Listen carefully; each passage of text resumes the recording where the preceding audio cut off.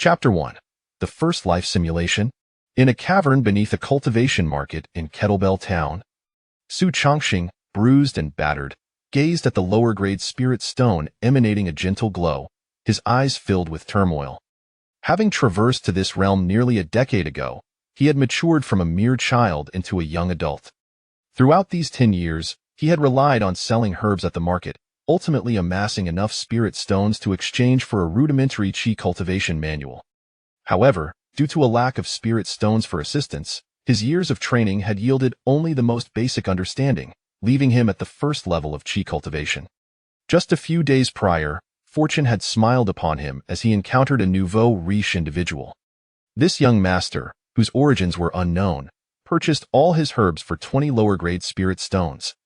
Su Chongqing had believed his luck had turned, envisioning a rapid ascension in his cultivation with these 20 spirit stones. Little did he anticipate that this news would reach Gaotong. This bully had come directly to his doorstep, demanding 16 lower-grade spirit stones. Fortunately, Su Chongqing had hidden the spirit stones in advance, preventing their theft. Yet Gaotong was not one to relent. He threatened that if Su Chongqing did not return the 16 spirit stones within 3 days, he would ensure Zu's complete disappearance from the market. Faced with the dilemma of either fleeing with the spirit stones or submitting to Gaotong's demands, Su Chongqing found himself engulfed in profound conflict. As he wavered, a clear voice suddenly resonated within his consciousness. Ding! The host is detected to be in a state of indecision, activating the life simulation system. Could it be that a system truly exists? Su Chongqing nearly wept with joy. When he had first arrived in this world, he had called out to the system countless times in vain, never receiving a response. To think it would manifest now. In his euphoric state, several lines of information appeared in his mind. After perusing them, he grasped the system's purpose. This life simulation system could, at the cost of points, simulate his future life and grant rewards based on his experiences. Points were acquired through the recharge of spirit stones. For every lower-grade spirit stone exchanged, 1 point would be earned. Given his current first-level qi cultivation, initiating a life simulation required only 1 point. Without hesitation, Su Chongqing seized a lower-grade spirit stone and intoned, "Recharge." The spiritual energy within the stone was swiftly depleted, crumbling into dust, while the system reflected an increase of 1 point. Suppressing his excitement, he continued, "Initiate simulation." As the words left his lips, lines of text materialized within his consciousness. On the first day, without hesitation, you absorbed a lower-grade spirit stone. Feeling your strength surge, unable to resist, you consumed a second. On the second day, you absorbed 2 more lower-grade spirit stones. On the third day, just as you prepared to cultivate with the spirit stones, Gaoting abruptly barged in and seized the stones from your grasp. Fortunately, you had hidden 10 lower-grade spirit stones beforehand, preserving the remainder. Gaoting brutally assaulted you, threatening that should you dare to cultivate with his spirit stones again, he would send you to the Immortal sect to be turned into a puppet. On the 4th day, you dared only to cultivate secretly at night, planning to leave the moment you broke through. On the 5th day, you finally achieved a breakthrough, ascending to the 2nd level of qi cultivation. That night, you stealthily departed, intending to wander the world with your remaining spirit stones. However, to your surprise, Gaotong's subordinates lay in wait outside the market, anticipating your exit with the spirit stones. You failed to conceal your trail and were swiftly surrounded. Despite your desperate resistance, Gaoting easily subdued you. Upon discovering you had only brought forth 4 spirit stones, Gaoting erupted in rage, selling you to an outer disciple of the Immortal sect. On the 7th day, you were transformed into a puppet by the Immortal sect. You perished. Su Chongqing stared at the lines of text that leapt within his consciousness, his expression shifting from green to white. For he had indeed contemplated such a course of action. Yet this outcome was utterly intolerable.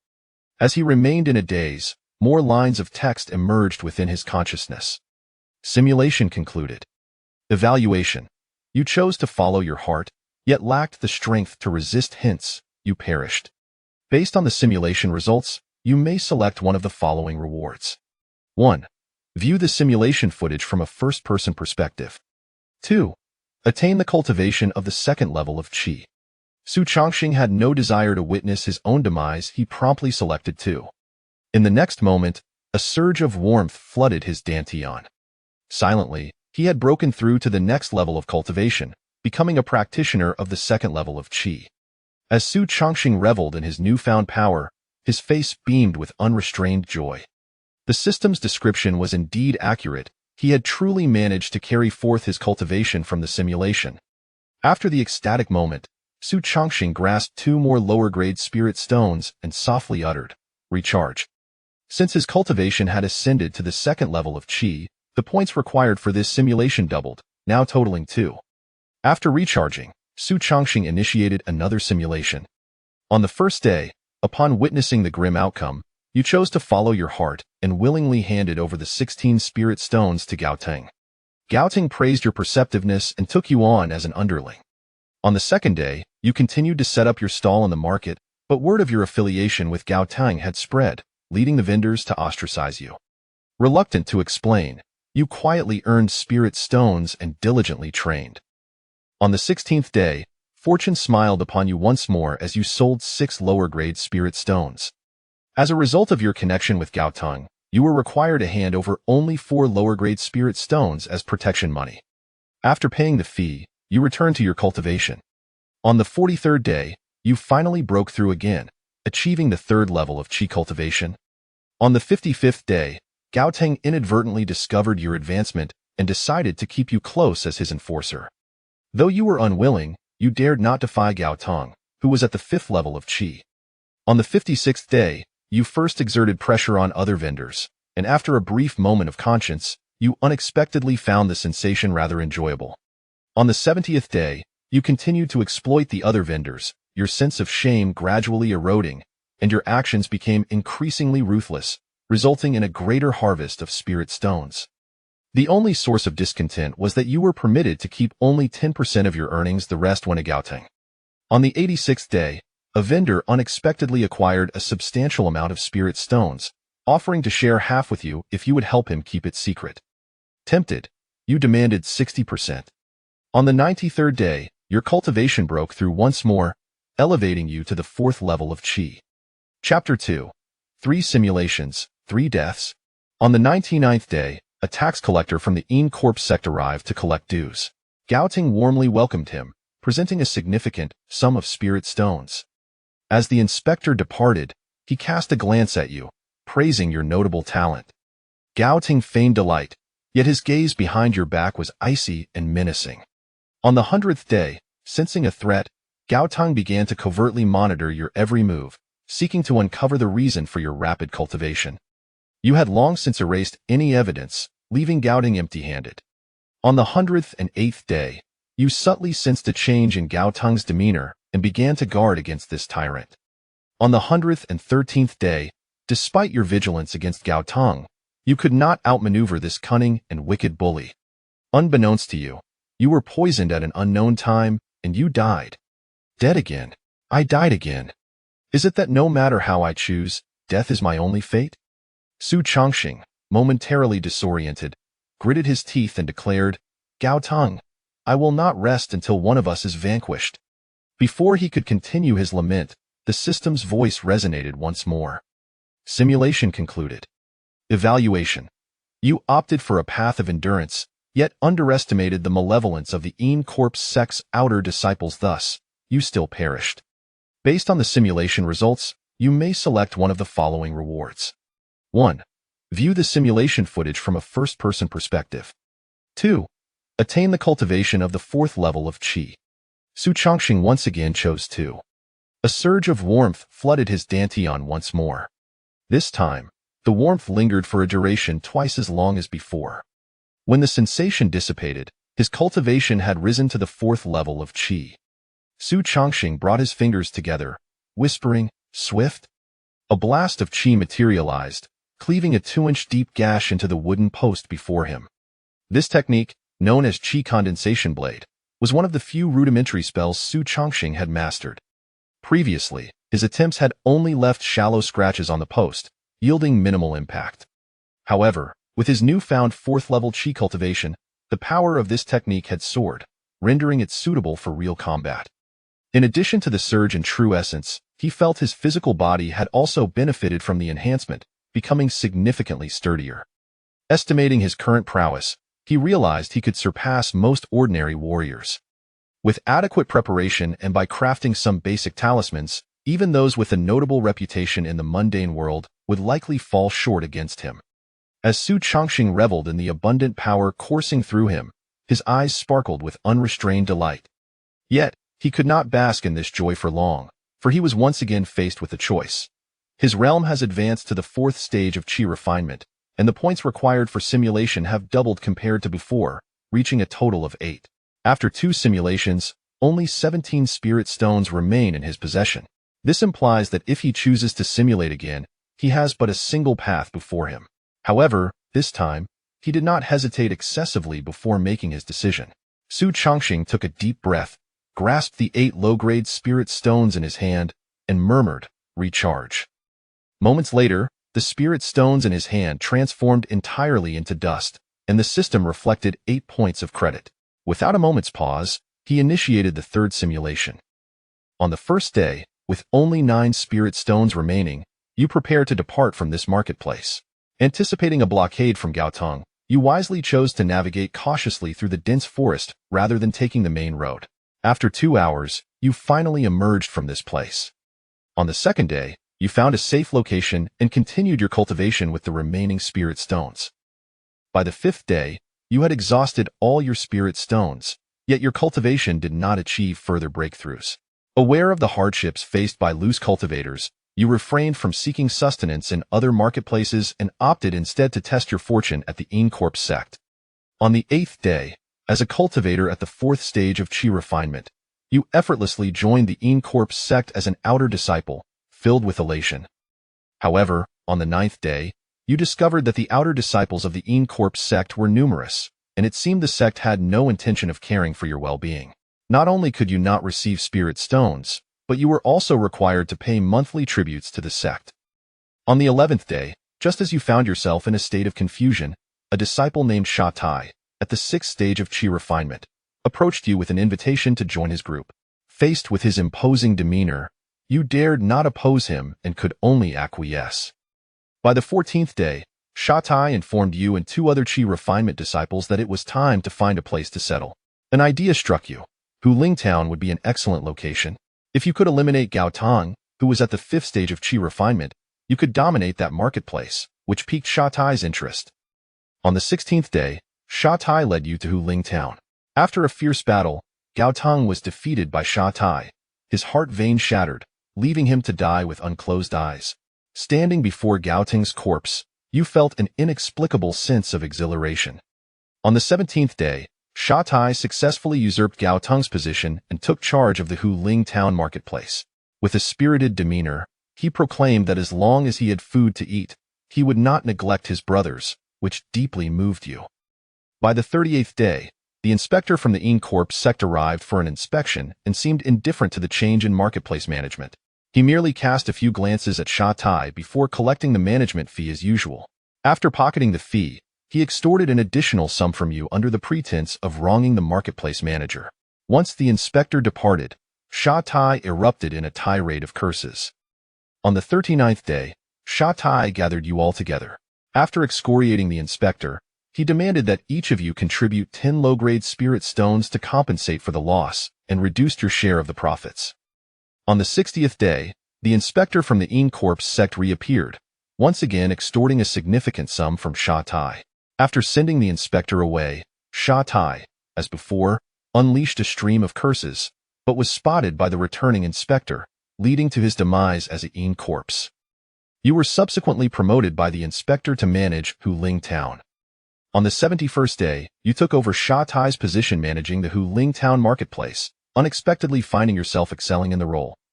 By the 76th day, your cultivation reached the 5th stage of qi refinement. On the 99th day, the inspector, arriving punctually as he did every month, was met with your respectful offering of the monthly tribute, along with an additional token of respect. The inspector cast a glance at your offering, then scolded you sternly, forcing you to produce your last 30 low-grade spirit stones before he would take his leave. You contemplated unleashing a tirade of curses, but recalled Sha Tai's fate and restrained yourself. On the 223rd day, your cultivation finally broke through once more, reaching the 6th stage of Qi refinement. Yet, due to the inspector's severe deductions, your progress slowed considerably, and your resentment toward him grew increasingly intense, leaving you feeling powerless. On the 536th day, after painstakingly extracting spirit stones from the vendors, you devoted your savings to cultivation, achieving yet another breakthrough, now becoming a practitioner at the 7th stage of Qi refinement.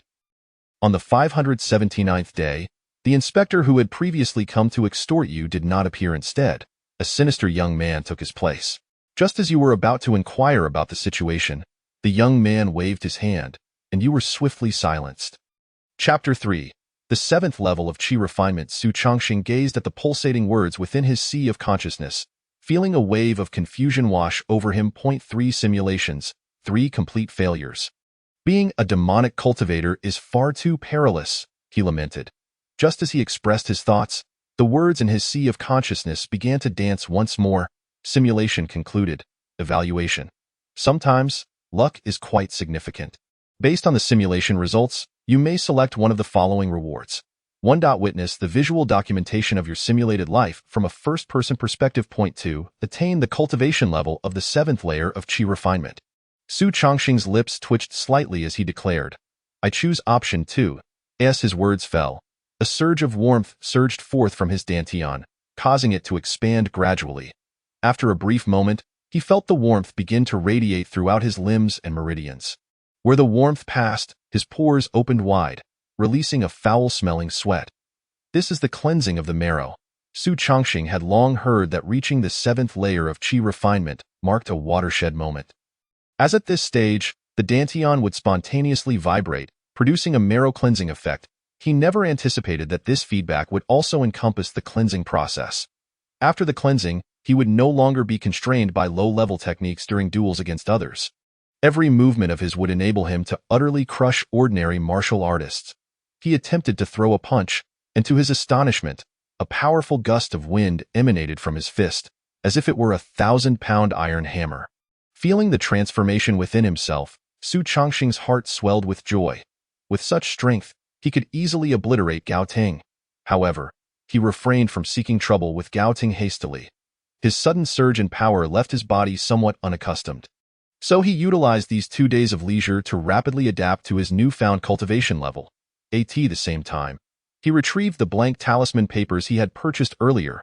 Due to his previous low cultivation level, he had only been able to draw the most basic talismans. Now, with his sudden elevation in rank, he was finally able to inscribe talismans of slightly higher grades. 2 days swiftly passed. On the 3rd morning, his door was forcefully kicked open. Gao Ting stormed in, flanked by several subordinates wielding sharp blades. Perhaps not wanting to be seen, the last servant who entered closed the door behind him casually. At that moment, Gao Ting stood before Su Chongqing, casting a glance at the half-drawn talisman and scoffing. Even on the brink of death, you still have the leisure to craft talismans. Are you trying to make a fool of me? Su Chongqing shot him a glance and replied, Leave now, and I shall overlook past grievances. Gao Tang was momentarily taken aback before his anger flared. You're looking for death, aren't you? Today, I will make you aware of the methods of our corpse sect. He raised his hand and summoned 3 bronze-skinned, iron-boned corpses. These corpses, once top-tier martial artists in life, had their power enhanced after being forged into corpses. The 3 corpses lunged towards Su Chongqing simultaneously, a terrifying sight to behold. However, Su Chongqing's expression remained unchanged. He brought his fingers together and commanded, Swift! Several blades of qi surged forth, instantly cleaving the 3 corpses into disarray. Gao Tang's pupils contracted violently. His eyes filled with terror. Before he could finish his sentence, a blade of qi sliced through his neck, severing his head from his body. Blood gushed from his neck, splattering his nearby henchman. The henchman, completely caught off guard by Su Chongqing's sudden prowess, stood frozen in shock. Only one clever individual turned and sprinted toward the closed door. However, Su Chongqing had already taken action and did not show mercy. Another wave of qi blades swept through, and all the henchmen were slain on the spot. Su Chongqing surveyed the scene of severed limbs and dismembered bodies, furrowing his brow slightly in the more than 10 years since his arrival in this world. He had witnessed death on numerous occasions, but this was the first time he had taken a life himself. He quickly adjusted his mindset and began to search for spoils among the scattered remains. The first item he found was Gaotang's storage bag. To Su Chongqing's delight, it turned out to be a spatial storage bag. Due to the bag's low quality, it bore no restrictions, and with a gentle shake, he emptied its contents. Upon counting, he discovered over 180 low-grade spirit stones within the bag. In addition to the spirit stones, there was also a vial of gathering spirit pills. Although both spirit stones and pills could be used for cultivation, the speed of cultivation using pills was significantly faster than that of using spirit stones. This small vial contained 12 pills, worth roughly 60 to 70 low-grade spirit stones. Su Chongqing continued his search and found a collection of miscellaneous items that collectively could fetch around 30 to 40 low-grade spirit stones. Though these items were far less desirable than the gathering spirit pills, after securing these treasures, Su Chongqing proceeded to rummage through the bodies of Gaotang's subordinates. These individuals proved to be much less fortunate. Su Chongqing scoured them thoroughly, only uncovering a little over 10 low-grade spirit stones and some rather low-quality herbs. Indeed, killing and looting is the quickest method to amass spirit stones. He mused silently while organizing his newfound spoils and stepping out of his humble abode. Upon exiting, Su Chongqing was met with several astonished gazes from afar. They belonged to the vendors at the market. The moment Gaotang had kicked open Su Chongqing's door, they had been discreetly observing the scene. Clearly, they were astonished to see Su Chongqing emerge. One astute observer immediately noticed the blood-stained storage bag slung over Su Chongqing's shoulder, his mouth agape in shock. Su Chongqing paid them no heed and swiftly made his way into the back mountains. Leaving the market behind, finding a secluded spot, he summoned the system once more. With his cultivation level now at the 7th layer of Qi refinement, this simulation required a substantial 64 points of experience. Although he was no stranger to this figure, it still brought a pang of discomfort. 64 low-grade spirit stones represented a fortune he had never possessed before. Nevertheless, he hesitated not, grasping the spirit stones tightly in his hand as he murmured, "Recharge." As his words echoed, the spiritual energy within the stones rapidly dissipated. After repeating this process several times, he successfully recharged his experience points to 64. Without hesitation, he initiated the simulation on the first day. You felt the arduous nature of being a demonic cultivator and prepared to leave. Seeking refuge among the righteous sections, you had heard that a few hundred miles to the south lay the falling sunset sect. And you intended to test your luck there. On the second day, you sprinted 100 miles to reach a dilapidated temple, planning to rest temporarily. Just as you settled, a hunter arrived, bearing a slain deer upon his back. Seemingly having just completed his hunt and seeking shelter. However, upon seeing you, he wisely chose to depart on the third day. After a night had passed, you inexplicably found yourself tainted by the scent of blood. Although puzzled, you attributed it to the aftermath of your encounter with Gaoting and his men, thinking little of it. You merely changed your attire and continued to flee southward. After another 100 miles of escape, you noticed no one pursuing you. Thus, you sought a safe haven to consume the gathering spirit pills you had acquired. On the 12th day, having consumed all the gathering spirit pills and a few low-grade spirit stones, your cultivation broke through to the 8th layer of Qi refinement. Filled with confidence, you resumed your journey. By the 16th day, you arrived at the falling sunset sect and sought an audience with an official, expressing your desire to join. However, the individual deemed your origins suspicious and rejected your application. With a heavy heart, you prepared to leave. Wandering aimlessly for an unknown duration, you suddenly encountered an extraordinarily beautiful female cultivator. You intended to take a detour, yet she appeared on the verge of tears, exclaiming, "This is the third time. What must I do to join the falling sunset sect?" For reasons unknown, your heart softened at her words. Unconsciously, you approached her. After a brief exchange, you learned her name was Lu Jiaochan, a fellow soul yearning to walk the righteous path. You regarded her as a confidant, and that evening, you both spent a delightful night by the gentle stream. On the 17th day, you discovered that such beautiful moments existed in the world, and you continued to linger in each other's presence. On the 18th day, your enthusiasm soared even higher.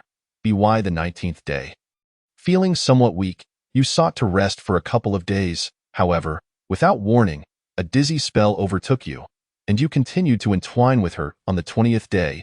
You persisted in your embrace on the 21st day. You continued to indulge by the 25th day. Although your strength waned, your spirits remained high on the 28th day. After a prolonged entanglement, you attempted to rise for water, but collapsed headfirst into the water pit. You perished. Su Chongxing found himself at a loss for words. Previously, he had indeed intended to take a chance at the Luoxia sect, but he never anticipated falling into the hands of a seductive enchantress. All he could do was wait in silent bewilderment for the outcome of this unfortunate encounter. Soon, the system's voice resonated once more. Simulation complete.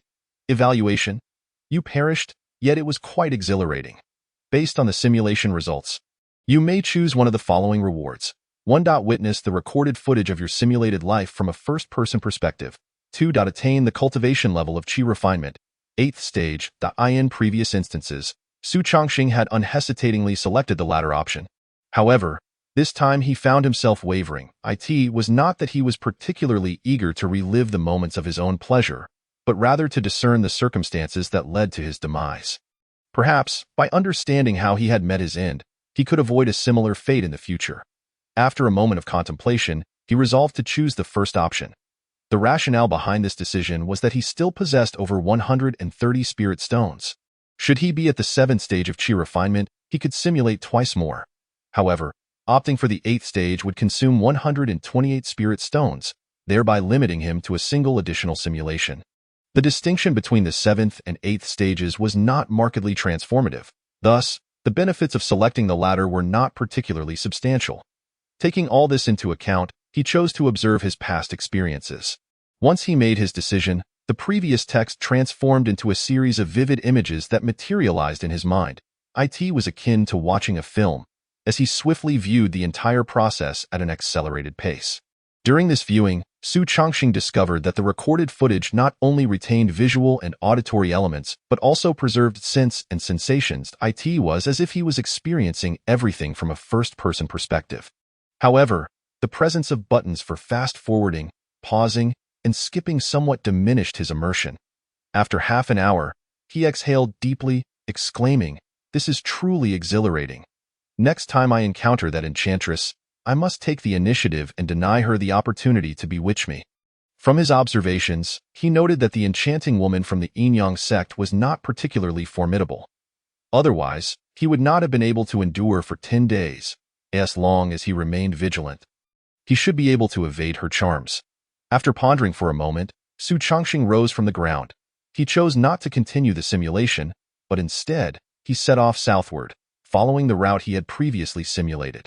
While the Yin Corpse sect was indifferent to the fate of external disciples, he had just slain Gao Teng, and lingering here for too long was unwise, since the initial part of his last simulation had proven safe. It was prudent to depart first. He concealed his presence and sprinted for an entire day before finally spotting the dilapidated temple depicted in the footage. Just as he was preparing to approach, he unexpectedly discovered that it was already occupied. Su Chongxing was momentarily taken aback, but he quickly grasped the situation. The occupant of the temple was the hunter in the simulated footage. Su Chongxing had arrived here first, thus claiming the temple for himself. However, this time, he had spent half an hour viewing the simulation, causing him to arrive later than before. The temple was already under the hunter's control. Frowning slightly, Su Chongxing intended to seek another resting place. Just as he was about to leave, a strong scent of blood suddenly wafted from within the temple. This odor was even more potent than that which had accompanied his confrontation with Gao Teng. What could that hunter be doing inside to create such a thick stench of blood? Is he not afraid of attracting ferocious beasts? Su Chongxing pondered, and a thought suddenly struck him. He recalled that in the previous simulation, he too had been tainted by the scent of blood. At the time, he had thought little of it and opted to continue on his journey. Now, reflecting on it, the smell seemed familiar, tinged with a hint of long-standing decay. It appears that I may have overlooked a side quest during the simulation. Should I investigate now? In the past, Su Chongxing would have likely run as far away as possible, avoiding such matters entirely. However, his recent surge in strength had bolstered his confidence significantly. Furthermore, he had spent a night resting here during the previous simulation without incident, indicating that whatever resided within the temple was clearly wary of him. After a brief moment of contemplation, he ultimately decided to take a closer look. Concealing his presence, Su Chongqing stealthily approached the dilapidated temple. Moments later, he beheld the scene within. The hunter had already dismembered a dead deer into chunks of meat. Beside the meat lay blood collected in a vessel made from deer hide. The blood, which should have been a dark red, appeared unnaturally bright, as if stimulated by some force. The hunter was currently using the deer's tongue, dipped in blood, to inscribe bizarre symbols upon the ground. Each stroke he made released a wave of intense blood odor. Su Chongqing sniffed carefully and discerned that this scent bore a striking resemblance to the one he had encountered in the simulation. Both were reminiscent of aged blood. A glimmer of understanding sparked in his eyes as he began to surmise what the hunter was up to. If he was correct, there was likely an unknown demon sealed beneath the temple. And the hunter had succumbed to its temptation, attempting to taint the temple's seal in the most primal manner. This realization ignited a spark of excitement within Su Chongqing. Over the years he had spent peddling in the market, he had heard numerous rumors. According to what he knew, areas around sealed demons often contained magical artifacts or rare treasures capable of countering evil forces. These treasures were typically employed by the sealers to suppress the demons. Should someone manage to eliminate the sealed demon, they could claim the artifacts used to bind it. Moreover, the demons themselves could serve as valuable materials. For instance, the Corpse sect had methods for refining demon corpses into ghastly creations. The more Su Chongqing contemplated, the more intrigued he became, yet he refrained from acting impulsively. Such demons capable of being sealed were usually formidable. Otherwise, there would be no need for confinement. Particularly, those demons that could partially extend their power were notoriously difficult to deal with. Even if their strength had waned due to the seal, they would likely still pose a challenge for an ordinary chi refinement practitioner. After a moment of indecision, Su Chongqing ultimately resolved to simulate the situation first. He retreated several miles to a safe location, exchanging 64 low-grade spirit stones for points, and quietly declared, "Initiate simulation, day 1. You secretly observed from outside the temple for half an hour. You concluded that this demon was beyond your current capabilities, and thus you swiftly retreated." Su Chongqing's lips twitched at the emergence of these words. His initial intention had been to gauge his chances of success should he choose to confront the demon. Little did he expect that he would flee like a coward. However, this also illuminated the fact that the simulation selected the path he was most likely to take, rather than the one he wished to explore. Before he could delve further into his thoughts, a series of lines of text began to materialize in his consciousness. Day 2. You continued your retreat southward. This time, you learned from your previous failure and did not recklessly approach the Luoxia sect. Day 8. After spending a few days in the vicinity, you decided to settle in Dankei town. You rented a courtyard near the market, intending to cultivate there for a time. Having observed your previous cultivation experience, you found your practice with the spirit-gathering pills to be exceptionally smooth. Day 16. After consuming 12 spirit-gathering pills, your cultivation broke through to the 8th stage of chi refinement.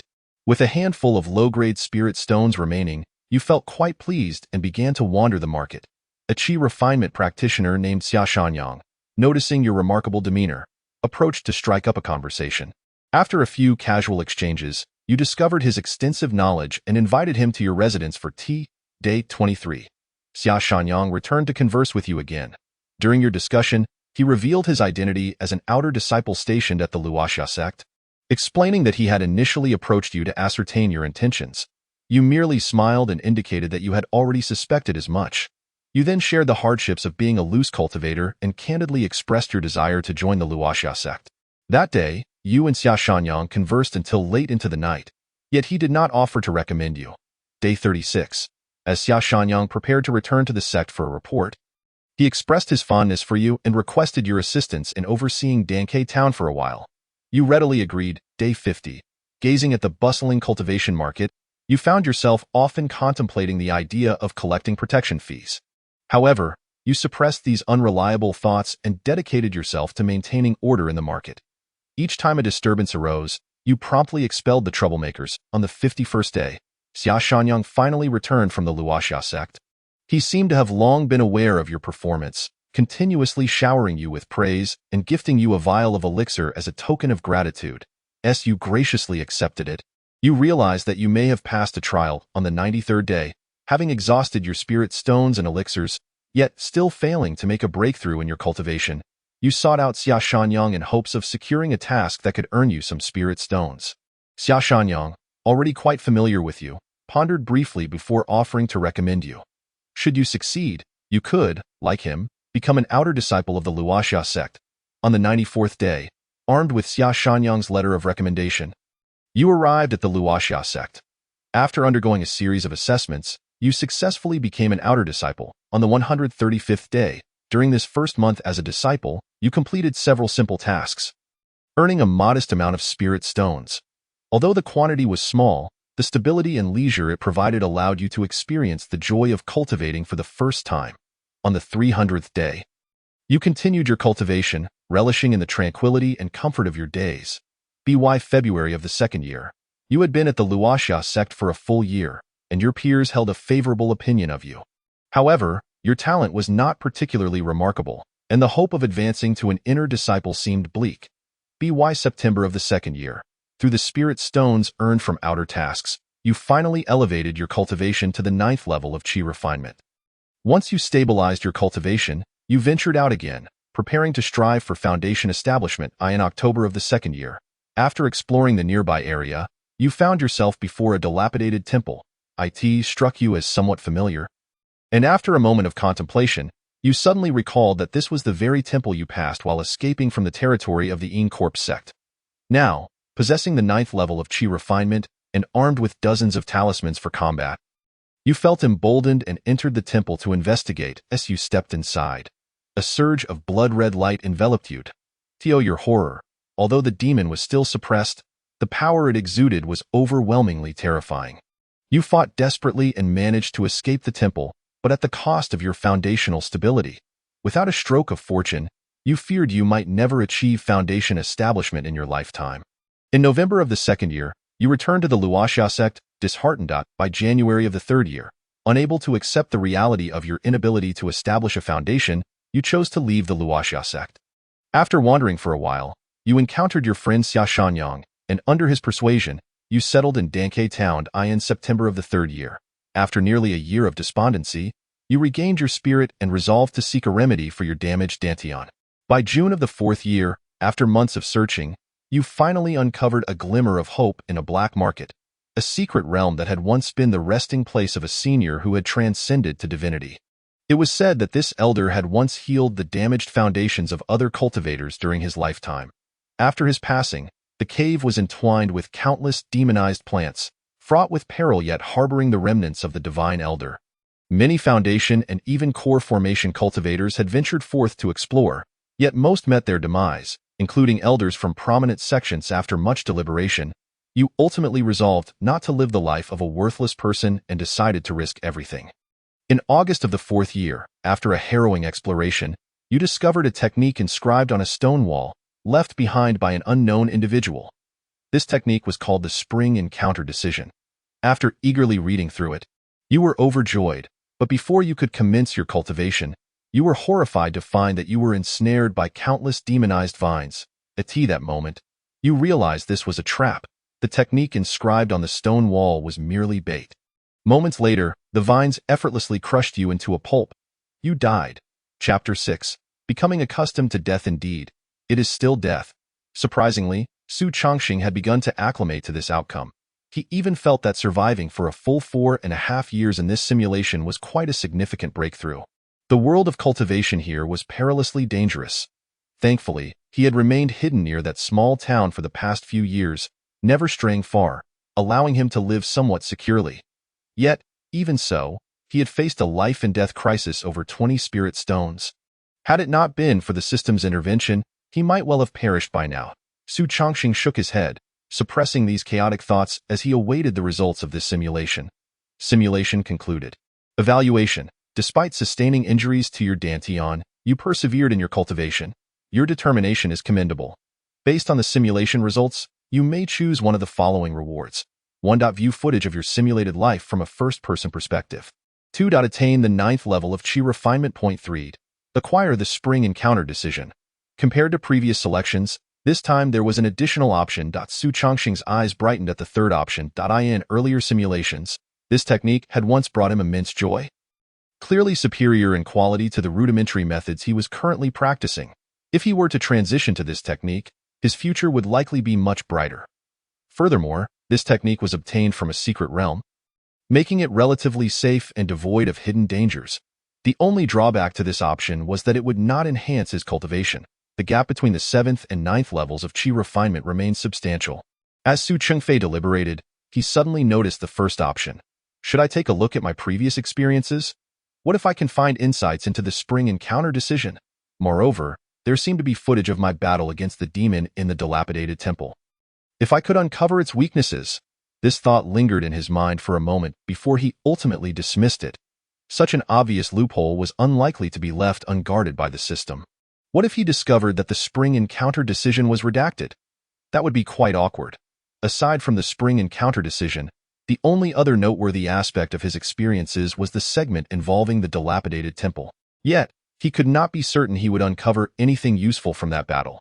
The returns from the first option were highly unstable, laden with elements of chance. In the end, Su Changxing focused his attention on the latter two options.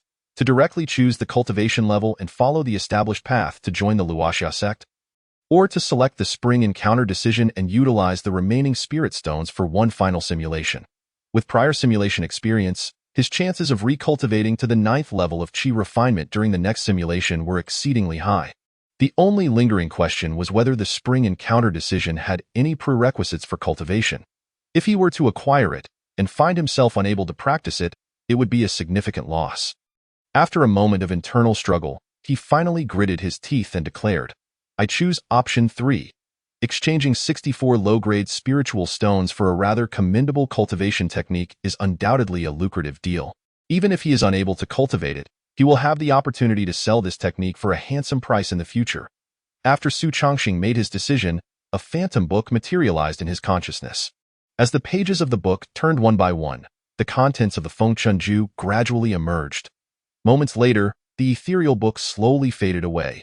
Yet the essence of this technique was firmly etched in Su Chengfei's mind. He pondered for a moment, and his expression became rather complex. Indeed, this cultivation technique comes with prerequisites. To practice Fengchun Ju, one must possess a wood spiritual root.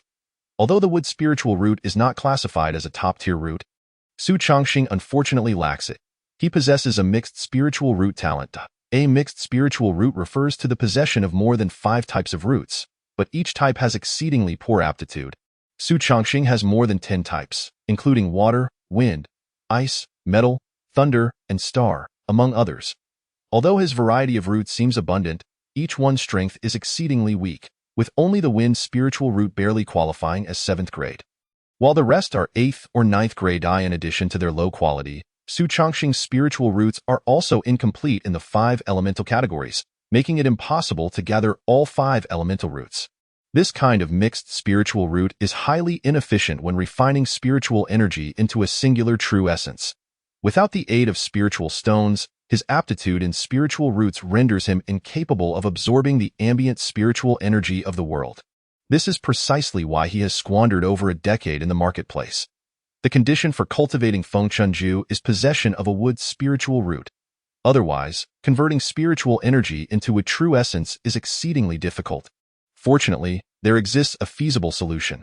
According to the records in Fengchun Ju, a cultivator without a wood spiritual root can still practice the technique by finding natural treasures that inherently contain wood attributes. Upon beginning the cultivation, wood true essence would form within the body, continuously nourishing the physical form, ultimately coalescing into a wood spiritual root. With perseverance, the wood spiritual root can be progressively enhanced, potentially elevating its quality to 5th grade. This implies that the cultivator's innate talent will gradually transform. Su Changxing felt a surge of excitement upon reading this segment. Techniques capable of altering spiritual root qualifications are exceedingly rare and generally of high grade. At the very least, they must be of the Xian tier, far surpassing the wind control technique he was practicing. The only remaining question is where he might procure treasures imbued with wood attributes. Such treasures are not only scarce but also command exorbitant prices. Given his current realm, he might not find any even after years of searching. Fortunately, he still has the system. Su Changxing retrieved the remaining spiritual stones from his possession and continued to recharge the system. As the spiritual energy from the stones dissipated, the points in the system began to increase rapidly. When the points reached 64 again, only a handful of low-grade spiritual stones remained in his hand. With a sense of anticipation, Su Changxing activated the simulation once more. On the first day, you left the dilapidated temple without hesitation and fled southward. On the third day, after wandering a few places casually, you decided to settle in Dankei town. On the 11th day, after exhausting the gathering spirit pills on you, your cultivation broke through to the 8th level of qi refinement. You continued to meander through the marketplace, hoping to encounter Xia Shanyang by chance. However, after an entire afternoon of strolling, no one approached you. You resolved to change your approach, setting up a stall in the marketplace with the herbs you had previously gathered. On the 16th day, while patrolling the marketplace, Xia Shanyang noticed your extraordinary demeanor and struck up a conversation with you. By the second month, you successfully obtained Xia Shanyang's recommendation letter and arrived at the Luoxia sect. Just as you were about to register, you unexpectedly spotted a pitiful figure by a nearby stream. Instantly, you recognized it to be Lu Jiaochan, accompanied by a young man whose realm was evidently inferior to yours. Witnessing their imminent misconduct ignited a surge of fury within you. You shouted, "Witch, cease your harm," and swiftly struck down the unresponsive Lu Jiaochan. The young man beside her, splattered with blood, gazed at you in confusion and rage. Chapter 7. Third Grade with Spiritual Root. Why are you getting so worked up over that witch's entanglements with others? What if this incident brings trouble? Do you think the Yin-Yang sect is easy to bully? Su Changxing watched the incessantly flashing text in his consciousness, his lips twitching involuntarily. He was reluctant to admit that he was indeed furious about this. Before he could continue his complaints, the text in his consciousness resumed its relentless movement. You expertly began to search Lu Jiaochan's corpse before the young man could react. You discovered a dual cultivation manual and several bottles of SPR based on the simulation results. You may select one of the following rewards. 1. Witnessing footage from the perspective of a simulated life. 2. Attaining the cultivation of qi refinement at the 9th level. 3. Acquiring a third grade with spiritual root. Su Changxing gazed at the second reward, momentarily taken aback. In previous simulations, he had clearly completed the foundation establishment, yet this time, the reward offered was merely the 9th level of qi refinement. This left him feeling rather disheartened.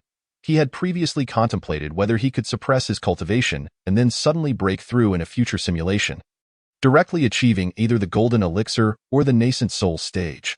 However, it seemed he had overestimated the system, which had not afforded him such a loophole. Nevertheless, he did not dwell too much on his disappointment, as he had considered this possibility beforehand. Even if the system had truly granted him the chance to leap directly to the golden elixir stage, he might not have had the courage to choose it. According to the system's rules, the higher the realm, the more spirit stones would be required for subsequent simulations, if he were to elevate himself to the golden elixir stage or higher in one fell swoop. The points needed for his next simulation would become exorbitantly high. Given that he was still unfamiliar with his own realm and lacked a solid foundation, earning the corresponding spirit stones would likely prove exceedingly challenging. Consequently, there would inevitably be a prolonged period during which he could not accumulate enough spirit stones for simulation. In such a scenario, should he encounter any danger, it would likely lead to his demise. Thus, this gradual advancement allowed him to sidestep certain crises throughout his simulations. After swiftly regaining his composure, Su Changxing turned his attention back to the three options. The first option held little value, so he bypassed it without a second thought. Between the cultivation and the wood spiritual root, he hesitated not at all and chose the third grade with spiritual root. He had toiled for 7 years in his simulations, barely managing to cultivate his wood spiritual root to the 5th grade. Subsequently, an unknown opportunity had unexpectedly bestowed upon him the third grade with spiritual root. In comparison, the 9th level of qi refinement seemed somewhat trivial. Having made his choice, Su Changxing found himself enveloped by a refreshing and natural aura. A warm sensation coursed through him, bringing indescribable comfort. Simultaneously, a faint green light appeared within his sea of consciousness. As soon as this green light emerged, it pushed aside the other dozen or so chaotic lights. Su Changxing attempted to immerse his consciousness into the sea and, aided by this green light, began to sense his surroundings. After a moment, he was thrilled to discover that for the first time in his life, he was able to perceive the spiritual energy drifting through the cosmos. Chapter 8. Spirit Pill Pavilion. As Su Changxing activated the cultivation technique of Spring's Awakening, the spiritual energy floating in the atmosphere swiftly converged towards him. Unbeknownst to him, he had inadvertently entered a state of cultivation. Before long, the horizon gently brightened with the dawn. Su Chongqing had cultivated for an entire night. When he finally opened his eyes again, he felt no trace of fatigue from an overnight vigil. Instead, he was invigorated. With the enhancement of the third grade with spiritual root, he had remarkably managed to enter the threshold of spring's awakening in just one night. Moreover, he was delighted to discover that he could cultivate without the need for spirit stones. Thanks to his third grade with spiritual root, he was able to absorb the spiritual energy that existed freely in the world. After quietly estimating for a moment, Su Chongqing realized that the efficiency of absorbing this free spiritual energy was roughly equivalent to 2 to 3 times his efficiency when using spirit stones for cultivation. Although this efficiency was not particularly high, it was sustained and entirely cost-free. In areas rich in spiritual energy, his cultivation efficiency would continue to improve. Additionally, his current efficiency when utilizing spirit stones had more than doubled compared to before. And his utilization of the spiritual energy within the stones was also significantly increased. Had he possessed the third grade with spiritual root upon his arrival in this world, he would likely have already reached the 9th level of chi refinement by now. And with a stroke of luck, even completed his foundation establishment would not have been beyond reach.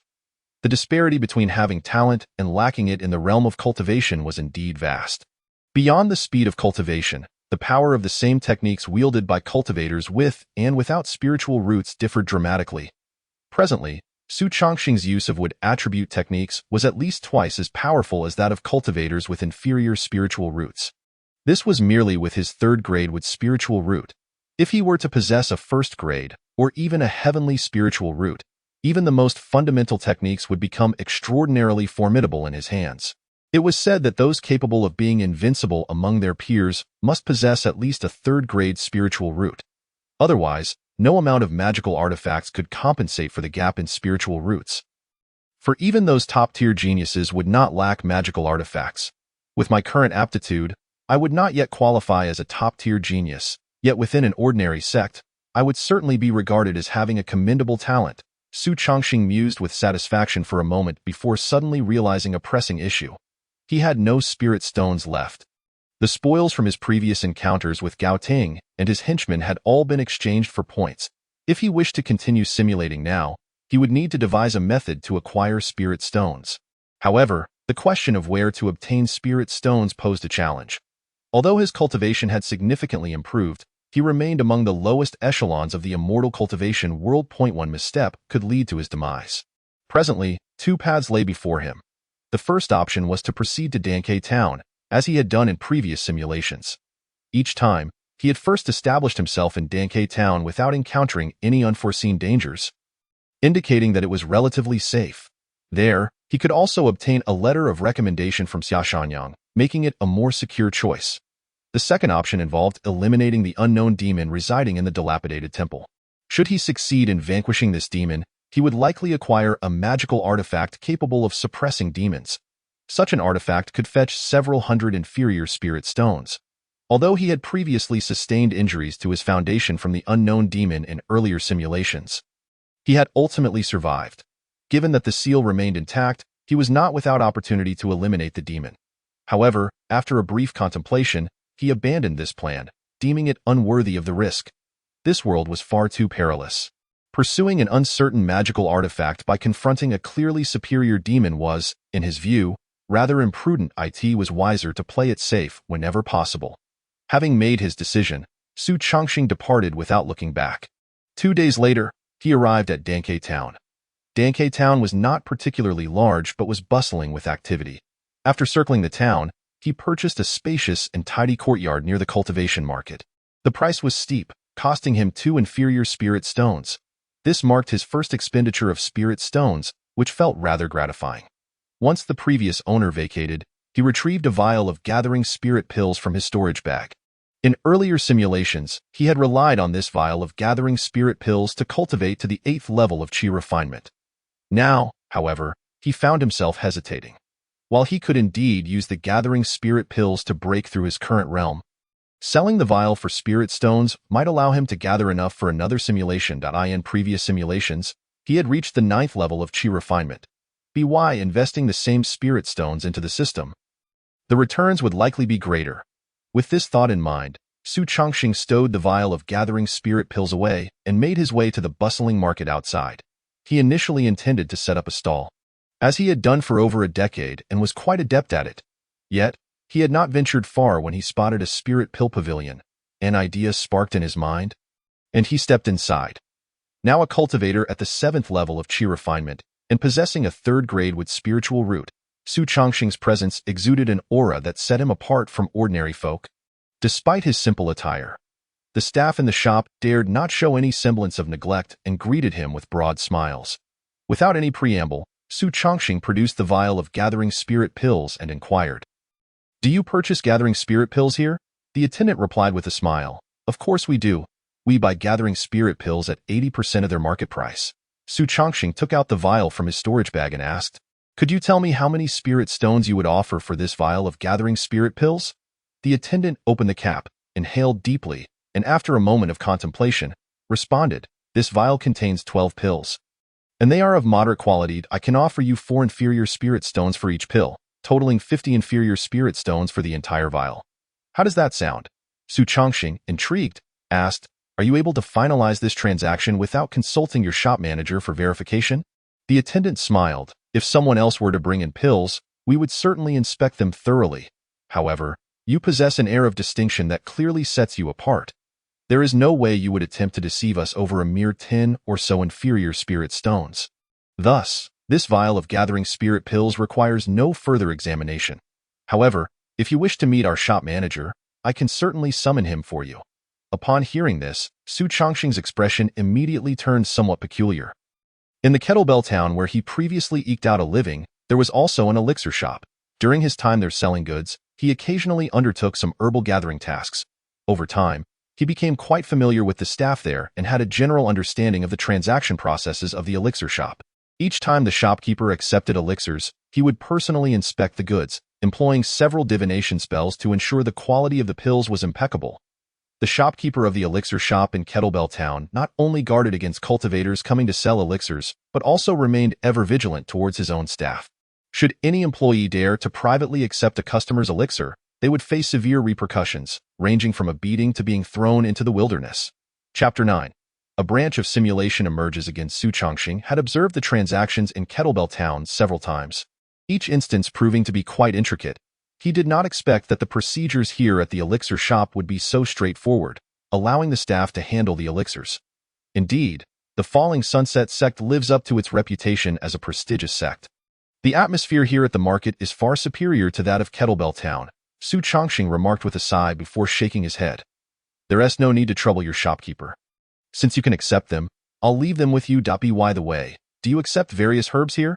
The staff member smiled and replied, "We do accept them, but only some rarer herbs." Su Chongqing nodded and retrieved the herbs he had previously collected from his storage bag, stating, "Take a look at these herbs. Let me know how many you can accept and give me a price." After carefully selecting among the herbs, the staff member picked out several particularly good ones and quoted Su Chongqing a price of 20 low-grade spirit stones. This price was somewhat low. If Su Chongqing were to sell them at his own stall, he could at least fetch 30 low-grade spirit stones, albeit with a bit more time and effort. If he were still a first-layer Qi refinement cultivator, he likely would have hesitated to sell the herbs at such a price. However, now that he was a 7th-layer Qi refinement cultivator, coupled with the support of a system, he did not mind sacrificing a few spirit stones. To him, time was currently more valuable than a handful of low-grade spirit stones. Having accepted the spirit stones, Su Chongqing left the elixir shop with 70 low-grade spirit stones. After his departure, the shop staff brought the gathered spirit gathering pills to the back room. He placed the pills before a middle-aged man, saying, "Master, this is the spirit gathering pill I just obtained for 50 low-grade spirit stones." The middle-aged man nodded and examined the pills closely. After a moment, he spoke solemnly, "The quality of this batch of spirit-gathering pills is quite satisfactory. The price you offered is fair." The staff member grinned. "Master, my estimation skills are improving. Am I nearing the point of apprenticeship?" The middle-aged man scoffed. "Apprenticeship? You're still far from that. Tell me, who was the alchemist that refined this batch of spirit-gathering pills?" The staff member hesitated before replying, I don't know." The middle-aged man shook his head. "I've told you before, every alchemist has their own characteristics. Even if the medicinal properties of the pills are identical, subtle differences can reveal their place of origin. This batch of spirit-gathering pills has a notably aggressive medicinal quality, and there's a hint of a dark aura, indicating the use of fire during refinement. Fire. The staff member's pupils constricted slightly. Are you suggesting that this batch of pills came from the Immortal sect? The middle-aged man, with a stoic expression, inquired, what was the cultivation level of the person who sold you these pills? The staff member pondered. I couldn't discern it, but he gave off an impressive aura, at least above the 5th layer of chi refinement. The middle-aged man nodded, a cultivator above the 5th layer of chi refinement. Bringing a batch of spirit-gathering pills from the Immortal sect. Intriguing indeed. The staff member's pupils contracted again. Could it be that he intentionally sold this batch of pills to us? But why would he do that? The middle-aged man waved his hand dismissively. Who knows what his intentions are? Just inform Xia Shanyang about this matter. The rest is not for us to worry about. Unbeknownst to Su Changxing, he had inadvertently exposed his trail due to that batch of spirit-gathering pills. At this moment, he was rather excitedly gazing at the spirit stones in his possession. These stones were sufficient for him to simulate once more. After extracting 64 low-grade spirit stones to recharge the system, Su Changxing initiated the simulation again. On the first day, you secluded yourself in your room, cultivating and familiarizing yourself with your current realm. The pleasant sensation brought on by your 3rd grade wood spirit root made your practice quite enjoyable. On the 7th day, you continued your cultivation, calculating the time and preparing to venture out in a couple of days for a chance encounter with Xia Shanyang. On the 9th day, while you were in the midst of your practice, there came a knock at the courtyard door. You opened the door to find a young male cultivator standing before you. Inquiring about his identity, you were astonished to discover he was, in fact, Xia Shanyang. Xia Shanyang keenly noticed your surprise but said nothing. After exchanging a few words, he seemed to casually inquire about your background. Not wishing to reveal your cultivation level or origins, you merely stated that you were a wandering cultivator seeking to join the Falling Sunset sect. Xia Shanyang nodded noncommittally before taking his leave. On the 20th day, you made an effort to visit Xia Shanyang, only to find that he was absent from Dankei town. You sensed something amiss but could not pinpoint what it was. On the 29th day, Xia Shanyang returned from his travels and sought you out for casual conversation. You broached the subject of wanting to join the Falling Sunset sect, but he remained noncommittal. By the 2nd month, you attempted to visit Xia Shanyang again, only to find him rather wary of you. By the 3rd month, you had come to the realization that obtaining a recommendation from Xia Shanyang was increasingly unlikely. Nevertheless, you had been quite comfortable during these months and felt that given your current aptitude, even a life as a wandering cultivator was quite satisfying, so you decided to settle down. By the 8th month, after half a year of stable cultivation, you found yourself increasingly enjoying this leisurely life, your aura becoming more serene. In the 2nd year, Xia Shanyang gradually lowered his guard around you, occasionally stopping by to chat, yet still never mentioning the topic of a recommendation. In the 3rd year, your cultivation broke through to the 8th layer of chi refinement, and you had accumulated a decent number of spirit stones. Since it was challenging for wandering cultivators to earn spirit stones, you refrained from using them for cultivation, opting instead to save them for when you reach the 9th layer of chi refinement to purchase foundational pills. In the 4th year, while foraging for herbs nearby, you rescued a spirited young woman named Yun Yanwan, who was well known in the vicinity as a chivalrous figure. To express her gratitude, she willingly became your maid. In the 5th year, you and Yun Yanwan developed feelings for each other and became husband and wife. You taught her the ways of cultivation, while she instructed you in martial arts, and your days were filled with joy. In the 6th year, during a conversation with Xia Shanyang, he unexpectedly offered to recommend you for the Falling Sunset sect. After some contemplation, you declined his invitation. The following month, your son Su Yunfei was born. In the 7th year, your cultivation broke through yet again, reaching the 9th layer of chi refinement, and you became somewhat renowned in this remote town. By the 8th year, you began preparations for your foundational cultivation. Yun Yanwan proactively suggested that she temporarily forego her own cultivation, dedicating all her spirit stones for your foundational use. Despite your repeated refusals, you ultimately accepted her goodwill. In the 9th year, your second son Su Yunhai was born. Chapter 10. Xia Shanyang's visit. In the 10th year, a sudden tremor shook the earth, prompting you to seek Xia Shanyang for clarification. With a pale complexion, he informed you that the ancestral figure of the Immortal sect had awakened and breached the Falling Sunset sect. Leaving the sect leader and elders' fates uncertain, You suddenly realized that Danxia town was no longer safe and began preparing to flee with your family in the 15th year. The Een Corp sect had swiftly dismantled several righteous sects within merely 5 years. You and your family traveled extensively, yet found no place to cultivate in peace. Fortunately, you had completed your foundational cultivation, possessing a degree of self-defense capability, in the 18th year. While out gathering herbs, you were ambushed by a demonic cultivator at the foundational stage. You fought valiantly against him, sustaining severe injuries throughout the day, but ultimately succumbed to defeat and perished. Su Changxing gazed at the text within his consciousness, murmuring, "I lived quite a long life this time. Yet why was I unable to secure Xia Shanyang's recommendation? Where did the issue lie? Could it be without granting him much time for contemplation, the results of this simulation materialized within his consciousness? Simulation complete evaluation. You have successfully completed your foundational cultivation again, indicating that it is no longer a significant hurdle for you. Based on the simulation results, you may choose one of the following rewards. 1. View visual documentation of your simulated life from a first-person perspective. 2. Attain the cultivation level of the 9th layer of Qi refinement. 3. Acquire the mortal realm martial art, Shadowless Spear. Where does this once again come from? I am still at the 7th layer of Qi refinement, after all. Regarding the inability to fully inherit the cultivation from the simulation, Su Changxing felt somewhat troubled. After voicing his frustrations, he contemplated the rewards from this session.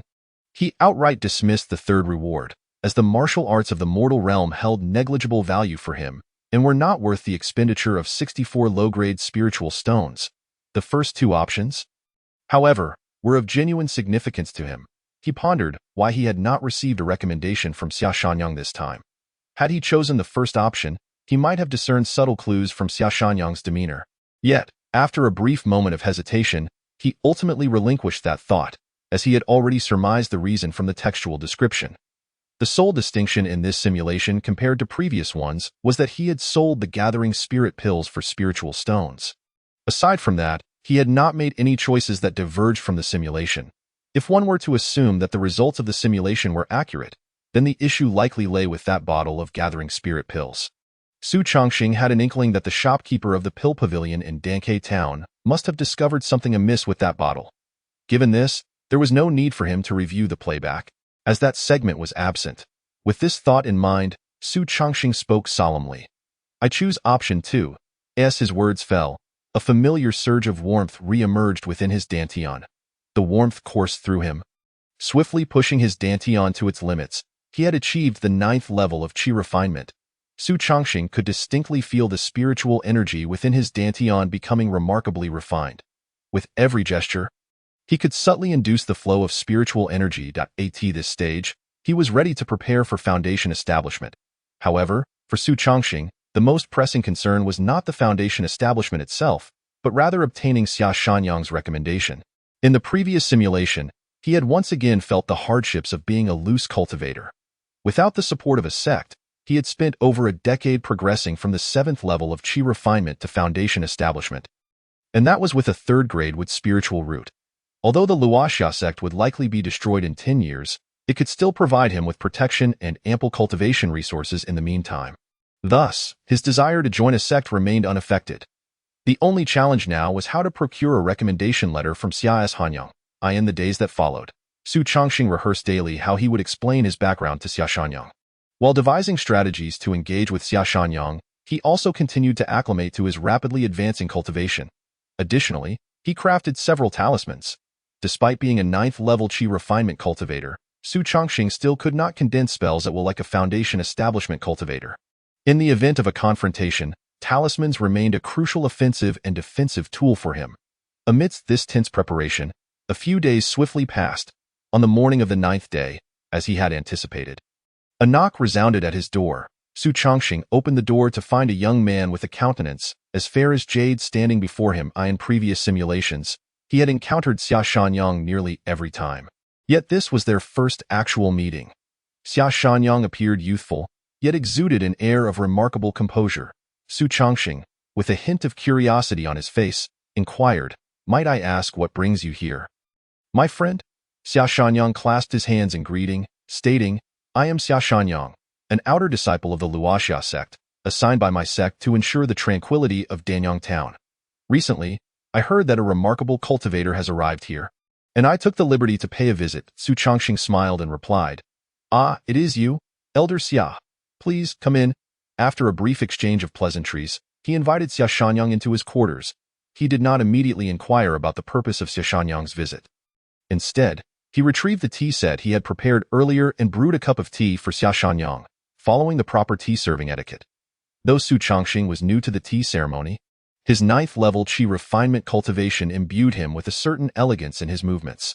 Xia Shanyang merely took a symbolic sip, placing the cup back on the table, remarking, "You seem to possess a considerable understanding of the tea arts."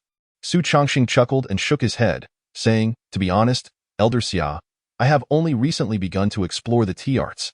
For the past decade, I have been wholly devoted to cultivation and had little time to delve into such pursuits." His act of serving tea was not to showcase his rudimentary skills, but rather to convey a tranquil demeanor to his guest. Xia Shanyang appeared to relax in response. After a few more exchanges, he inquired, "Might I ask whether you intend to stay temporarily or settle here for the long term?" Su Chongxing pondered for a moment before responding, "Since you are a disciple of the Luoxia sect, I shall not conceal my intentions from you. I have found the life of a loose cultivator to be quite arduous and wish to join the Luoxia sect. However, I have heard that one must have a clean background to join. I am currently at a loss as to how to prove my background, which is why I am temporarily residing here." Xia Shanyang pressed further, "Is there something about your background that is inconvenient to disclose?" Su Chongxing sighed softly. "To be candid, Elder Xia, I grew up in Huling Town. As you may know, it lies within the territory of the Immortal sect. Given my background, how could I possibly pass the Luoxia sect scrutiny?" Su Chongxing had already surmised that his origins had likely been compromised due to that bottle of gathering spirit pills. Since he could no longer conceal it, he chose to be forthright. Hoping to leave a good impression as an honest individual before Xia Shanyang, he believed that merely being from Huling Town should not suffice to warrant his outright rejection. Xia Shanyang did not leave immediately. Instead, shifting the conversation, "By the way, I heard that you recently sold a bottle of gathering spirit pills. This type of pill is quite effective for cultivation. Why did you choose to sell it instead of using it yourself?" Su Chongxing had been anticipating this question. However, he did not respond right away. Instead, he feigned hesitation. After a moment of contemplation, he sighed. "Since Elder Xia has inquired, I shall speak candidly.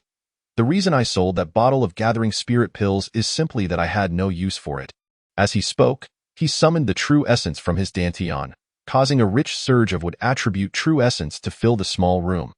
Xia Shanyang's pupils involuntarily contracted as he instinctively rose from his seat. Murmuring, "Would attribute spiritual root? 9th level of qi refinement." Su Chongxing smiled wryly. "Indeed, it was only after I began my cultivation journey that I realized my talent was unexpectedly good. Following the methods recorded in books, I tested myself and discovered that my wood spiritual root is actually of the 3rd grade IT. Is precisely because of this 3rd grade with spiritual root that I have been able to secretly cultivate without spiritual stones." He continued, "Having grown up in Huling Town, I have witnessed the ruthlessness of cultivators there. Therefore, I have never dared to reveal my talent, presenting myself only as a mere herbalist. Fortunately, I have managed to cultivate to my current level safely.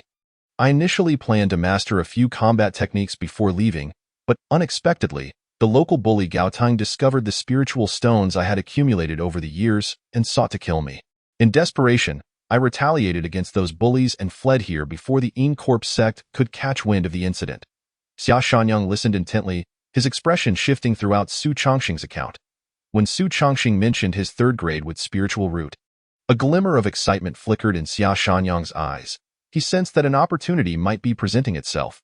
The duties of a Luoxia sect elder included maintaining local stability and seeking out promising talents. A cultivator with a commendable character and a 3rd grade with spiritual root was certainly someone worth cultivating.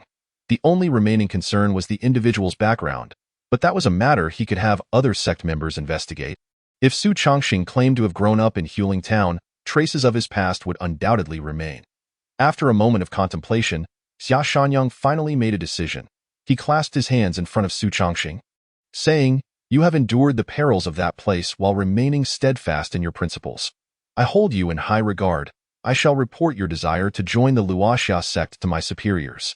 If all goes well, you should receive a response within half a month." Upon hearing these words, Su Chongxing's heart soared with joy. His long days of deliberation had finally borne fruit. The Luoxia sect indeed could not bear to part with such an exceptional talent possessing a third grade with spiritual root.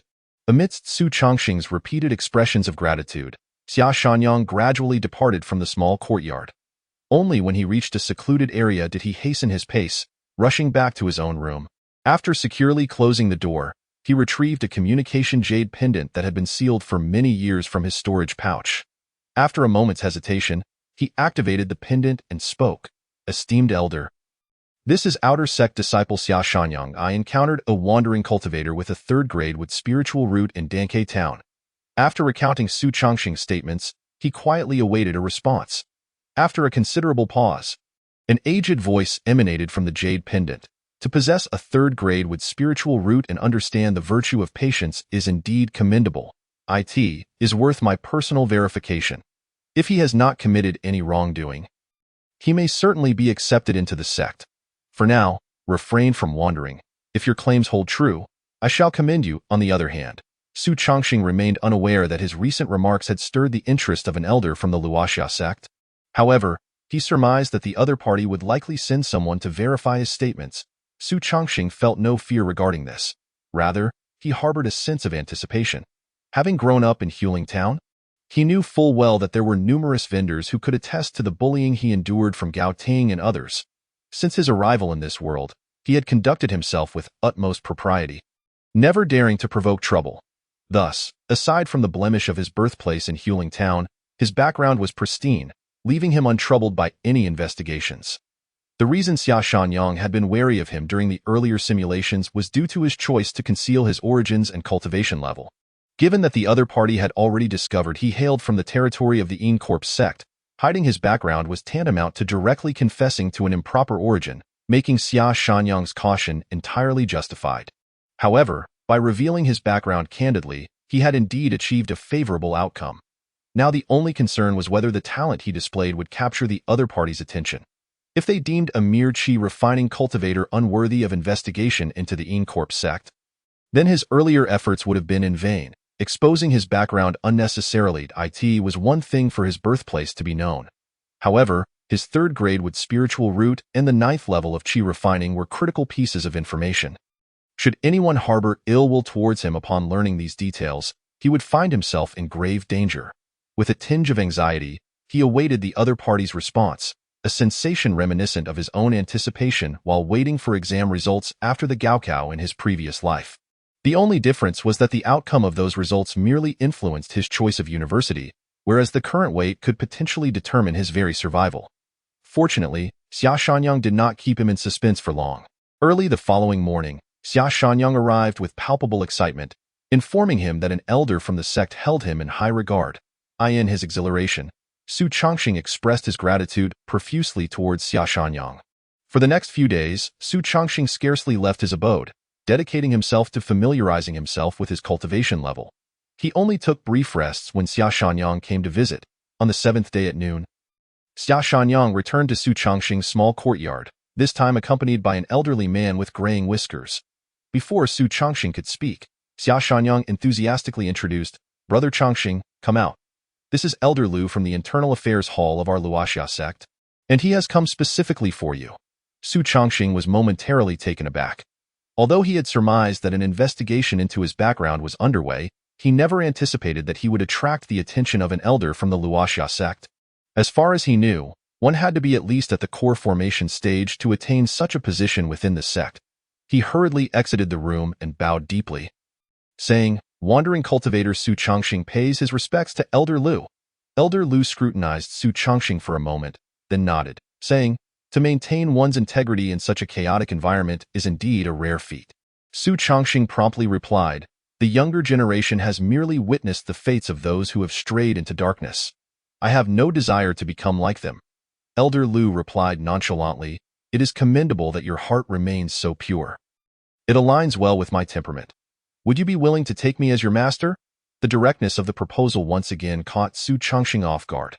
However, he quickly regained his composure and respectfully prostrated himself, exclaiming, "Disciple Su Chongxing pays respects to my esteemed master." Elder Lu smiled slightly, saying, "In that case, you are now my third disciple." Within the Luoxia sect, you have two senior brothers. Your eldest brother is namely Chang'e, and your second brother is Zhou Leqi. Upon returning to the mountain, you will have the opportunity to meet them. Su Chongxing replied, disciple shall remember this. May I inquire about my master's honorable name? My given name is Lu Chunyu. Remember it well. After saying this, Lu Chunyu produced a bracelet made of dozens of small purple orbs strung together and said, this magical artifact is called purple cloud sand. It was once wielded by your eldest brother. Keep it for your protection. Su Chongxing's eyes lit up at this. Even the most mediocre magical artifact could easily fetch several hundred low-grade spirit stones. He had previously contemplated risking his life against a demon in a dilapidated temple for a possibly damaged artifact. To his surprise, he had now effortlessly acquired a magical artifact simply by becoming a disciple. The purple cloud sand shimmered with a faint purplish aura, clearly of exceptional quality, far superior to those artifacts of unknown origin. I wonder how many simulations I could unlock by selling this artifact, Su Chongxing thought, suppressing his excitement as he gratefully accepted the purple cloud sand from Lu Chunyu. After bestowing the purple cloud sand, Lu Chunyu casually produced a porcelain vial and handed it to the still-observing Xia Shanyang, saying, you did well this time. Take this vial of gathering spirit pills. Once I return to the mountain, I will add your points. With this score, you should be able to return to the mountain.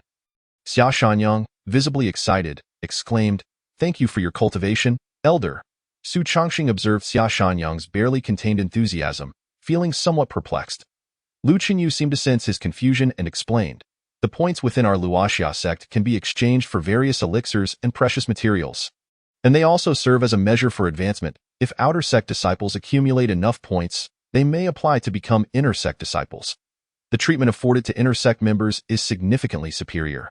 Just like the difference between civil servants and contractors, Su Chongxing silently scoffed before turning to Xia Shanyang, saying, congratulations, Brother Xia. Xia Shanyang quickly replied, it is all thanks to Brother Su. After exchanging pleasantries, Lu Chunyu spoke calmly, since you have now joined my sect, it is time for you to return to the mountain with me. With that, he tossed out a flying shuttle, which expanded rapidly in the wind, reaching over 3 zhang in length in the blink of an eye. Once Su Chongxing boarded the flying shuttle, Lu Chunyu guided it towards the Luoxia sect. In just half an hour, they arrived at the sect. Nestled amidst towering mountains, the Luoxia sect spanned nearly 100,000 acres, vast and sparsely populated. Lu Chunyu resided within one of the mountain ranges, specifically at the main peak known as Filiu Peak. Su Chongxing had anticipated that Lu Chunyu's dwelling would embody the serene elegance of a secluded celestial abode. However, upon reaching Filiu Peak, he realized he had completely misjudged the situation. The main peak was adorned with numerous variously styled courtyards, and he even caught sight of a small marketplace. From a distance, he observed several stalls, which elicited a rather peculiar expression from him. Lu Chunyu glanced at him and chuckled. What's the matter? Do you find the crowd too overwhelming? Su Chongxing nodded. I had expected my master's residence to be the kind of place free from disturbances. A celestial cave. Lu Chunyu laughed. Such caves do exist, but not here. Our Filiu Peak boasts thousands of acres of spiritual fields. With too few people, they would be unmanageable. As for your living quarters, they are not situated here.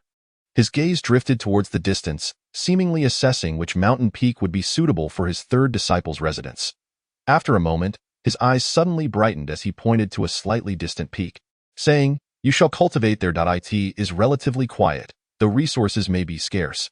Should you find solitary cultivation inconvenient, you may recruit a few attendants here. After briefly introducing Su Chongxing to the surroundings, he proceeded to the main hall. Once seated in an upright position, he looked at Su Chongxing seriously and asked, you are currently at the 9th level of qi refining. Su Chongxing nodded earnestly, indeed. Lu Chunyu continued, now, reveal your spiritual root and cultivation level, allowing me to assess the foundation you possess. Upon hearing this, Su Chongxing acted without the slightest hesitation, channeling his energy from the Dantian and unleashing the essence of his cultivation at the 9th level of qi refinement without reservation. Amidst the surging energy, a glimmer of green light flickered in and out of sight. Lu Chunyu sensed it for a moment before nodding in satisfaction, saying, indeed, you possess a 3rd grade with spirit root, and your foundation is quite solid. If you were an ordinary loose cultivator, you would already be ready to begin the foundation establishment process. However, since you have entered my tutelage, let us postpone that matter for now. As he spoke, he produced a jade slip, stating, "The path of cultivation is long and fraught with uncertainty. Foundation establishment is merely the first step on this journey, yet it is an exceedingly crucial one. If your foundation is not firm, you will find that this path will crumble like a fleeting illusion before you can travel far. Focus on mastering this technique until you have reached the pinnacle of its practice. Then we may consider the matter of foundation establishment." "Yes, master," Su Chongxing replied, accepting the jade slip. Inside it was recorded a technique known as the cloud mist reflecting immortal art. According to the instructions, he needed to continuously compress the essence within his dantian. When the essence was compressed to its utmost limit, it would crystallize into a cloud pattern within the dantian. Upon successfully forming 9 cloud patterns, the dantian would be enveloped in a mist of clouds. At that point, if the cultivator fully exerted their techniques, a misty aura would illuminate their surroundings, resembling the reflection of an immortal. After carefully reading through the technique, Su Chongxing curiously inquired, "Master, how many cloud patterns did my 2 senior brothers form during their foundation establishment?" Lu Qinyu appeared to have anticipated this question, his lips curling into a slight smile as he replied, "Your eldest senior brother, Li Changge, is immensely talented, but he encountered a minor mishap during his training. After forming 7 cloud patterns, he could make no further progress and had to reluctantly proceed with foundation establishment. Your second senior brother, Zhou Leqi, had slightly lesser aptitude, managing to form only 5 cloud patterns before establishing his foundation." "Ah, master, you don't seem too disappointed," Su Chongxing observed. Although Lu Qinyu spoke of the reluctance of his senior brother's foundation establishment, the upward curve of his lips suggested a hint of pride. After a moment of contemplation, Su Chongxing grasped the underlying reason.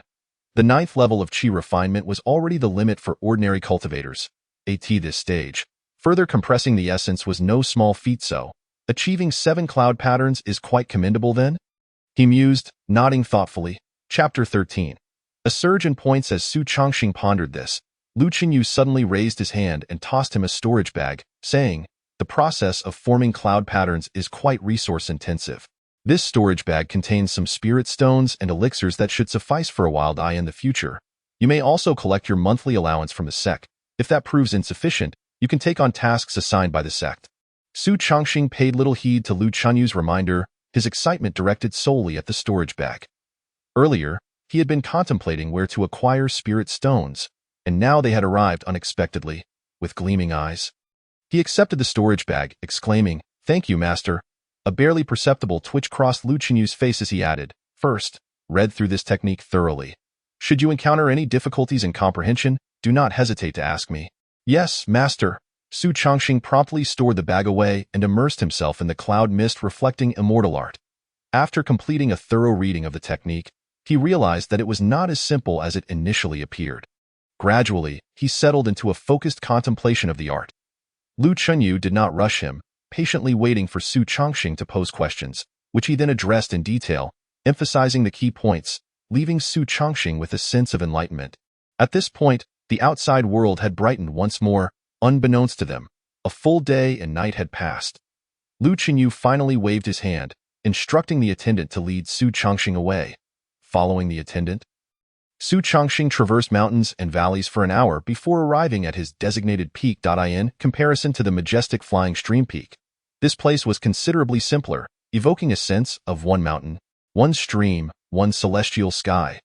Once the attendant departed, Su Chongxing, unable to contain his eagerness, hastily retrieved the storage bag his master had given him. With a delightful clatter, a small pile of low-grade spirit stones accumulated at his feet. He roughly counted and found there were at least 1,000 of them. Dive struck gold. Su Chongxing suppressed his excitement and began examining the elixirs within the storage bag. There were 9 vials of elixirs, each containing 12 gathering spirit pills. The quality of these pills was significantly superior to those he had previously sold, and if marketed, they could yield around 500 low-grade spirit stones. My master is truly generous. Su Chongxing marveled, having never encountered such a bounty of spirit stones and elixirs before. With these spirit stones, he could finally activate the system. However, he did not immediately initiate the simulation. Instead, he decided to practice the cloud mist reflecting immortal art. Though the system could likely simulate the rewards, it could not entirely substitute for actual cultivation. Thus, he intended to first familiarize himself with this foundational technique before relying on the system for simulations. This way, when his cultivation feedback returned to him, he would not lose control of his essence. With his current talent, it shouldn't take long to reach the initial level of mastery in this technique.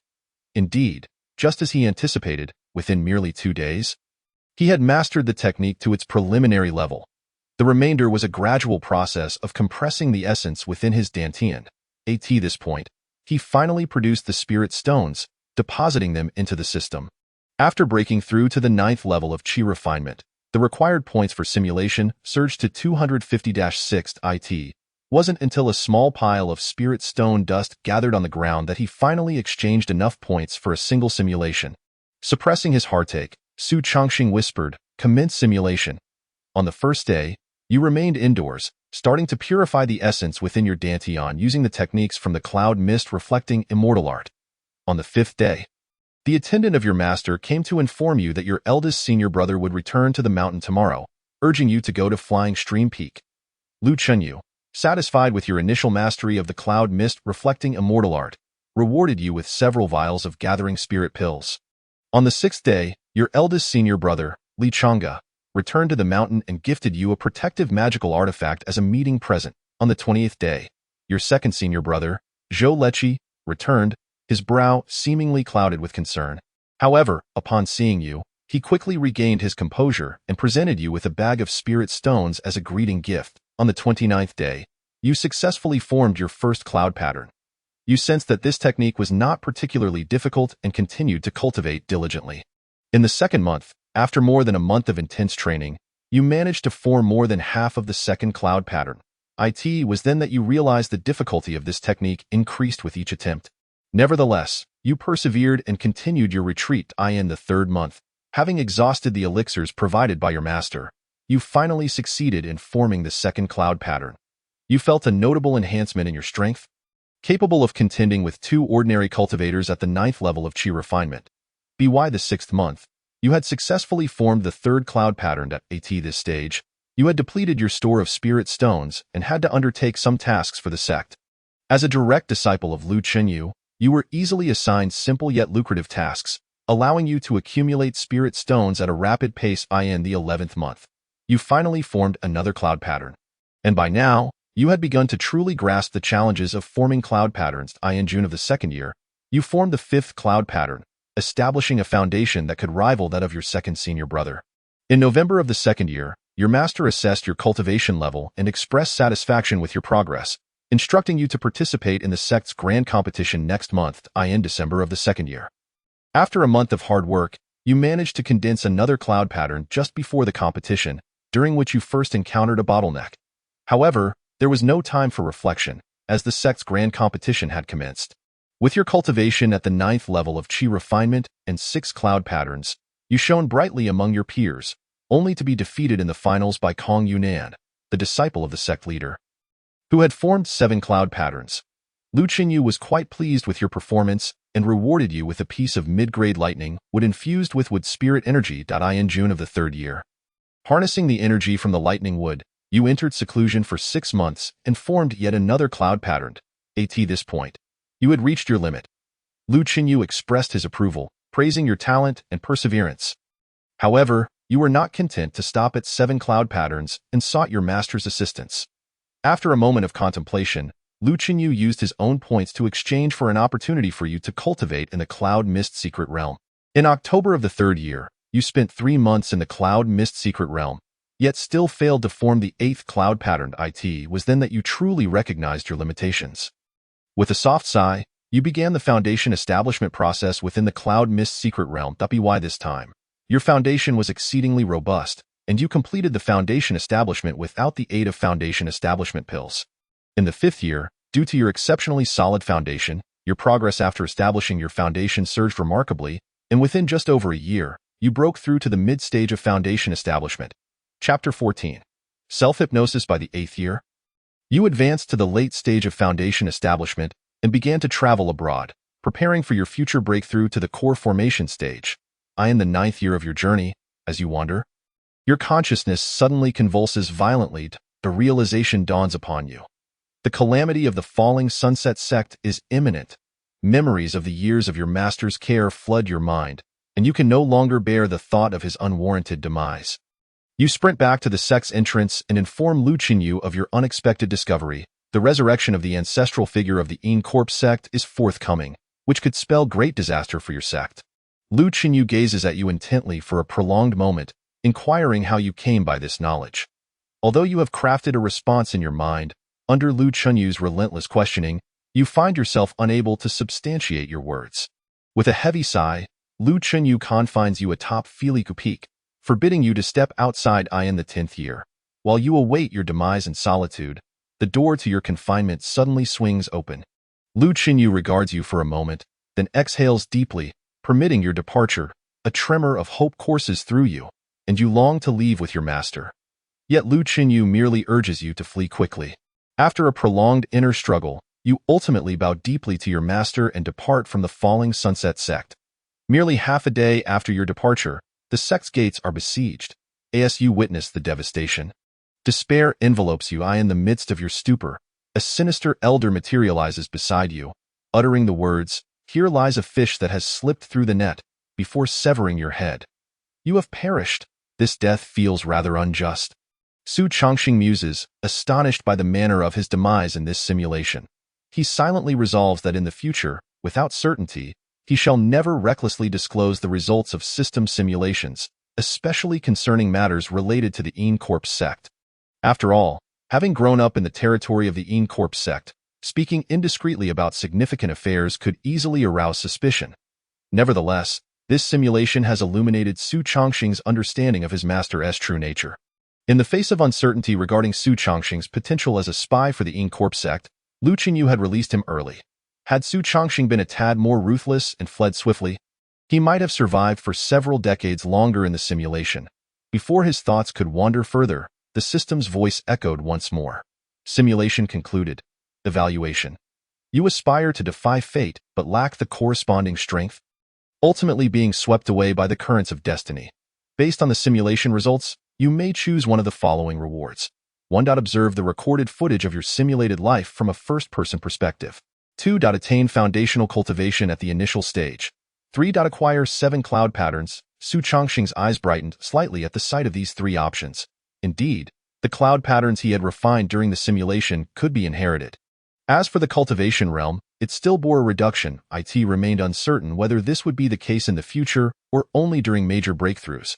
However, this was of little concern. Compared to various bottlenecks, the realm of cultivation was the easiest to attain. Without hesitation, Su Chongqing chose the third option. As he made his selection, a transformation occurred within his dantian. Ethereal patterns coalesced like clouds within. Upon the manifestation of the 7 cloud patterns, his dantian expanded significantly, and the refinement of his true essence increased several-fold. With a gentle snap of his fingers, he gathered 3 streams of vigor in his palm, each one previously requiring all his strength to condense.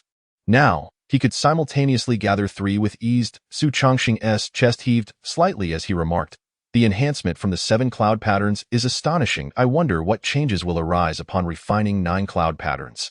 The transformation brought about by these 7 cloud patterns was even more profound than his ascension from the 7th to the 9th level of Qi refinement. Such a marked improvement led him to contemplate the potential of the 9 cloud patterns. However, after a moment of reflection, his brow furrowed slightly. He could sense that 7 cloud patterns had already reached his limit. This had been confirmed in the previous simulation, where he had attempted repeatedly to no avail, ultimately being forced to break through. Yet in reality, he had yet to attempt this, and he was unwilling to settle for merely 7 cloud patterns as his foundation. Instead of immediately initiating another simulation, he began to ponder viable paths for enhancement. The first thought that crossed his mind was the acquisition of rare materials. In the earlier simulation, after refining the 6th cloud pattern, he had already encountered a bottleneck. It was only through a piece of lightning-struck wood that he managed to refine the 7th cloud pattern. If he could discover materials of even higher quality, he might be able to refine the 8th. However, this path was fraught with challenges. The lightning-struck wood, imbued with wood spirit energy, was already of remarkable quality, and seeking materials of an even higher grade would prove exceedingly difficult. Aside from forcibly refining cloud patterns with rare materials, He had another avenue to explore, the continued enhancement of his spiritual root's grade. If his wood spiritual root could be elevated to second or even first grade, the refinement of cloud patterns would become significantly easier. The issue lay in the fact that the spring rejuvenation technique had already maximized his wood spiritual root to 5th grade. His 3rd grade wood spiritual root had been a stroke of fortune. To further elevate his spiritual root, what was required was not merely techniques, but rare materials of a higher grade, which brought him back to the initial dilemma. Such materials were hard to come by. Yet this path was not devoid of direction. Previously, he had stumbled upon a fortuitous encounter within a secret realm, and a return visit might yield similar results. The only concern was his reluctance to take such a risk in the simulation. After a moment of contemplation, Su Chongqing suddenly closed his eyes and began to speak to himself, spiritual root, spiritual root, spiritual root. In this lifetime, even if I perish, I must acquire a material capable of enhancing my spiritual root. After a prolonged period of self-hypnosis, he finally charged his spirit stones into the system and initiated the simulation. On the first day, as he awoke from his self-induced trance, he reflected, rare materials capable of enhancing spiritual roots are not easily obtained. He chuckled at his own folly before commencing his attempts to refine cloud patterns. Su Chongqing, though not overly optimistic about his endeavors, found the very first line of text to be a harsh rebuke. Nevertheless, he remained undeterred, for he now harbored a genuine desire for materials that could enhance his spiritual root. Even without the influence of self-hypnosis, he felt compelled to seek out such resources. Whether or not to venture to that ancient site was of little consequence. As long as he could elevate the grade of his wood spiritual root during the simulation, he would inherit the results. With a heart full of hope, Su Chongqing continued to await the subsequent lines of text. Chapter 15. First grade wood spiritual root. On the 5th day, as you persist in your attempts to refine cloud patterns, you find yourself at an impasse. Just as you prepare to try again, your master's disciple arrives to summon you to Filiu Peak. Following the disciple, you reach the peak where Lu Chunyu, upon seeing you, freezes momentarily. After a brief pause, he places his hand on your shoulder, then stands there, dumbfounded. Moments later, he begins casting various detection spells upon you. After a considerable time, Lu Chunyu finally inquires how you manage to refine 7 cloud patterns. You feign ignorance, attributing it to innate talent. Lu Chunyu studies you for a long while before declaring you a genius. Seizing the opportunity, you share your struggles with reaching a bottleneck. After much contemplation, Lu Chunyu instructs you to await further news. On the 15th day, having returned to your mountain peak for 10 days, your cultivation remains stagnant, and there has been no word from Lu Chunyu. Anxieties arise within you, and you contemplate whether to sneak away. After much inner turmoil, you ultimately decide to continue waiting. On the 27th day, Lu Chunyu finally reappears, weary and seemingly having just returned from a distant journey. You approach him with anticipation, only to receive a disappointing reply. Your wood spiritual root is already at 3rd grade, and the materials required for further advancement are beyond even his reach as a senior elder of the Falling Sunset sect. After a moment's hesitation, you produce the spring rejuvenation technique you had long prepared. Lu Chunyu, upon reading it, is overjoyed and departs in haste. On the 20th day, Lu Chunyu returns once more, this time accompanied by a middle-aged man. After introductions, you learn that this man is Shihao Yin, a venerable elder of the Falling Sunset sect. Shihao Yin scans you briefly and remarks on your good fortune before lifting you and Lu Chunyu into the air. When the scenery stabilizes, you find yourself transported to a secret realm, filled with an eerie vitality and overgrown with wild demonic trees. You vaguely discern the location. On the 29th day, Shihao Yin wreaks havoc within the secret realm. While you are treated as a key, only brought forth when obstacles arise. Your master, Lu Chunyu, dutifully takes on the role of recorder. On the 31st day, after 3 days of exploration, Shihao Yin finally breaks through the entirety of the secret realm. He tosses you a piece of verdant crystal before departing gracefully. You yearn to return to your mountain and enter seclusion, but Lu Chunyu insists this is a rare opportunity, urging you to scour the already explored secret realm for additional treasures. On the 36th day, laden with spoils, Lu Chunyu finally escorts you back to the sect, and that very day, you commence your secluded cultivation in the 3rd month. You successfully absorbed the verdant crystal, and the grade of your wood spirit root elevated to the 1st rank. Now, within the entire Luoxia sect, you are recognized as one of the most exceptional talents. You began attempting to condense the cloud patterns. Success. Ha ha. Su Chongxing gazed at the text, unable to suppress a vigorous punch. His simulation this time was aimed at enhancing his spirit root. As long as the grade of his spirit root could be elevated, his objective would be achieved. The subsequent results of the simulation were no longer of particular importance to him. After all, the simulation system only allowed him to select one type of reward. Even if he condensed 9 cloud patterns in this simulation, he would still choose the spirit root.as for the cloud patterns. He could easily select them in the next simulation. However, Su Qingfei was unaware of how to terminate the simulation, and he was curious to see how far he could cultivate after becoming a genius of the Luoxia sect. By the 10th month, after nearly half a year's efforts in condensing, you finally achieved the 8th cloud pattern in June of the following year. You sensed that the 9th cloud pattern was on the verge of taking shape. Yet you could not grasp the opportunity to condense it. Thus, you sought your master and explained the situation. Lu Qingyu pondered briefly and used his points to help you exchange for a 3-month cultivation period in the Yunxia secret realm. In August of the 2nd year, after 2 months of arduous training in the Yunxia secret realm, you finally condensed the 9th cloud pattern. With the cloud patterns complete, you naturally accomplished the foundational establishment.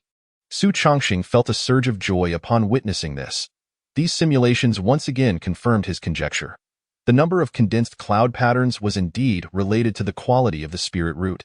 This meant that his foundational establishment was firmly secured with the cloud pattern's perfection. Su Chongxing was filled with excitement and continued to observe the content of this simulation. In September of the 3rd year. Upon leaving the Yunxia secret realm, you had already become a mid-stage foundational establishment cultivator. Feeling that you still had the energy, you returned to the mountain to continue seclusion. By June of the 4th year. You broke through to the late stage of foundational establishment and had gained considerable fame among the inner disciples of the Luoxia sect. Just as you were preparing to venture out, an elder known as Shi Haoyin, the transformation god, sought you out again, requesting that you accompany him on an outing. You were somewhat perplexed but could not refute the transformation god's authority. He led you back to the mysterious woods of demons, delving deeper into the unknown. After an indeterminate period, you finally reached the innermost depths of the secret realm. Shi Haoyin pointed to a formation diagram, urging you to try refining it with your own true essence. Following his instructions, you gradually infused your true essence into the formation diagram. By July of the 4th year, after several dozen days of attempts, you finally merged with the formation diagram within the secret realm. To your delight, you discovered that you had gained control over this cave dwelling. Gratefully, you thanked Shi Haoyin. He smiled, stating that this was your opportunity. However, as he departed, he discreetly took 2 of the most precious spiritual plants from the cave. Although you felt somewhat resigned, you deemed it only natural in June of the 5th year. While cultivating within the cave, you suddenly noticed an intruder. Utilizing the cave's formation, you expelled him and informed him that the dwelling now had an owner. By August of the 5th year, the expelled cultivator returned, accompanied by a terrifying corpse. It was then that you realized the intruding cultivator was, in fact, a spy sent by the corpse sect. You attempted to flee, but the entire cave was sealed by formidable magical power. You perished? How could this happen? Su Chongxing was left speechless. He had previously believed that he could finally break the curse of certain death and smoothly cultivate to the golden core stage, or even the nascent soul. Yet, he never anticipated that he would lose his life due to a cave. Although his demise might alert the Luoxia sect in advance, that was never his intention. The corpse sect, you say? Once I cultivate to my full potential, I shall ensure your annihilation. Su Chongxing had lost count of how many times he had met his end at the hands of the corpse sect in these simulations. Initially, he merely wished to escape. However, with his continuously rising talent, his confidence grew as well. At last, he harbored the ambition to confront that colossal entity. Chapter 16. Foundational establishment. Before Su Chongxing's thoughts could further wander, the system's voice resonated once more in his consciousness. Simulation ended. Evaluation.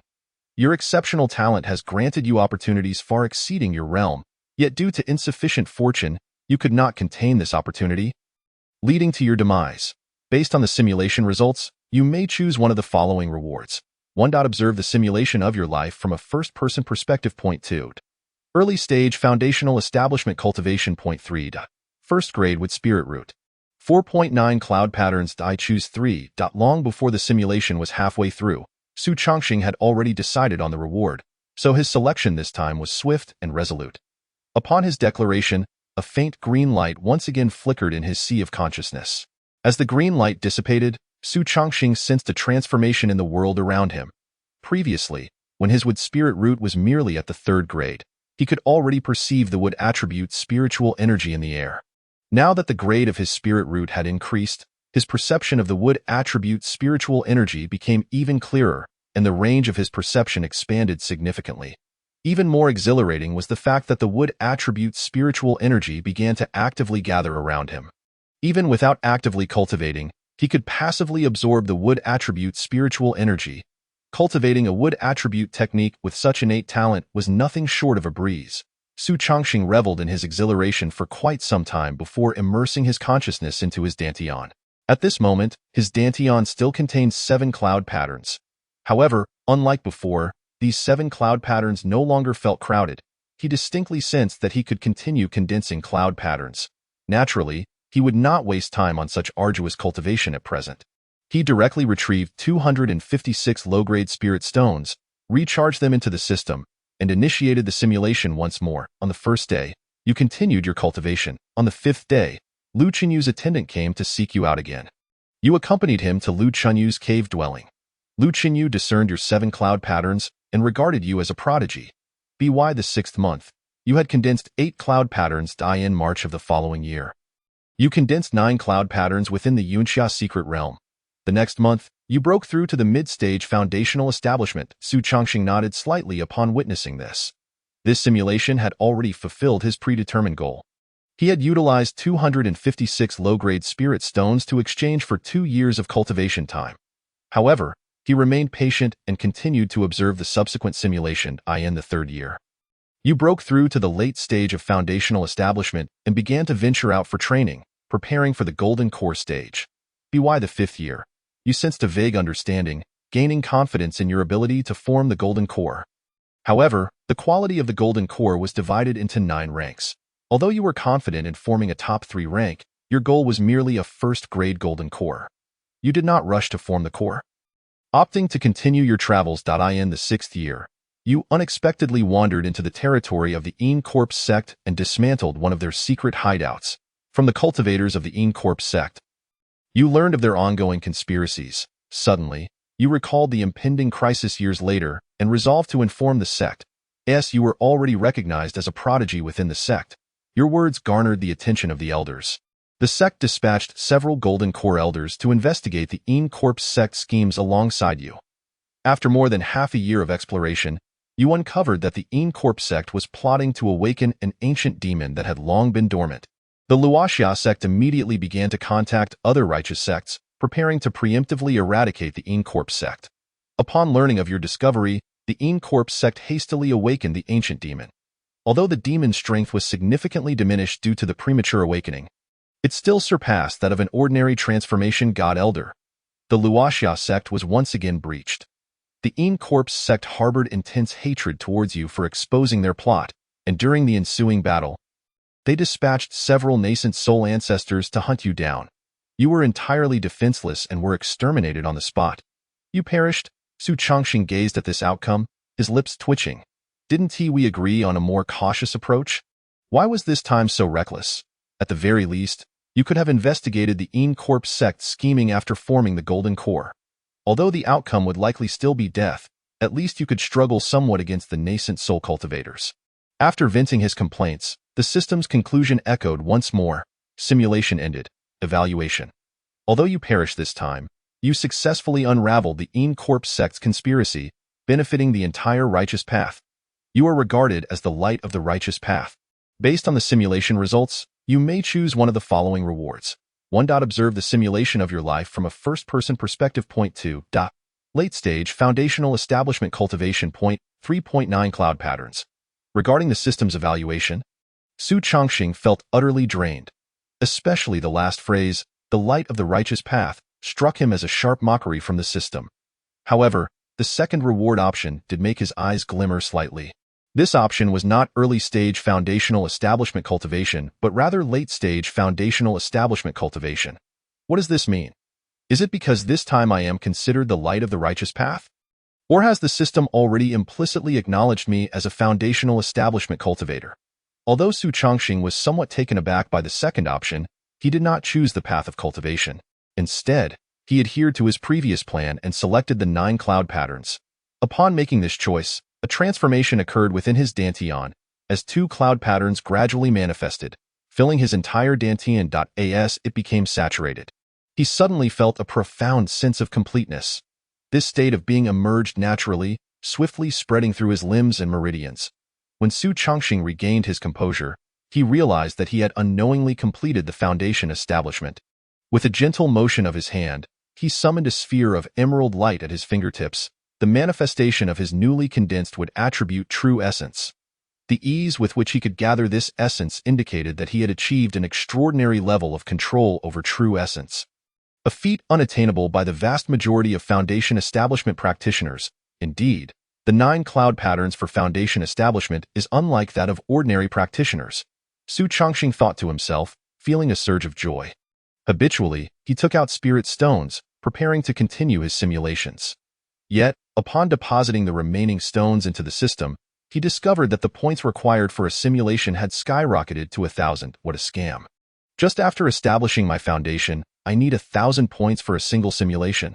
What will the points required be in the future? Su Chongqing could only shake his head, abandoning the notion of further simulations and instead focusing on solidifying his cultivation. Although his foundation was remarkably stable, the rapid ascension of his abilities necessitated a period of adaptation. Days passed, and just as Su Chongqing became accustomed to his current realm, there was a knock at the door. After calculating, he deduced that the visitor was likely Lu Qinyu's attendant. Chapter 17. Li Chang's proposal. Su Chongqing opened the door to find the familiar little attendant waiting. Before the attendant could speak, he smiled and said, "Is my master summoning me?" The attendant blinked in surprise before nodding. "Yes, my lord asked me to invite you, senior brother." "Then let us go," Su Chongqing replied, stepping outside first. The little attendant, taken aback, tilted his head, feeling that something was amiss but unable to articulate it. An hour later, Su Chongqing followed the attendant to Lu Qinyu's courtyard. That moment, Lu Qinyu was meditating. He merely cast a glance at Su Chongqing before intending to resume his recuperation.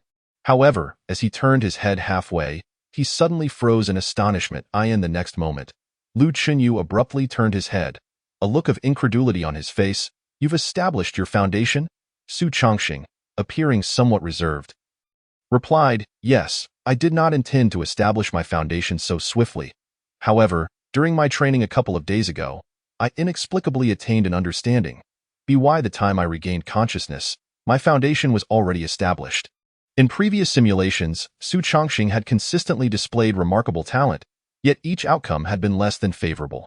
Therefore, this time, he resolved to adopt a more low-key approach. His confidence stemmed from the rounded and unified aura of his post-foundation establishment, which even foundation-building practitioners could not detect without meticulous examination. Indeed, as Su Chongqing had anticipated, the astonishment on Lu Qinyu's face gradually faded, replaced by a hint of disappointment in Lu Qinyu's eyes. A mere few days did not allow sufficient time to condense any cloud patterns, implying that he had effectively rendered his disciples' training futile. Moments later, Lu Qinyu sighed softly. "Since you established your foundation without the use of foundation pills, perhaps you are simply not destined for this particular technique. However, there is no need for excessive concern. Although you have not managed to condense cloud patterns, establishing your foundation naturally is still an excellent opportunity. Your future may not be any less promising than that of your senior brother." "I understand," Su Chongqing replied, bowing deeply. Lu Qinyu pondered for a moment before retrieving a flying shuttle from his storage bag and presenting it to him. "Now that you have completed your foundation, you will soon need to undertake some external tasks. While your talent is commendable, you must exercise caution during confrontations. This flying shuttle is a gift for you. Should you encounter an opponent you cannot defeat, remember to flee at the first opportunity." Su Chongqing gazed at the flying shuttle, quickly discerning his master's intent. Lu Qinyu likely believed that, without condensing cloud patterns, his combat prowess would be weaker than that of disciples from other sects, hence providing him with this means of self-defense. Su Chongqing felt a swell of gratitude toward his master, that moment. He even contemplated revealing that he had condensed 9 cloud patterns. However, he ultimately refrained, uncertain of how to explain the extraordinary nature of his achievement. Just a few days prior, he had been a 9th-level Qi practitioner with a 3rd grade with spiritual root. And now, within a matter of days, he had not only advanced to a 1st grade root but also condensed 9 cloud patterns. Such a transformation could hardly be attributed to mere fortune. Despite Lu Qinyu's previous attentiveness during simulations, the discrepancies he had encountered along the way made him worried. A single shift at any minor juncture could potentially alter the trajectory of events. Thus, in the interest of maintaining stability, Su Chongqing chose to play it safe. He accepted the flying shuttle and expressed his gratitude once more to Lu Qinyu. Lu Qinyu, appearing somewhat fatigued, waved his hand, signaling for him to leave. Having successfully navigated this hurdle, Su Chongqing refrained from wandering aimlessly and instead followed the little attendant to a chamber to further solidify his foundation. The following morning, his door was once again rapped upon. Upon entering Lu Qinyu's study, he was greeted by an additional presence. "Is this my senior brother, Li Chang'e?" Li Chang'e appeared youthful, yet his aura was strikingly sharp. Despite his deliberate suppression of his energy, Su Chongqing could still vaguely sense that his cultivation was likely on par with Lu Qinyue at that moment. Li Chang'e was also scrutinizing Su Chongqing, his gaze sweeping over him several times before expressing mild surprise. "Master just informed me that you established your foundation without even having a chance to condense cloud patterns. I thought you had wasted your potential. I never expected your aura to be so rounded and flawless. Even more stable than mine was at the moment of my breakthrough." After speaking, Li Chang'e turned to Lu Qinyu. "Master, you have truly taken in a fine disciple this time." His words left both Su Chongqing and Lu Qinyu momentarily stunned. Lu Qinyu had not anticipated Li Chang'e's high praise for his youngest disciple, while Su Chongqing was surprised by his senior brother's keen insight, seemingly surpassing that of Lu Qinyu himself. Could it be that my senior brother's cultivation truly exceeds that of my master? As he pondered this, Lu Qinyu could no longer contain himself and interjected. "Do you genuinely believe that, or are you merely flattering me?" Li Chang'e scratched his head. "Master, you know my nature. I say what I mean. I truly believe that junior brother has a stable foundation and limitless potential." Upon hearing this, Lu Qinyu once again scrutinized Su Chongqing. The day before, he had felt somewhat disheartened after discovering Su Chongqing's foundation establishment, neglecting to closely examine his young disciple. Now, upon hearing Li Chang'e's assessment, he turned back to Su Chongqing and indeed found that his aura was rounded and concealed, with an extraordinarily solid foundation. Could it be that this lad is a naturally gifted gem? Have I truly stumbled upon a treasure? Lu Qinyu mused. Given your solid foundation, there's no need to rush into sect tasks just yet. Focus on solidifying your cultivation for the time being. In a few months, there will be a sect competition. You should participate. You need not achieve any remarkable results. Simply make an appearance and familiarize yourself with the other disciples from various peaks. Although Su Chongqing was reluctant to partake in any sect competitions, he found no reason to decline. Just as he was about to agree, Li Chang'e interjected once more. "What is the point of participating in the sect competition? I believe it would be more fitting for you to join me in battling within the secret realm. Master, I only need one more wood attribute sword cultivator to complete a 5-element sword array. Allow junior brother to accompany me into the secret realm for a while. In a few years, when he emerges, I guarantee he will return as a formidable sword cultivator." Lu Qinyu shot him a glare. "Do not scheme for your junior brother. He has just established his foundation. If you wish to find assistance, wait until he has entered the core formation stage." Li Chang'e sheepishly scratched his chin. "Hee, I'm just a bit anxious. How long will it take for junior brother to cultivate the sword techniques after he enters the core formation stage? Plus, I think junior brother might prefer swordsmanship. Master, I believe this is something junior brother should decide for himself." Chapter 18. Another branch in the simulation. Lu Qinyu turned to Su Chongqing. "Would you prefer to cultivate steadily and securely? Or would you like to accompany your senior brother into those perilous secret realms for the sake of a sword technique? With your attitude, do I even need to choose?" Su Chongqing replied with a slight twitch at the corner of his mouth. "I wish to cultivate under your guidance."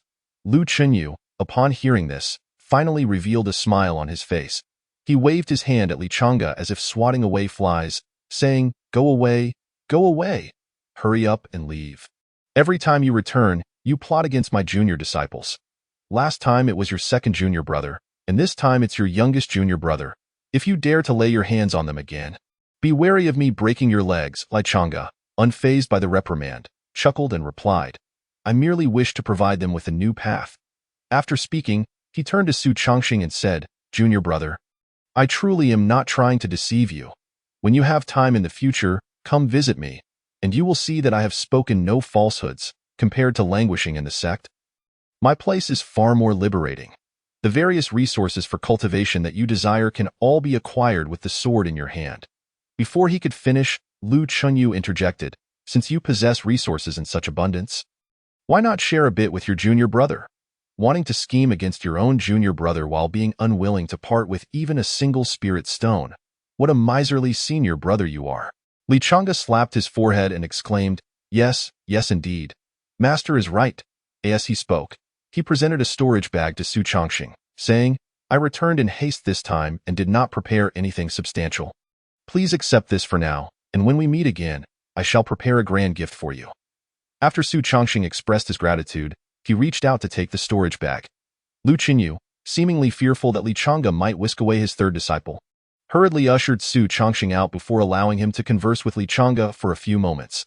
Subsequently, Lu Qinyu imparted his insights on the foundational stage of cultivation to Su Chongqing before finally letting him depart. By the time Su Chongqing returned to his own mountain peak, night had completely fallen. However, his spirits were not dimmed by the darkness at that moment. He felt quite pleased and promptly retrieved the storage bag that Li Changge had given him. The quality of this storage bag was quite high. It not only possessed ample space, but also had an additional layer of restriction on the outside. If Su Chongqing infused his own aura into it, outsiders would find it exceedingly difficult to open without breaking the restriction. Just this feature alone indicated Li Changge's wealth. In truth, the restriction was not particularly effective. It could only deter minor thieves and would not hold against high-level cultivators.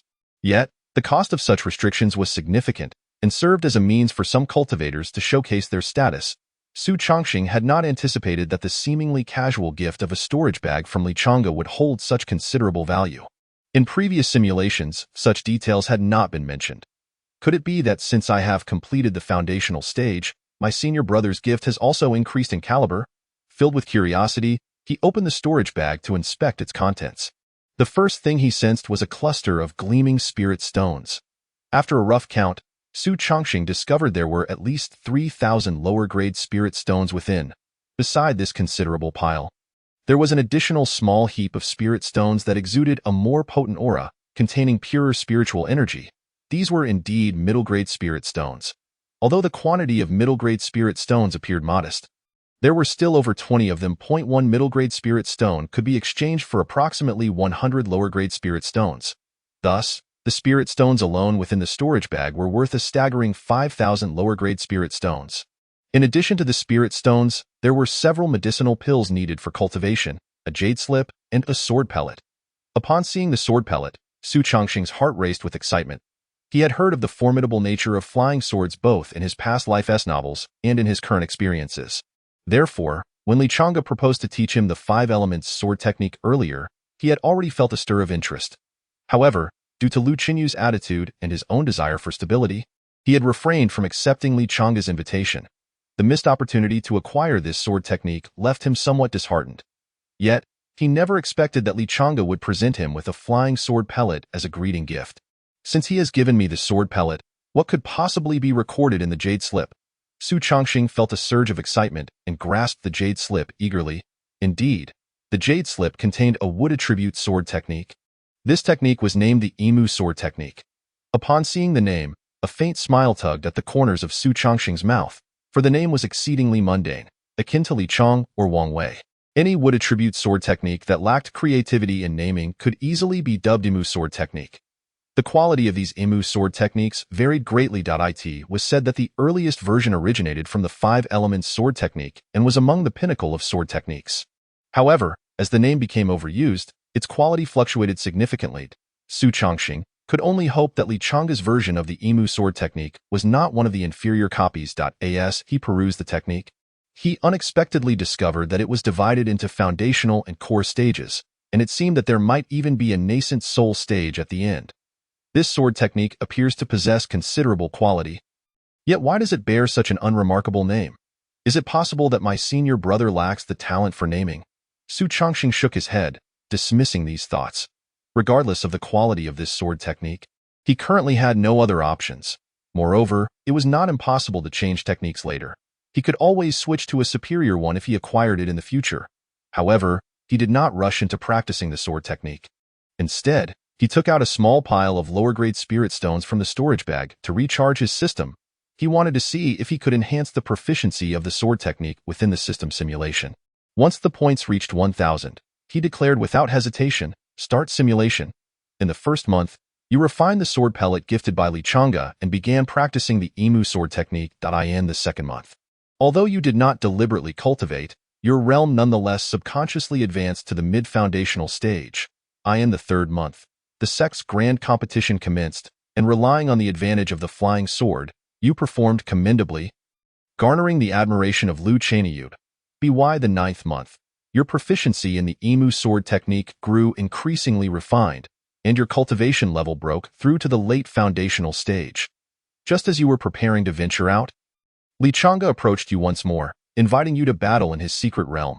You hesitated for a moment but ultimately accepted Li Chang'e's invitation. This time, there seems to be a change. Su Chongqing was momentarily taken aback. In previous simulations, Li Chang'e had played a minimal role, yet this time he made a strong appearance. Could it be that because I did not showcase any extraordinary talents this time, the master did not view me as a promising disciple? Allowing my senior brother to take advantage of the situation, filled with curiosity, Su Chongqing continued to observe the subsequent simulation. In the 10th month, you finally completed your preparations and followed Li Chang'e to a secret realm. The sky here was dim, and a faint, rancid odor pervaded the air. After Li Chang'e's explanation, you learned that this was a shattered demon realm. For some time, Li Chang'e had been battling against demons here. After introducing the environment, he introduced you to several companions. To your astonishment, you discovered that they were all core stage sword cultivators. They were merely lacking a wood attribute sword cultivator to form a 5-element sword array. They invited you to become the final missing piece of the array, and you gladly accepted. In the 12th month, you did not engage in battle but instead practiced the 5-element sword array alongside the others. Under the guidance of the 4 core stage seniors, your swordsmanship improved rapidly. Coupled with your remarkably solid foundation, you could unleash 70 to 80% of the array's power despite being at the foundational stage, which astonished the others. In the first month of the second year, you finally faced demons for the first time. The battle was not particularly fierce, and you easily slayed several core stage demons and obtained several demon cores. This effortless victory bolstered your confidence, making you feel increasingly integrated into the group.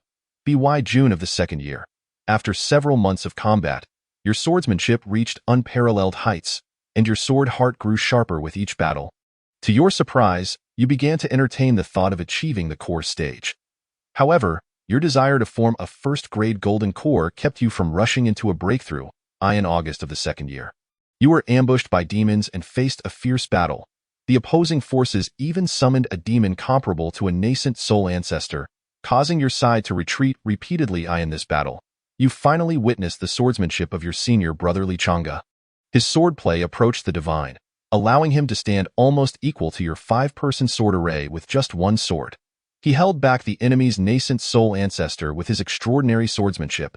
Yet, even so, the situation remained dire for you. In the midst of the crisis, you forcefully condensed your golden core, achieving a second-grade core.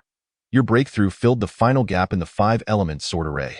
Seizing the opportunity, Li Chang'e unleashed a powerful strike, slaying the enemy's nascent soul ancestor. The demons, terrified, fled in disarray. You pursued them for hundreds of miles, laughing heartily. You suddenly realized that achieving a second-grade core was not so significant. As long as you wielded a sword, you were not inferior to anyone with a first-grade core. In March of the third year, Li Chang'e successfully formed his core and returned to the Luoxia sect to stabilize his cultivation. While you continued to battle in the secret realm. In the 4th month of the third year, while pursuing several Jedon demons, you fell into an ambush set by the adversaries. Suddenly, a Yuan-ing elder demon leaped forth, launching a surprise attack against you. The 5-element sword formation was shattered, and your 2 companions were instantly reduced to mere fragments of flesh. In their final moments, both entrusted their spirits to their flying swords. determined to leave behind their respective blades. Together, the three of you maneuvered 5 flying swords, engaging in a desperate battle while attempting to escape. However, the Yuaning Elder Demon proved to be overwhelmingly fierce, and the other 2 Jedon sword cultivators, lacking the prowess of Lichanga, suffered grievous injuries one after another. You two bore significant wounds, yet your solid foundation allowed you to endure. Nevertheless, if the battle continued, escape would remain an elusive dream.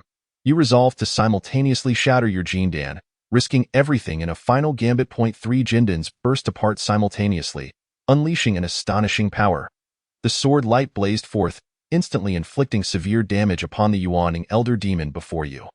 With a menacing glare cast in your direction, he turned and fled. You exchanged glances with your remaining 2 friends, but none could muster a smiled eye in this battle. Your 2 friends perished, while the other 2 were left with shattered Jindans, nearly beyond recovery. Only you, due to your robust foundation of 9 cloud patterns, were left with the possibility of recovery. Upon learning of your potential to heal, the other 2 resolved to bequeath their flying swords to you, urging you to continue the fight with their blades in hand. Filled with sorrow and indignation, you vowed to avenge your fallen friends, in the 5th month of the 3rd year. Upon hearing of this tragedy, Lichanga returned to the secret realm with renewed fervor. He fought alongside you for 100 days in that realm, consecutively slaying 5 Yuaning Elder Demons, ultimately breaching their lair in that fierce confrontation.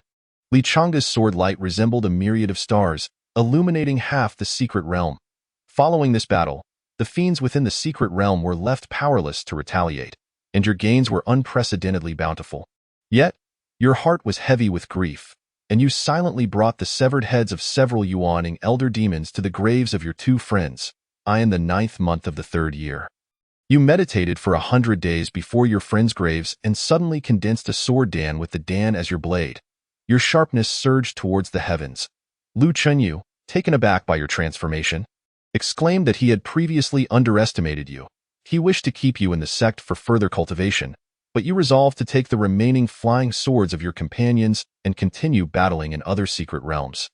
In the 10th month of the 3rd year, you entered another secret realm tainted by demons, resuming your fight against the monsters therein. In the 2nd month of the 4th year, your brilliance attracted the ambush of a Yuaning Elder Demon. Yet you faced it with unwavering resolve. You unleashed 5 flying swords, single-handedly establishing the 5 elements sword formation, engaging in a fierce battle against the Yuaning Elder Demon that lasted 3 days and nights without a victor. Your renown spread swiftly, and you were regarded as the second Lichanga of the Luoxia sect in the 9th month of the 4th year. You finally broke through to the later stages of Jedon. Your 5 elements sword formation became increasingly refined through numerous battles. At this juncture, you encountered the Elder Demon who had previously ambushed you. You clashed once more, and after a night of fierce combat, you severed him beneath your blade. This marked the first time your sword tasted the blood of a Yuaning Elder Demon. The sound of your blade resonated through the heavens, leaving cultivators within 100 miles astonished. In the 6th month of the 5th year, you fell into an ambush of several Yuaning Elder Demons, but, relying on the life-preserving treasures you had prepared over the years, you narrowly escaped death time and again, ultimately fleeing from that secret realm. After a year of recuperation, in the 8th month of the 6th year, your injuries finally healed, and your sword heart underwent significant refinement during this period of tranquility. To your delight, you discovered a subtle tendency for your 5 flying swords to merge. Armed with unwavering conviction, you re-entered the previous secret realm in the 9th month of the 6th year. You encountered a solitary Yuaning Elder Demon and, seizing the opportunity, struck a decisive blow. The Elder Demon, alarmed, attempted to flee while signaling for reinforcements. You pursued him for 100 miles and, despite the arrival of 2 other Elder Demons, managed to slay the one you had grievously injured. You laughed triumphantly as you returned on your sword, while the other 2 Elder Demons stood frozen, unwilling to pursue. Su Chongqing, witnessing this scene, felt an inexplicable surge of emotion. In previous simulations, he had often met his demise for various reasons. But this time, he finally stood tall. I am so formidable now. Surely, I won't be killed again, he muttered to himself, continuing to observe the unfolding simulation text. Chapter 20. This simulation is toxic in the 10th month of the 6th year. Having healed your wounds, you prepared to once again engage the elder demons in that secret realm, only to find that they had vacated the area, relinquishing it to you. You felt a twinge of dissatisfaction. Yet your sword heart gleaned a faint understanding. You knew the time had come for you to transcend the Jindan and become a Yuan Ing, in the 11th month of the 6th year. You transcended the Jindan and became a powerful elder of the Luoxia sect. With 2 Yuan Yings in your lineage, your faction commanded great respect. Meanwhile, your master, Lu Chunyu, remained at the mid-stage of Jedon. In the 5th month of the 8th year, after a year and a half of seclusion, you solidified your cultivation at the Yuan Ing stage. Suddenly, you recalled the calamity facing the Luoxia sect. Without hesitation, you summoned your flying sword and dashed forth from the sect in the 9th month of the 8th year. After 3 months of exploration, you finally located the resting place of the elder demon. Just as you intended to leave temporarily and report the situation to the sect's transformation stage elder, you were discovered by the Een Corp sect's transformation stage elder stationed there. Had you fled at that moment? You might have had a slim chance of survival, but you resolutely unleashed your most dazzling sword strike. This blow embodied all your will, and the sword light illuminated the 100 miles around you, cleaving the elder demon's skull in two. Though the elder demon forcibly awakened at the last moment to avoid a complete obliteration, he still sustained grave injuries. At this point, you were nearly at the end of your strength. Smiling as you faced death, you have articulated this quite clearly. There is no need to emphasize it once more. Su Chongqing internally scoffed, yet his emotions remained unsettled. Although only lines of text appeared in his consciousness, he could vaguely envision the life of his sword light traversing the heavens. The only regret lingering in his heart was that he ultimately met his demise. Reflecting on this, he realized that his calm acceptance of death was likely intertwined with the brutal battles of those years. Without such experiences, he would not have transformed from a cautious individual into the solitary hero he had become. The secret realm of Lichanga is toxic. I must never accept an invitation from him again. Just as Su Chongqing reached this conclusion, the system's voice echoed once more. Simulation concluded. Evaluation. Once again, you met an untimely demise. Yet, with your solitary strength, you severely wounded an elder demon who would later sow chaos and bloodshed. Cultivators of the righteous path regard you as a paragon, and your tale will be recounted for millennia after your death. Based on the simulation results, you may choose one of the following rewards. 1. View the visual materials of your simulated life from a first-person perspective. 2. Attain the cultivation of the later stages of Jedon. 3. Acquire the 5 elements sword technique. 4. Obtain the ethereal image of a divine sword. Celebrated by countless souls, upon seeing the second reward, Su Chongqing's eyes brightened momentarily. Initially, he had merely intended to utilize 1,000 low-grade spirit stones to swiftly cultivate to the later stages of foundation establishment. He never anticipated that this time, the system would grant him the cultivation of the later stages of Jedon directly. However, his excitement was fleeting, quickly replaced by a furrowed brow as he recalled a pressing concern. He had only achieved a second-grade Jindan in previous simulations. Although he later condensed a sword dan after his Jindan shattered, what if the system malfunctioned and only provided him with a second-grade Jindan? Moreover, even if the system were to provide him with a sword elixir, it might not necessarily suit his current self. He had heard it said that the essence of sword cultivation lies in the heart of the sword. If one's Dao heart is unstable, even with a sword elixir in hand, he might not be able to maintain it. The reason he was able to refine a sword elixir in the simulation was that he had faced life and death situations in the secret realm, which had tempered his unparalleled sword intent. If the sword elixir were simply thrust into Su Chongqing's body, should the sword energy surge into his sea of consciousness, he might not be able to suppress it in his current state. This item does not come with a 7-day unconditional return policy. If the awarded elixir proves unsuitable, he would be left in despair. If there were no other options, it would be one thing. Even a second-grade elixir would be a commendable choice. However, the dilemma lies in the abundance of choices available to Su Chongqing. He could undoubtedly refine a more suitable elixir for himself through repeated attempts in the simulation.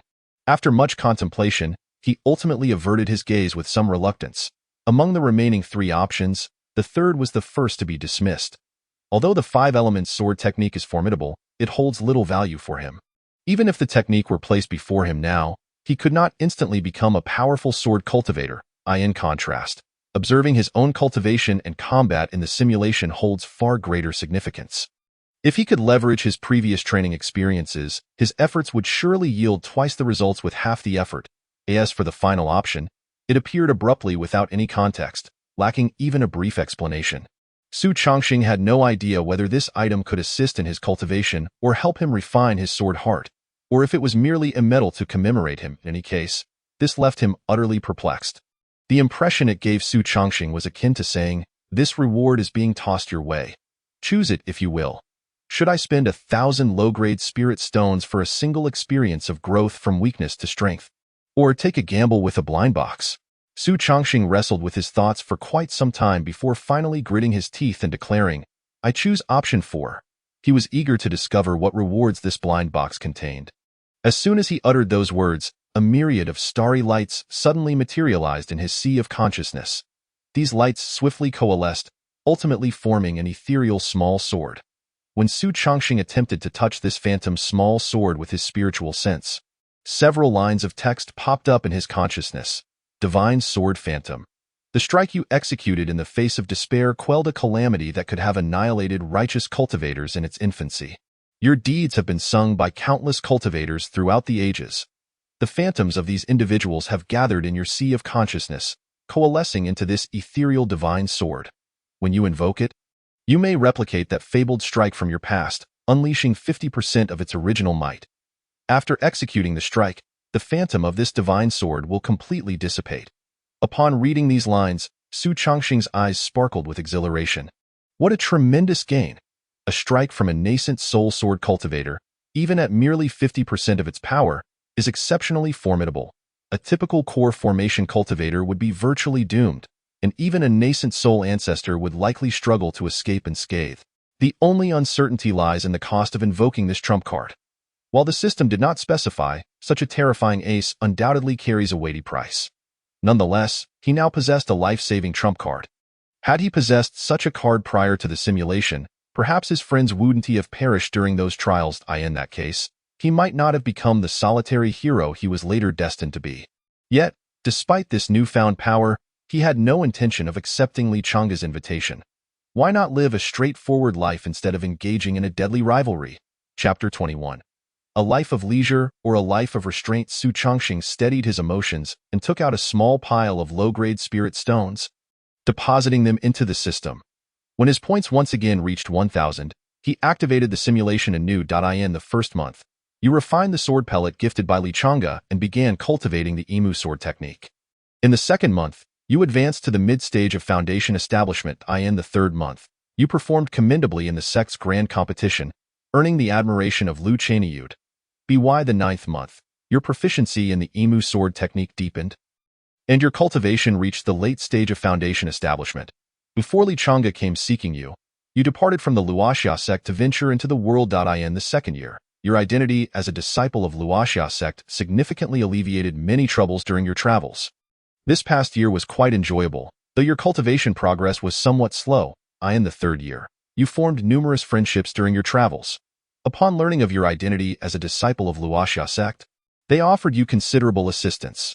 Your foundation grew increasingly solid, yet you still lacked the confidence to form a first-grade elixir. You resolved to return to the sect for guidance from your master. In the fifth year, you secluded yourself in the sect for 2 years, harboring a vague understanding within, and prepared to venture out once more. This time, you aimed for relatively less perilous secret realms. In the seventh year, after 2 years of combat experience, you accumulated significant sword intent, and your true essence became increasingly refined. You decided to enter seclusion to contemplate for a period. In the 8th year, you finally sensed the opportunity for a breakthrough. Seizing the moment, you successfully condensed your elixir into a first-grade. At last, I have formed the elixir, Su Chongqing thought. Feeling somewhat speechless in his previous simulation, he had condensed an elixir after merely over 2 years of battling in the secret realm. Unexpectedly, this time it took a full 8 years. Fortunately, this time he achieved a first-grade elixir. The only lingering question was whether this reward could allow him to inherit his entire cultivation. Brother, you have broken through. Go forth and be a beacon of righteousness. With anticipation building within him, the simulation text continued to unfold. In the 9th year, you suddenly recalled the calamity faced by your sect. You initially intended to expose the sinister plot of the Immortal sect, yet years of peaceful living left you hesitant. After months of inner turmoil, you ultimately withdrew, departing Luoxia sect under the guise of travel. In the 10th year, the slumbering ancestor of the Immortal sect awakened and breached the gates of Luoxia sect. You watched from a distance as the spellbound brilliance illuminated half the sky, tears streaming down your cheeks unbeknownst to you. At that moment, you felt as if you had lost something profoundly significant. After deep reflection, you realized what you had lost was the sense of belonging you had nurtured over the past 9 years. It dawned on you that you had come to regard Luoxia sect as home. And now, that home was gone. With a heavy sigh, you departed, preparing to start anew. In the 12th year, despite the growing power of the Immortal sect over the past 2 years, you remained largely unaffected. You had already soared thousands of miles away on your sword, settling in a secluded paradise. In the 15th year, you cultivated several acres of spirit fields and tended to a few spirit beasts in this haven. Your days were filled with tranquility, alternating between meditation and playful interactions with the spirit beasts. Yet, during moments of leisure, the images of Luoxia sect's mountains collapsing would still occasionally flash through your mind. In the 23rd year, your cultivation finally made a breakthrough, reaching the mid-stage of core formation. This pace was rather sluggish for someone with a first-grade elixir, yet you remained unperturbed. You simply yearned to revel in nature and live a carefree life. In the 33rd year, while out for a stroll, you encountered a mortal youth being pursued and rescued him. To your delight, you discovered that he also possessed a wood spirit root and inquired if he wished to return to the mountain with you. The boy immediately bowed deeply and joyfully called you master. In the 42nd year, your disciple completed his foundation establishment and expressed a desire to venture out into the world. After a brief contemplation, you granted his request. In the 68th year, your disciple finally condensed his elixir, but it was only at the 5th grade. You felt a twinge of disappointment yet encouraged him not to lose heart. In the 73rd year, your disciple took on several apprentices, bringing a lively atmosphere to your abode. As you watched the joyful children at play, a sudden realization struck you, prompting another breakthrough to the late stage of core formation. In the 98th year, your swordsmanship had grown increasingly refined, earning you a modest reputation among core formation cultivators. Yet, the influence of the Immortal sect loomed larger, hinting at an encroachment upon your haven, deepening your worries. In the 109th year, just as you were preparing to relocate your faction, you received exhilarating news. The resurrected ancestor of the Immortal sect had been injured. Upon learning the name of the assailant, you stood frozen in disbelief, for that name was Li Chang'e. Memories long buried resurfaced, leaving you with conflicting emotions, feeling a profound sense of guilt towards your former sect. In the 180th year, after several decades of attempting various methods to condense a nascent soul, you found yourself unable to break through each time. You understood that this was due to an unresolved inner conflict. Though your elixir thrived with vitality, there remained an irreparable void within your heart. Should you force a breakthrough, you would likely only succeed in forming a flawed nascent soul. You began to ponder whether to resort to external methods for soul formation. In the year 260, your disciple was inexplicably grievously wounded. You sought to confront the perpetrator, only to find yourself embroiled in a fierce altercation due to a clash of words. After a protracted struggle, you managed to inflict significant damage upon your adversary, who then vowed to seek vengeance from their own master. It was at this moment that you discovered your opponent was, in fact, a disciple of the Qihun sect. You prepared to relocate your faction, but you were a step too slow. An elder of their Yuan Ing had already arrived at your doorstep. Left with no choice, you were compelled to forcibly condense your Yuan Ing, sacrificing your potential in the process. Yet, even with this desperate measure, you were still no match for your foe. After an arduous battle, although you managed to repel them, you sustained grievous injuries, leaving your Yuan Ing withered and your lifespan dwindling.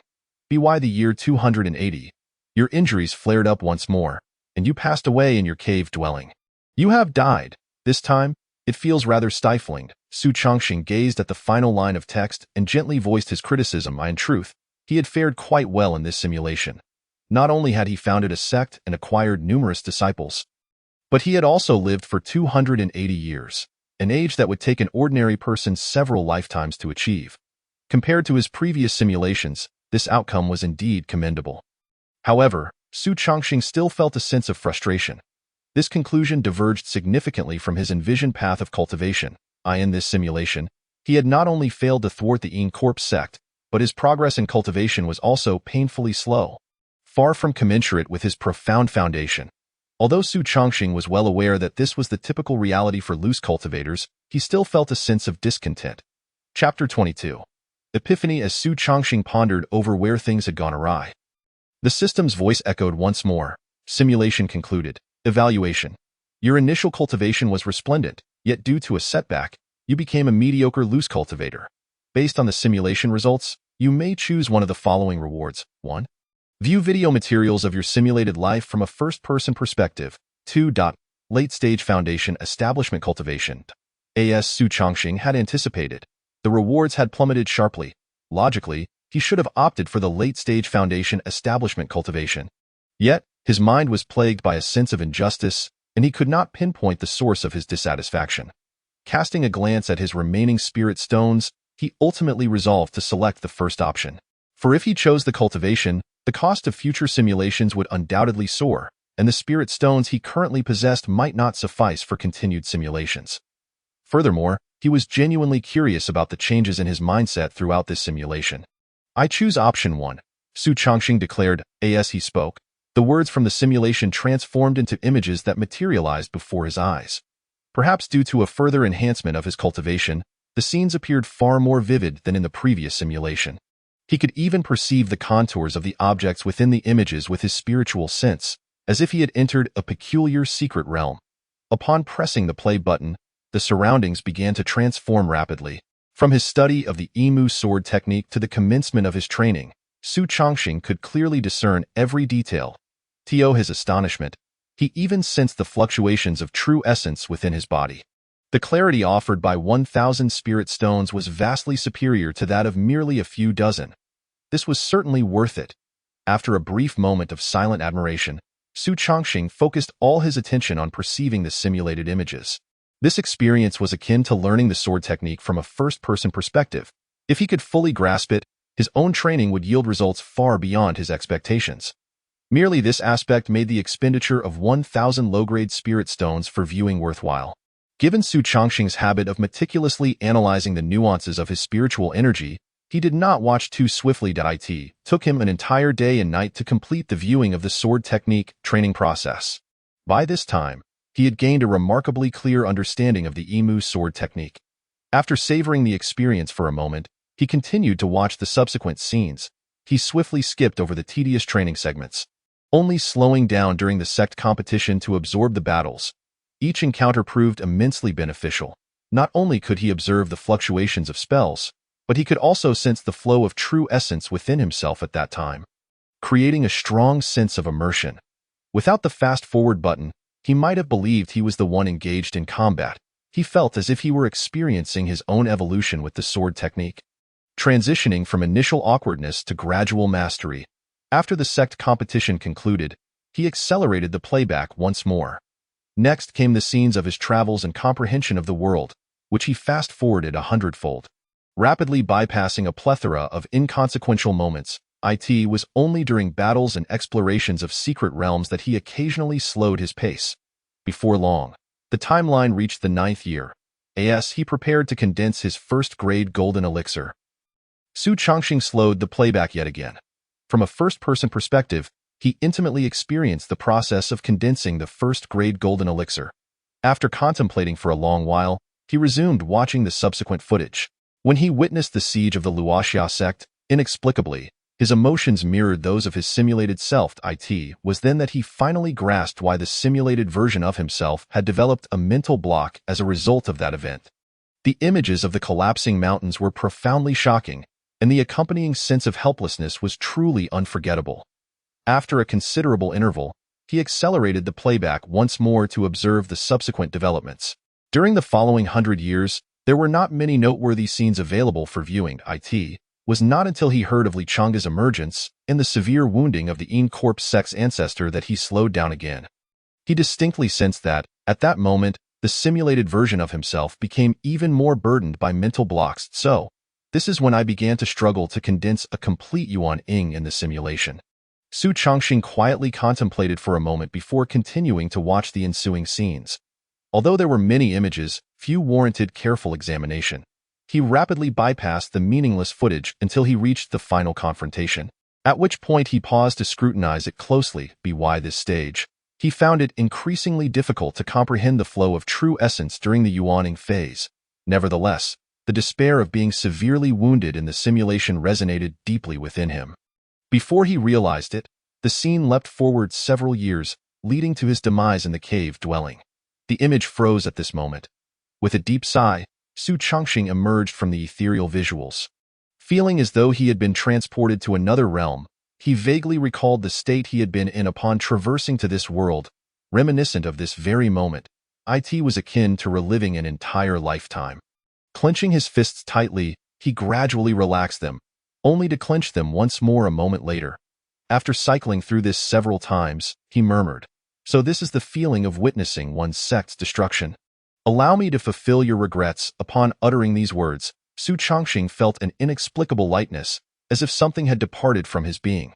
However, he did not take the time to perceive the changes within himself. At this moment, a singular thought consumed him. Practice the sword. With a swift motion, he summoned the sword pellet gifted by Li Changge into his hand. His true essence surged forth, wielding the sword pellet with the technique of sword control. Logically, he should not have been able to command the sword pellet without completing its ritual, yet he felt an innate ability to wield this flying sword. To his amazement, the sword pellet unfolded beyond reason. Su Chongxing's true essence flowed into the sword pellet like rain soaking into parched desert sand.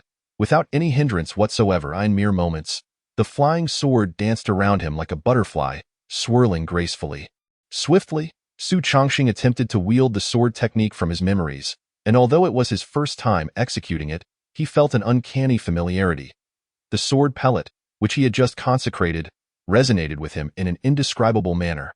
After only a few attempts, he was already adept at employing various sword techniques. The sword pellet morphed into countless forms, gracefully dancing atop the desolate mountain peak. This dance continued for dozens of days and nights.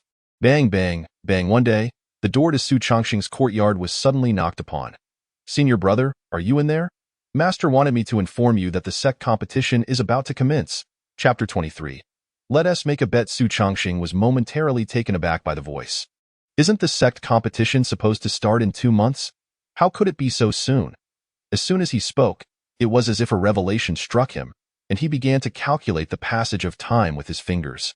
Although he was not particularly skilled in divination, he had no trouble assessing the time he had experienced. Moments later, Su Chongxing finally understood the situation. Unbeknownst to him, 2 months had already slipped by. He had spent over 20 days merely watching the simulation footage. Following that, he had seemingly achieved a breakthrough in his sword technique through a sudden epiphany, training for over a month straight. At this point, he had completely integrated the Emu sword technique into his being, and his cultivation had inadvertently surpassed a minor realm, reaching the mid-stage of foundation establishment. He had broken through? Damn it, what a loss! Upon realizing that he had advanced to the mid-stage of foundation establishment, Su Chongxing instinctively slapped his forehead. After observing the simulation, he had been diligently practicing his swordsmanship to the extent that he completely forgot to simulate once more, thereby elevating his cultivation to the late stage of foundation establishment. Consequently, his cultivation had spontaneously broken through, and the cost of the next simulation would undoubtedly increase. However, he did not emerge entirely empty-handed.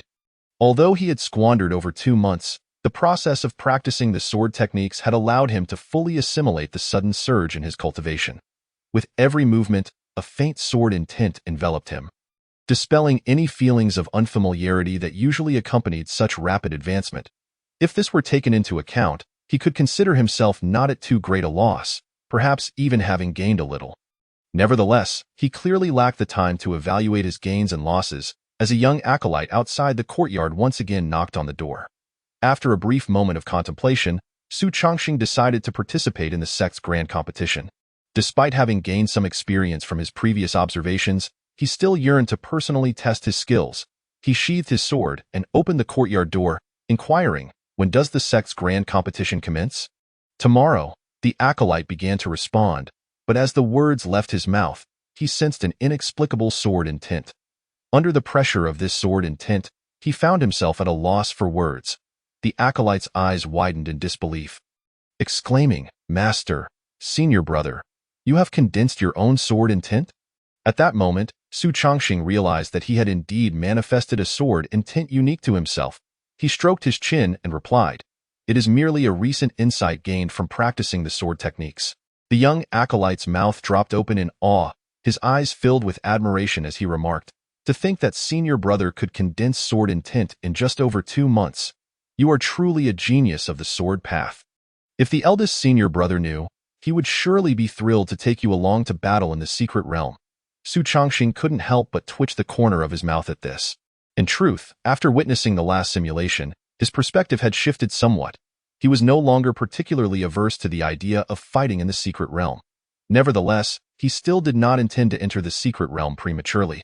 At the very least, he wanted to simulate a few more times and exhaust his supply of spirit stones before making that decision. He waved his hand and said, "Let us keep this matter from the eldest senior brother for now. I still wish to refine my swordsmanship." The acolyte nodded vigorously, as if pecking at rice. "I understand. Rest assured, I won't mention your sword intent to anyone." Not wishing to continue on that topic, Su Chongqing asked, "When does the competition begin?" The acolyte then remembered his task and hurriedly replied, "It starts tomorrow. Here is the location and the procedures for the competition." While speaking, he handed over a jade slip. Su Chongqing accepted it, perusing the contents before nodding. "I see. You may return now. I shall make my way to the venue on my own tomorrow." After dismissing the young acolyte, Su Chongqing returned to his room and retrieved the flying shuttle that Lu Qinyu had previously gifted him. Although he had condensed sword intent and could fly using his sword, he still only possessed the cultivation of the foundation establishment stage and could not yet separate the sword light. Thus, the utility of the flying artifact remained evident in aerial confrontations. Moreover, this flying shuttle not only enabled flight but also offered some defensive capabilities. He had long intended to refine this shuttle but had yet to find the time. Seizing the opportunity before the competition commenced, he aimed to refine the shuttle and familiarize himself with its operation. The shuttle was of a modest grade, and the refinement was completed in a mere moment. However, mastering the flying shuttle would require additional practice. With time running short, he could only make do with a night of hurried practice before the competition began. Although he had not reached a level of complete proficiency, it sufficed for his purposes. In the sect's grand competition, his opponents would all be foundation establishment cultivators, most of whom were not particularly skilled in flight. His refinement of the shuttle was merely a precaution. Once he was adequately prepared, the dawnlight began to break on the horizon. Su Chongqing took to the skies aboard the flying shuttle, heading towards the competition venue. He arrived at the venue before full daylight, where he found a number of cultivators already gathered, including several familiar faces.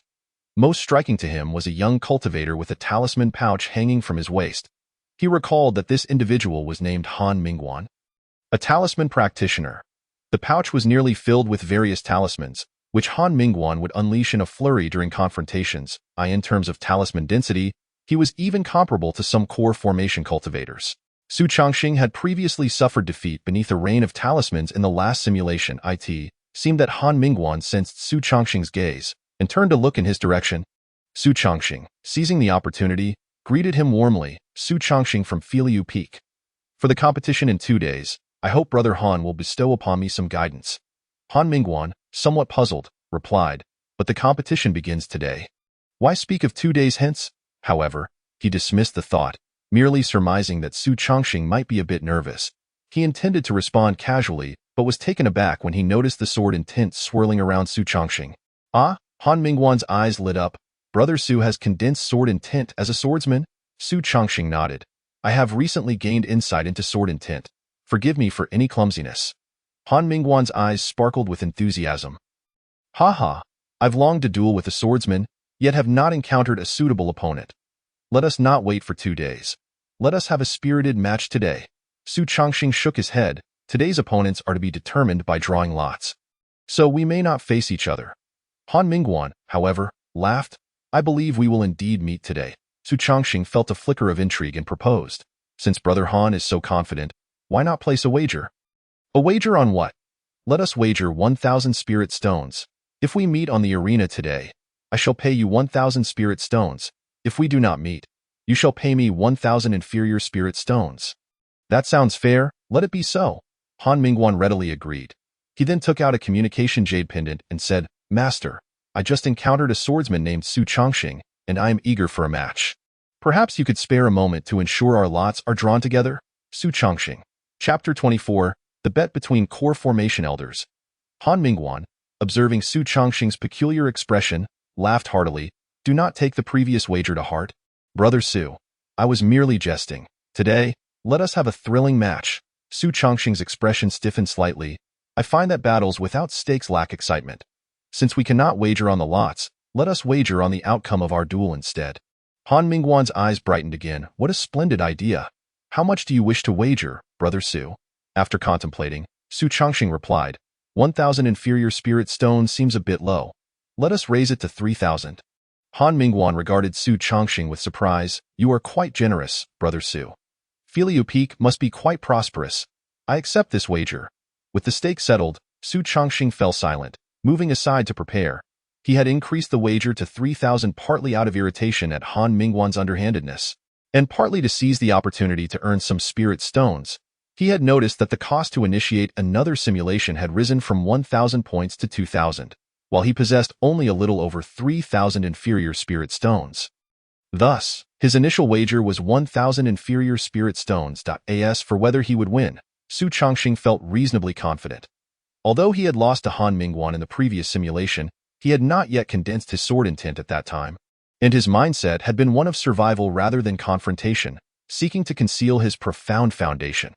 However, after observing his own life through the lens of the first-person perspective in the last simulation, his mindset had shifted.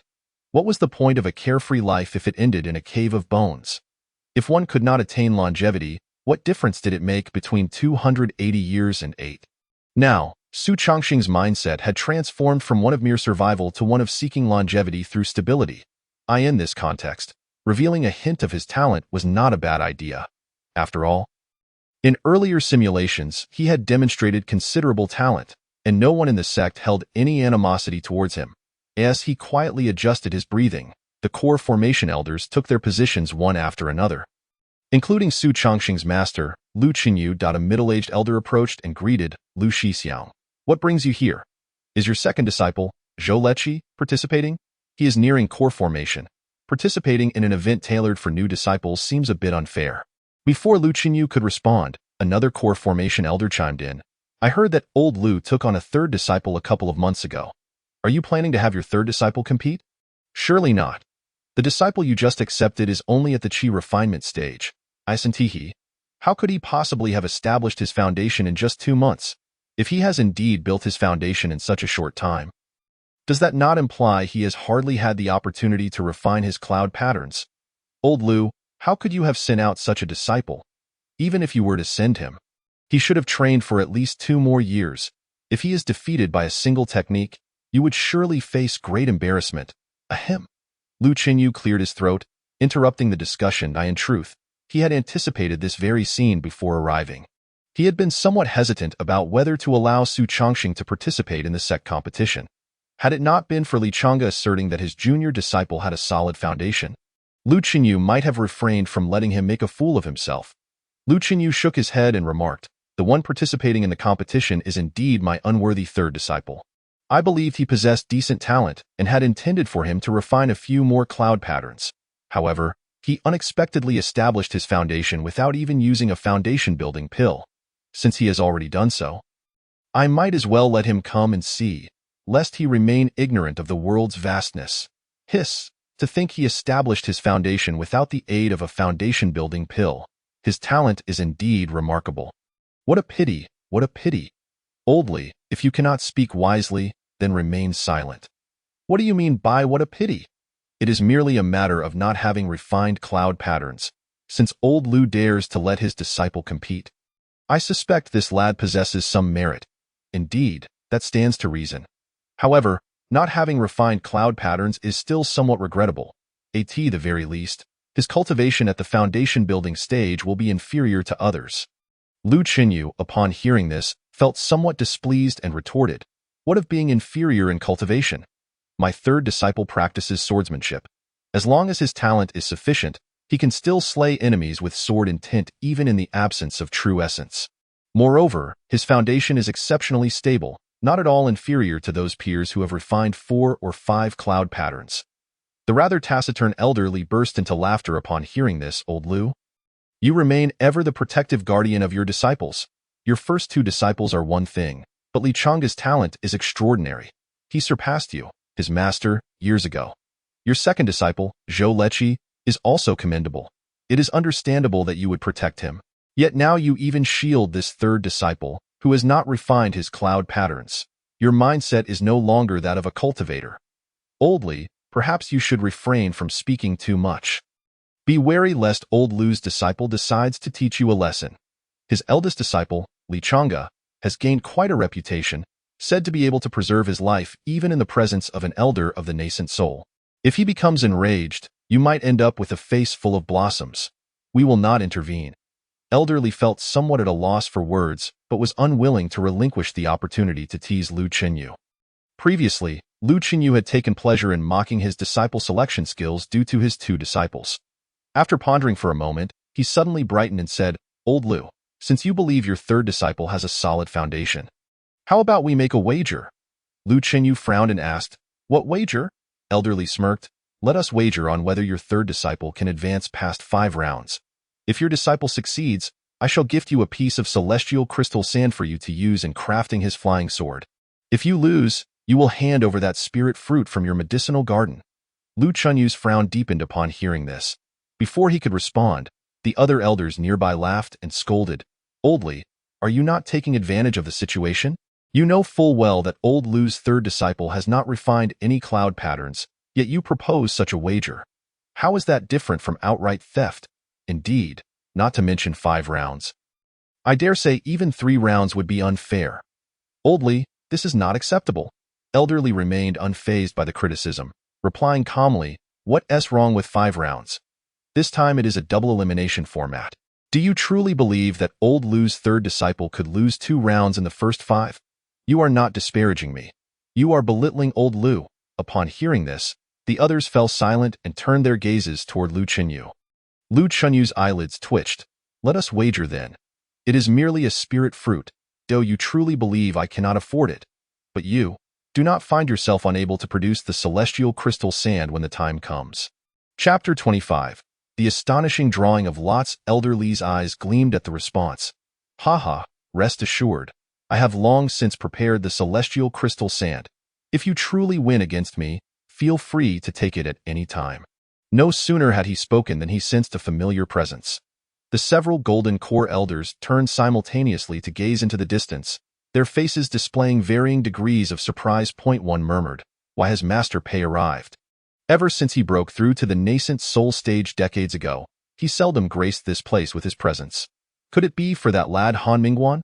I have heard that Han Mingguan possesses considerable talent in talisman crafting and is likely to inherit Master Pei's legacy. As these golden core elders engaged in speculation, the nascent soul cultivator Pei Yong'an had already descended onto the stage. The elder presiding over the competition seemed to have received prior notice and announced loudly, Today, we are fortunate to have Master Pei with us. Please draw the first lot for today's match. Pei Yong'an did not hesitate. With a flick of his finger, he extracted 2 jade tokens inscribed with the names of the participating disciples from his storage treasure. The presiding golden core elder held the tokens aloft and declared, For the first match today, it is Jianyun Peak's Han Mingguan versus Filiu Peak's Su Changxing, Lu Qinyu. Just moments ago, Lu Qinyu wore a puzzled expression. But upon hearing this announcement, he sprang to his feet in disbelief. He had never anticipated that Pei Yong'an would draw Su Changxing's name. Lu Qinyu had initially thought that if his third disciple were fortunate, he might survive 5 rounds, given that it was a double elimination format. However, now, in the very first round, he faced Pei Yong'an's disciple Han Mingguan. Did this not mean he would inevitably lose a round right from the start? He simply could not fathom how his unworthy third disciple had been the first to be drawn. It was not only Lu Qinyu who was bewildered. The golden core elders present to spectate were equally perplexed. They could not understand why Pei Yong'an would draw a disciple named Su Changxing. Who exactly was this Su Changxing? Why was he the first to be drawn? Rumor has it he is a disciple of Filiu Peak. Filiu Peak? Isn't that old Lu's disciple? I have not heard of any conflict between old Lu and Master Pei. Could it be that Su Chongqing is somewhat special? What special qualities could a disciple who had only recently established his foundation possess? Is it merely because he is Li Changge's junior disciple? Where is this Su Chongqing? Why have we not seen him? Could it be that he did not come? That seems unlikely. Otherwise, how could he have been drawn? Look, Han Mingguan seems to be nodding in acknowledgement toward a swordsman over there. Could that swordsman be Su Chongqing? He seems to be… Wait, am I seeing things? Is that sword in tint surrounding him? Just as these thoughts swirled, the Golden Core elders gathered around Lu Chenyu finally spotted Su Chongqing meditating in a corner. Elder Li's expression shifted slightly as he remarked, I did not expect your disciple to have just established his foundation and already refined his sword intent. No wonder you dared to let him participate in the competition. I nearly fell for your trick. However, it is a pity that no matter how you calculated, you could not foresee him being targeted by Han Mingguan. Hee, this seems a bit unbalanced, I say. Old Li, is it not premature for you to speak thus? Although Old Lu's disciple has poor luck in the draw, the overall strength of the loser's bracket is comparatively weaker. With his sword intent, he may yet achieve 4 consecutive victories in the subsequent matches. I still think it's a bit far-fetched. Old Lu's disciple clearly just recently cultivated his sword intent and cannot control it freely. Relying on this rudimentary sword intent to secure 4 consecutive victories is no small feat. How interesting. I previously thought Old Lu was destined to lose, yet it appears there may be a twist in the tale. This wager has become quite intriguing. My hands are itching to partake. Why are you joining in their excitement? If you wish to gamble, I'll take you on. Since you wager he can pass 5 rounds. ILL wager he cannot. Count me in, count me in. Unbeknownst to all, the atmosphere in the arena had taken on a rather peculiar turn, and Su Chongqing's renown surged rapidly alongside the increasing stakes. Amidst this fervent ambience, the presiding elder finally concluded the draw and announced the commencement of the first match.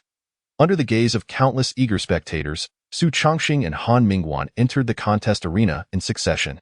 The arena itself was a vast expanse, measuring 100 meters in both length and width, ample enough for foundation-building practitioners to showcase their skills.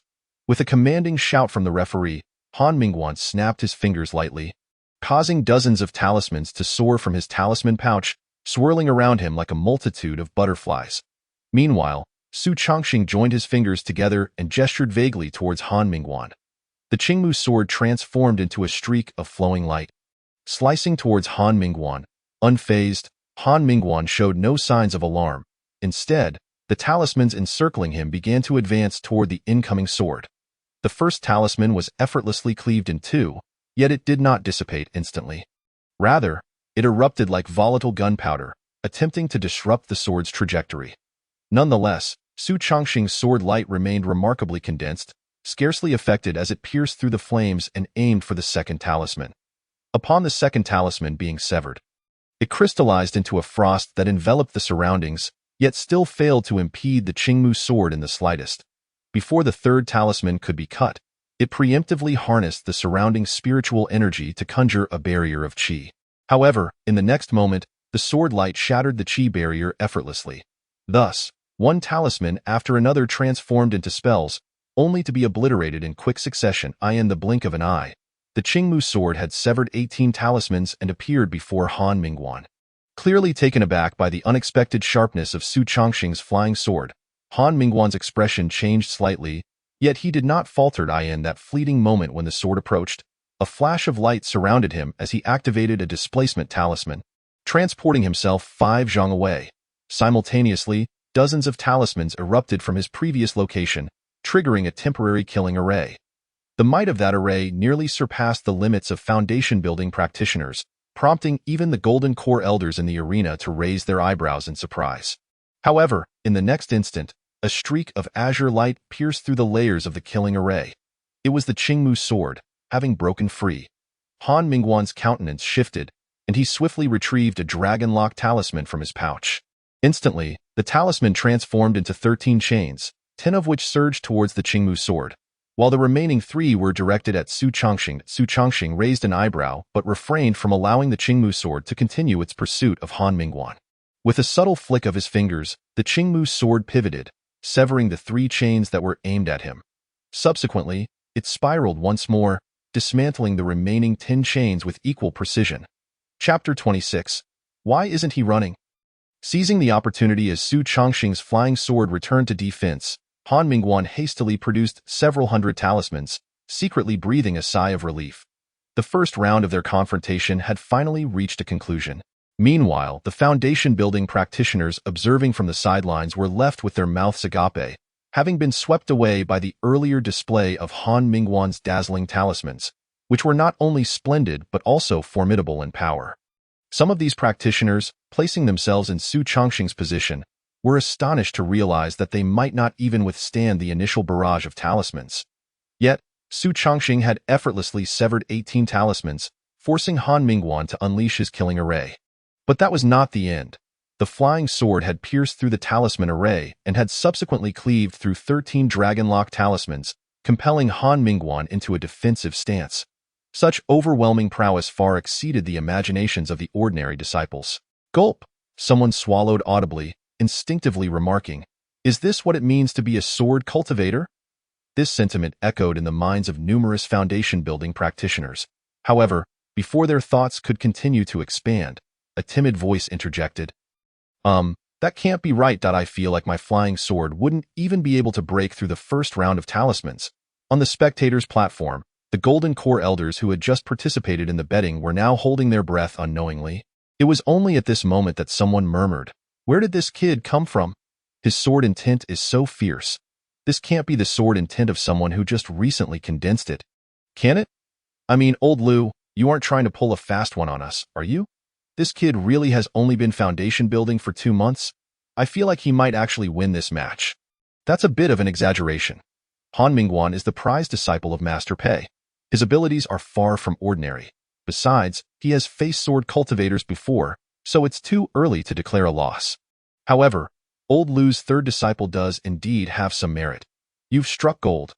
Old Liu has struck gold. While I've been thoroughly duped, I wagered 10,000 low-grade spirit stones that he wouldn't make it past 5 rounds. This is the end for me.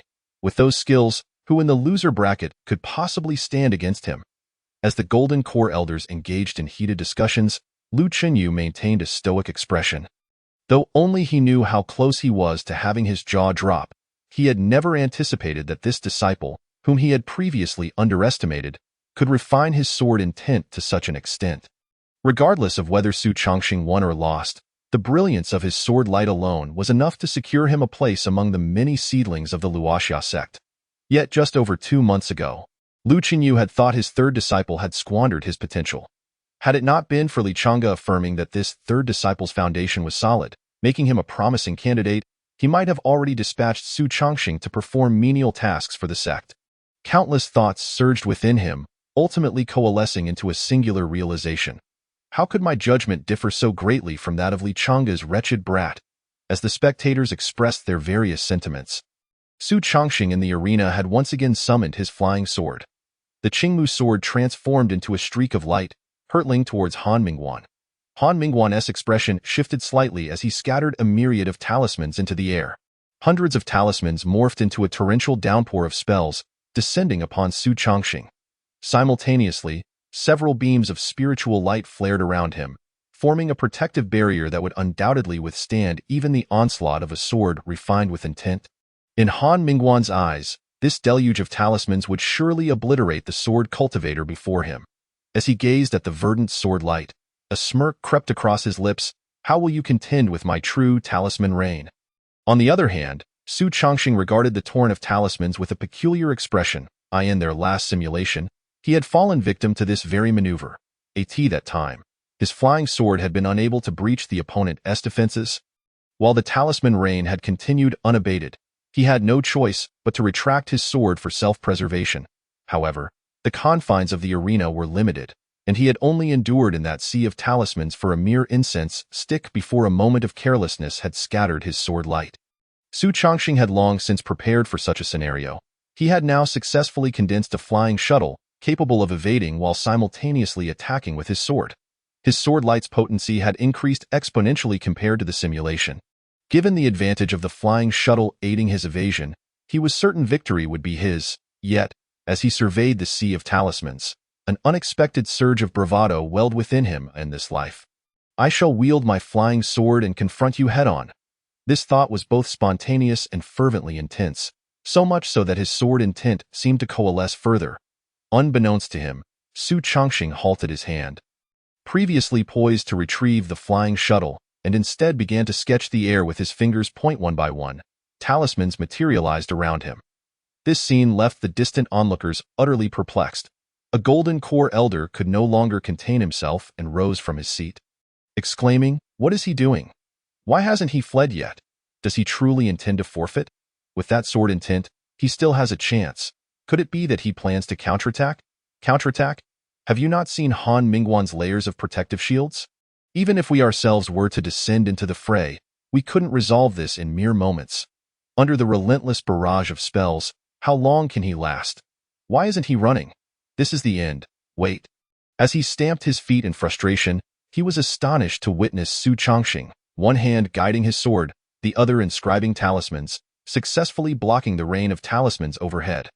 Simultaneously, his flying sword struck against Han Mingguan's protective shield, shattering layer after layer with mere strikes. Did I see that correctly? He has actually managed to withstand Han Mingguan's talisman rain using nothing but his own true essence? Isn't he a sword cultivator? How could his foundation be so profound? He must be a sword cultivator. Look, his sword light has breached one of Han Mingguan's shields.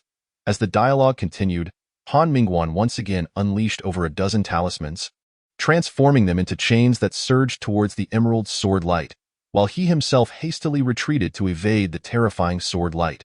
Remarkably, after that exchange, it was Han Mingguan who found himself unable to endure and chose to withdraw. This scene once again left the onlooking cultivators in a state of astonishment. Where did this Su Chongqing spring forth from? He stood his ground, not retreating an inch, and managed to disperse Han Mingguan's rain of talismans. This is simply extraordinary. It's over, it's over.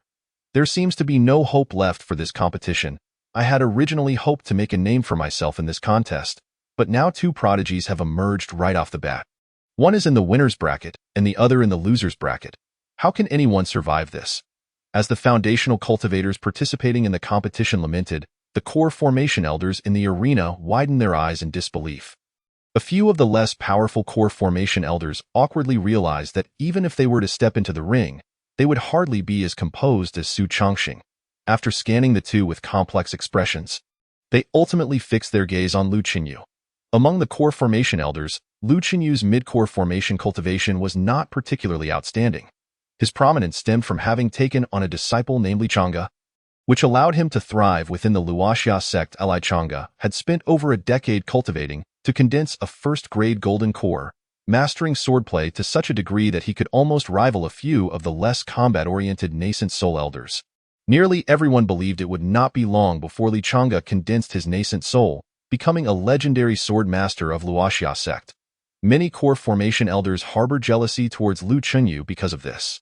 They never anticipated that now, while Lichanga had yet to break through, this old fellow had taken on another Su Chongqing. Although Su Chongqing had only just begun his foundational cultivation, his unparalleled sword intent already faintly echoed the prowess of Lichanga from before. Given a few years, he might just become another Lichangji. By then, both Lichanga and Su Chongqing would have condensed their nascent souls, while Lu Qinyu, as their master, might still be an ordinary core formation elder. If that truly happens, how will he bear to face the world? Lu Qinyu had already sensed the gazes of the other core formation elders upon him. His expression remained calm, but within, tumultuous waves surged. He had not expected Su Chongqing to possess not only unparalleled sword intent, but also such a profound foundation. Merely relying on his single hand to draw talismans, he was able to withstand the deluge of talismans for a moment. This was not something an ordinary foundational cultivator could achieve. He must possess the 7 cloud patterns foundation.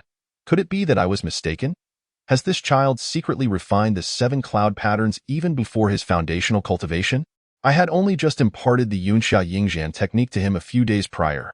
How did he emerge with such a deep foundation? While everyone was still in a state of shock, Su Chongqing had already forced Han Mingguan into a corner with a flying sword in hand.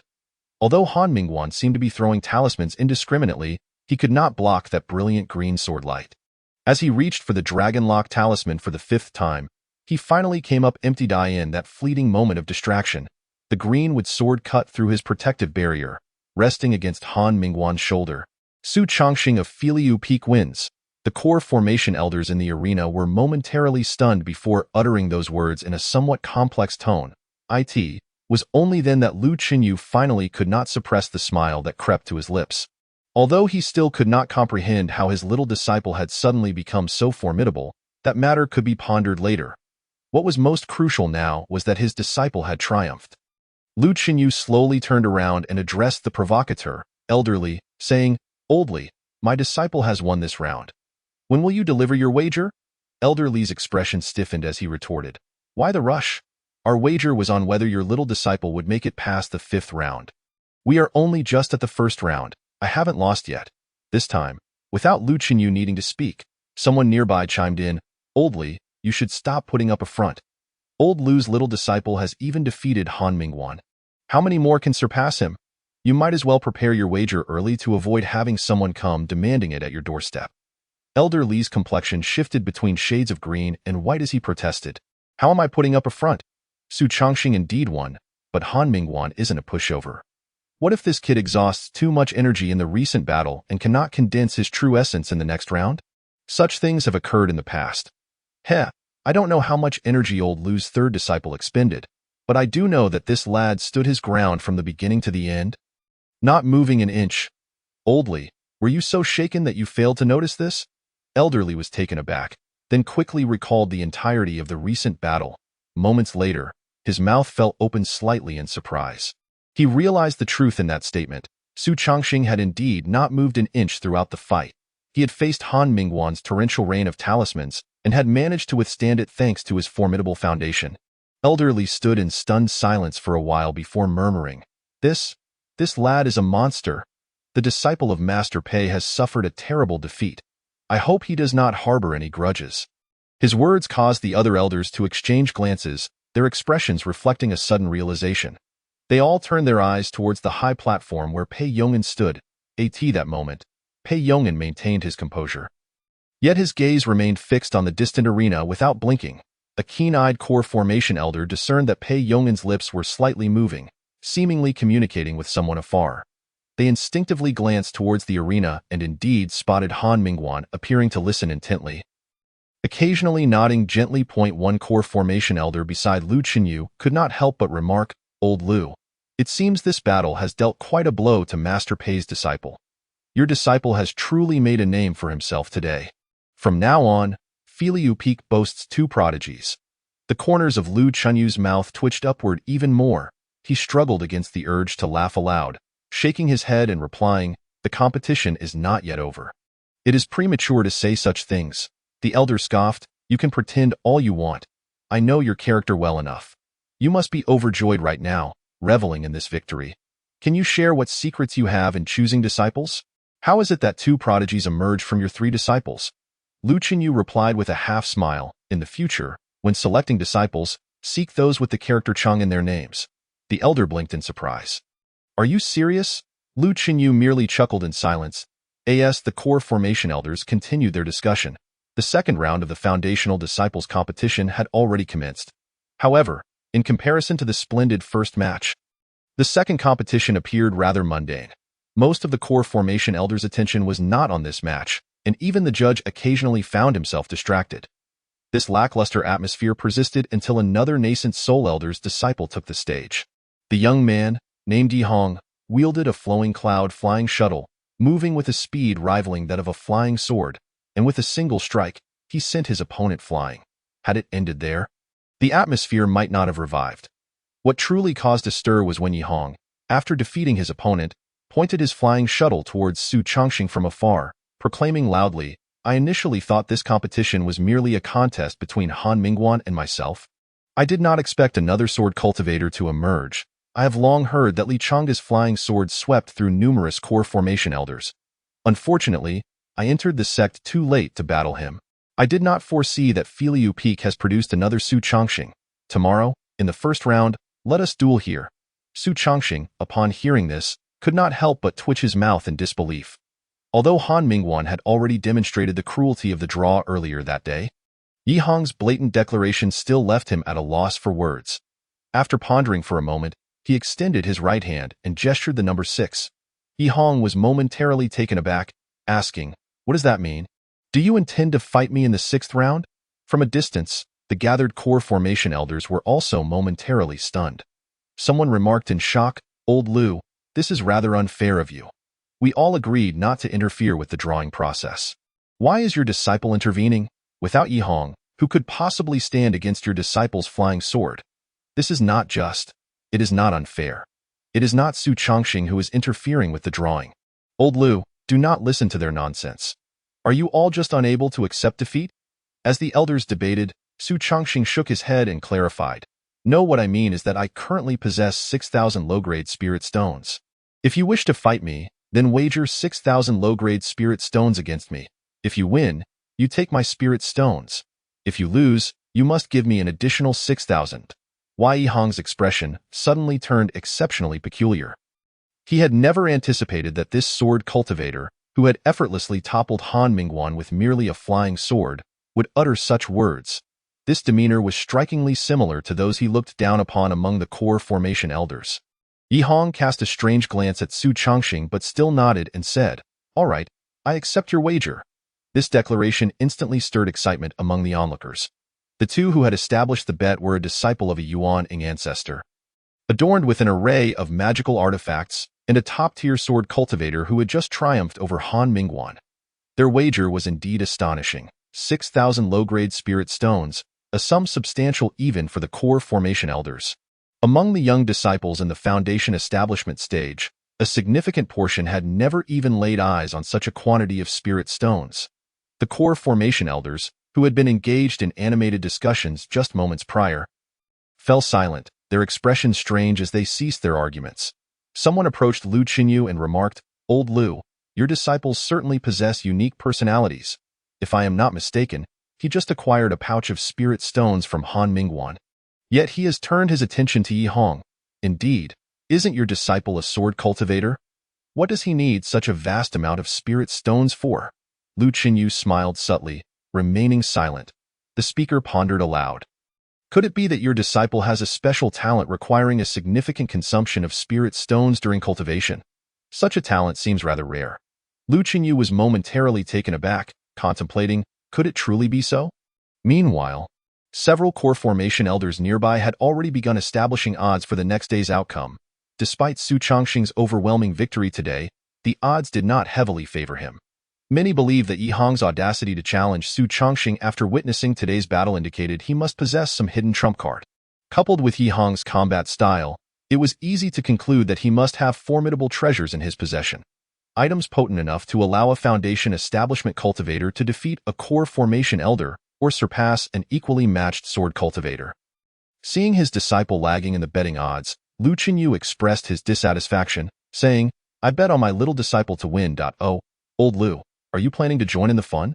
How much spirit stone do you intend to wager?" Lu Qinyu shook his head, replying, "Spirit stones are of little significance. I shall wager a piece of heavenly crystal sand and a spirit-concealing fruit instead." The elder establishing the odds was momentarily taken aback, then burst into hearty laughter. "All right, I accept your wager. Is there anyone else willing to place a bet? Old Lu has even brought out such high-grade materials. Is there anyone willing to raise the stakes?" Before the surrounding core formation elders could chime in, the previously silent elderly could no longer restrain himself, exclaiming, "Lu Qinyu, you've gone too far. I haven't lost that piece of heavenly crystal sand yet. If your disciple loses in tomorrow's match, he will drop into the loser's bracket, and Han Mingguan will surely face him again. If that happens, your disciple may not even survive the 5th round. At that point, I wonder where you'll find the heavenly crystal sand." This statement left the surrounding core formation elders momentarily stunned, but their excitement soon sparked as they anticipated the unfolding drama. The greater the stakes, the more entertaining the affair became. Their gazes darted between Lu Qinyu and Li Pingyang, barely restraining their enthusiasm. Yet Lu Qinyu maintained his impassive demeanor, retorting, "That's none of your concern. Just ensure you have the heavenly crystal sand ready." Amidst the commotion of the core formation elders, the day's competition finally drew to a close. After Su Chongqing returned to his mountain peak, he began to reflect on his battle with Han Mingguan. This match had been exhilarating, yet he did not merely dwell on his own impressive moments. He also contemplated his gains and losses. Although he had performed well overall, there were notable deficiencies, the most significant being his simultaneous use of the sword and drawing of talismans. Due to his lack of deliberate practice and multitasking, he had found himself in a precarious situation. Had Han Mingguan's talismanic reign been any fiercer, he might have faced defeat. Nevertheless, he had not come away empty-handed. Today marked his first baptism under such a ferocious downpour of talismans. This experience was irreplaceable, more profound than merely observing others fight. Even having witnessed it from a first-person perspective, nothing could compare to the depth of personal experience. This onslaught of talismans deepened his understanding of true essence and techniques. After replaying the day's battle in his mind, his gaze fell upon a storage bag at his waist, containing 3,000 low-grade spirit stones he had won from Han Mingguan. He contemplated whether he should seize this opportunity to simulate a match. Lest he falter in tomorrow's contest, Yi Hong's imposing presence left him unconvinced that he had no hidden tricks up his sleeve. If he could simulate a few times, his chances of victory would undoubtedly increase significantly. However, after a brief contemplation, Su Chongqing dismissed this tempting notion. Firstly, he was uncertain about the options available in the simulation. If it were like last time, where he spent half a month simply observing the simulated image, he might miss the grand competition. Additionally, he wished to face Yi Hong directly. Such an uncertain contest was a trial in itself. If he relied solely on simulations to win even this non-lethal battle, how would he cope with actual life and death crises in the future? Such sudden threats might not afford him the luxury of simulation. After some reflection, Su Chongqing ultimately resolved to win this grand competition honorably. As he made this decision, he felt a wave of tranquility wash over him, and the sword and tint surrounding him seemed to crystallize further. With a slight smile, he intended to close his eyes and meditate. However, just as he shut his eyes, there was a knock at the door, followed by the voices of two young attendants outside. "Shi Xiao, are you there? The master has sent me to deliver some items to you." Surprised, Su Chongqing opened the door to find the familiar little attendant. Curiously, he inquired, "What did master send me?" The little attendant produced a storage bag, saying, "This is it. Grandfather specifically instructed me to deliver it to you." Upon receiving the bag, Su Chongqing discovered it contained several bottles of elixirs, a pile of low-grade spirit stones, and a circular defensive magical artifact. Before he could inspect it closely, the little attendant handed him a communication jade pendant, stating, "Oh, and master also tasked me with personally delivering this communication jade pendant to you. It contains messages from master." Su Chongqing was momentarily taken aback as he held the pendant. When he probed it with his spiritual sense, he indeed heard Lu Qinyu's voice, urging, "Fight well tomorrow. Don't bring shame to our Filiu Peak Eye." In addition to this encouragement, the pendant contained a detailed account of Yi Hong's information, his cultivation level, favored techniques, magical artifacts, and more. Su Chongqing stared at the jade pendant, feeling somewhat speechless. He did not lack knowledge about Yi Hong. He had previously observed Yi Hong's prowess from a third-party perspective during simulations. However, the information he had gleaned was far less comprehensive than what was now recorded in the pendant. After a moment of contemplation, Su Chongqing murmured, "No wonder Yi Hong dared to provoke. It turns out he possesses a magical artifact specifically designed to counter flying swords. Had I been unaware of this, I might have truly fallen into his trap." However, he couldn't help but think that master was overly invested in this grand competition. Did he also place a bet with someone? He mused, wondering what the stakes were among the core formation elders. Just as he finished his thoughts, the little attendant chimed in. "I know this." Master wagered his carefully nurtured spirit-concealing fruit against Elder Li's piece of heavenly crystal sand. Then he also used the spirit-concealing fruit and heavenly crystal sand for another wager, but he didn't mention what was at stake that time. Su Chongqing's mouth twitched slightly in response. Isn't this betting rather reckless? Adding leverage like that? If he loses, wouldn't he have to jump off a building? No wonder master was so concerned about my match tomorrow. After muttering a few words, he instructed the little attendant. "Go back and tell master that I will give my all tomorrow." The little attendant nodded, then shook his head, saying, "Master instructed me to tell you that if things become unmanageable tomorrow, you need not push yourself too hard. The priority is to make it past the 5th round. So that's what master bet on for the 5th round?" Su Chongqing pondered, nodding thoughtfully, understood.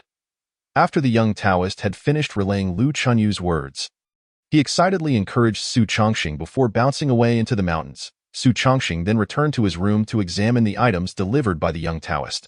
The storage bag contained a limited quantity of elixirs. Yet each was of exceptional quality.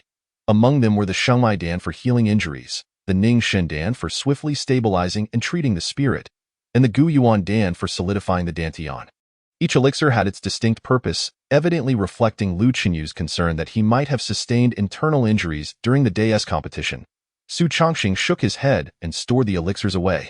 Although he had no immediate use for them, they could certainly serve as a safeguard for unforeseen circumstances. In addition to the elixirs, the storage bag also held a considerable number of low-grade spirit stones. Upon counting, Su Chongqing discovered there were as many as 3,000 stones. Their presence puzzled him, for spirit stones seemed to offer no enhancement for the competition. He could only surmise that his master had recognized his yearning for spirit stones and casually gifted him a few. This revelation brought him considerable joy. With these 3,000 low-grade spirit stones, even if he were to lose tomorrow, the remaining stones would suffice for a simulation. Excitedly, he stored the spirit stones and finally turned his attention to the circular artifact. After studying it for a moment, he realized it was a rather fine defensive artifact. What delighted him even more was that it did not require constant manipulation. Once activated and placed nearby, it would automatically defend against his opponent's magical attacks. Had he possessed this artifact during his earlier battle with Han Mingguan, he would not have had to endure the rain of talismans. Could it be that my master thinks I was too reckless in the daylight? Su Chongqing mused, shaking his head in bemusement as he prepared to refine the artifact. Buzz! Just as he grasped the artifact, the sword pellet of the Qingmu sword suddenly leaped out, emitting a humming sound, as if it were vying for the young Taoist's affection. Su Chongqing was momentarily taken aback. He had not anticipated such sentience from this sword pellet. Typically, sword pellets possess minimal spiritual energy when first refined. Only through years of mastery by their owner does their spiritual essence gradually enhance. He recalled that during his first-person perspective of the simulation, the Qingmu sword only exhibited this level of sentience after he had consolidated his golden core. Yet, he had only refined the Qingmu sword for a little over 2 months. Su Chongqing pondered. Are you reluctant for me to be distracted by defense while wielding you? Buzz. Whether the Qingmu sword truly comprehended his words was uncertain, but as soon as Su Chongqing finished speaking, the flying sword emitted another soft chime. After a moment of contemplation, he suddenly smiled and declared, in that case, I shall not require this defensive artifact. Tomorrow, in my battle against Yihong, I will solely rely on you to defeat him. Upon uttering these words, a surge of boldness welled within him, and the sword intent around him surged, intertwining with the Qingmu sword. Buzz! The sword trembled gently, its radiance becoming increasingly refined. Su Chongqing stood wielding the sword, seamlessly merging with the surrounding sword intent. If an ordinary Foundation establishment cultivator were to stand before him at that moment, they might struggle to discern whether he was man or sword. Unbeknownst to him, the first light of dawn had already begun to break on the horizon. Su Chongqing reluctantly withdrew from the resonant state with the Qingmu sword. He gently tapped the sword's body before retrieving a qi recovery pill from the storage bag. After adjusting his state to its peak, he soared on his sword towards the competition arena. Chapter 30. Extrinsic strategies. Upon Su Chongqing's arrival, the sky had just begun to brighten. He initially believed he had arrived quite early. Yet upon reaching the venue, he discovered over 20 Golden Core elders already seated on the platform, many of whom were unfamiliar faces not present the previous day. Is it truly necessary for so many Golden Core elders to attend a mere competition among Foundation establishment disciples? Are they so devoid of entertainment? Su Chongqing thought, bemused, as he pondered. More than 10 elders had already turned their gazes towards him, some scrutinizing and commenting. Although he could not hear their words due to the distance, being observed by so many Golden Core elders weighed heavily on him. He could only bow respectfully towards the distant platform and find a discreet spot to sit cross-legged, pretending to meditate. However, his actions failed to diminish his visibility. As time passed, more and more Golden Core elders arrived, each casting a glance at Su Chongqing upon their arrival. This left him feeling rather exasperated. Fortunately, he did not have to endure this for long. As the sky brightened significantly, the drawing for matches commenced as expected. To Su Chongqing's slight surprise, the drawing was again conducted by Elder Pei, who was in the nascent soul stage. However, the results of the drawing did not surprise him. The host on the platform received 2 jade tokens and, unsurprisingly, announced the names of Yihong and Su Chongqing. The mention of these 2 names instantly excited the observing elders. Su Chongqing even distinctly noticed some already placing bets. Is this truly how cultivators should behave? Su Chongqing gazed at the golden core elders on the platform, feeling a wave of confusion wash over him. Just as he was lost in thought, a somewhat familiar voice suddenly called from behind. Do you think those golden core elders are being too mercenary? Turning around, Su Chongqing was startled to find that the speaker was none other than his opponent for the day. Yi Hong. He raised an eyebrow slightly. Suddenly, memories of the information about Yi Hong from the message jade flashed in his mind. Yi Hong was adept at using magical artifacts and extrinsic strategies to influence his opponent's mindset. Is he planning to use extrinsic strategies against me? Su Chongqing frowned, opting not to respond. However, Yi Hong continued, seemingly unfazed, in our Wanxia sect, we certainly have our fair share of predecessors devoted to the path of cultivation. But those days of arduous practice lack any real enjoyment. In this age where longevity is elusive, to toil for a lifetime only to become a pile of dust seems rather futile. Thus, some cultivators have shifted their perspectives, finding merit in living carefree for a few centuries. Our inner sect alone spans over 1 million acres, and the outer sect encompasses countless enterprises. Regardless of the industry, a significant number of golden core elders are required to manage them. For this reason, the sect master refrains from interfering with the choices of these elders. However, relying solely on them cannot sustain our Wanxia sect. Hence, there remain many who have chosen not to indulge, continuing to seek the path to longevity, he elaborated, his tone casual yet insightful. Among these individuals, there exist two factions. One faction adheres to ancient methods of cultivation, emphasizing tranquility and non-action, and this group primarily consists of talisman cultivators.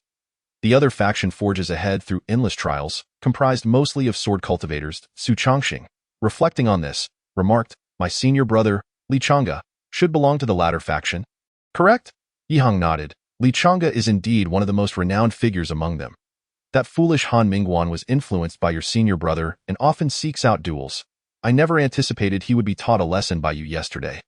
How amusing. Su Chongqing shook his head. I merely had one bout with Han Mingguan. It hardly qualifies as a lesson.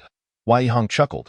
Think what you will. I share this not to sow discord between your Filiu Peak and Jiyun Peak, but to convey that most of those golden core elders on the platform have reached the end of their celestial paths. They do not represent Wanxia sect. It is individuals like you and me who embody its future. Do not disappoint me today. With that, Yi Hong turned and walked towards the competition grounds. Just then, the golden core elders in the arena announced loudly, the first match begins. Su Chongqing observed Yi Hong's confident demeanor and felt that the latter's arrogance was boundless. I was expecting his extrinsic strategy to be something significant. Yet it turns out to be mere psychological warfare. This fellow appears grandiose, yet he is quite cunning, Su Chongqing mused to himself. Sword cultivators place great importance on sword intent. Any fluctuation in their mindset inevitably affects the sword's power. Yi Hong's deliberate choice to speak to him just as the match was commencing could hardly be devoid of ulterior motives. However, Su Chongqing, having lived 2 lives and experienced life and death in simulations from a first-person perspective, found such tactics insufficient to disrupt his focus. Instead, they fueled his resolve to win. The most effective way to deal with someone who relishes manipulation was to crush them with integrity. I shall see if your arrogance persists when you fall beneath my blade. Buzz! The Qingmu sword seemed to sense Su Chongqing's determination, suddenly emitting a crisp chime. A slight smile graced Su Chongqing's lips as he remarked, soon, it will be your turn to shine. He murmured softly and strode purposefully toward the arena. At that moment, all eyes were fixed upon the two individuals. The elders who had just placed their bets were visibly excited, some even with their eyes gleaming. They observed the two contenders entering the stage, unable to refrain from commenting, am I mistaken? Or did Yi Hong just engage in conversation with Su Chongqing? Were they acquainted prior to this? One person chuckled and remarked, you haven't been paying much attention to Yi Hong. Have you? How so? This is precisely the tactic Yi Hong excels at. Whenever he encounters an opponent he deems worthy, he always seeks to converse with them before the duel, thereby influencing their state of mind. TSK, this strategy has proven effective time and again. Last year's grand competition saw several fall for it. Hiss, such tactics are hardly honorable. Hey, who cares about honor as long as it works? Besides, this is a form of experience. Do you expect to maintain a perfect state of mind every time you engage in battle outside? Those demonic cultivators wield every form of vile language. If one cannot endure such tactics, Would they not be inviting their own demise when facing practitioners of the demonic path? Lu Chenyu listened to the elders' discussions, his brow furrowing slightly. He realized that his third disciple had been standing in a stupor just moments ago, which was far from a good sign. He couldn't help but murmur, "Haven't I already provided him with Yi Hong's information? How could he still be affected?" Chapter 31. The fleeting sword light. As soon as Lu Chenyu finished speaking, someone offered reassurance. "Old Lu, don't fret. Though your disciple was momentarily dazed, I observed that his sword intent remained undisturbed. He doesn't seem to be significantly affected." Before Lu Chenyu could respond, another voice retorted, "Your perception is lacking. Can't you see that Su Chongqing's sword intent is markedly weaker compared to yesterday? If he hasn't been influenced, why is there such a conspicuous change?" Lu Chenyu shot him a glance, somewhat displeased, and replied, "I believe this indicates that Chongqing's sword intent has become more restrained. It seems that his battle yesterday was quite fruitful." Lai Pingyang, who had often clashed with Lu Chenyu, suddenly scoffed, "Old Lu, even if you're defending him, you shouldn't speak such nonsense. In just one night, your disciple's sword intent could not have been tempered to such an extent." Lu Chenyu, displaying disdain, countered, "You thought my disciple wouldn't make it past the 5th round yesterday. And what happened? That so-called unworthy disciple of mine managed to topple Han Mingguan." Li Pingyang's expression darkened as he admitted, "I concede that I misjudged yesterday. However, today, it is evident that your third disciple has indeed been affected. Yet you remain in denial. Why not wager again? This time on whether your disciple can win this match?" The corner of Lu Chenyu's eye twitched as he was about to respond, but someone interjected, "If you're going to place another bet, you must act swiftly. The competition has already commenced." Upon hearing this, Lu Chenyu instinctively glanced toward the arena, and indeed, he found that Yi Hong had already summoned several defensive artifacts around him. To his astonishment, Su Chongqing had not summoned any artifacts and remained standing in a daze. "What is happening here? I distinctly provided him with a defensive talisman yesterday. Why has he not deployed it?" As he pondered, Li Pingyang exclaimed excitedly, "Old Lu, why is your disciple standing there motionless? Have you only allowed him to practice swordplay and neglected to train his state of mind? That is quite the oversight on your part. TSK, it appears this wager is off. Your little disciple clearly cannot endure for long." Amidst his incessant chatter, Yi Hong in the arena finally sprang into action, directing a dart-like artifact straight towards Su Chongqing's face. However, Su Chongqing remained oblivious, still lost in thought. This scene left the Golden Core elders on the high platform in utter shock. Those who had bet on Su Chongqing's victory furrowed their brows, clearly brewing an array of expletives, while those who had wagered on Yi Hong's win sparkled with excitement. Under the gaze of these elders, the dart had already reached Su Chongqing's front. At that moment, Su Chongqing finally moved. Swiftly, the emerald sword light burst forth, instantly dispelling the radiant aura surrounding the dart. Before anyone could react, the Qingmu sword clashed with the dart right before him. In the next instant, the crisp sound of the sword pierced through the dart, continuing its trajectory toward Yi Hong. The dart, seemingly stripped of all its power, momentarily hung in the air. Crack! Just as the Qingmu sword was halfway through, the observing Golden Core elders finally heard the sharp sound of the dart shattering. Yet, they had no time to be astonished, for the sword light continued unabated, already slicing toward Yi Hong.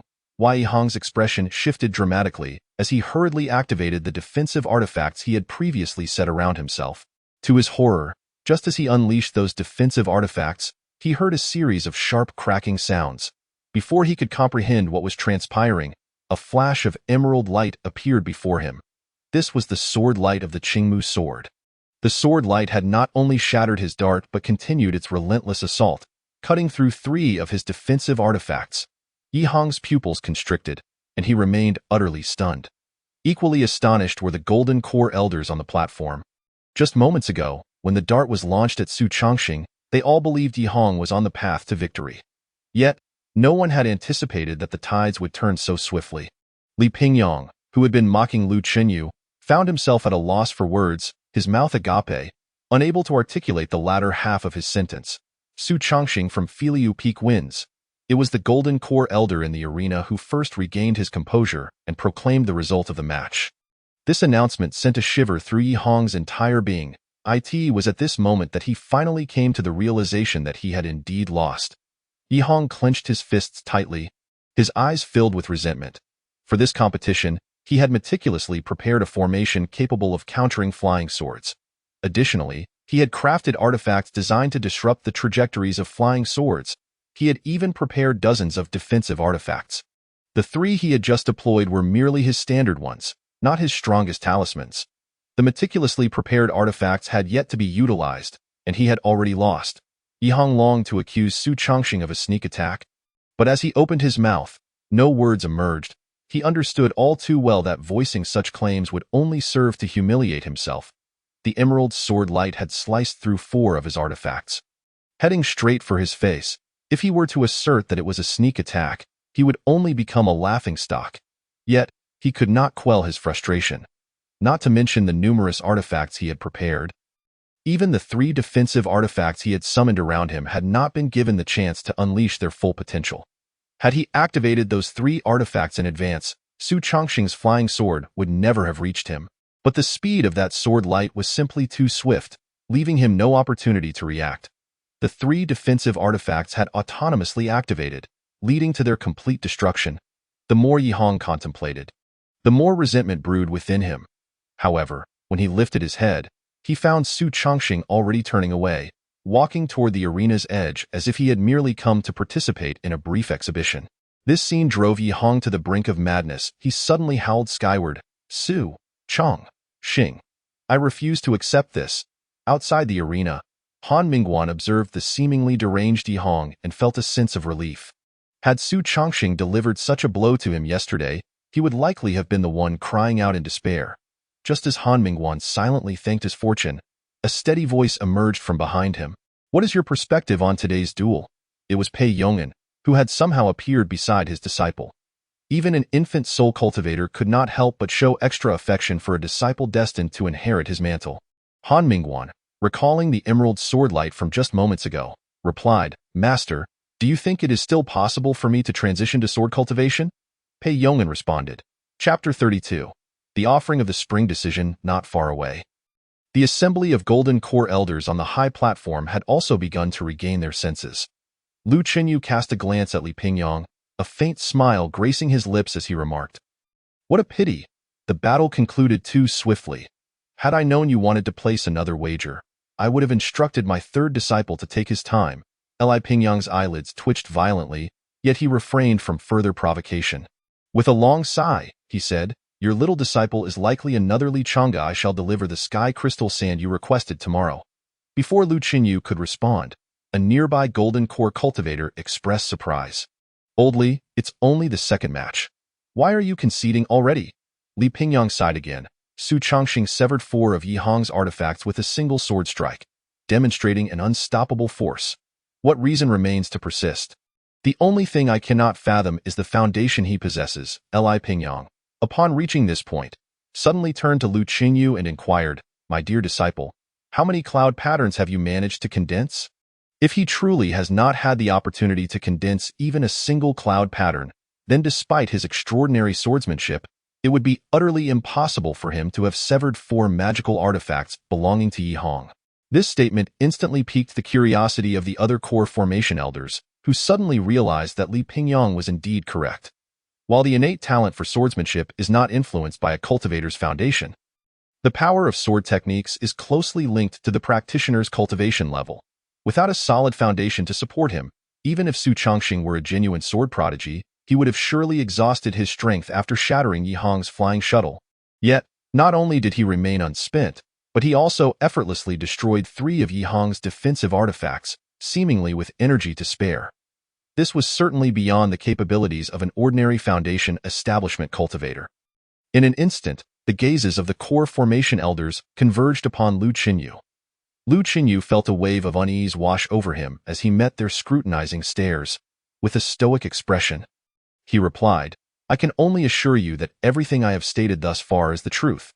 From the moment I imparted the Cloud Radiance Immortal technique to him until he completed his foundation establishment, it was certainly no more than 10 days. So, does that imply that Su Chongqing truly had no time to condense any cloud patterns? But how is it that his foundation is so remarkably profound?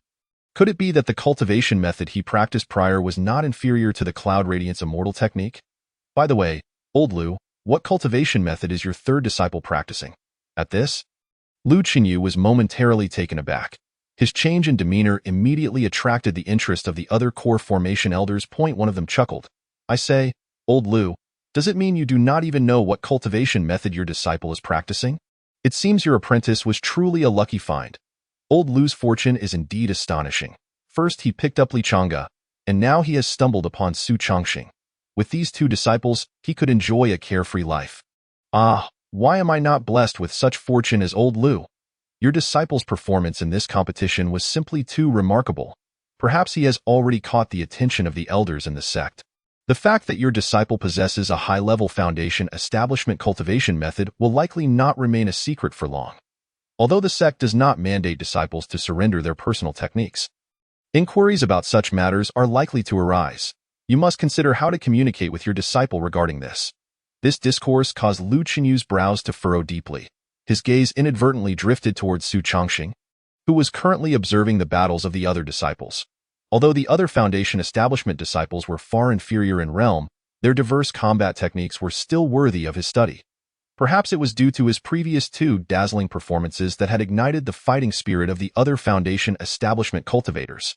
In the subsequent contests, these disciples performed commendably, with several even unveiling their hidden trump cards.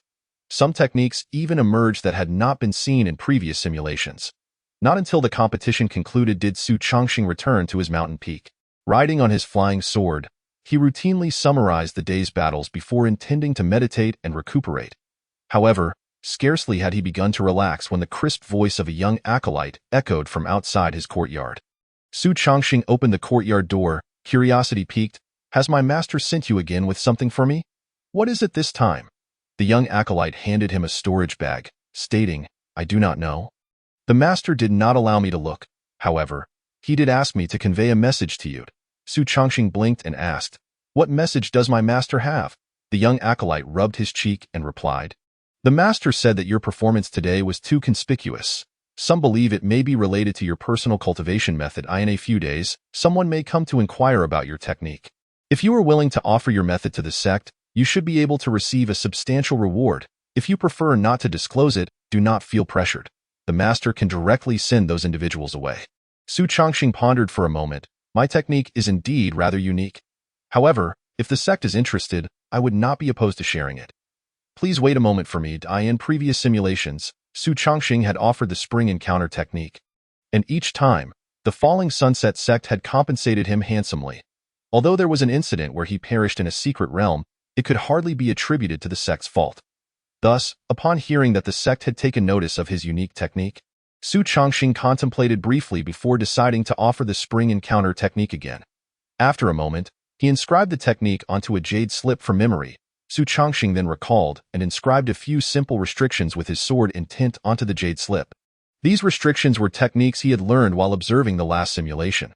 The methods of restriction were not particularly difficult and should not pose a challenge to a core formation sword cultivator. He placed these restrictions to prevent the young acolyte from carelessly replicating the technique on the way. Once he confirmed that the jade slip was in order, he returned to the young acolyte and said, This is the cultivation method I practice. Please take it to my master. The young acolyte solemnly accepted the jade slip, assuring, Rest assured, senior brother, I will personally deliver this jade slip to the master. Seeing that Su Chongqing had no further instructions, the young acolyte turned and left. Once the young acolyte was gone, Su Chongqing returned inside and opened the storage bag sent by Lu Qinyu. Inside, he found only a single vial of pills. Upon opening the porcelain bottle, he was immediately enveloped by a refreshing fragrance. This was not merely the scent of medicinal herbs. It carried a hint of spiritual delight. He instantly recognized that this must be a pill crafted from spirit-nourishing fruits, designed specifically to nurture the soul. Generally speaking, Foundation establishment cultivators do not require specialized soul nurturing, as the influence of soul strength during the transition from Foundation establishment to core formation is minimal. Ordinary cultivators only consider nurturing their souls when preparing to condense their nascent soul after reaching core formation. Pills meant for soul nurturing are exceedingly expensive and are considered luxury items even among core formation cultivators, making them unattainable for ordinary Foundation establishment practitioners. Only exceptionally wealthy cultivators would contemplate nurturing their souls during the Foundation establishment stage. Chapter 33. The long-awaited appearance of the transformation god ancestor Su Chongqing did not expect to receive such treatment. He quickly capped the vial, his eyes gleaming with excitement. It seems my master has won quite a lot this time. Joining the Falling Sunset sect was indeed the right choice. I wonder what benefits my master can secure for me now that he has obtained the spring encounter technique. As he reveled in his excitement, Lu Chunyu, meanwhile, found himself lost in thought within his own cave dwelling. He gazed at the jade slip in his hand and muttered, "Why has the third one inscribed a layer of restrictions using sword intent? How am I supposed to decipher this?" The sword intent within the jade slip was indeed not overpowering, and with Lu Chunyu's strength, he could easily dispel the restrictions. However, the issue lay in the fact that if he were to forcefully break the restrictions, he risked shattering the entire jade slip. Lu Chunyu wrestled with his dilemma for quite some time, but ultimately could not bring himself to seek his disciple's assistance in breaking the restrictions. Clenching his teeth, he declared, "I refuse to believe that as a mid-core formation cultivator, I cannot decipher the restrictions set by my own disciple." With an indomitable spirit, Lu Chunyu channeled his true essence into the jade slip. Moments later, a series of crisp, cracking sounds echoed as fissures appeared on the surface of the jade slip. Lu Chunyu stared blankly at the fragmented jade slip in his hand, muttering to himself, "This lad is simply a monster. How did he manage to inscribe such refined sword intent into the jade slip?" While he was lost in thought, a light cough suddenly resonated from outside. Upon hearing this sound, Lu Chunyu's pupils constricted in disbelief. He immediately rose and dashed to the door, only to be met by a figure that left him astonished. With a face full of incredulity, he exclaimed, "Master Uncle, what brings you here in person?" The visitor was none other than the transformation god ancestor, Shi Haoyan, who had led Su Chongqing to sweep through the wood attribute secret realm during one of the simulations. Shi Haoyan replied nonchalantly, "The cultivation method of your disciple bears a striking resemblance to that of an old friend of mine. I happen to have some free time, and upon receiving your message, I came to take a look. Where is the jade slip your disciple sent?" Lu Chunyu's mouth twitched as he instinctively hid the hand holding the jade slip behind his back. However, he quickly realized that this gesture was futile in front of the transformation god ancestor. Sure enough, Shi Haoyan's expression turned peculiar as he remarked, "You cannot even decipher the restrictions your disciple inscribed in the jade slip. TSK, this lad truly possesses great potential. Come, lead me to meet your young disciple." At this moment, Su Chongqing was seated with his legs crossed, a series of intense sword intents surging forth from within him. Just moments ago, he had consumed the spirit-nourishing pill delivered by Lu Chunyu. The effects of the pill were quite potent. He felt his consciousness rapidly expanding upon ingestion. Had it not been for Su Chongqing's solid foundation, he might have been overwhelmed by the potency of the medicine. Leaving him dizzy, he hurriedly began to channel the spring rebirth technique, hoping to suppress the pill's effects with his own cultivation method. Yet he found it less effective than anticipated. The effects of the spirit-nourishing pill intensified. A sudden inspiration struck him, prompting him to condense his own sword intent. Under the suppression of the sword intent, the pill's effects indeed moderated considerably. After a considerable time, Su Chongqing slowly opened his eyes, only to be taken aback. To his astonishment, two individuals stood before him. "Master, what brings you here?" Su Chongqing exclaimed, rising in shock to pay his respects. Lu Chunyu, with an unusual expression, replied, "Your sword intent has become remarkably formidable." "No wonder," Su Chongqing, intrigued, inquired. "No wonder what?" Lu Chunyu waved his hand dismissively. "Let us not dwell on that for now. I'm here to introduce you." He gestured towards a figure. "This is my granduncle, Shi Haoyan. He has a keen interest in the technique you are practicing." Su Chongqing quickly bowed deeply. Disciple Su Chongqing pays his respects to the ancestor. Shi Haoyan waved his hand. "No need for excessive formalities. You are practicing the spring rebirth technique, correct?" "Indeed. I am indeed cultivating this technique," Su Chongqing affirmed. "Would you be willing to share this technique with us?" Su Chongqing paused momentarily. "I would naturally be willing. I have just transcribed this technique into a jade slip, which I instructed a young acolyte to deliver to master." As he spoke, his gaze instinctively shifted towards Lu Chunyu, only to find his master appearing somewhat awkward. "Did I say something wrong?" Su Chongqing mused, momentarily bewildered. Before he could comprehend the situation, Shi Haoyan chuckled, "That jade slip is destroyed. If you wish to offer this technique, Please write another copied AS for your benefits. You shall not be shortchanged, understood? Su Chongqing nodded, retrieving another jade slip and began inscribing the technique within. Moments later, he respectfully presented the jade slip to Shi Haoyan. After examining it for a brief while, Shi Haoyan's expression turned complex. That old fellow once told me that his technique could be cultivated by anyone, and that everyone could gain spiritual roots through it. I always thought he was merely daydreaming. I never anticipated he truly created such a technique. Lu Chunyu, upon hearing this, involuntarily narrowed his pupils. How can such a technique exist in this world? Does this mean even common folk could cultivate? Shi Haoyan waved his hand dismissively. Not to that extent. Those without spiritual roots will find it challenging to enter the fold. Moreover, practicing this technique can only nurture spiritual roots up to the 5th rank. Lu Chunyu, upon hearing this, relaxed slightly but soon became excited. Even so, this is an extraordinary technique. Granduncle, Chongqing has truly accomplished a remarkable feat for our sect. Shi Haoyan replied calmly, rest assured, I will not neglect you as my disciple. Upon my return, I shall credit you with 10,000 merit points. As for the rest, he paused momentarily before turning to Su Chongqing, an old friend of mine left behind a secret realm. I once explored it but found no leads. After this grand competition concludes, you shall accompany me to explore the secret realm. There should be some heavenly materials and earthly treasures beneficial to you. If the harvest proves insufficient, I will supplement your needs. Indeed, the benefits must be procured from that secret realm. Su Chongqing did not expect to find himself back on the same path he had taken during his initial simulations. He was quite curious about the secret realm he had only encountered in texts. He bowed deeply. Thank you, ancestor, for your guidance. Shi Haoyan nodded. I shall return in half a month. With that, he transformed into a streak of light, vanishing into the horizon. Once his figure had completely disappeared, both Su Chongqing and Lu Chunyu let out a sigh of relief. Although Shi Haoyan had not deliberately exuded any oppressive aura, the presence of a celestial transformation ancestor was undeniably profound, leaving both Su Chongqing and Lu Chunyu feeling the weight of pressure. Chapter 34, A Renewed Simulation. Confidence abounds. Lu Chunyu, upon noticing that he and Su Chongqing shared the same reaction, felt a bit awkward.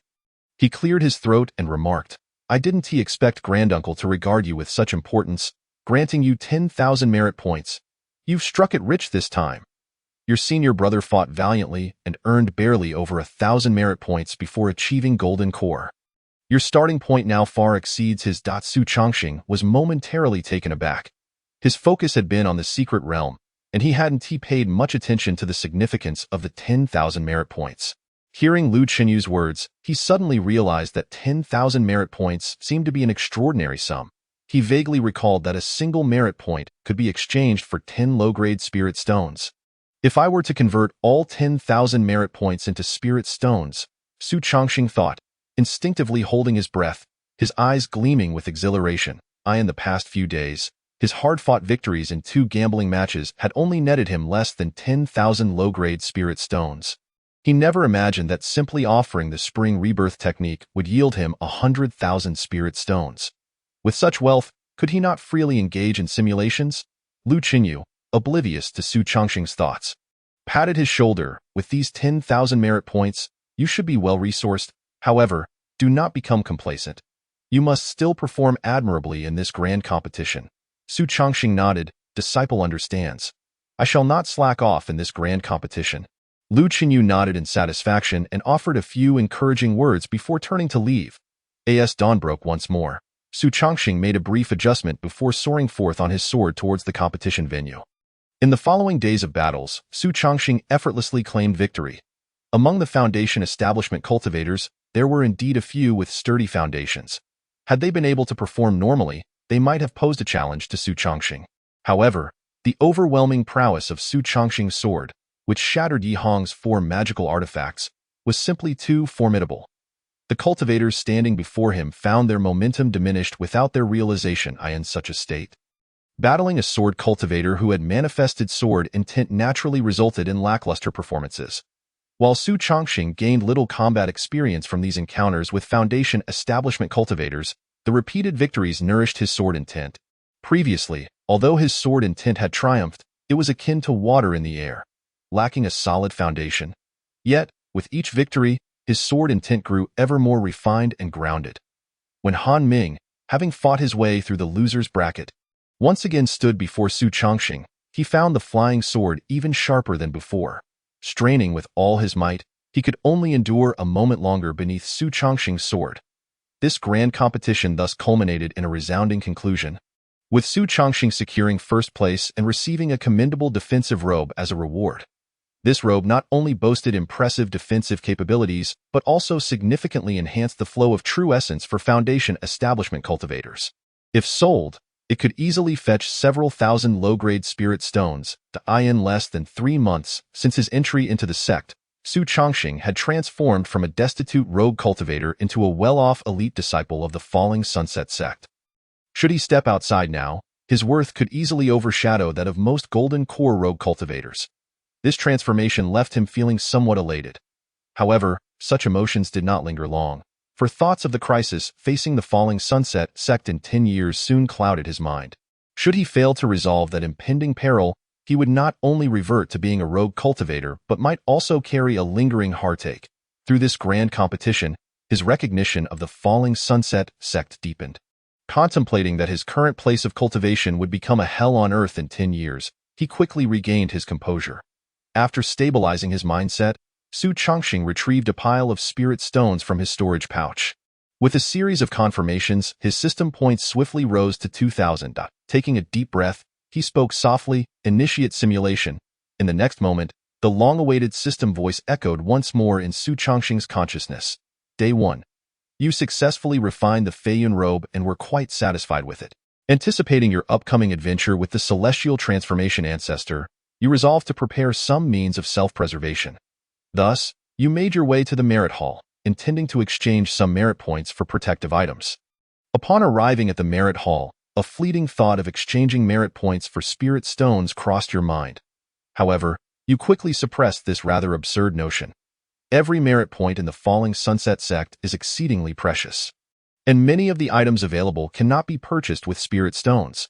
Exchanging merit points for spirit stones would be an utter waste. After careful consideration, you ultimately selected 2 disposable defensive magical artifacts along with several life-saving elixirs, which cost you a total of 860 merit points. Su Chongqing, upon observing this, couldn't help but slightly raise his eyebrows. His desire to exchange for spirit stones stemmed naturally from the system's simulation. However, once the simulation commenced, he seemed to have forgotten his golden finger, merely treating the experiences from the previous simulations as some form of dream. He had already discerned this fact while reviewing the last simulation. Su Chongqing faintly sensed that this transformation appeared to herald something significant. Yet, the system provided him no opportunity for profound contemplation and promptly presented the next line of text. On the 5th day, Shi Haoyan indeed arrived as scheduled, accompanied by your master, Lu Qinyu. Shi Haoyan exchanged a few brief words with you before leading you to the long-anticipated secret realm. On the 6th day, Shi Haoyan rampaged through the secret realm, only utilizing you as a key during critical junctures. By the 8th day, after 3 days of exploration, Shi Haoyan had successfully carved a path through the entire secret realm. He tossed a block of verdant crystal to you before departing, leaving you and Lu Qinyu to continue your exploration. On the 13th day, Lu Qinyu initially intended to escort you out of the secret realm, but you sensed there were still uncharted areas to explore. With your insistence, you both continued to search within the realm. On the 21st day, you indeed uncovered a concealed path in a secretive location. However, despite your attempts, you and Lu Qinyu could not break the restrictions guarding the path. Reluctantly, Lu Qinyu had to once again contact Shi Haoyan. On the 22nd day, Shi Haoyan returned to the secret realm and guided you to its deepest recesses. The transformation elder regarded you with a hint of surprise, stating that you were indeed fated to be here, and subsequently allowed you to refine this cave dwelling. As Shi Haoyan prepared to depart, you proactively proposed to dedicate this cave heaven to the sect as a place for their disciples to train. Shi Haoyan looked at you, astonished once more, insisting it was unnecessary.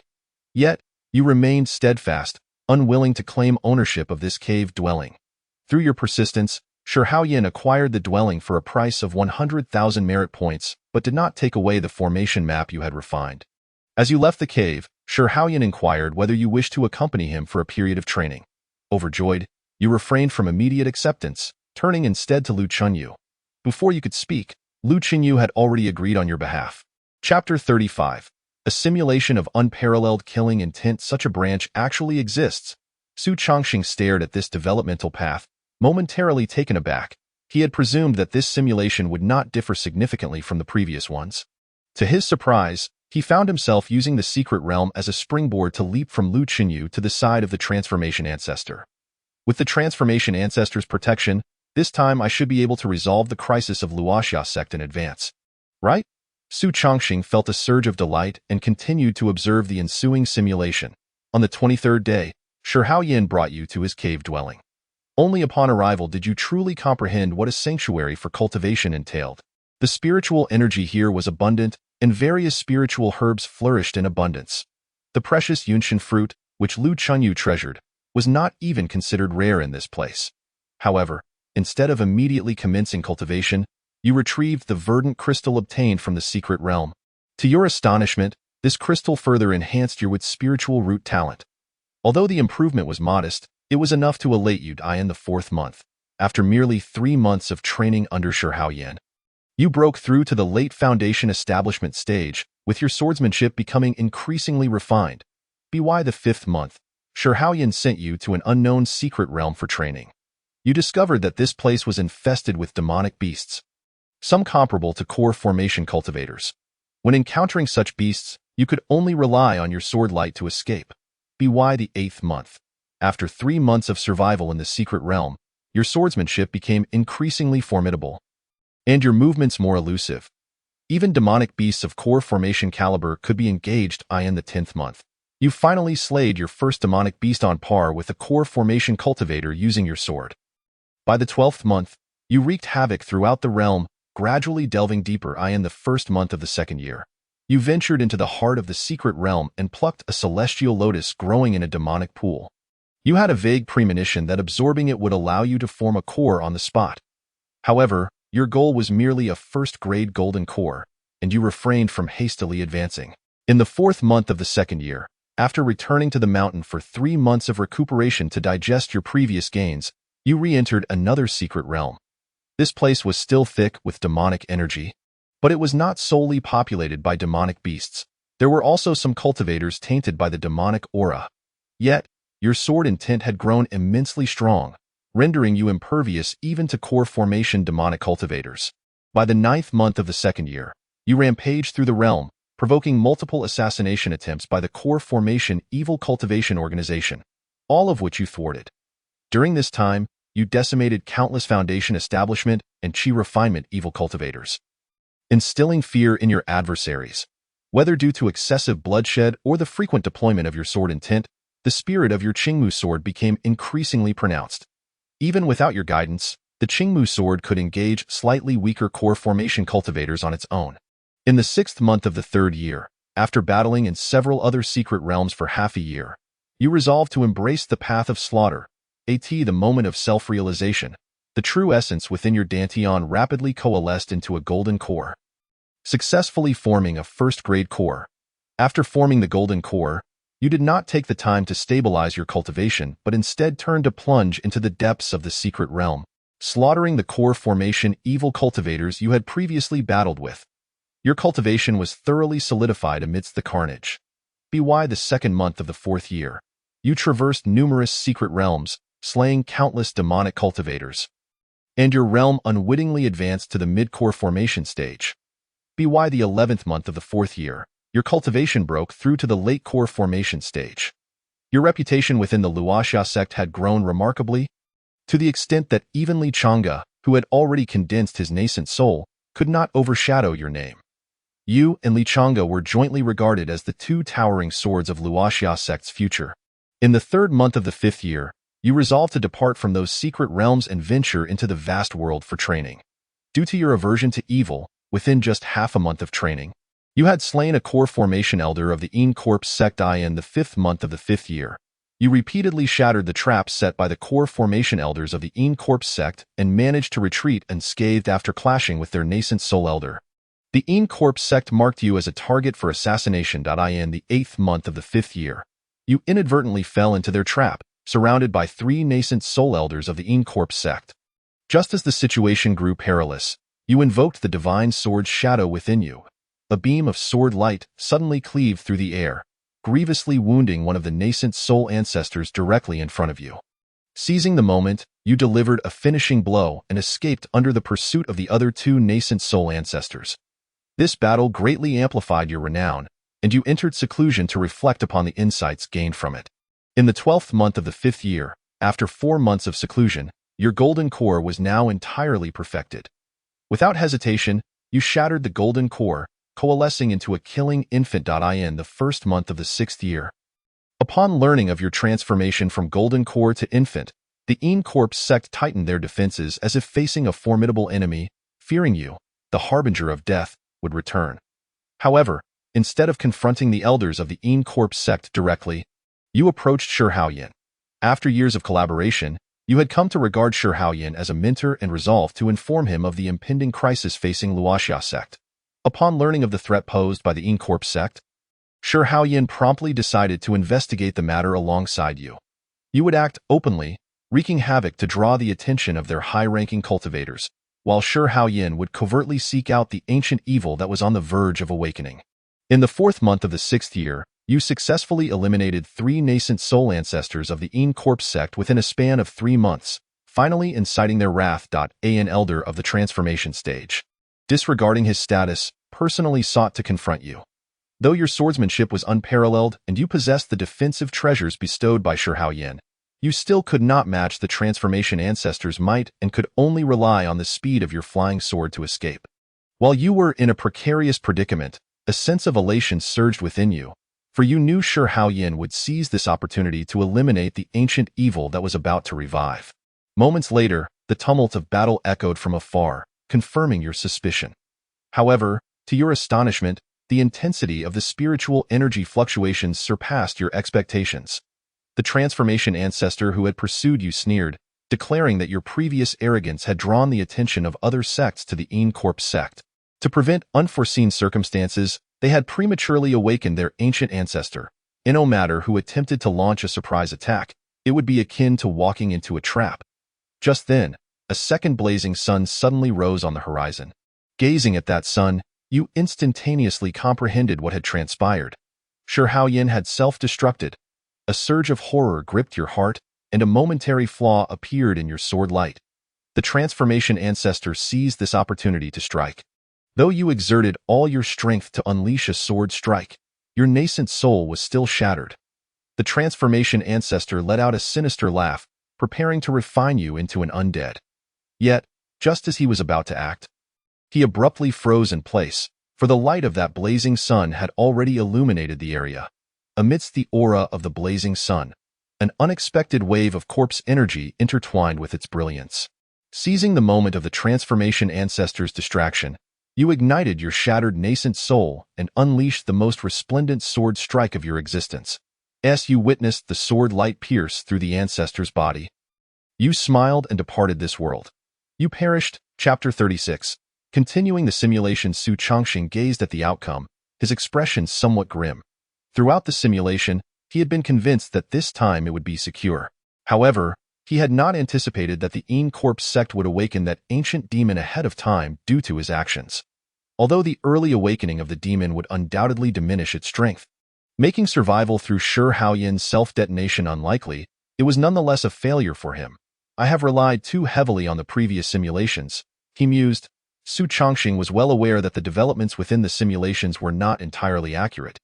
Circumstances could shift dramatically due to unforeseen events. Yet, in matters of such significance, he had placed considerable faith in the simulated results. He had not expected that after reaching the nascent soul stage, he would possess the ability to influence major events. Shaking his head, he awaited the subsequent evaluation. Simulation concluded. Evaluation. You entered the path through slaughter and perished in the act of killing, dying justly. Based on the simulation results, you may choose one of the following rewards. 1. Experience life from a first-person perspective within the simulation. 2. A golden Dan infused with murderous intent, early stage of Dan formation. 3. And enhanced with spirit root. Su Chongqing stared at the rewards, momentarily taken aback. The first option's description had notably changed from viewing recorded footage to experiencing life within the simulation. This led him to instinctively recall the visual alterations he had observed during his last viewing of the simulation data. Could it be that the more spirit stones one expends, the more realistic the experience becomes? What would happen if one reached the limit? Su Changxing shook his head, choosing not to dwell further on the matter. As the answer remained elusive for now, he concentrated his consciousness on the second option. Prior to the results being revealed, he had anticipated that he would likely receive late-stage foundation building cultivation. But to his astonishment, he was awarded a golden Dan from this perspective. The system's evaluation of his simulation experience was surprisingly favorable. Could it be that the ancient demon from the Yin Corpse sect perished in Shi Haoyan's self-detonation? Su Changxing lingered on the second option for some time, yet he hesitated to commit to this choice. The golden Dan was evidently not an ordinary first-grade Dan, but one infused with murderous intent, a concept to which he felt a strong aversion. More importantly, he was somewhat discontented with the outcome of this simulation. He felt that if he were to simulate once more, he could devise a more perfect solution. However, should he opt for the golden Dan, he might not possess enough spirit stones left to conduct another simulation. After prolonged hesitation, Su Changxing ultimately chose the third option, opting to further enhance his spirit root.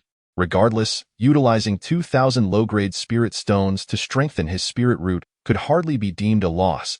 As his words fell, a faint green light once again flickered within his sea of consciousness. Once the green light dissipated, his perception boundary of wood spirit chi had increased by approximately 20%. Beyond that, there were no significant enhancements. A first-grade wood spirit root was evidently the current limit.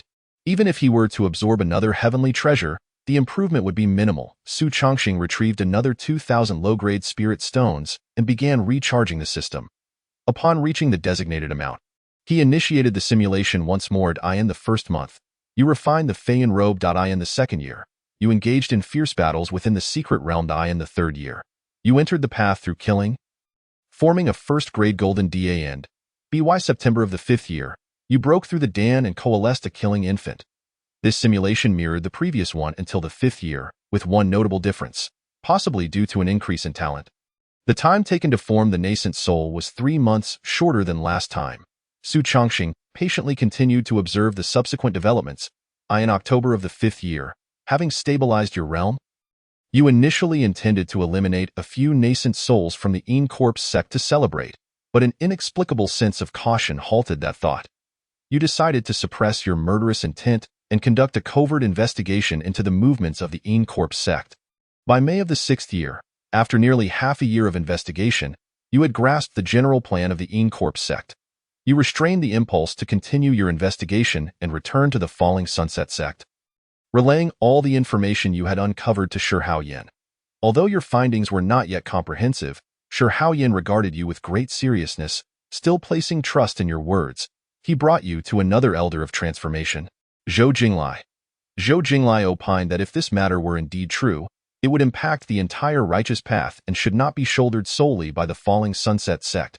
He proposed seeking alliances with nearby sects to jointly besiege the Yin Corpse sect. In June of the sixth year, Shi Haoyan took you to the Xingyun sect, only to be informed that the Elder of Transformation was still in seclusion. After a brief hesitation, Shi Haoyan disclosed the situation to the current leader of the Xingyun sect. The leader took the matter very seriously, stating that they would inform Shi Haoyan as soon as the elder awoke. Although Shi Haoyan felt this approach was somewhat slow, he could not disturb the elder's seclusion and had to leave. In July of the sixth year, you located the Longhuan Pavilion and informed them of the Yin Corpse sect's plot. The Elder of Transformation at Longhuan Pavilion furrowed his brow, stating that they needed to investigate further before reaching a conclusion. By October of the sixth year, you and Shi Haoyan had traversed several sects, finally convincing a majority of them of the seriousness of the situation. Aside from your own Falling Sunset sect, 5 Elders of Transformation were willing to join forces with you to eradicate the Yin Corpse sect. In November of the sixth year, you gathered 7 Elders of Transformation and dozens of nascent soul cultivators, preparing to obliterate the Yin Corpse sect. However, upon your arrival, you discovered that only a few stray cats remained within the Yin Corpse sect. The 2 Elders of Transformation guarding the sect had already received news and abandoned the sect. After a search, you eventually located the former lair of the unknown ancient demon, but it too was desolate. The various sects could only issue a pursuit order to eliminate the remnants of the Yin Corpse sect. By June of the 8th year, the disciples of the Yin Corpse sect suffered heavy casualties under the pursuit order, with several elders of nascent soul even falling. However, the original 2 elders of transformation from the Immortal sect remained elusive. In September of the 9th year, an unsettling feeling crept into your heart, making you suspect that something significant might transpire within your sect. In October of the 9th year, you suddenly received a grave piece of news. The Xingyun sect had been annihilated, and its elder of transformation had been cruelly refined into a Yin corpse. The righteous sects were enraged, and 6 elders of transformation collectively left their sects, intending to hunt down the ancient demons of the Yin corpse sect. Yet, merely 3 days later, a terrifying report reached the righteous sects. 3 of the 6 elders who had gone to besiege the Yin corpse sect had perished, while the remaining 3 had sustained serious injuries and fled. The Yin corpse sect, however, had only lost 1 elder of transformation, and the recently revived ancient demon had merely sustained minor injuries. Chapter 37. Late-stage foundation building. Su Chongqing looked at the flurry of text that appeared in his consciousness. His eyelids twitching violently, he had already realized that this simulation likely would not yield a favorable outcome. His suspicions were soon confirmed. In November of the 9th year, Shi Haoyan returned to the Falling Sunset sect gravely injured. According to him, although the awakened ancient demon was not at full strength due to its premature revival, its cultivation level still surpassed that of an ordinary elder of transformation. Furthermore, it had inexplicably amassed an alarming number of Yin corpses. After a brief discussion, Shi Haoyan decided to disperse the core disciples of the Falling Sunset sect to preserve the sect's vitality. Though reluctant, you had no choice but to lead a group of cultivators away. Just after flying 100 miles, you were locked onto by a formidable consciousness. Suddenly, you realized that this time, escape was impossible. As expected, the revived ancient demon stated outright that your talent was too formidable and that it had already locked onto your aura. With a wry smile, you turned to face the threat. Despite your unparalleled sword intent, you were still unable to contend with the terrifying ancient demon. In a mere exchange, your sword light was shattered. You died. Su Chongqing stared at the outcome of this simulation, rendered speechless. He truly had not anticipated that despite the experience of the previous simulation, this outcome would be even worse. In the last simulation, Shi Haoyan had at least managed to take the ancient demon down with him. Yet this time, he found himself completely manipulated by the foe. The root of this issue was evidently the excessive delay in uniting with other sects, which had granted the Yin corpse sect the opportunity to retreat. As Su Chongqing pondered this predicament, the system's voice echoed once more in his consciousness. Simulation concluded. Evaluation. Sometimes, having too many people can not only hinder progress but also lead to failure. According to the simulation results, you can choose one of the following rewards. 1. Experience life in the simulation from a first-person perspective. 2. Cultivation at the late stage of the foundation establishment. Su Chongqing gazed at these 2 rewards and could not help but gently shake his head. The evaluation this time was indeed rather low. After contemplating between reliving his failures and enhancing his cultivation, Su Chongqing made his choice for the latter. He had already performed admirably in the simulation. The only issue was the formidable old demon of the Yin corpse sect, who was on the verge of revival. Once that old demon fully awakened, even several ancestors at the transformation realm might struggle to contain him. He needed to rely on exceptionally intricate schemes and extraordinary luck to bridge the gap in power. Even if he managed to eliminate the imminent threat of the old demon in a simulation, it might not be replicable in reality. To ensure the crisis was resolved safely, the most straightforward approach was to elevate his own cultivation as much as possible. If he possessed the strength to overpower the old demon upon its revival, then the impending catastrophe would naturally dissipate. For an ordinary cultivator, achieving a breakthrough to the transformation realm within a decade would be a mere fantasy. However, Su Chongqing was different. As long as he continued simulating through the life simulation system, he could rapidly enhance his abilities. 10 years to reach the transformation realm? I refuse to believe that, with the system's support, I cannot accomplish this. Su Chongqing murmured softly, his consciousness once again sinking into the system. After breaking through to the late stage of foundation establishment, the points required for further simulations surged to 4,000. Just as Su Chongqing was preparing to continue his simulations, he suddenly hesitated. It was not that he lacked spirit stones. In the recent grand competition, he had won 9,000 inferior spirit stones, and with the 3,000 he originally had, along with another 3,000 gifted by Lu Chenyu, he possessed a total of 15,000 inferior spirit stones. After using 4,000 for the previous 2 simulations, He still had 11,000 left, ample for 2 more simulations. The reason for Su Chongqing's hesitation was that Shi Haoyan would be arriving in a few days. He had already made an astonishing leap from the mid to late stage of foundation establishment. If he completed the core formation during the simulation, it would be challenging to explain to Shi Haoyan. Moreover, once he achieved core formation, the spirit stones required for simulations would undoubtedly spike again. If he encountered danger while outside, he would be unable to avoid it through simulation. After some contemplation, Su Chongqing decided to temporarily halt the simulations. Reserving 4,000 points in the system for emergencies in the following days, he first refined the defensive robe and then began acclimating to his surging cultivation while awaiting Shi Haoyan's arrival. On the 5th morning, Shi Haoyan and Lu Qinyu indeed appeared before him. Su Chongqing hurriedly stepped into the courtyard, bowing respectfully. "I pay my respects to the ancestor and the master. No need for excessive formalities." "You," Lu Qinyu began, but suddenly froze mid-sentence. Following that, he exclaimed in disbelief, "How come your aura has intensified so much? Have you broken through again?" Su Chongqing scratched his head, feeling somewhat embarrassed as he replied, "After competing with over a dozen fellow disciples, I gained some insights. While practicing a few days ago, my cultivation unexpectedly surged, and I inadvertently broke through to the late stage of foundation establishment." Lu Qinyu was momentarily speechless, and even Shi Haoyan was taken aback. He quickly approached Su Chongqing, pressing 2 fingers on his shoulder. After a moment, Shi Haoyan remarked, "Impressive, impressive. Although your cultivation has just surged, your foundation is remarkably stable. Truly a genius who has refined 9 cloud patterns. As long as the foundation is stable," Lu Qinyu interjected, only to suddenly widen his eyes. "Master Uncle, what did you just say?" "I said his foundation is stable." Shi Haoyan replied, slightly taken aback. "Do you not know your disciple has refined 9 cloud patterns?" Lu Qinyu's mouth twitched violently as he stammered, I forgot to ask." He had indeed suspected that Su Chongqing may have refined multiple cloud patterns without his knowledge. But Su Chongqing's rapid advancement made him doubt the likelihood.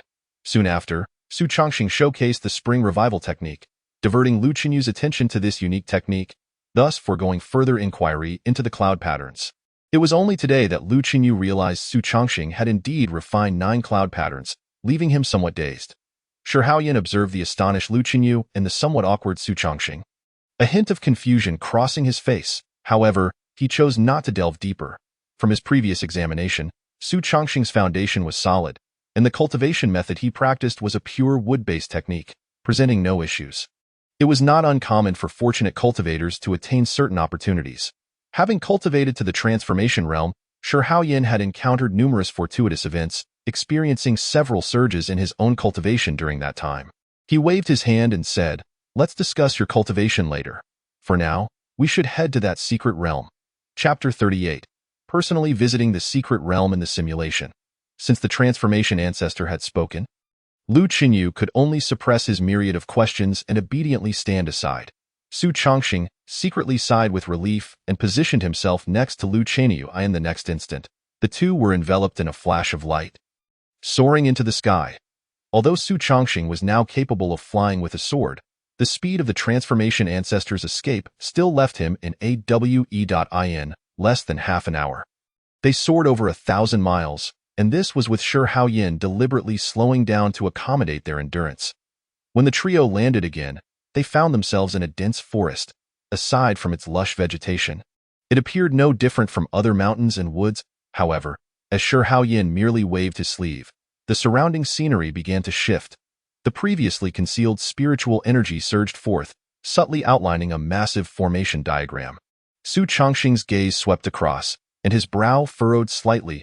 Judging by the flow of spiritual energy, this appeared to be a vast maze. Without an accompanying formation diagram, even a core formation cultivator could easily become ensnared within this labyrinth. Lu Qinyu, standing nearby, was equally astonished. Unable to contain himself, he inquired, "Is this the secret realm that Master Uncle mentioned earlier?" Shi Haoyan shook his head, saying, "This is merely the entrance to the secret realm, designed to block those unqualified to enter. The true secret realm lies ahead." With a gentle wave of his hand, the spiritual energy within the formation was swiftly disturbed, losing its restraining power. "Let us proceed," Shi Haoyan said calmly, leading the two deeper into the woods. Moments later, They arrived at the entrance of the secret realm. Lu Chunyu observed the intricate patterns before him and remarked, "This formation diagram resembles the entrance to a cave dwelling." Shi Haoyan nodded. This was originally the cave dwelling of a dear friend of mine. After his demise, it transformed into a secret realm. As he spoke, he gestured with his hands, opening the entrance to the secret realm. Su Chongqing felt his vision darken, losing all awareness of his surroundings. When his sight returned, he discovered that he had arrived in a primeval forest, filled with ancient trees towering dozens of meters high. However, these ancient trees did not grow straight. Rather, they twisted and turned, as if they had been repeatedly broken and rejoined, creating an eerie spectacle. This secret realm is rather peculiar, Su Chongqing mused, slightly furrowing his brow as he extended his perception. After a moment, he indeed uncovered the source of the anomaly. The secret realm was saturated with a strange murderous intent, seemingly intent on exterminating all living beings within. Typically, whether plant or animal, prolonged exposure to such intense murderous intent would render survival impossible. Yet here, life thrived remarkably, forcefully counteracting the effects of the murderous intent. The ancient trees had evidently adopted this distorted vitality, resulting in their peculiar forms. Upon witnessing this scene, Su Chongqing was momentarily taken aback. He suddenly recalled his previous two simulations. In those simulations, the golden core he refined was infused with murderous intent, and the resulting entity was not an ordinary primordial infant, but a killing infant. At the time, he believed the emergence of the killing infant was due to the numerous demon cultivators he had slain. However, upon witnessing this secret realm, he realized he had likely misjudged the situation. The killing infant he conjured in the simulations was likely connected to this cave dwelling. Given his foundation establishment stage, should he become the master of this cave dwelling, it would be challenging not to be influenced by the murderous intent within. The murderous intent in this secret realm is so pronounced. Shi Haoyan should have noticed it. Why, during my previous simulations, did he not assist in purging the murderous intent within me, but instead sent me to this realm of slaughter for training? Does he believe that this murderous intent is beneficial for me? Su Chongqing vaguely sensed that he might have unraveled the reason behind the situation. From the text in the simulation, it appeared that he had amassed formidable combat prowess after committing infanticide. To the extent that he could severely injure a transcendence ancestor while sacrificing his own vitality, a typical nascent soul sword cultivator would likely be incapable of achieving such feats. Yet, as Su Chongqing gazed upon the distorted forest before him, an inexplicable sense of repulsion arose within him. He had a nagging feeling that this path was not the right one. Fortunately, I did not choose that murderous golden core earlier, he mused. While Su Chongqing pondered, Shi Haoyan had already waved his hand, unleashing a beam of golden light. The golden light swept through. The towering ancient trees, reaching dozens of meters in height, offered no resistance and were reduced to mere powder. Moments later, as the golden light dissipated, a wide passageway appeared before the three of them. In the distance, Su Chongqing could vaguely see the vines stealthily retreating from the area. The vines actually know how to flee? This secret realm is indeed peculiar, and no wonder I met my demise here during the earlier simulation, he thought, observing the surroundings while following closely behind Shi Haoyan. Upon arriving at the end of the path, Shi Haoyan once more released a beam of golden light, thus clearing the way ahead. The trio traversed this newly formed path for a brief while before finding themselves in a spacious plaza. The ground was astonishingly composed of the roots of plants that had turned to jade. As Su Chongqing stepped onto the plaza, he was immediately enveloped by a rich aura of wood elemental spiritual energy. Before he could scrutinize further, Shi Haoyan instructed, "Try infusing your true essence into it." "Understood," Su Chongqing replied, then proceeded to channel his spring-awakening true essence into the platform before him. As soon as he infused his true essence, faint patterns began to emerge within the previously unremarkable roots. With the continuous influx of his true essence, the patterns multiplied, gradually outlining a formation diagram. Su Chongqing persisted for a full hour before the diagram finally materialized in its entirety. At that moment, a violent tremor suddenly resonated from below. "I found it," Shi Haoyan exclaimed, his eyes gleaming with excitement. He then slashed toward the platform, cleaving it in two. Beneath the platform lay not soil, but a chasm that plunged 100 fathoms deep. The air was saturated with abundant spiritual energy below, revealing yet another maze. Gazing at the intricate maze, Shi Haoyan murmured, "No wonder I couldn't find the way forward before. It turns out we needed to employ the spring awakening technique to activate the spatial spiritual plants. Such a clever design. Even in death, it has left behind this secret realm that I am curious to see what you have hidden inside." After speaking, Shi Haoyan casually tossed a fragment of spiritual wood to Su Chongqing, saying, "This piece of spiritual wood is the core we just discovered. I have no use for it, so take it." As soon as Su Chongqing grasped the rootless wood, he felt the dense with spiritual energy emanating from it turned out to be a mid-grade rootless wood, which could fetch several thousand low-grade spirit stones if sold. If only I could obtain a few more treasures like this, would I not have enough spirit stones for my golden core condensation simulation? Su Chongqing expressed his gratitude to Shi Haoyan, then eagerly followed the Transcendence Ancestor. Chapter 39. Unexpectedly abundant harvest. In the following 2 days, Shi Haoyan charged through this secret realm just as described in the simulated texts. Only when encountering mechanisms that could not be dismantled by brute force would he call upon Su Chongqing for assistance. When Su Chongqing had seen these events unfold in the simulation, he had considered such developments to be quite natural.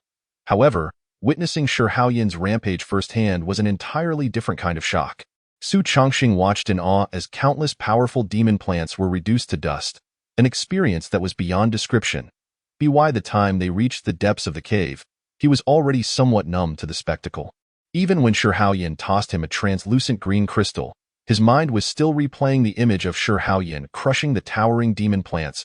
"I have found what I was looking for," Shi Haoyan said, glancing at the dazed Su Chongqing with a smile. "Oh, you too wish to return to the sect with me?" Without waiting for Su Chongqing to respond, Lu Chenyu interjected, "This secret realm is quite extraordinary. We would like to explore it further." Shi Haoyan nodded and replied, "Very well. There are indeed treasures here that you can utilize. The aura of killing intent is also quite dense, as a sword cultivator.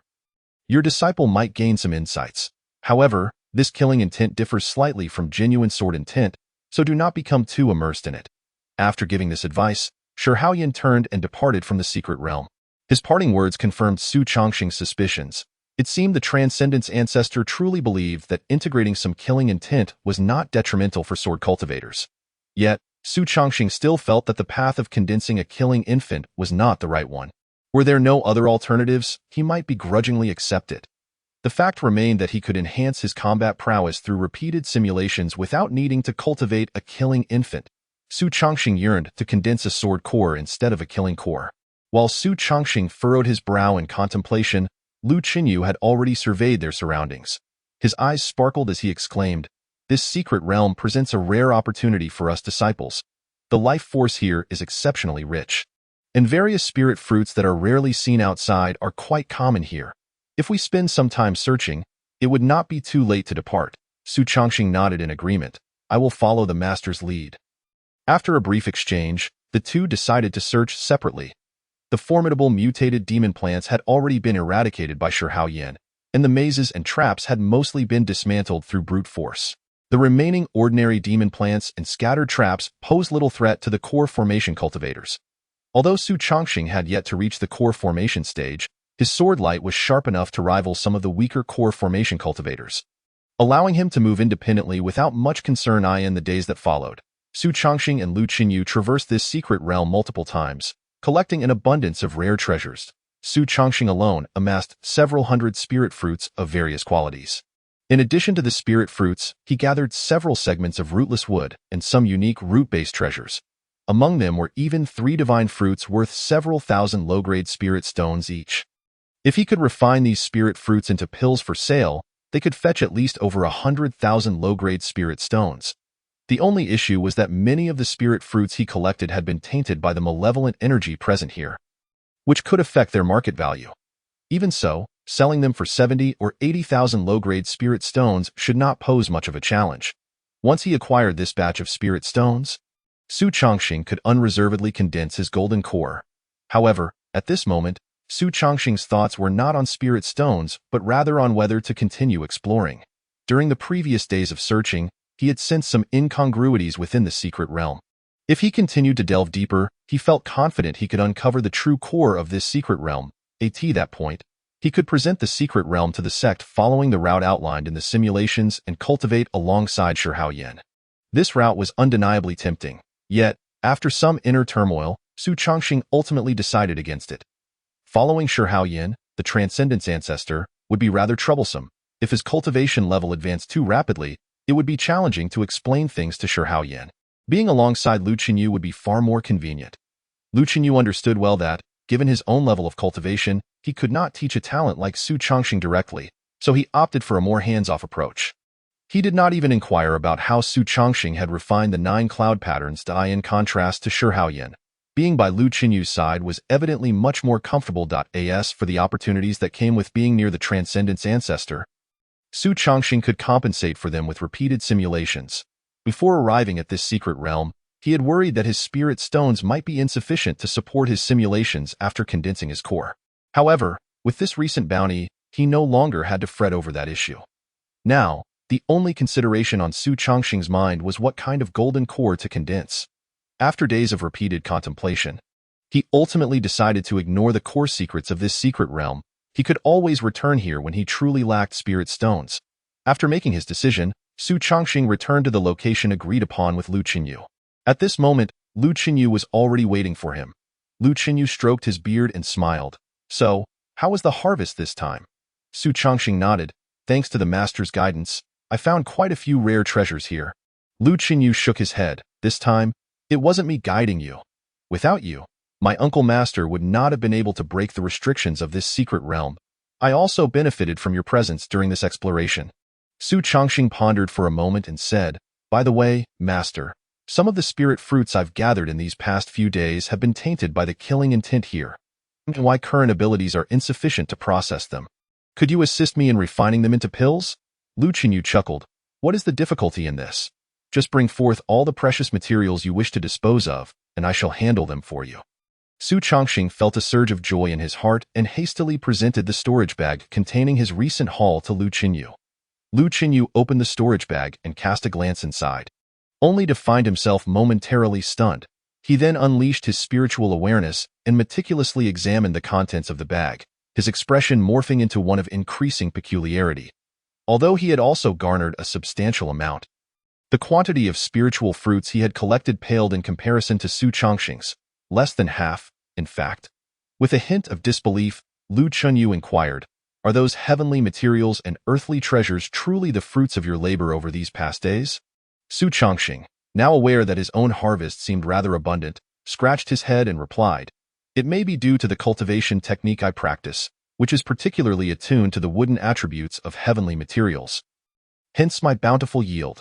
Lu Qinyu's lips twitched slightly as he remarked, your expedition into the secret realm has indeed proven worthwhile. For the time being, allow me to keep these precious materials. I shall refine them into elixirs and return them to you later. Su Chongxing felt a stir of excitement and said, disciple has no shortage of elixirs. I wonder if master could perhaps exchange them for spirit stones instead? As for the price, a lower amount would suffice. Lu Qinyu, pondering for a moment, nodded and replied, naturally, that is not a problem. Once I have processed them, I will convert them into spirit stones for you. Chapter 40. To condense or not to condense 2 days later. Su Chongxing returned to his mountain peak. He refrained from immediately activating the simulation and instead retrieved the verdant crystal he had obtained from the secret realm. In his previous simulations, it was this very crystal that had allowed him to elevate his wood spiritual root to the 1st grade. Although its effect on his cultivation had diminished, any enhancement to the quality of his spiritual root, however slight, remained beneficial. Su Chongxing devoted 2 days to thoroughly absorbing the verdant crystal. At this juncture, his 1st grade spiritual root had become increasingly rounded and complete.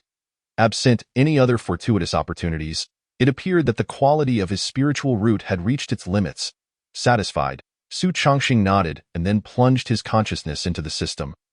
Murmuring, activate simulation. On the 1st day, you did not engage in cultivation but rather contemplated whether to live or die alongside the Falling Cloud sect. During the months since joining the sect, your cultivation had surged remarkably, and your ties to the Falling Cloud sect had deepened. Should you continue to remain here, it was likely you would never escape the sect's imprint. Yet you were acutely aware that the impending disaster 10 years hence was beyond your ability to resolve. Thus, you found yourself ensnared in profound internal conflict. Should you seize the opportunity to depart now, or gamble your life for a chance? Su Chongqing gazed at the text before him, momentarily taken aback. Why am I so conflicted over this matter? I had no intention of leaving the Falling Cloud sect, he instinctively murmured, only to suddenly grasp a crucial insight. The reason he hesitated to leave was due to the system's support. In truth, after the first 2 simulations, he had developed a lingering shadow over the catastrophic event a decade away. If the system were to abandon him abruptly, he might indeed choose to flee from the Falling Cloud sect. The most advantageous choice for him would be to seize every benefit available in these 10 years and then depart before the disaster struck. Yet Su Chongqing was not one to possess a heart of iron. If he were to act in such a manner, he would inevitably stagnate in his cultivation, as had occurred in previous simulations, shackled by his unresolved emotional turmoil. Thus, for him, leaving while the Falling Cloud sect had yet to engrave an indelible mark upon his heart might not be a poor decision after all. Su Chongqing was momentarily lost in thought, muttering, "This system surprisingly understands me better than I understand myself. How does it achieve this?" This question, of course, remained unanswered. When he emerged from his contemplation, he discovered that the simulation had advanced. Revealing dozens of new lines of text, he immediately began reading from the second line. On the second day, after a full day of contemplation, you ultimately resolved to depart. You sought out Lu Chenyu and expressed your intention to venture forth for training. Lu Chenyu initially wished for you to wait a few more days until the spiritual fruits were sold, but you insisted that you could collect the spirit stones upon your return from training. Lu Chenyu, sensing your determination, provided you with several bottles of elixirs and permitted your departure. On the third day, you stood outside the Falling Cloud sect, gazing at the sect you had only recently entered.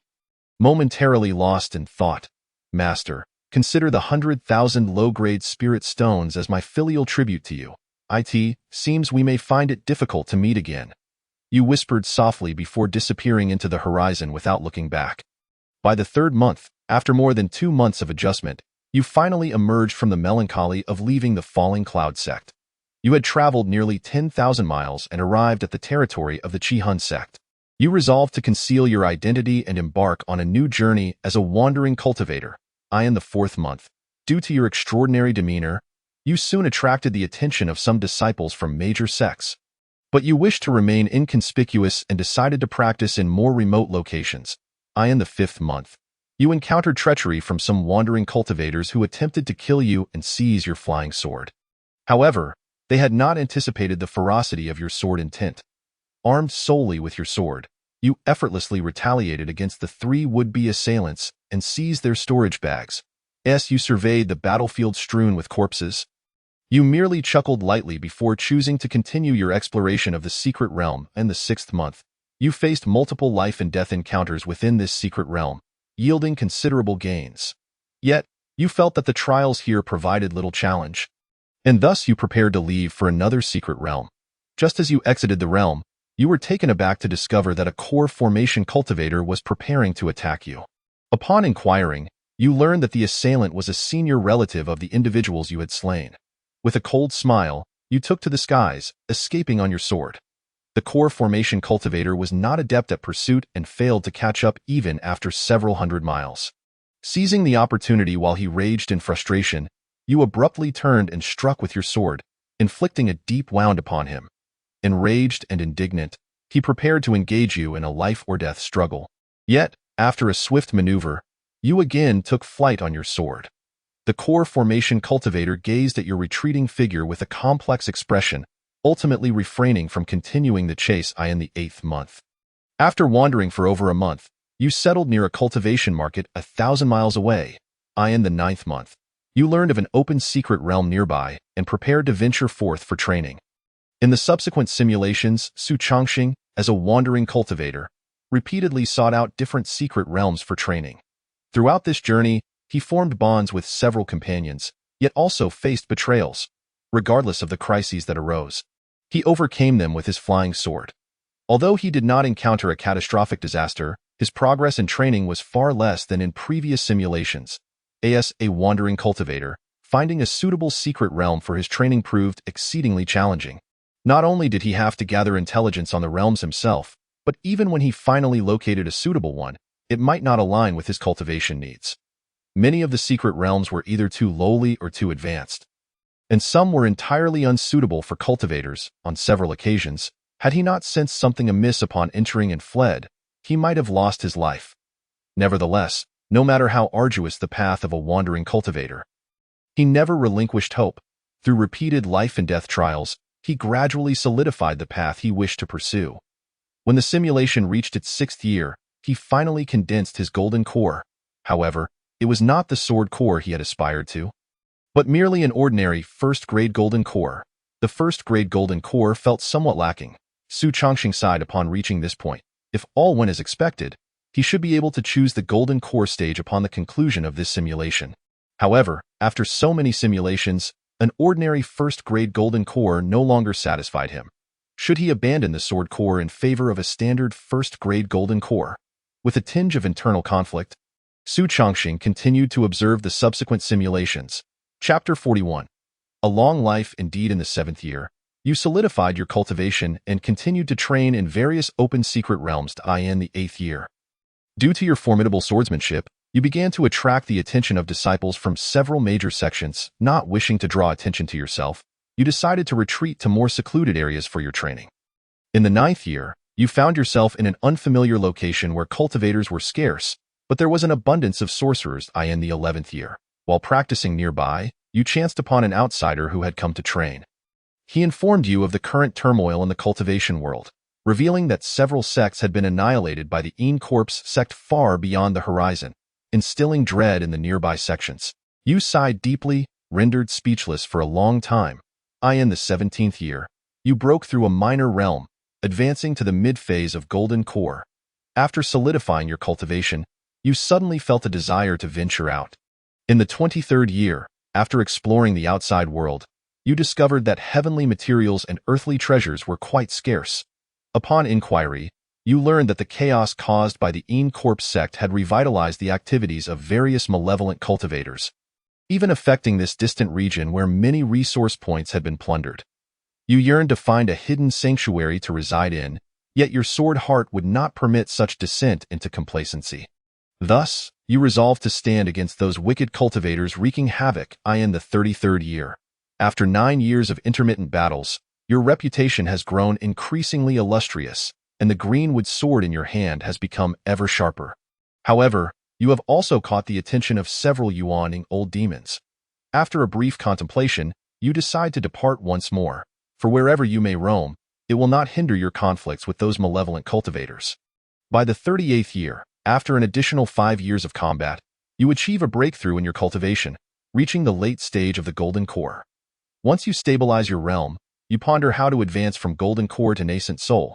Should you retreat into seclusion for cultivation, or continue battling, leaving you somewhat conflicted? In the 39th year, after a year of wandering, you ultimately resolve to seek the opportunity for your advancement amidst the chaos of battle. By the 43rd year, your fame has grown even more resounding, once again drawing the attention of several yawning old demons. This time, you choose not to flee but to stand and confront these demons alongside your friends. Forming a sword formation, with you as the spearhead, you manage to repel the attacking yawning old demons, your exhilaration echoing for dozens of miles as the sound of your sword resounds. In the 45th year, you inadvertently fall into a trap set by the yawning old demons, becoming ensnared. Just as you find yourself in dire straits, you unleash the sword intent that has been sealed within your consciousness for decades. The sword light flashes, severely wounding the yawning old demon before you. Seizing the opportunity, you counterattack, and after a fierce struggle, you manage to slay the yawning old demon. This battle brings your sword heart closer to perfection, prompting your decision to enter seclusion for a breakthrough. In the 46th year, you successfully break through to the Nascent Soul stage. Henceforth, you are no longer an obscure figure in this realm. Young cultivators now refer to you as Old Ancestor. By the 48th year, you unite several sects to prepare a counter-offensive against the local malevolent cultivators. In this battle, your sword light is unrestrained, and none can withstand it. The other yawning ancestors are left in awe. Following this victory, you are revered as the leader of several sects in the area. By the 56th year, under your formidable suppression, the local malevolent cultivators have nearly vanished without a trace. However, as time passes, the notoriety of the Immortal sect continues to rise. Some distant cultivators, fleeing from danger, have begun to arrive in this remote locale. In the 60th year, the influx of fleeing cultivators increases, encroaching upon many of the local resources for cultivation. Among the local sects, discontent begins to brew. Yet, you suppress these voices, for you understand that the Immortal sect will not remain rampant forever. By the 73rd year, although you are aware that the Immortal sect will eventually be vanquished, you underestimate the resistance of the local cultivators. Over the years, several local cultivators have perished in conflicts with the incoming cultivators, leaving you overwhelmed. In the 85th year, burdened by trivial matters, you lose the will to cultivate and ultimately resolve to resign from your position as leader and retreat from the world to focus on your cultivation. By the 93rd year, the outside world descends into further chaos, yet no one dares to disturb your solitude. After more than a decade of quiet contemplation, you experience another breakthrough, achieving the mid-stage of nascent soul. You decide to continue your seclusion, waiting for a complete calming of the situation. In the 109th year, Lichanga emerges as a formidable figure, delivering a crushing blow to the pinnacle elder of the Immortal sect. Righteous cultivators are invigorated, and a wave of counter-offensives against the evil sect sweeps across the land. After a century, you hear that familiar name once more, and a gentle sigh escapes your lips. However, this time, your state of mind is much more tranquil. You resolve never to venture toward that eastern continent again. In the 136th year, under the leadership of Lichanga, righteous cultivators finally breach the Immortal sect. The transformation of the old ancestor who had stirred dozens of sects in the east for a century comes to an end, and Lichanga is hailed as the sword immortal. In the 157th year, you achieve another breakthrough in your cultivation, reaching the late stage of nascent soul. Now, apart from those old ancestors of the transformation stage, you find few rivals. Unable to contain your restlessness any longer, you prepare to embark on a journey. In the 263rd year, after traversing the continent for over 100 years and witnessing countless human joys and sorrows, your cultivation deepens further. Yet, you still cannot see the opportunity to break through to the transformation stage. You realize you have encountered a bottleneck. In the 305th year, after decades of arduous exploration, you still find no sign of breakthrough. Thus, you decide to establish a sect, passing down your knowledge. In the 436th year, under your protection, your sect gradually flourishes, and you become known as an old ancestor to others. Yet, the opportunity for you to break through to the transformation stage remains elusive. In the 580th year, your sect finally witnesses the emergence of a second Yuaning elder, bringing hope for the continuation of the sect. In high spirits, you indulge in a few cups of spiritual wine. Upon awakening the next day, you are astonished to find that your bottleneck has subtly loosened, and after much contemplation, you vaguely glimpse the direction for your breakthrough. In the 630th year, just as you are grappling with the challenge of condensing your transformation stage, a significant event unfolds in the east. Lichanga unexpectedly raises his sword to the heavens, pointing directly at the firmament. Thunder rumbles and lightning obscures half the sky, not receding for dozens of days. When the lightning finally dissipates, Lichanga has vanished without a trace. In the deep pit carved by the heavenly thunder, only a flickering celestial sword remains. You are profoundly shaken. After a fierce internal struggle, you ultimately decide to travel to the site of Lichanga's tribulation to investigate. In the 631st year, you arrive at Lichanga's tribulation site. The thunderclouds still linger, occasionally striking the celestial sword at the pit's bottom. You sense the overwhelming might of the heavens, and the shock in your heart is beyond expression. In the 633rd year, you cultivate at the edge of the thunderclouds for 2 years, attempting to resonate with the celestial sword below while comprehending the essence of the heavenly thunder. In the 635th year, you suddenly experience a moment of enlightenment, entering a state akin to sudden realization. Unbeknownst to you, your sword intent gradually emanates, faintly resonating with the celestial sword below. In the next moment, a flash of sword light occurs, and the flying sword at the bottom of the pit falls into your grasp. A surge of ecstasy fills your heart. However, you are soon horrified to discover that the thunderclouds above have locked onto you. In a panic, you attempt to cast aside the celestial sword in your hand, but before you can act, a bolt of heavenly thunder descends. You muster all your sword intent to resist, yet under the thunder, you feel utterly insignificant. believing your demise to be inevitable. Your divine sword unexpectedly emits an unimaginable sword light, cleaving through a bolt of heavenly thunder. In this moment of miraculous survival, joy floods your heart. However, before your elation can fully bloom, you are struck with terror as the thunderclouds above intensify dramatically, locking onto you with ferocity. Once again engulfed by despair, your fighting spirit ignites anew. The greenwood sword you carry resonates with your will. Emitting a soft chime, you wield both flying swords, striking back against the thunderclouds. Though your sword intent soars, your strength pales in comparison to Lichanga's. After merely 3 bolts of heavenly thunder, you find yourself utterly drained. The heavens are unjust. If there is a next life, I shall surely strike against the firmament. With a mighty roar, you become one with your sword, slashing toward the thunderclouds above. As you ascend halfway, your already exhausted nascent soul suddenly bursts forth with a radiant, multicolored light, and you manage to break through to the transformation stage in a state of utter depletion. However, your hubris provokes the thunderclouds above. In an instant, hundreds of bolts of heavenly thunder descend, enveloping you completely. When the heavenly thunder subsides, there is nothing left of you. You have perished. Su Changxing gazes at the final words, his lips twitching slightly. Such a death is indeed tragically heroic. Yet, compared to his previous simulations, this outcome could be considered relatively favorable. Although he did not live to an old age, he survived for over 600 years and even established a sect with Yuan cultivators. This conclusion surpasses all his prior simulations. As he reflects on this simulation, the system's voice resonates once more. Simulation complete. Evaluation. You seemingly chose a correct path, yet you still did not reach the heights you desired. That final bolt of thunder may not have been your worst fate. Based on the simulation results, you may choose one of the following rewards. 1. Experience life from a first-person perspective within the simulation. 2. Achieve the late stage of Golden Core Cultivation. 3. Inherit the sword cultivation legacy from the brink of despair. Su Changxing, upon reviewing the options, finds himself once again embroiled in indecision. From the very beginning, he has hesitated over whether to select the cultivation reward. This latest evaluation exceeds his expectations, directly elevating him to the late stage of Golden Core. Yet, the ordinary first-grade Golden Core leaves him somewhat hesitant. Based on subsequent cultivation speeds, it seems progress is not particularly swift. Even the breakthrough to the transformation stage was achieved in a moment of crisis. This path is hardly remarkable and cannot be compared to Lichanga's.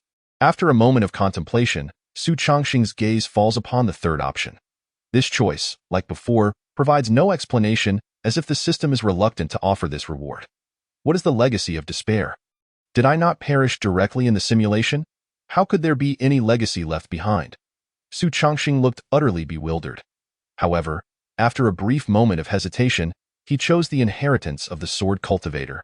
While his cultivation could be selected at any time, such an opportunity for inheritance was rare.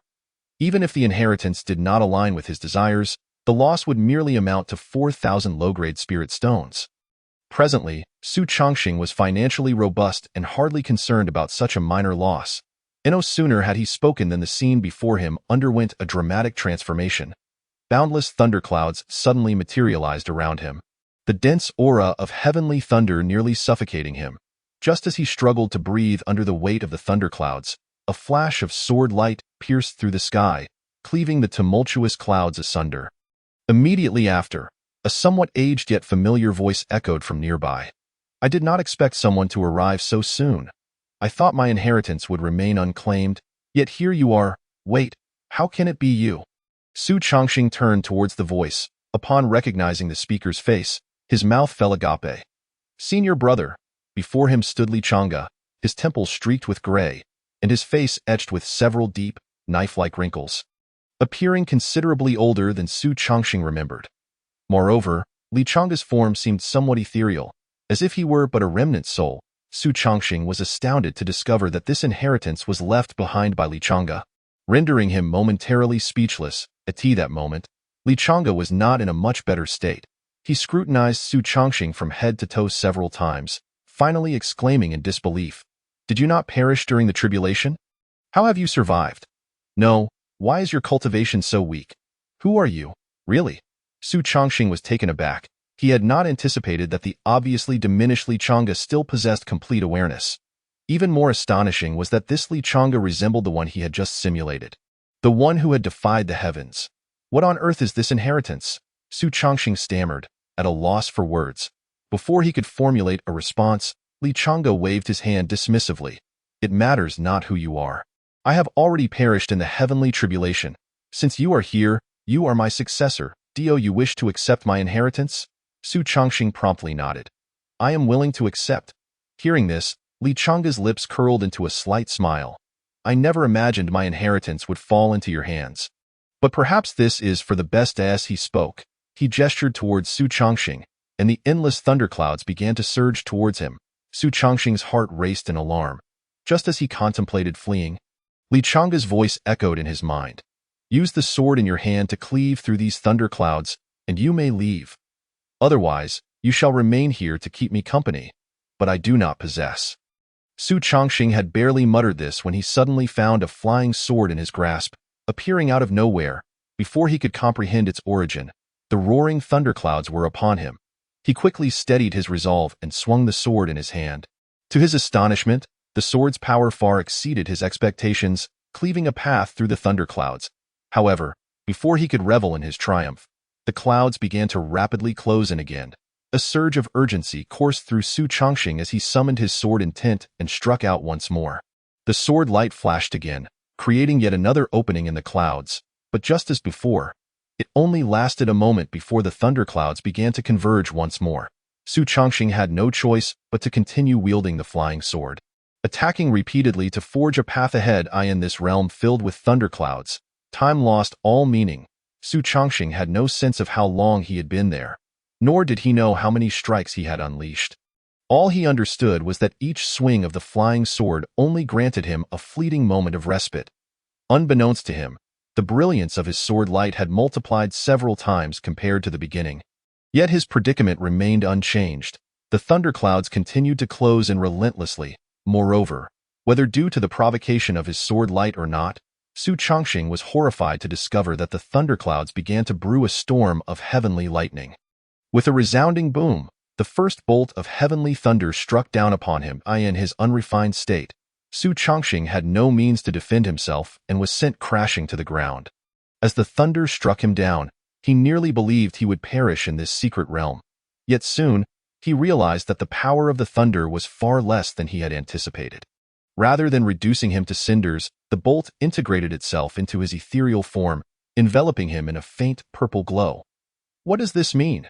Could this thing actually enhance my soul? Su Changxing mused silently before raising his hand once more. Unleashing another arc of sword light, the light sliced through the converging thunderclouds, creating a small breach once again. Thus, the scene fell into repetition. The sword light fell again and again, forcibly maintaining a sanctuary amidst the thunderclouds. Yet, each time the sanctuary expanded to a certain extent, it would provoke the counterattack of the thunderclouds. Heavenly thunder repeatedly struck Su Changxing to the ground, draping him in layers of lightning. Time sped by. Su Changxing was knocked down countless times by the heavenly thunder, only to rise again each time. As his sword light grew more adept, the intervals between each strike diminished, and he became increasingly familiar with the thunder. After being struck down several hundred times, he finally anticipated the trajectory of an impending bolt, severing the lightning aimed at him with a precise stroke. In that moment, an indescribable exhilaration surged within him. He felt that this was the essence of being a sword cultivator. Before he could fully revel in this sentiment, another, thicker bolt of heavenly thunder descended. Su Changxing was predictably sent crashing to the ground once more. Yet he remained undeterred, raising his hand to unleash an even more brilliant strike. As Su Changxing battled against the tumultuous thunderclouds, Li Chang'e's remnant soul above nodded slightly. Truly worthy of one who can break through during the death tribulation. You have adapted to the pressure of the thunderclouds so swiftly. Where have you been all these years? Why have you been absent? And how is it that you have seemingly reversed in age after death? Could it be that time can indeed flow backward in this world? After a moment of contemplation, Li Chang'e murmured, Alas, I wish I had grasped the true essence of this sword intent sooner. If only I had comprehended this sword intent earlier. As he spoke, a glimmer of uncontainable hope flickered in his ethereal eyes, only to be swiftly extinguished. What ifs do not exist in this world? As he whispered this, his hand slowly rose, pointing towards Su Chongqing.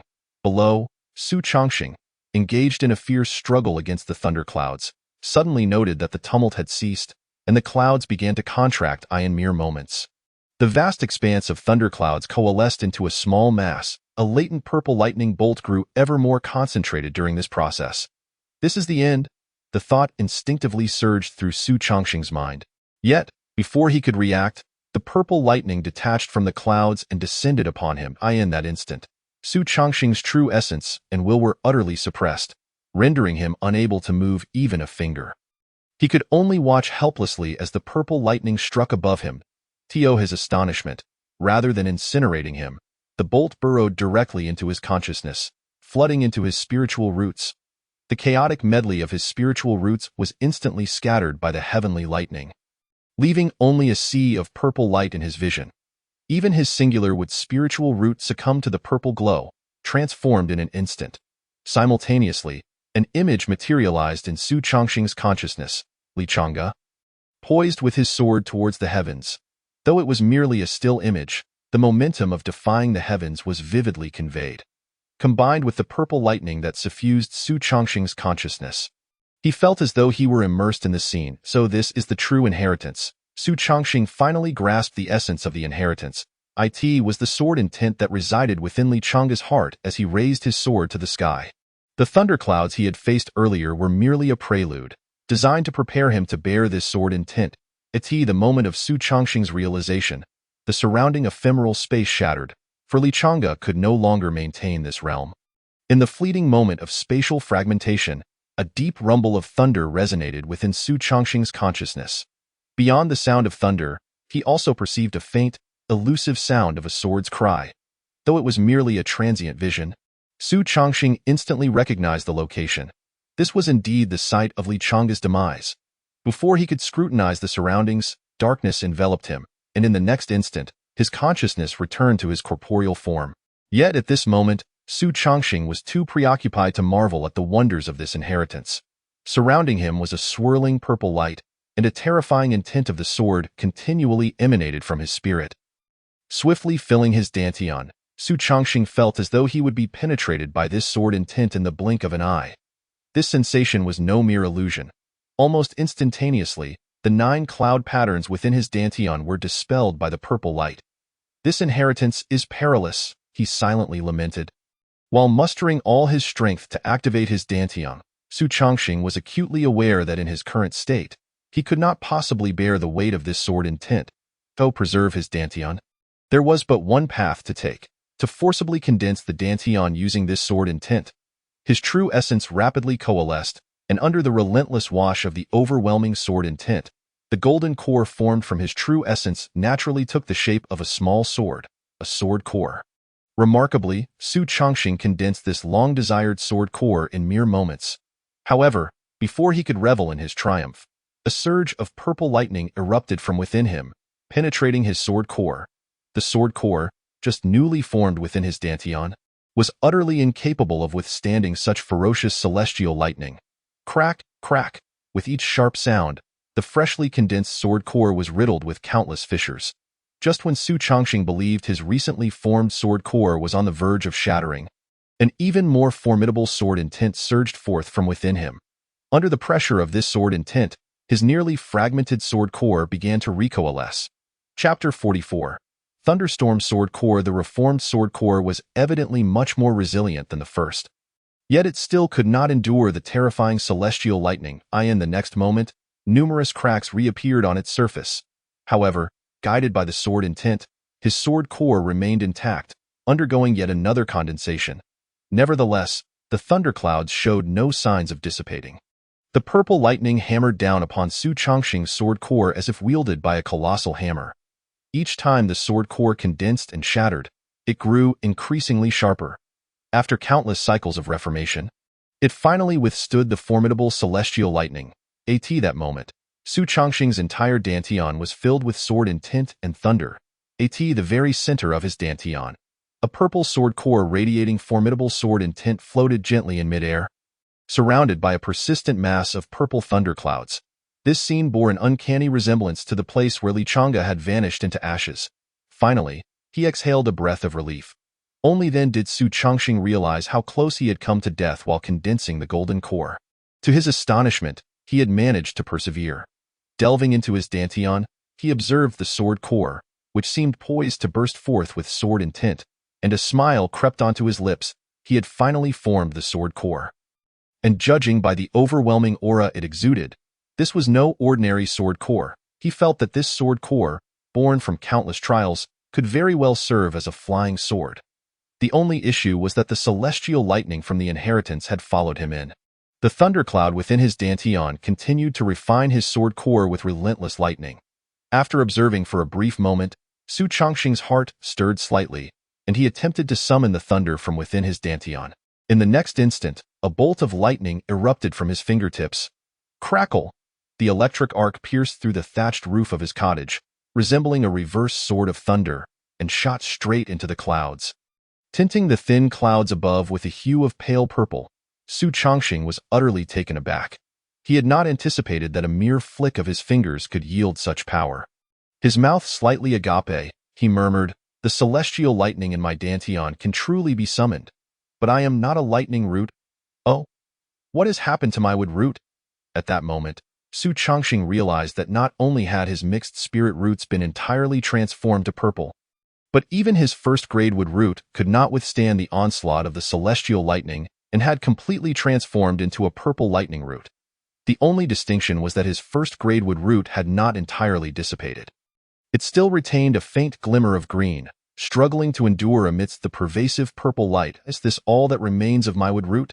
Su Changxing pondered, hastily extending his perception. In the next instant, he discovered that the previously perceptible wood spiritual energy had vanished without a trace, replaced by an omnipresent lightning attribute spiritual energy. He was astonished to find that his perception range for lightning attribute spiritual energy extended nearly 100 miles. When he attempted to absorb the surrounding lightning attribute spiritual energy, it surged towards him with fervor, forming a vortex of lightning energy around him in an instant. The thundercloud within Su Changxing's dantian received a substantial influx of lightning attribute spiritual energy, causing the quantity of lightning to increase at an observable rate. Witnessing his remarkably resilient sword core begin to tremble once more, he quickly ceased his cultivation. This is too outrageous. What grade of spirit root am I at now? With his current knowledge, Su Changxing found it impossible to assess the grade of his spirit root. He only knew that his affinity for spiritual energy had surpassed that of his previous first-grade wood root by at least tenfold. At that moment, he suddenly realized that the golden core he had condensed seemed to encompass more than just the sword core. The tiny thundercloud above the sword core should also be considered part of his golden core. Could it be that I have simultaneously condensed two golden cores? No, that is not right. The sword core and thundercloud are intertwined without a clear boundary. This should not be two golden cores, but rather one. But if that is the case, what type of core have I condensed? Su Changxing pondered for a long time without arriving at a conclusion regarding the quality of his condensed golden core. He only knew that the power of this golden core was extraordinarily formidable. While Su Changxing was lost in thought, a sudden knock echoed at his courtyard door. Shortly thereafter, a somewhat familiar voice called out, "Su Changxing, step out and face me in battle." After a moment of contemplation, Su Changxing recognized the visitor.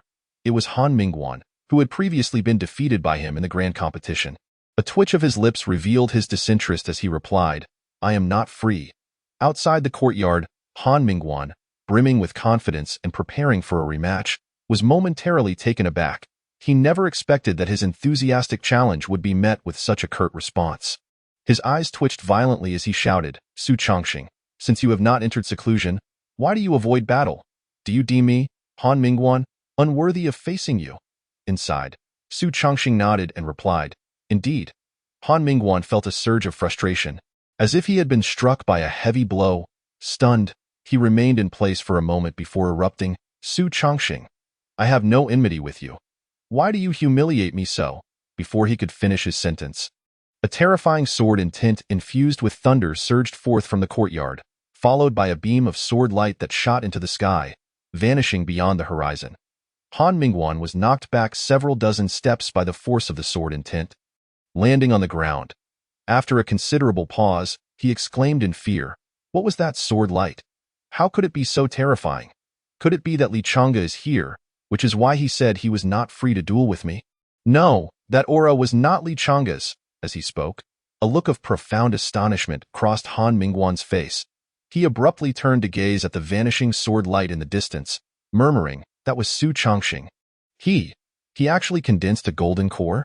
At Filiu Peak, within Lu Chunyu's thatched cottage, Lu Chunyu was leisurely arranging the medicinal herbs before him. This time, he had reaped substantial rewards thanks to his third disciple. After refining these herbs into pills, he would be able to enter seclusion once more. By the time he emerged, he should be able to break through to the later stages of golden core formation. Having a gifted disciple truly was a delightful affair. Just as he muttered to himself, he suddenly felt a slight tremor throughout his body. Lu Chunyu's expression abruptly changed as he exclaimed, "How can there be such formidable, thunderous sword intent? Who dares to be so audacious on Filiu Peak?" As he shouted in anger, he released his true essence, attempting to dispel the arrogant sword intent. Yet to his horror, no matter how he surged his true essence, the sword intent remained steadfastly piercing into his heart, penetrating through dozens of miles and bypassing his protective true essence. Lu Chunyu's face turned pale as he cried out, "Esteemed friend, please do not act impulsively." This is the inner sect of the Luoxia sect, Chapter 45. Sparring as Lu Chunyu's words trailed off, he suddenly sensed a familiar aura amidst the sword intent, causing him to freeze in place. In the next moment, a beam of sword light, trailing a long tail, descended before him. Revealing the figure of Su Changxing, it was then that Lu Chunyu finally confirmed that the visitor was indeed his third disciple. His lips twitched violently as he exclaimed, You have reached the golden core stage already?" Su Changxing bowed respectfully and replied, "Yes, I encountered some difficulties during my closed-door training, and under unavoidable circumstances, I had to forcibly condense my golden core. However, this golden core's sword intent is exceedingly powerful, and I find myself unable to suppress it at the moment. Just now, I nearly harmed a fellow disciple. Encountered difficulties in your training, and now the sword intent can pierce through my protective true essence?" Lu Chunyu gazed at his disciple, whose sword intent soared into the heavens, feeling utterly bewildered. However, upon confirming the identity of the visitor, the anxiety that had gripped him began to ease somewhat.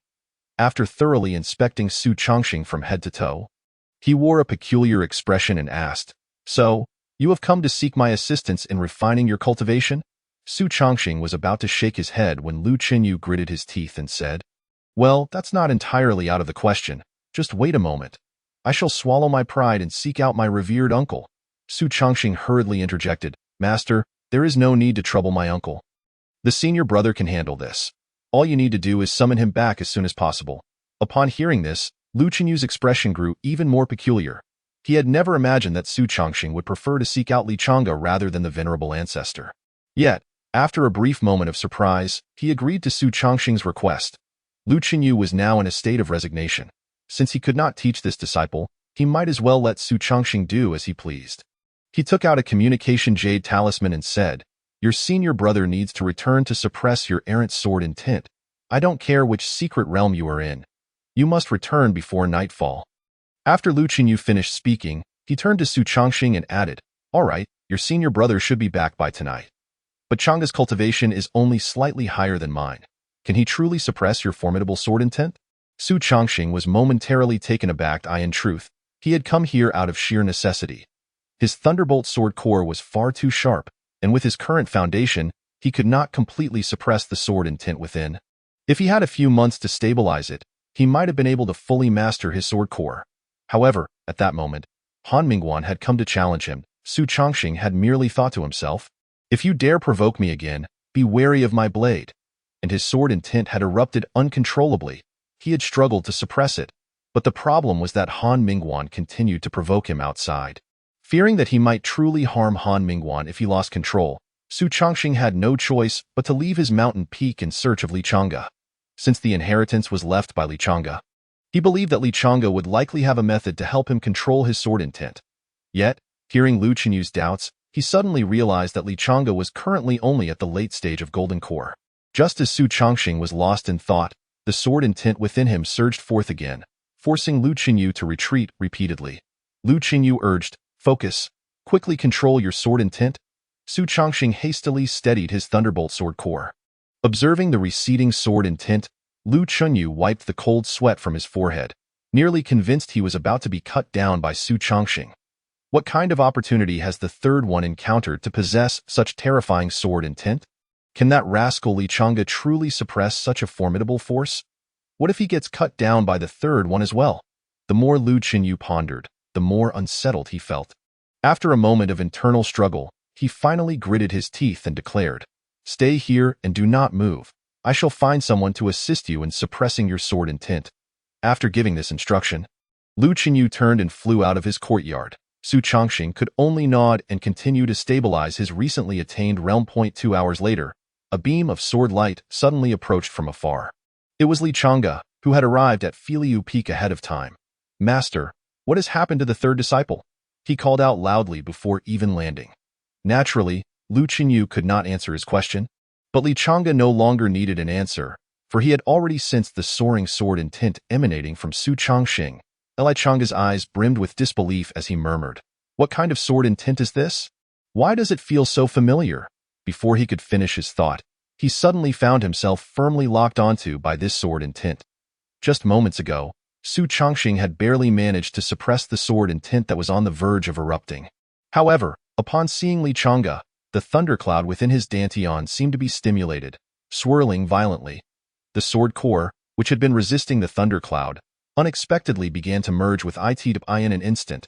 The thunderbolt sword core resonated with the thundercloud in a remarkably subtle way. The sword intent, entwined with the wrath of heaven's punishment, surged forth, targeting Li Changge. Li Changge, inexplicably singled out by this sword intent, felt no surprise. Instead, his eyes were filled with an almost palpable battle intent. For he suddenly realized that this sword intent was the very answer he had been tirelessly seeking yet had been unable to grasp. He may not fully comprehend what was happening with his junior brother, but he knew that he could not afford to miss this opportunity. Overcome with excitement, Li Changge's sword intent involuntarily radiated outward. Buzz! His Jinghong sword seemed to sense its master's emotional turmoil, issuing a high-pitched cry. Li Changge's lips curled into a confident smile as he proclaimed, "Junior brother, receive my sword." The Jinghong sword sliced through the air, aimed at Su Chongqing. Almost simultaneously, Su Chongqing also unleashed the Qingmu sword in his hand. Clang! The two flying swords collided head-on. Su Chongqing's Qingmu sword was sent flying, while Li Changge's Jinghong sword remained suspended in mid-air, as if intentionally waiting for the next attack from the Qingmu sword. This was not due to any deliberate action from Li Changge, but rather because a bolt of heavenly punishment had surged into his flying sword, momentarily severing the connection between the sword and its master. Though in the next instant, Li Changge re-established his link with the flying sword. Su Chongqing's flying sword had already arced back for another strike. Li Changge had no choice but to command his flying sword to defend. Clang, clang, clang. In the blink of an eye, the two flying swords collided several hundred times. Li Changge was utterly astonished to find that he did not gain an ounce of advantage against his newly ascended Golden Core junior brother. Yet, instead of feeling disheartened, his battle intent surged even higher. For in this clash with Su Chongqing, he could faintly glimpse the path that lay ahead. Chapter 46. Merging with the sword clang. Once again, the two flying swords collided, and as expected, Su Chongqing's Qingmu sword was sent flying. However, unlike before, Li Changge's flying sword did not pause. In that fleeting moment, he had remarkably adapted to the heavenly punishment's thunder. Li Changge's eyes blazed with battle intent as he declared, "Junior brother, be careful," as he shouted. He prepared to break the stalemate with his sword. Crackle! Yet, just as his sword light surged forth, a bolt of lightning struck him. Li Changge looked up in astonishment, realizing that a thin layer of thundercloud had appeared in the sky without his notice. The earlier lightning had descended from this very cloud, seizing the opportunity while Li Changge's flying sword was momentarily delayed. Su Chongqing's Qingmu sword arced through the air, aiming for him once more. Li Changge had no choice but to command his flying sword to turn and defend. Clang, clang, clang. The two flying swords clashed continuously in midair. Accompanied by the crack of thunder, Li Changge's defensive barrier was visibly shrinking, and at times, the Qingmu sword even came perilously close to striking him. Yet, there was not a trace of fear in Li Changge's eyes. Instead, he was increasingly filled with fervent battle intent, the fusion of sword light and heavenly thunder. So this is how it is. No wonder I had struggled in vain to discern the path ahead. As whispers echoed in his mind, Li Changa's sword light grew ever more refined. When the thunder came crashing down from the clouds once more, he suddenly merged with his sword and soared into the heavens. In the next instant, the thunderclouds above burst like bubbles, revealing Li Changa once more in midair. Though the fabric of his robe bore faint charred marks, his expression was one of unparalleled exhilaration. "Junior brother, thank you for your guidance. I have greatly benefited. Now you must be cautious." As Li Changa uttered these words, the battle intent and joy in his eyes intertwined, causing his aura to subtly rise. Below, Su Chongqing found himself momentarily unable to discern where Li Changa's true form was, and where the extension of his sword light began. "Junior brother, receive my sword." Li Changa once again merged with his sword, striking towards Su Chongqing with an unparalleled force. This time, there was even a flicker of thunder surrounding his sword eye. In that brief encounter, he had managed to comprehend Su Chongqing's technique of summoning lightning with his sword. Su Chongqing watched this scene, feeling an inexplicable shock within his heart.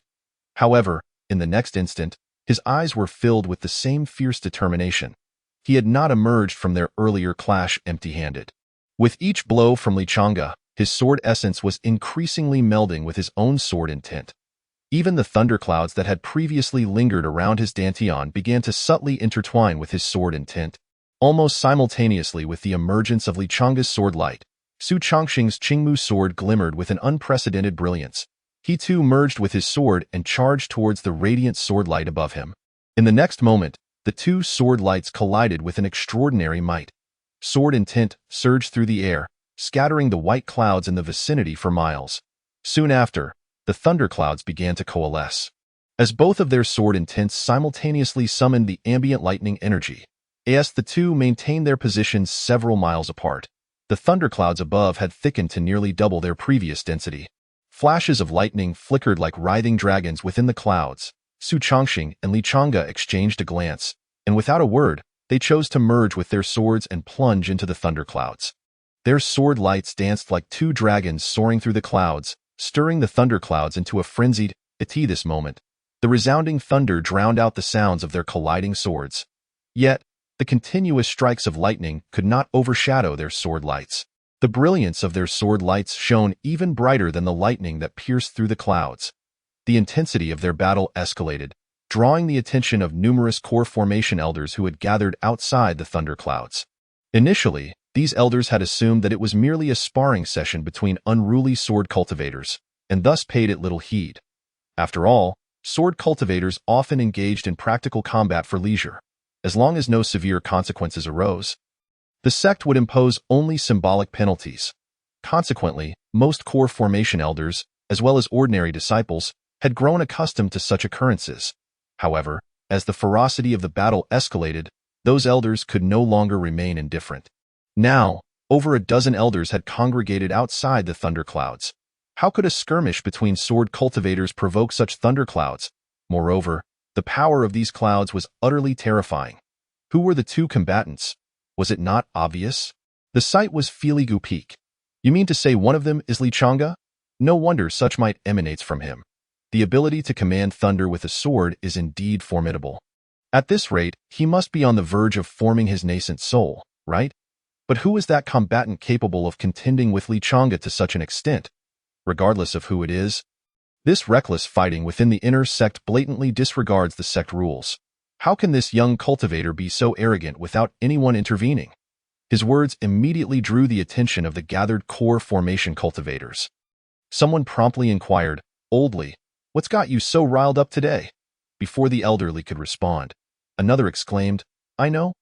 Oldly just spent a fortune a few months back acquiring a brood of cloud phoenixes, which he has been nurturing like treasures in the mountains.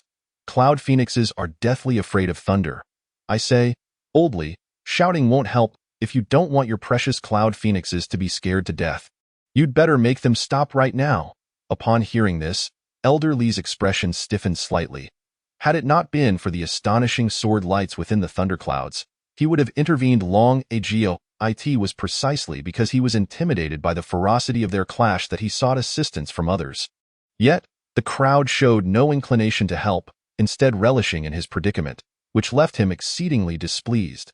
As thoughts of his precious cloud phoenixes surged in his mind, he felt a wave of blood rush to his head. As if rallying himself, he declared, "If they want to fight, let them fight. Do you really think I fear that young Li Chang'e?" As he spoke, Elder Li had already retrieved a bronze mirror from his robes. With his true essence continuously pouring into it, the mirror gradually radiated a faint glow. Just as the sword light within the mirror was about to reach its limit, the clash of flying swords echoed once more from the thunderclouds. Elder Li bellowed, "Is this the place for you to recklessly duel? Cease this immediately." As the crowd looked on in anticipation, the bronze mirror suddenly expanded dozens of times, crashing towards the thunderclouds ahead. At this moment, the core formation elders present had discerned Elder Li's intention. He evidently aimed to take advantage of the interval in their combat to place the mirror between the two fighters. Under non-lethal circumstances, it was unlikely that both would simultaneously attack the mirror, thus allowing him to mediate the situation. However, as the mirror approached the thunderclouds, it provoked the lightning within. A bolt of lightning struck directly at the mirror. In the next instant, the mirror was engulfed in surging electrical energy, its own radiant glow fluctuating erratically. Before Elder Li could stabilize his treasured artifact, another bolt of lightning descended from the clouds. The mirror finally lost all its luster, wobbling downwards. Simultaneously, two sword lights flared anew within the thunderclouds, intertwining and weaving through the tempest, utterly unperturbed. Those core formation elders who had been watching the spectacle were momentarily stunned. One of them, bewildered, exclaimed, "Is that it? Old Li, do something. Indeed, your mirror is still several miles away from their sword lights. Surely you can break through the residual thunderclouds, can't you? Is this real? Old Li, please take action."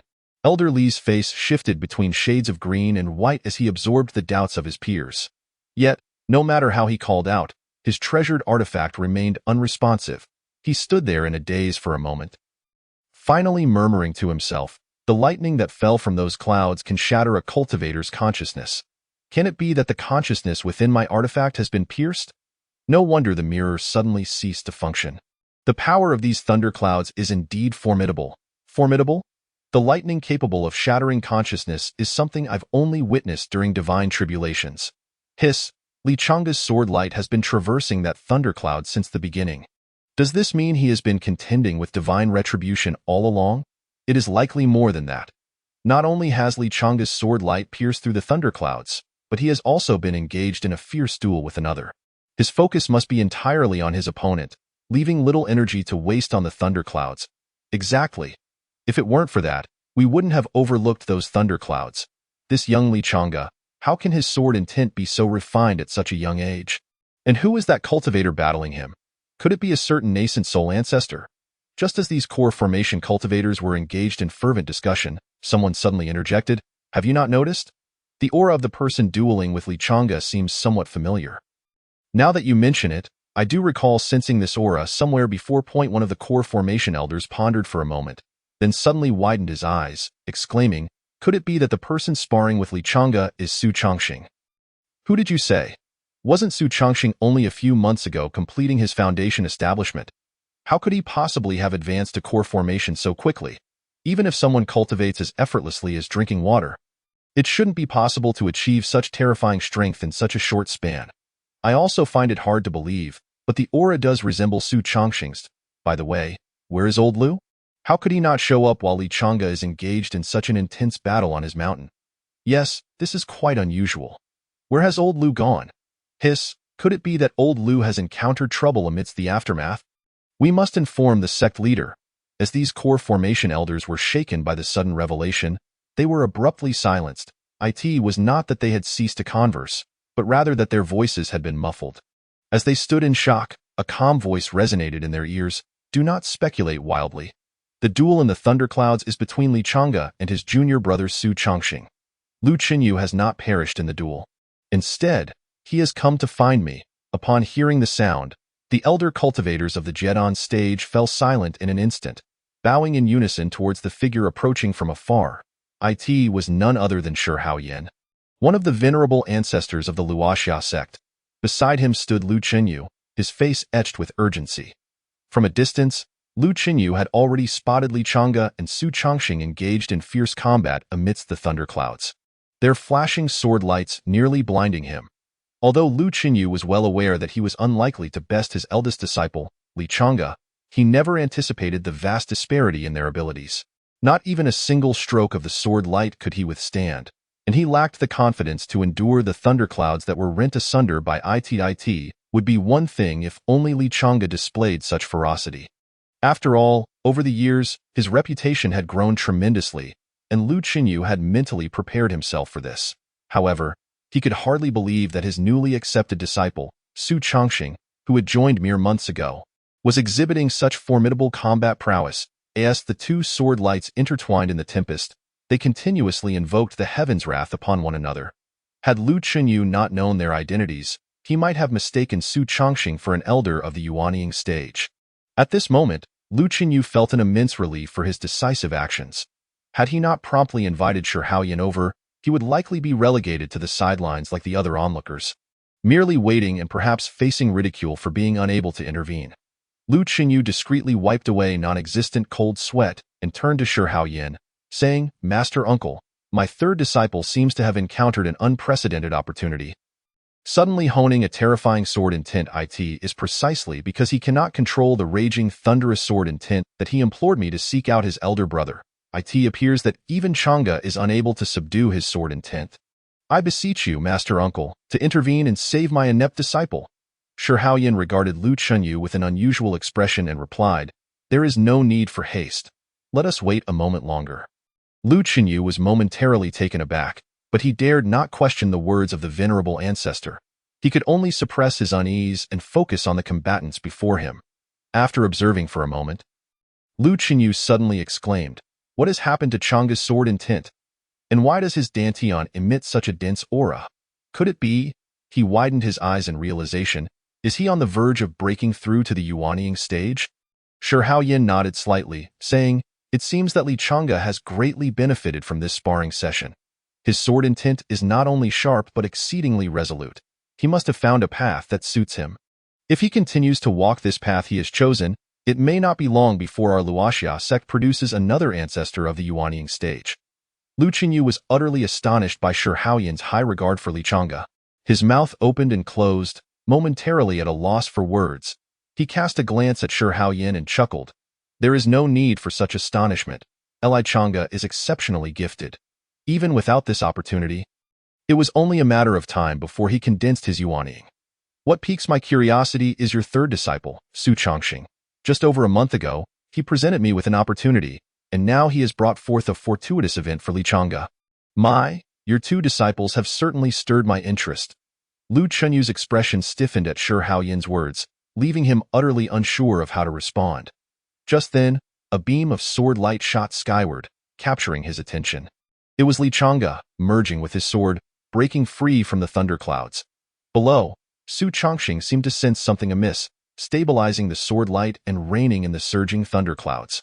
Lu Qinyu's eyes brightened as he observed. Have they finished? Has Chang'e truly managed to subdue the sword intent? How did he accomplish this? Was it merely through combat? As questions bubbled forth in Lu Qinyu's mind, a sudden whirlwind of spiritual energy erupted around Li Chang'e. Moments later, a crisp crack resonated from his dantian, the sound of his dantian shattering. Lu Qinyu was first stunned, and then he abruptly grasped the implications, exclaiming, "Is he truly breaking through to the Yuanying stage?" As if to confirm his suspicion, Li Chang'e's aura surged explosively. Below, Su Changxing had just managed to contain the surrounding thunderclouds when this surge of spiritual energy caused them to roil once more, sending bolts of lightning cascading chaotically. The elder cultivators of the Jedon stage, witnessing this, hastily activated their escape techniques, retreating into the distance. As they fled, a new ominous thundercloud began to coalesce above the original one.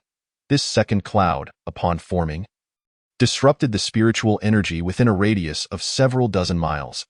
The initial thundercloud seemed to lose its vitality, rapidly dissipating as its thunderous energy was drawn upward to the newly forming cloud. Boom! In an instant, the newly formed thundercloud unleashed a roar. The nearby Jedon elders were shaken to their cores, their true essence in disarray. Some struggled to maintain their escape techniques, while Su Changxing trembled. Bewildered, as he looked up, asking, "Is this the heavenly tribulation? Is my elder brother's condensation of the yuanying stage actually attracting the tribulation?" Not only was Su Chongxing astonished, but those fleeing cultivators also gaped in disbelief. They could hardly fathom that someone would create such a commotion while condensing into the yuanying stage. Although breaking through to the yuanying stage represented a significant transformation for a cultivator, it was not normally a spectacle that would draw the attention of the heavens. Typically, such a breakthrough would merely cause some fluctuations in spiritual energy. They had never heard of anyone summoning a heavenly tribulation during their transition. What sort of sword technique was Li Chang'e practicing to provoke such divine wrath? Lu Chenyu's disciple was nothing short of a marvel. "Hush, silence," one elder cautioned. "If Li Chang'e successfully breaks through, he will become an ancestor of the yuanying stage. The temperament of a sword cultivator is notoriously volatile. Be wary of him slicing you down the moment he ascends."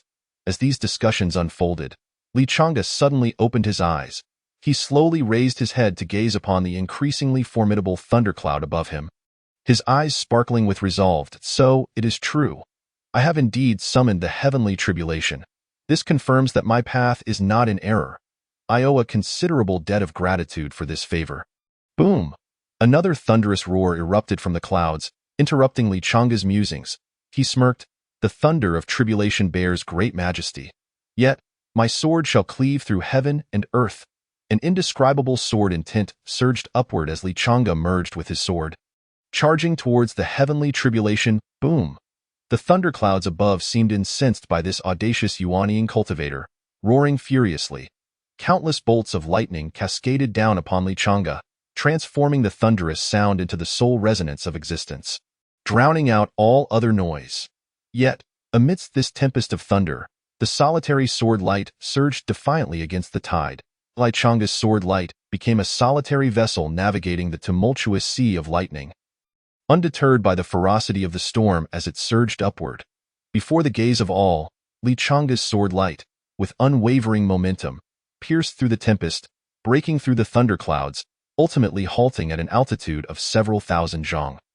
Surveying the relentless roiling clouds below, compared to the vast thunderclouds, Li Chang'e's sword light resembled a mere silver needle, yet upon piercing through the needle seemed to strike a vital point within the tribulation clouds, causing them to writhe violently and gradually dissipate.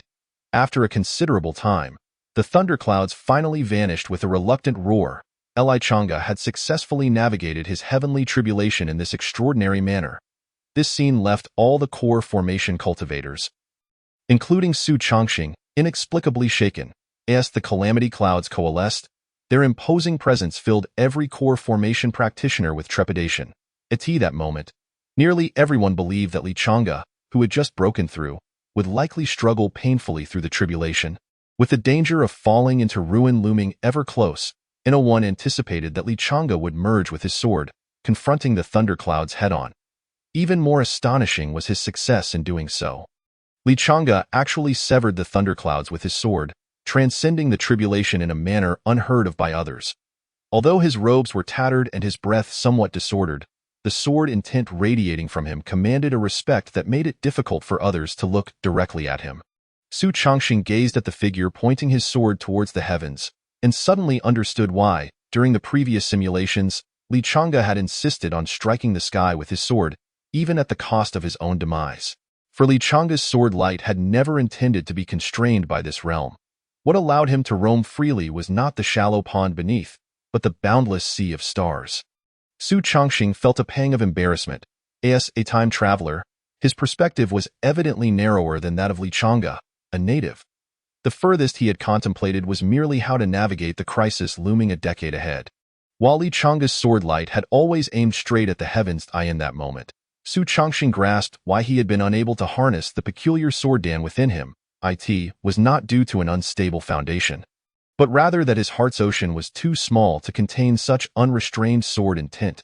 Until now, he had never considered that he could direct the sword in his hand towards the sky. No wonder, the more he tried to suppress his sword intent, the stronger the sword dan's resistance became. This sword intent was fundamentally not meant to be confined. Once Su Chongxing came to this realization, he felt an inexplicable sense of relief. He ceased to repress his sword dan and instead opened his heart, allowing his sword intent to surge skyward.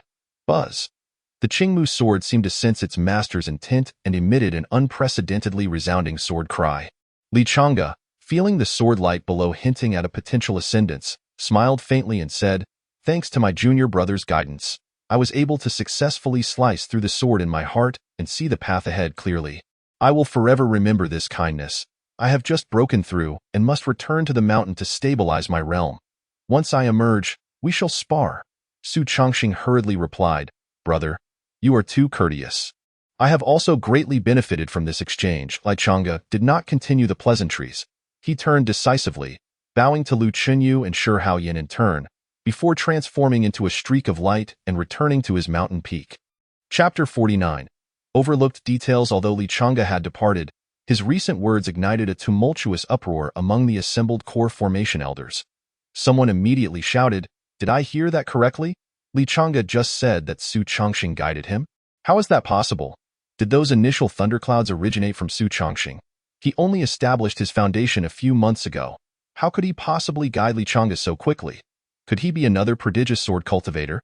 No matter how gifted one is, the pace of advancement shouldn't be this rapid, right? Do you think old Lu's third disciple might be a reincarnation of some divine ancestor? Surely not. Haven't those who sought to reincarnate all failed? I haven't heard of anyone succeeding. I think it's possible. Perhaps he lost his memory but retained his profound comprehension of swordsmanship. Otherwise, his astonishing cultivation speed is inexplicable. Hiss, if that's the case, won't our Luoxia sect produce another divine ancestor in several decades? Not just one, but two. Did you all not notice that old Shi's expression when he looked at Li Chang'e was one of immense satisfaction? Moreover, when Li Chang'e bowed to the ancestor, he even slightly inclined his body in return. That indicates he likely regards Li Chang'e as a future divine figure. Hiss. Old Lu has truly struck it lucky. First, he took in a Li Chang'e who points his sword towards divinity, and now there's another potential divine reincarnation in Su Changxing. With these two disciples, old Lu could live a carefree life. Not just carefree. Once these two disciples become divine ancestors in succession, he could receive offerings that might elevate his own cultivation further. Then we won't be able to call him old Lu anymore. We'll have to refer to him as Lu Ancestor. Oh, old Lu's ability to take on disciples is truly extraordinary. Why can't I find such disciples? Could it be that old Lu possesses some kind of fate-seeing technique? Has anyone ever asked how he selects his disciples? I actually did ask. What did old Lu say? He said that when selecting disciples, it's best to choose those with Chang in their names. That actually works? I thought old Lu was joking.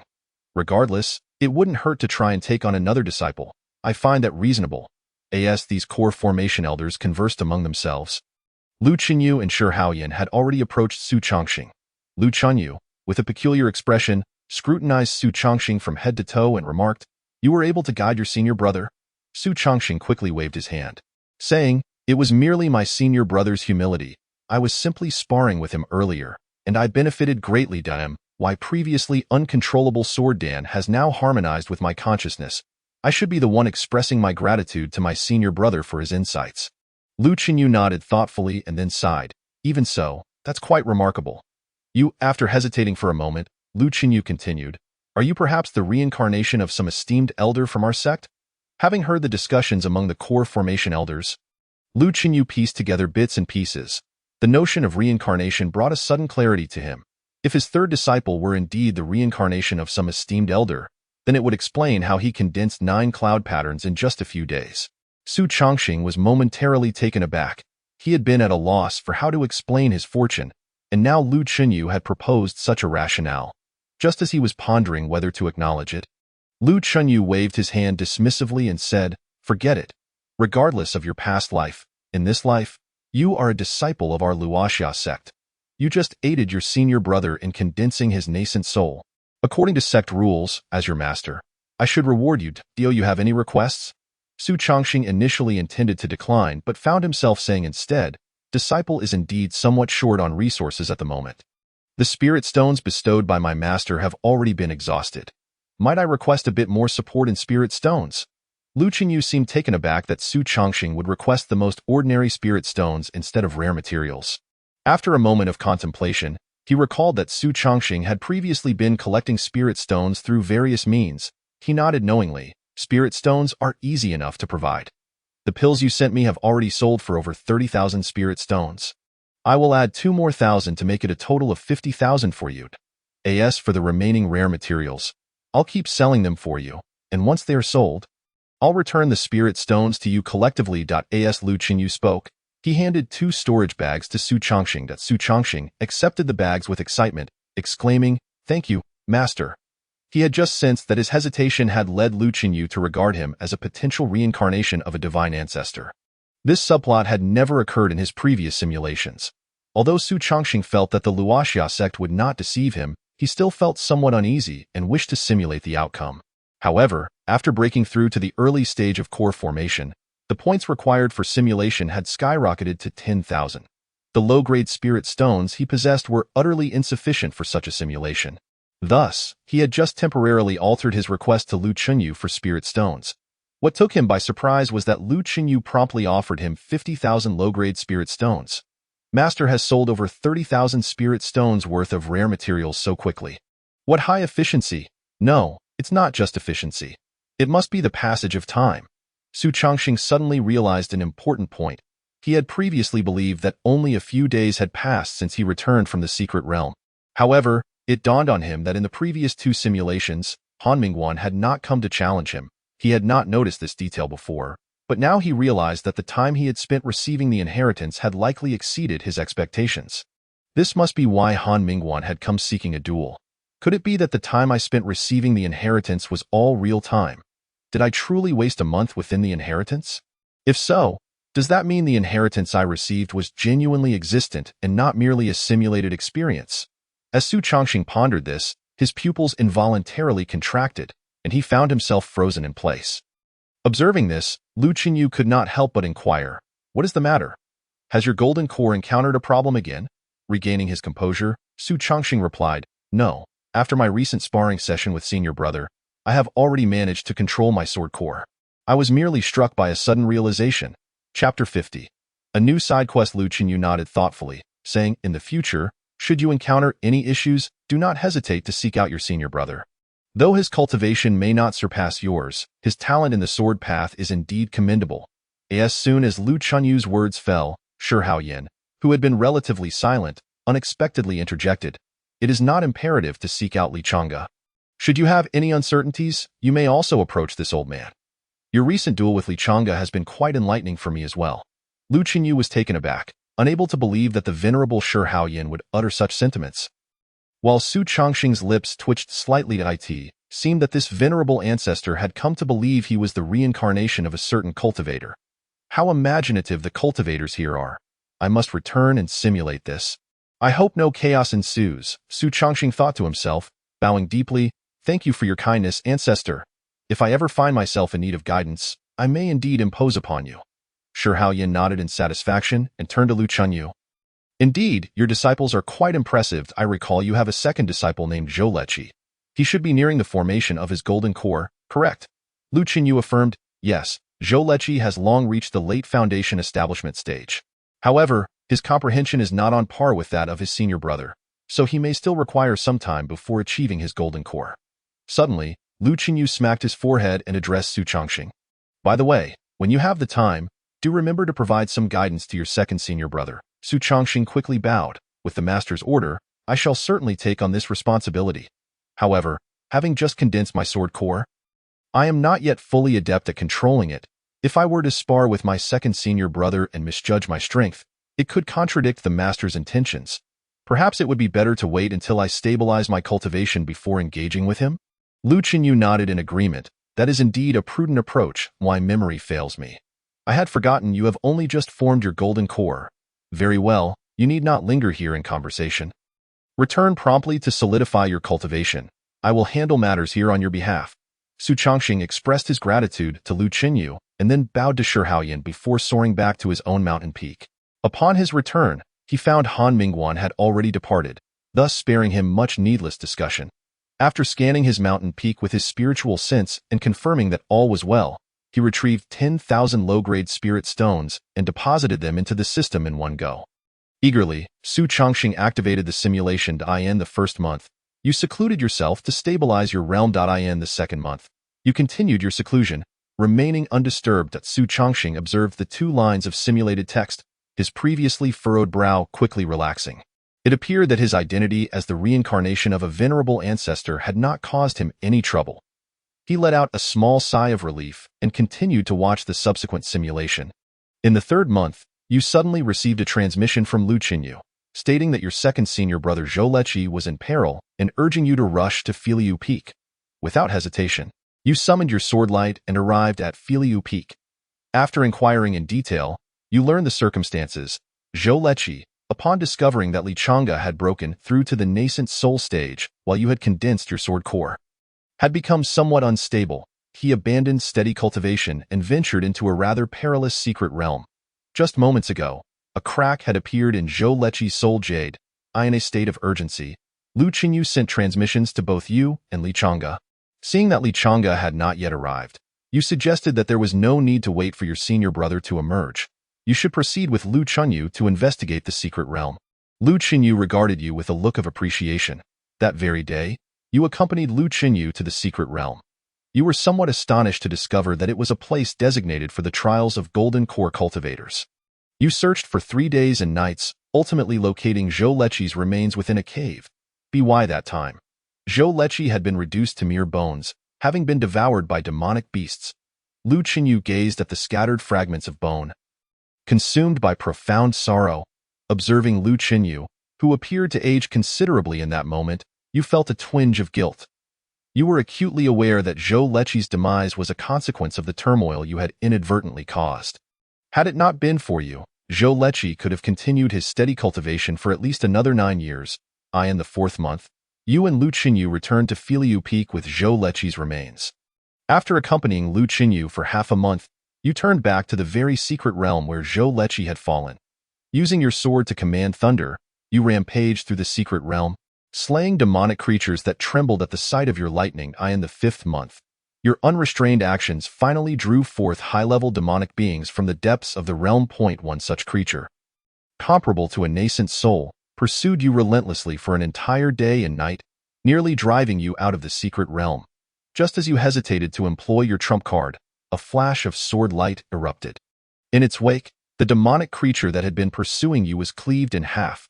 Li Chang'e had finally emerged from his seclusion. In the 6th month, you and Li Chang'e traversed the secret realm for several days, vanquishing high-level demonic beings until they were left in disarray. Throughout the repeated battles, your sword intent grew increasingly refined, and your realm naturally broke through to the mid-golden core stage. In the 8th month, you returned to your mountain to enter seclusion for 2 months. After stabilizing your realm, you ventured once more to the secret realm where Zhou Leqi had met his end. The remaining demonic creatures, believing they had escaped a calamity, were taken by surprise as you returned, forcing them to flee in panic. In the 9th month, you found yourself unmatched in that secret realm and, somewhat disheartened, shifted your focus to other realms. In the 2nd year, February, during the past 6 months, you roamed 2 secret realms, slaying countless demons. Your sword heart grew ever more steadfast, and your realm broke through again, reaching the late golden core stage. In May of the 2nd year, having stabilized your realm, you began contemplating the path to breaking through to the nascent soul stage. Due to the solidity of your sword core, conventional methods were largely ineffective. You resolved to venture into even more perilous secret realms to engage in combat with nascent soul-level demons. In June of the 2nd year, after a month of patrolling the secret realm, you finally encountered a nascent soul-level demon. Leveraging the advantages of your sword core and the thunderclouds, you battled for 3 days and nights, with neither side gaining the upper hand. In July of the 2nd year, having digested your previous gains, you sought out the same demon once more, engaging in a fierce battle that sent it fleeing in disarray. In November of the 2nd year, your sword light became increasingly formidable, rendering weaker nascent soul-level demons no match for you. In February of the 3rd year, after pursuing a nascent soul demon for several days, you finally struck it down. This marked your first personal kill of a nascent soul demon, filling you with exhilaration. In March of the 3rd year, your growing potential instilled fear in the demons of the secret realm, and numerous high-level demons designated you as a target for elimination. Unfazed, you continued your daily hunts of demons, despite the numerous traps laid by the opposing nascent soul demons aimed at ensnaring you. Each attempt ended in failure. Chapter 51. This simulation holds significant insights in August of the third year. Your strength increased once more, and you willingly stepped into a trap set by 3 demons comparable to the nascent soul stage. After battling them for an entire day, you suddenly experienced an epiphany. The breakthrough to the nascent soul stage. The 3 demons were taken aback, attempting to seize the opportunity of your momentary vulnerability to encircle and slay you. However, as your nascent soul took form, you wielded the purple illusionary sword, with thunderclouds swirling overhead. With your newly condensed nascent soul, you effortlessly wielded your sword, swiftly slaying the demon nearest to you. The remaining 2 old demons, stricken with terror, fled into the depths of the secret realm without a backward glance. With a slight smile, you chose to spare the 2 demons and return to your mountain to enter seclusion in February of the 4th year. After half a year of seclusion, you stabilized your nascent soul and emerged once more. This time, your attention turned back to the Immortal sect, and you resolved to investigate their recent activities in August of the 4th year. Seeking to avoid drawing too much attention, your investigations progressed rather slowly.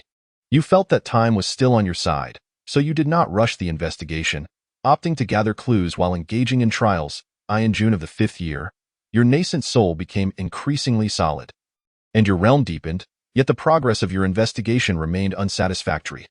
After some contemplation, you decided to inform Li Chang'e of the impending crisis. Thanks to your guidance, Li Chang'e had gained clarity on the path he wished to tread, resulting in rapid progress in his cultivation.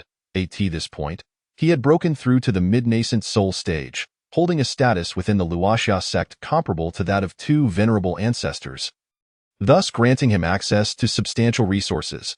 With Li Chang'e's involvement, the speed of your investigation accelerated dramatically. In February of the 6th year, the 2 of you finally uncovered the hiding place of the ancient demon on the verge of revival. Feeling somewhat isolated and outnumbered, you decided to seek the assistance of Shi Haoyan. Upon hearing this matter, Shi Haoyan immediately resolved to accompany you both. However, before embarking on the mission, he expressed the desire to prepare a treasure to counter the Immortal sect. Seizing the opportunity, you entered seclusion for a month, aiming to further sharpen the sword in your heart. In the 3rd month of the 6th year, Shi Haoyan finally completed his preparations, while you, during this month, transcended into a minor realm, becoming a practitioner in the mid-stage of the Yuan. At this moment, you stood on equal footing with Li Chang'e. Both Shi Haoyan and Li Chang'e were astonished by the rapidity of your cultivation. Filled with confidence for the impending battle in the 4th month of the 6th year, once you were fully prepared, you plunged without hesitation into the secret realm where the old demon of the Immortal sect was concealed. To your astonishment, a transformation god ancestor was guarding this place. Through dialogue, you learned that the Immortal sect had already sensed that someone was investigating, prompting the presence of the transformation god ancestor for protection. You breathed a sigh of relief, realizing they had not yet awakened the sleeping old demon. Wasting no time, you engaged in battle with the adversary. The prowess displayed by you and Li Chang'e left them utterly astonished. However, the transformation god ancestor of the Immortal sect possessed an array of formidable techniques, managing to withstand your trio's fierce onslaught at the cost of sustaining light injuries, and began to awaken the dormant old demon. Sensing the precariousness of the situation, you summoned the ethereal image of the divine sword from your sea of consciousness.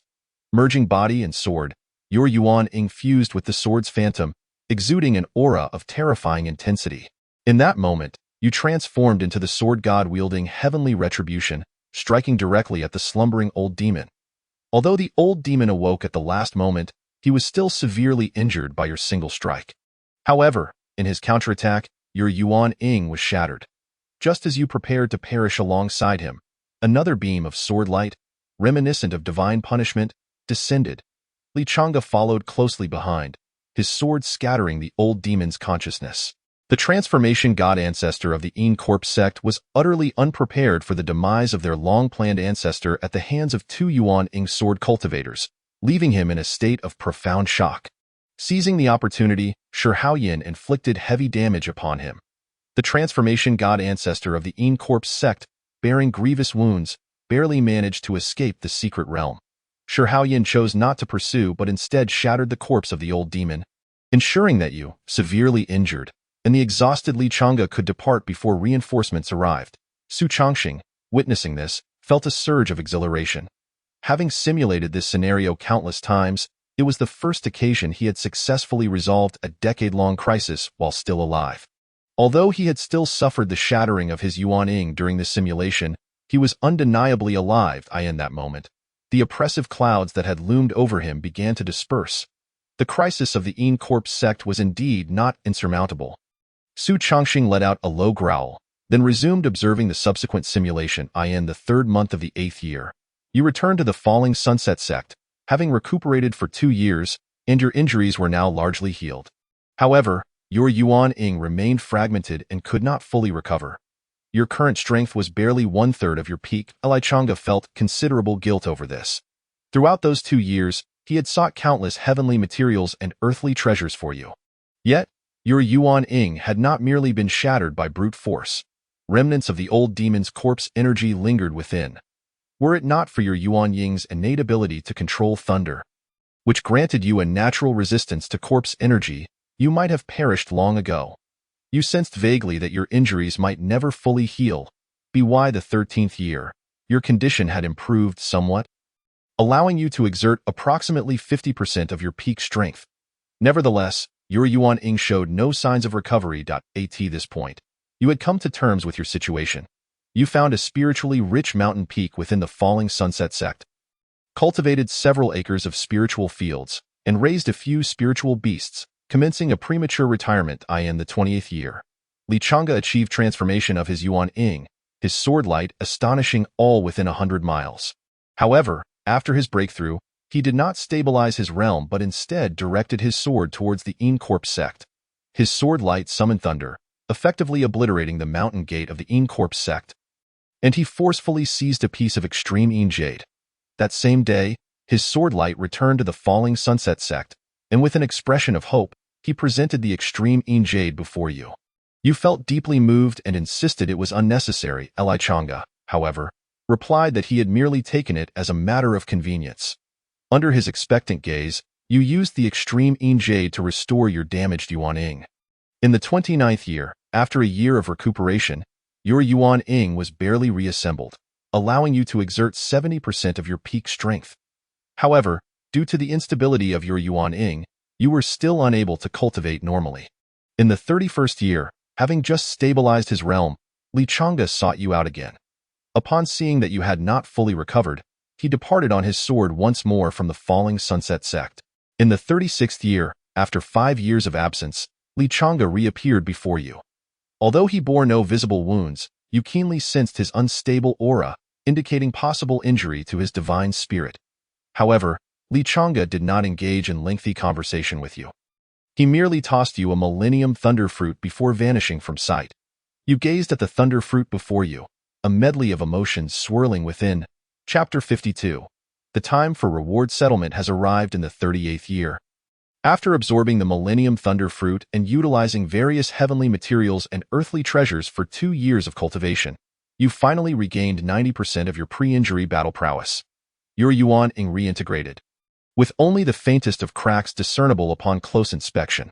Although your progress in cultivation remained agonizingly slow, you could finally continue your practice. Not wishing to endanger Lichanga any further, you resolved to travel and seek out heavenly materials and earthly treasures that could thoroughly mend your injuries. In the 53rd year, after over a decade of exploration, your mindset had stabilized completely, prompting your decision to return to the mountain for some time of practice. In the 86th year, a sudden whim struck you, and you decided to observe the grand tournament within your sect. During this event, you unexpectedly discovered a promising celestial seedling, which you subsequently brought back to the sect in the 103rd year. Your disciple successfully condensed a second-grade golden core, filling you with joy. By the 180th year, your disciple broke through to become a Yuan-Ing, joining you as an elder of the sect.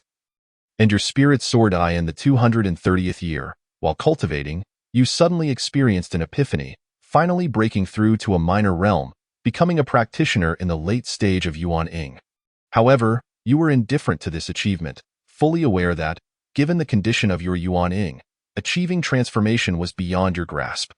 All your hopes rested upon your disciple, wishing for him to attain the transformation realm on your behalf. In the 368th year, your disciple advanced to the late stage of Yuan Ying but remained uncertain about how to achieve transformation. Thus, you sent him to Li Chang's cave abode for guidance. In the 420th year, your disciple finally broke through to transformation, leading you to decide to venture out and celebrate for a century, in the 481st year. While enjoying your time outside the sect, you were suddenly struck by devastating news. Your senior brother Li Chang'a had perished, having fallen amidst the thunderclouds while wielding his sword against the heavens.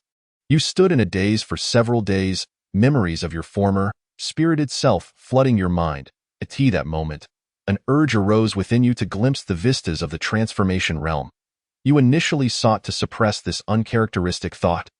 Yet upon reflecting on your 500 years of life, you found yourself devoid of any attachment. Your only lingering obsession was the path to transformation that had been severed due to your injuries. If you did not attempt it this time, you might perish with regrets 500 years hence, a fate you could not accept in the 483rd year. Disregarding your disciple's protests, you journeyed to the place of Li Chang's fall and retrieved the celestial sword he had left behind. Your shattered Yuan Ying seemed to resonate with your will, suddenly emitting a roar. The long-lost sword intent surged forth from within you. The Yuan Ying, which you had forcibly pieced together, could not withstand your outburst, resulting in numerous fissures. Yet, you paid no heed, wielding Li Chang's celestial sword against the thunderclouds above. Amidst the cascading divine punishments, your body and Yuan Ying gradually disintegrated. Just as you were on the brink of annihilation, your fractured Yuan Ying finally underwent transformation, unleashing an unprecedentedly resplendent strike. However, this strike was not directed towards the heavens but rather towards the earth vein of the falling sunset sect. With your most brilliant blow, you transferred Li Chang's legacy to the forbidden grounds of the falling sunset sect, ensuring that future generations could safely inherit what he had left behind. Having fulfilled your purpose, you smiled as you perished amidst the heavenly thunder. You have died. Su Changxing observed this conclusion, stroking his chin in contemplation. He had not anticipated that in this simulation, he would actively seek death. Isn't it better to live well? Why pursue death? Is it because the path ahead appears bleak, rendering existence meaningless? During Su Changxing's previous life, he had heard similar sentiments. It was said that when one loses their goals and lives too long, they are prone to world weariness. However, Su Changxing, in this lifetime, found it difficult to comprehend such a state, for he had lived less than 50 years combined across both lives, before he could ponder further. The system's voice rang out once more. Simulation concluded. Evaluation. Your extraordinary talent at the onset of your journey guaranteed that you would never settle for a life of mediocrity. Though the final sword light was fleeting like a shooting star, it ultimately etched a perfect symbol upon your life. Based on the simulation results, you may choose one of the following rewards. 1. Experience the life from the first-person perspective within the simulation. 2. Attain the cultivation of late-stage golden core. Su Changxing gazed at the two rewards before him, his brow furrowing involuntarily. During the simulation, he had felt that his performance had been quite commendable. However, the system's evaluation seemed to diverge from his own judgment, offering rewards that were rather meager. Could it be that my elevated realm has led the system to believe that overcoming the crisis a decade later is merely a matter of course? After a moment of contemplation, Su Changxing deduced the criteria by which the system assessed him. Having completed the core formation, his strength had significantly increased compared to previous simulations. Thus, when confronted with the same crisis once more, the level of difficulty was naturally dissimilar. Nonetheless, he had sustained injuries to his foundation while navigating the crisis a decade hence, resulting in a delay of several centuries. From this perspective, his evaluation indeed lacked substantial merit. Besides the inadequacy of his crisis resolution, he harbored another regret. He had failed to save his second senior brother, Zhou Leqi. However, he remained uncertain whether this particular side quest had adversely affected his evaluation. After contemplating the two options for a brief moment, Su Changxing ultimately chose the first. Recently, his cultivation had progressed at an astonishing pace, and he intended to solidify his realm before pursuing further enhancements. After all, cultivation was not a rarity.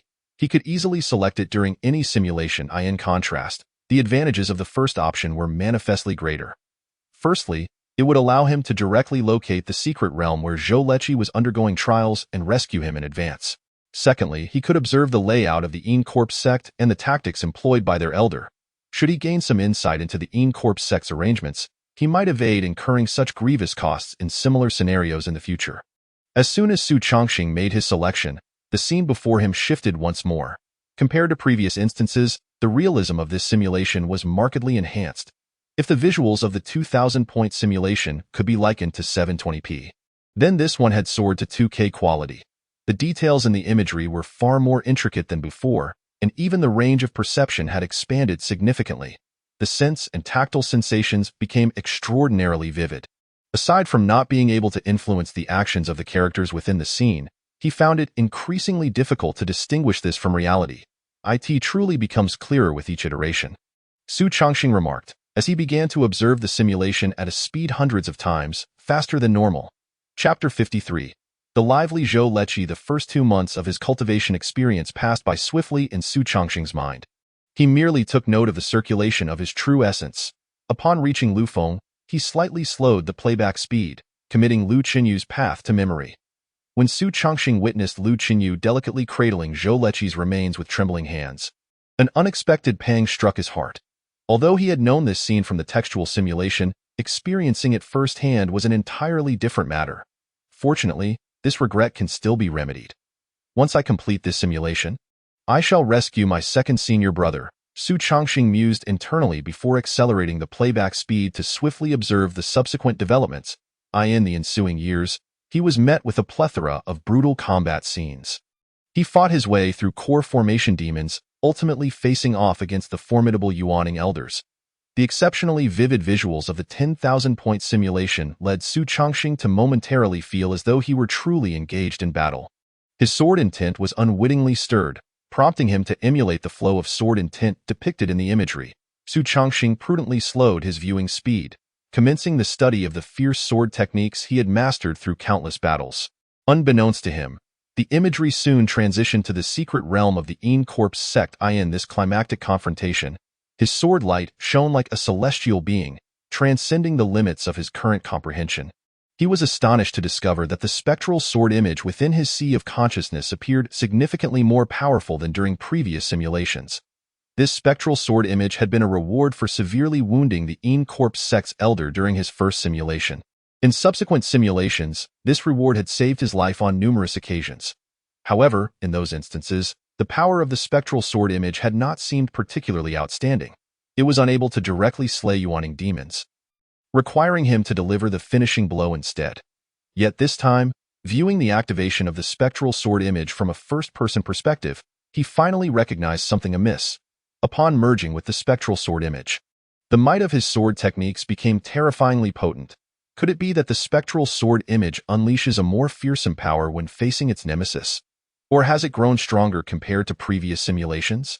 Were it not for the inability to pause the viewing, Su Chongqing would have eagerly delved into the nature of the spectral sword image within his sea of consciousness. Instead, he could only suppress his curiosity for the time being and continue observing the unfolding scenes. The subsequent visuals contained little in the way of combat content, and he swiftly skipped over the unremarkable portions. Soon, he arrived at the final scene. Although Su Chongqing had previously experienced the might of divine retribution during his acceptance of the inheritance, it had been significantly weakened by Li Chang'e, rendering it incomparable to the true divine retribution. Now, viewing it from a different perspective, he gained a clearer understanding of its nature. Su Chongqing watched as he was shattered by divine retribution, his fragmented Yuan-ing erupting with unprecedented radiance, causing the sword Dan to tremble involuntarily. Even the loose thunderclouds above the sword Dan began to unconsciously mimic the essence of true divine retribution. Before long, the imagery vanished entirely, yet Su Chongqing remained engrossed in the final scene. The thunderous spiritual energy within a 100-mile radius seemed to respond to a summons, converging around Su Chongqing. His thunderclouds within the Dantian welcomed the influx of energy, absorbing it without reservation. Soon, the surging miniature thunderclouds glowed with flickers of lightning, beginning to strike down upon the sword Dan below. Previously, when Su Chongqing had attempted to cultivate, his sword Dan had been unable to withstand the overwhelming thunderclouds, compelling him to halt his practice prematurely. However, this time, an even more potent sword intent emerged from within his sword Dan. Under the enveloping sword intent, his sword Dan not only remained unscathed but also rapidly solidified under the relentless pounding. Su Chongxing paid little heed to this transformation, as his sea of consciousness continued to replay the final divine retribution. The terrifying might of the heavenly punishment echoed repeatedly within his mind. Rather than feeling any fear, Su Chongxing was instead filled with an overwhelming sense of battle fervor, as if he were destined to shatter the very thunderclouds themselves. After an indeterminate amount of time, Su Chongxing finally blinked in confusion. Once he regained his composure, the first thing he sensed was the change within his dantian. Compared to before his epiphany, his sword dan had become markedly sharper, and even the thunderclouds above it appeared increasingly vivid. Could it be that I've broken through once more? A spark of realization ignited within Su Chongxing, prompting him to plunge his consciousness into the system. The next instant, he discovered that the points required for the simulation had indeed risen from 10,000 to 20,000. It truly has happened. Time. Before he could revel in his achievement, Su Chongxing sprang up from the ground, swiftly calculating the time. After a brief moment, he exhaled a sigh of relief. Thankfully, it has not yet been 2 months. While observing the simulation earlier, he had already resolved to save Zhou Leqi. If this moment of enlightenment were to delay his rescue of Zhou Leqi, it would be a tremendous loss. Due to Su Chongxing's calculations being somewhat inaccurate, he dared not tarry any longer. He barely had time to examine the changes within himself before he soared into the sky on his sword. Headed towards the secret realm etched in his memory, it was only when the sword light pierced through the clouds that Su Chongxing suddenly realized his speed of escape seemed to exceed expectations.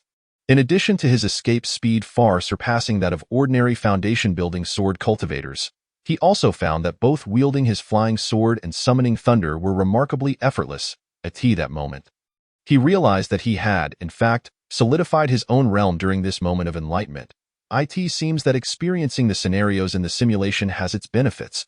However, such practices should not be frequent.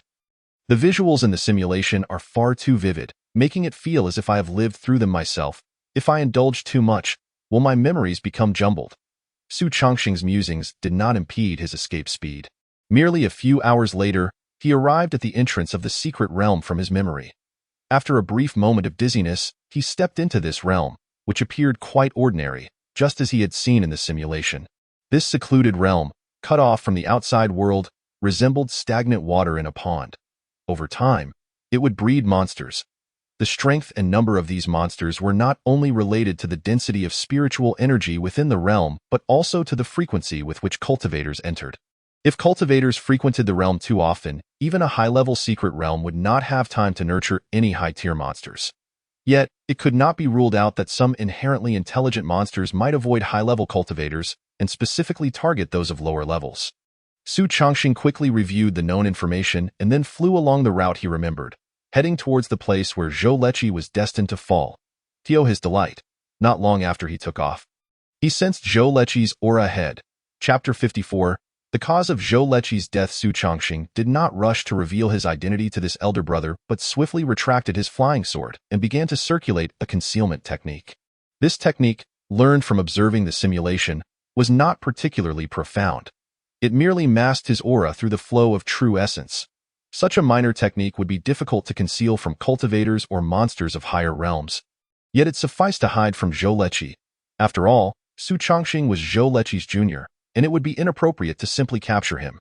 Moreover, since Zhou Leqi had come here due to his provocation, a hasty revelation might yield contrary results. Thus, Su Chongxing decided to conceal his presence and observe the ensuing developments. He did not rush to reveal himself, but instead followed Zhou Leqi from a distance, waiting for the moment he faced peril to intervene. This pursuit continued for several days, during which Zhou Leqi steadily advanced deeper into the secret realm. To Su Chongxing's surprise, Zhou Leqi was not wandering aimlessly but had a clear direction in his journey.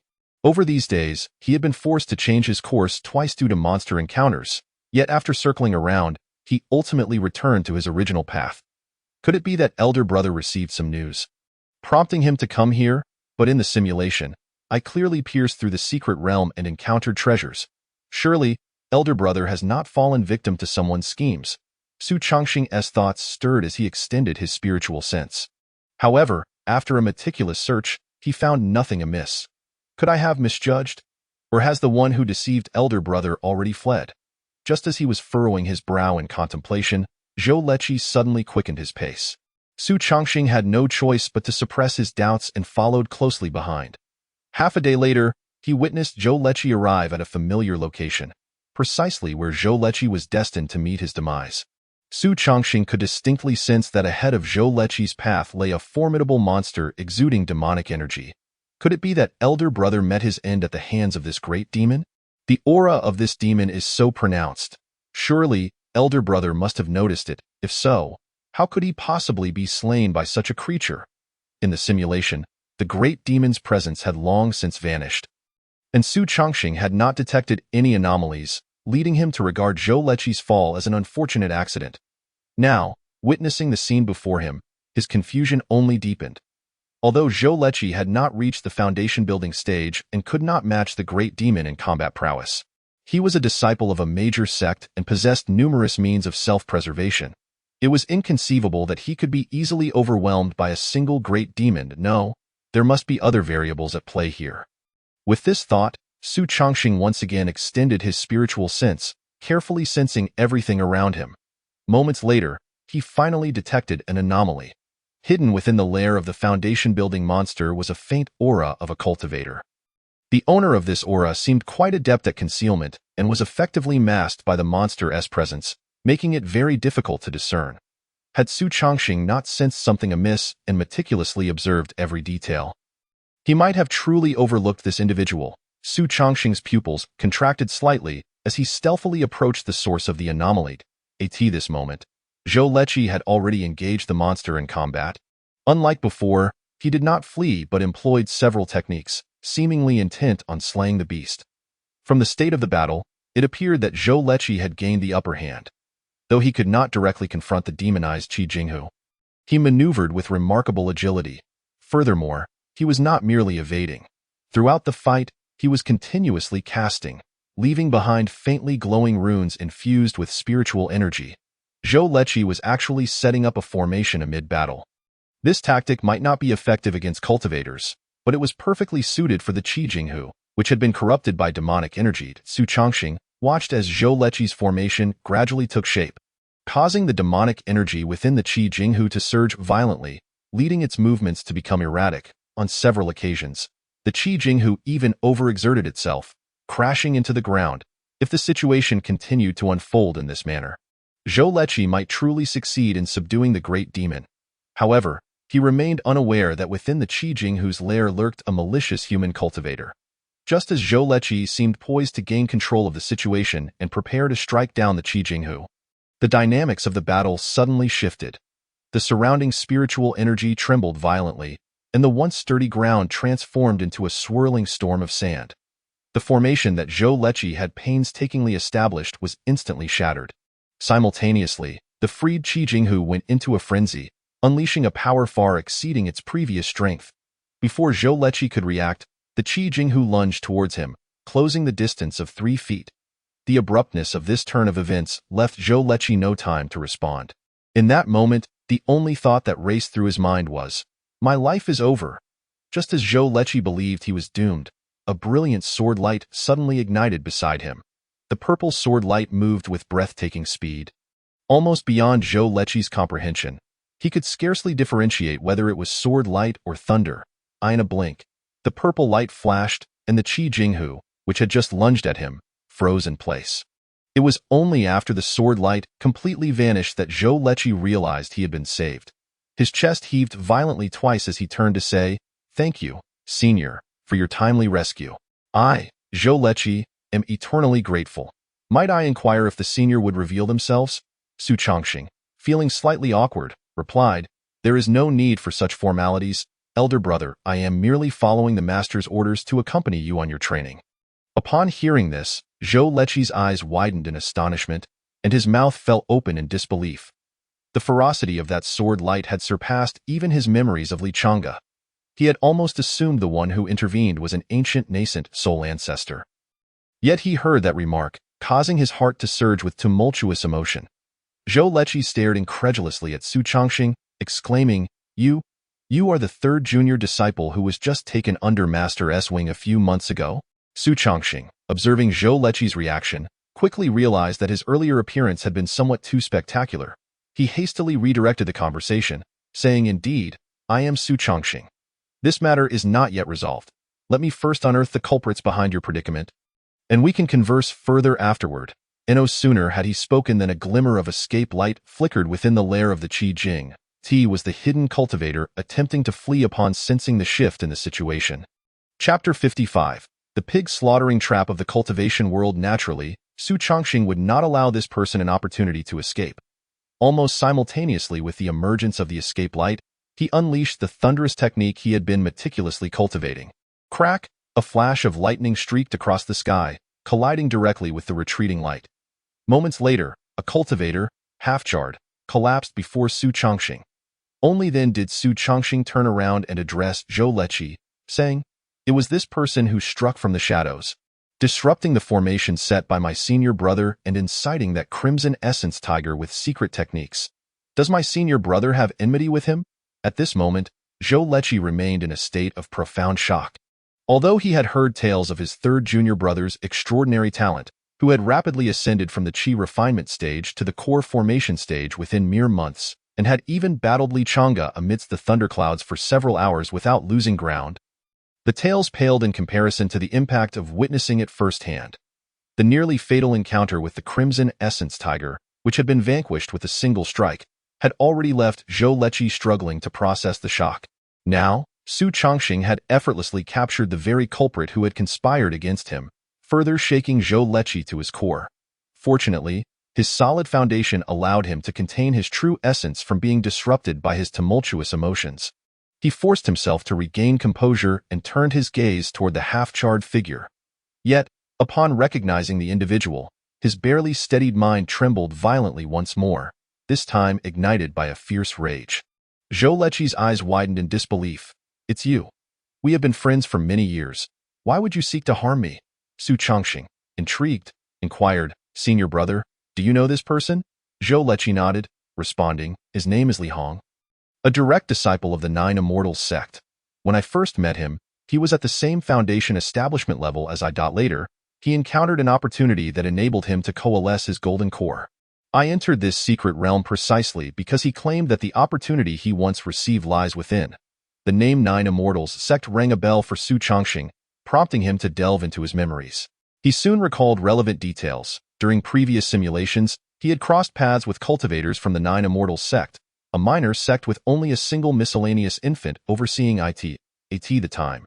Su Chongqing had sensed something peculiar about the sect's dealings, but had refrained from delving deeper to avoid drawing attention. Little did he know that this seemingly inconsequential sect was entangled in the scheme against Zhou Leqi.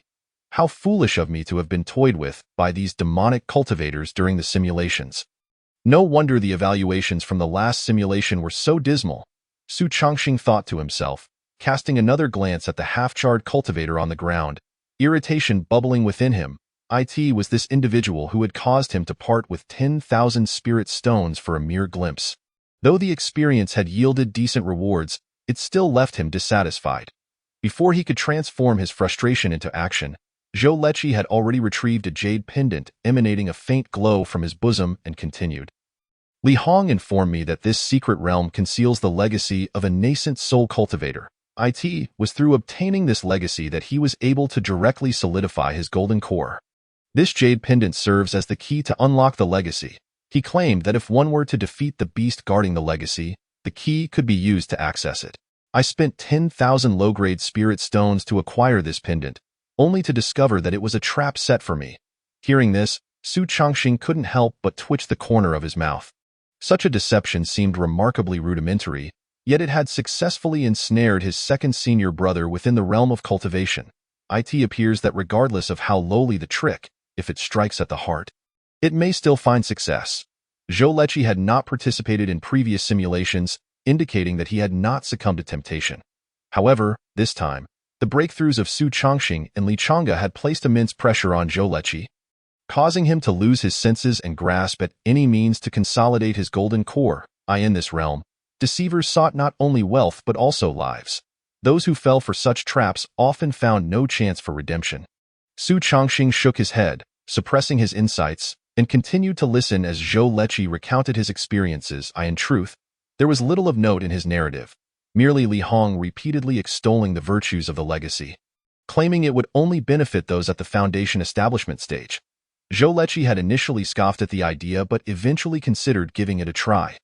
After sharing his ordeal, Zhou Leqi turned to Li Hong and declared, "I have always considered you a friend, yet you sought to take my life. In that case, do not blame me for my ruthless hand. In your next life, refrain from committing such heinous acts." As Zhou Leqi prepared to strike, Li Hong struggled to rise from the ground, exclaiming, "Wait, it is not I who aims to harm you, but another. We have known each other for many years. While I envy your status as a disciple of a great sect, I have never harbored ill intentions. The reason I attacked you was out of necessity. Do you not wish to know who seeks your life?"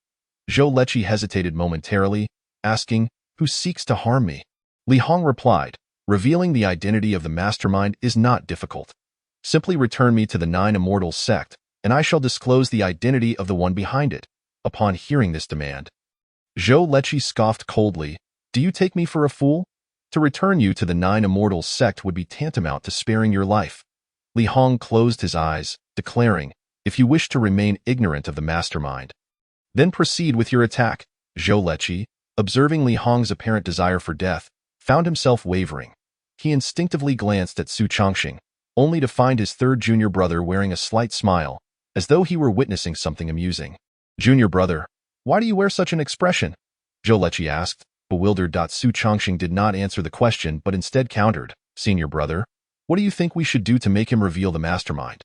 Furrowing his brow, Zhou Leqi replied, "I certainly will not return him to the 9 Immortals sect. To extract the identity of the one pulling the strings, we need only bring him back to my falling sunset sect. The elders within the sect have their ways of making him speak."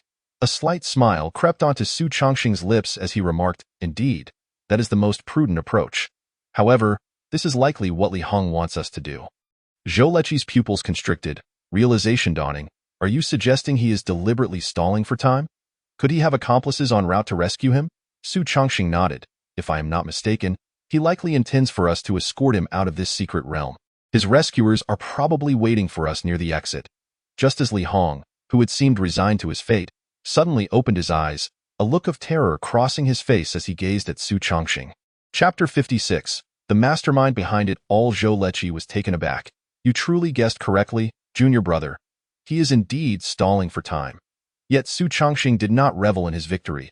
He felt that Li Hong's reactions were overly conspicuous, akin to an actor who had not rehearsed adequately, performing with excessive vigor. After pondering for a moment, he shook his head thoughtfully. "His reactions are exaggerated, as if he wants me to believe I have deduced everything." This response appears to be yet another deliberate delay. It seems he has already sent out signals indicating his peril. His rescuers likely have not been waiting at the entrance but have pinpointed his location. If that were the case, it might not be long before they encountered the mastermind behind it all. As he spoke, Su Chongqing's gaze was fixed on Li Hong, who stood with his mouth agape, his expression filled with dread. Yet, Su Chongqing keenly observed that during the second guess, Li Hong trembled involuntarily. Zhou Leqi clearly noticed this detail as well. He was astonished. He truly is waiting for someone to come to his aid. In that case, we cannot allow him to live. Li Hong's face turned pale. "If you kill me, you will never find the mastermind behind this." Zhou Leqi scoffed. "It will merely make finding the mastermind a bit more troublesome. I refuse to believe that the elders of my falling sunset sect cannot uncover the identity of the one pulling the strings." After uttering these words, he raised his hand, unleashing a gust of force aimed at shattering Li Hong's skull. However, just as the gust was halfway to its target, it was suddenly obliterated by a beam of golden light. Immediately, an aged voice echoed from several hundred paces away. "Who dares to openly assault my disciple?" Just moments ago, Li Hong, who had appeared near death, struggled to rise from the ground, crying out, "Master, save me! These two intend to kill me." Within the span of 2 sentences, an old man had descended within mere dozens of paces from the two. His speed of retreat was astonishing. He was a nascent soul elder. The elder coldly huffed, "Who are you two, and why do you wish to harm my disciple?" Though he directed his question at Zhou Leqi, his gaze remained fixed on Li Hong. Li Hong, struggling to reach the elder, exclaimed, They want to kill me and seize my treasures. I had only intended to kindly lead them to explore this secret realm. Yet they harbored malicious intent." wishing to monopolize the legacy here. Master, you must stand up for me. As Zhou Leqi witnessed the unscrupulous individual making the first accusation, his face turned a shade of iron blue from indignation. Meanwhile, Su Chongqing maintained an air of intrigue, having already recognized the identity of the newcomer, Wu Chuan, the sole nascent soul elder of the Nine Immortals sect in the previous simulation. He had not paid much attention to this individual. For when Su Chongqing encountered Wu Chuan in the simulation, he had already coalesced his own nascent soul. Wu Chuan had always exhibited a subservient demeanor in his presence, resembling a grandson before an ancestor. Little did he expect that this time, Wu Chuan would dare to turn the tables, which piqued Su Chongqing's curiosity. Although he was merely at the mid-stage of the Golden Core realm, he felt no fear towards Wu Chuan, a mere mixed nascent soul. While the formation of a nascent soul does not carry the same irrevocable implications as the Golden Core, there are still distinctions in their quality. Wu Chuan's nascent soul was evidently forced into existence through external means, categorizing it among the lowest tier of mixed nascent souls. As Su Chongqing observed the simulation, he had acquired numerous sword techniques and was eager to test them out. Unexpectedly, this mixed nascent soul appeared before him as though he were a designated opponent. At this moment, his sword intent could hardly contain its excitement. Wu Chuan, oblivious to Su Chongqing's thoughts, assumed that the silence from both parties was due to the overwhelming presence of his nascent soul ancestor. He let out a cold snort and declared, "You two appear to be righteous cultivators. How dare you engage in acts of wickedness? Today, I shall teach you a lesson on behalf of your master." As he spoke, he raised his hand and unleashed two beams of golden light. Suddenly, Zhou Leqi snapped back to reality from his boundless rage. He finally realized that Wu Chuan was in cahoots with Li Hong. In a state of alarm, Zhou Leqi exclaimed, "Junior brother, run back and let—" He intended to say, "Let the master take revenge for me," but before he could finish, a streak of sword light erupted. Slicing through the two beams of golden light in the blink of an eye, the sword light surged forward relentlessly, aiming directly at Wu Chuan's face. Zhou Leqi's mouth fell agape, his eyes wide with astonishment. Despite having tried to overestimate his junior brother, he had never imagined that he could contend with a nascent soul elder. Wu Chuan, too, was taken aback. He had anticipated easily subduing these two juniors, only to discover that one of them was a sword cultivator. Yet, he remained unfazed, for he had sensed that the assailant was merely a golden core cultivator who had concealed his aura through some means. Frowning, he unleashed over 10 beams of golden light, believing that these would be sufficient to ensnare a golden core cultivator's flying sword. However, the very next moment, that streak of sword light severed through his 10 beams of golden light and closed the distance to within 10 zhang of him. Wu Chuan's expression shifted dramatically as he hurriedly retreated. Seizing the moment, he retrieved a bone artifact that had long since been jade-ifed. In the next instant, the sword light collided with the bone artifact. Initially, Wu Chuan felt a sense of relief, but it quickly turned into alarm when he heard a crisp cracking sound. The treasured artifact he held dear had been marred by the golden core cultivator's strike. Enraged, Wu Chuan bellowed, "Where did this sword cultivator come from, to audaciously launch a sneak attack? It seems you truly are a wretched being of evil. I shall not spare you today." Su Chongqing merely scoffed. "I am curious to see how a mere mixed nascent soul intends to prevent my escape." Upon hearing this, Wu Chuan's already grim expression twisted further. The term mixed nascent soul was the very thing he wished to avoid. And now that Su Chongqing had so brazenly exposed it, his fury erupted. However, before he could vent his rage, a thunderous sword light descended upon him with unparalleled force. Startled at first, Wu Chuan was soon consumed by a torrent of anger. For Su Chongqing had dared to merge his body with the sword as he charged forth. While this technique was ferocious, it was also exceedingly perilous. Should the protective sword light be shattered, the sword cultivator would be easily overwhelmed or even slain. Thus, such a maneuver was typically reserved for encounters with foes of equal rank, used either as a last-ditch effort or for escape against higher-tier opponents. Yet Su Chongqing had employed it as his opening move. Wu Chuan, this was nothing short of an affront. "Junior," he roared, "if you seek death, then do not blame me." Chapter 57. Corpse Transformation. With a thunderous shout, Wu Chuan produced a soul nail imbued with a chilling aura from his robes. This soul nail, forged from the souls of hundreds of cultivators, was his secret weapon. one he had not intended to reveal. However, given the opportunity presented to him by this impudent junior, he resolved to eliminate both adversaries in one fell swoop. As for whether this hidden trump card would be exposed, he reasoned that it would not matter if he could slay them on the spot. A hint of a smile crept across Wu Chuan's lips as he abruptly launched the soul nail. To his delight, the junior seemed unaware of its potency, boldly advancing towards it without evasion. However, his moment of triumph was fleeting. For the very next instant, the thunderous sword light struck the soul nail, sending it flying and continuing its descent towards him. Wu Chuan's eyes widened in disbelief. But he had no time to ponder the ferocity of that sword light, as it was already within 10 zhang of him. Hastily, he summoned his artifact, erecting layers of protective azure light before him. In the moment he had anticipated, the azure light clashed with the sword light, shattering into countless fragments with a series of soft sounds. Fortunately, the fragmented protective barrier had afforded him a brief reprieve. Taking advantage of this moment, he soared into the sky, narrowly evading the nearly unbeatable sword light. Yet, before he could exhale a sigh of relief, that thunderous sword light arced once more, descending upon him. Wu Chuan had no choice but to conjure his escape once again, all while fending off Su Chongqing's relentless sword strikes. Not far away, Zhou Leqi watched in astonishment as the two streaks of light danced in the sky. Unable to contain his shock, if initially Wu Chuan had been caught off guard by Su Chongqing's attack, it was now an obvious display of suppression. Though the two streaks of light twisted and intertwined, any observer could discern that Su Chongqing was pursuing while Wu Chuan was fleeing. Wu Chuan was no longer the arrogant figure he had been just moments ago.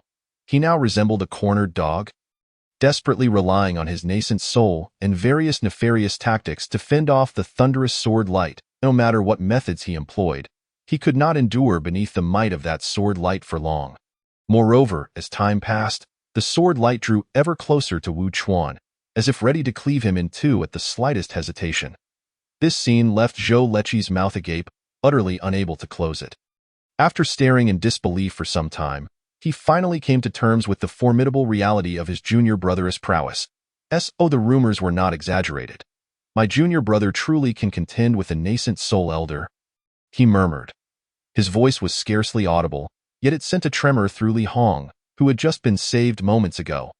Initially, he believed he had narrowly escaped death, but he could never have anticipated that the sword cultivator who had thwarted his plans would possess such ferocity.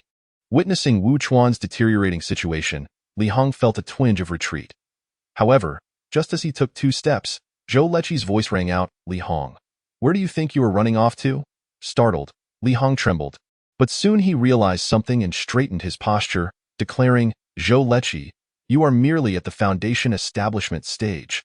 Even if I am gravely injured, you are not capable of detaining me. I advise you not to seek death." Unfazed, Zhou Leqi retorted, "You are but a waste who forcibly coalesced a golden core through dark arts. Even if you were unscathed, you would not surpass me, let alone in your current state," he continued. "Today, you are undoubtedly doomed." Zhou Leqi, amidst his furious shouts, deftly conjured several talismans out of thin air.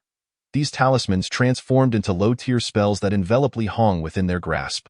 Already gravely injured, Li Hong dared not confront these spells head-on and was left with no choice but to forcibly activate the scant remnants of his potential, evading and fleeing in desperation. However, his golden core had been forcibly condensed, rendering its foundation exceedingly unstable. Just moments ago, Su Chongqing's bolt of heavenly lightning had nearly shattered his golden core into fragments. Even now, he found himself unable to harness the power contained within it. With only a meager revival of his true essence, he was utterly incapable of contending with Zhou Leqi in a mere few exchanges.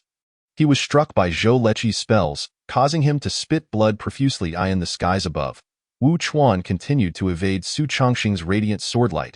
As an accomplished Yuaning elder, finding himself so thoroughly besieged by a golden core cultivator filled him with both shock and fury. Were it merely this, he might have been able to suppress his rage and slowly seek out Su Chongqing's weaknesses.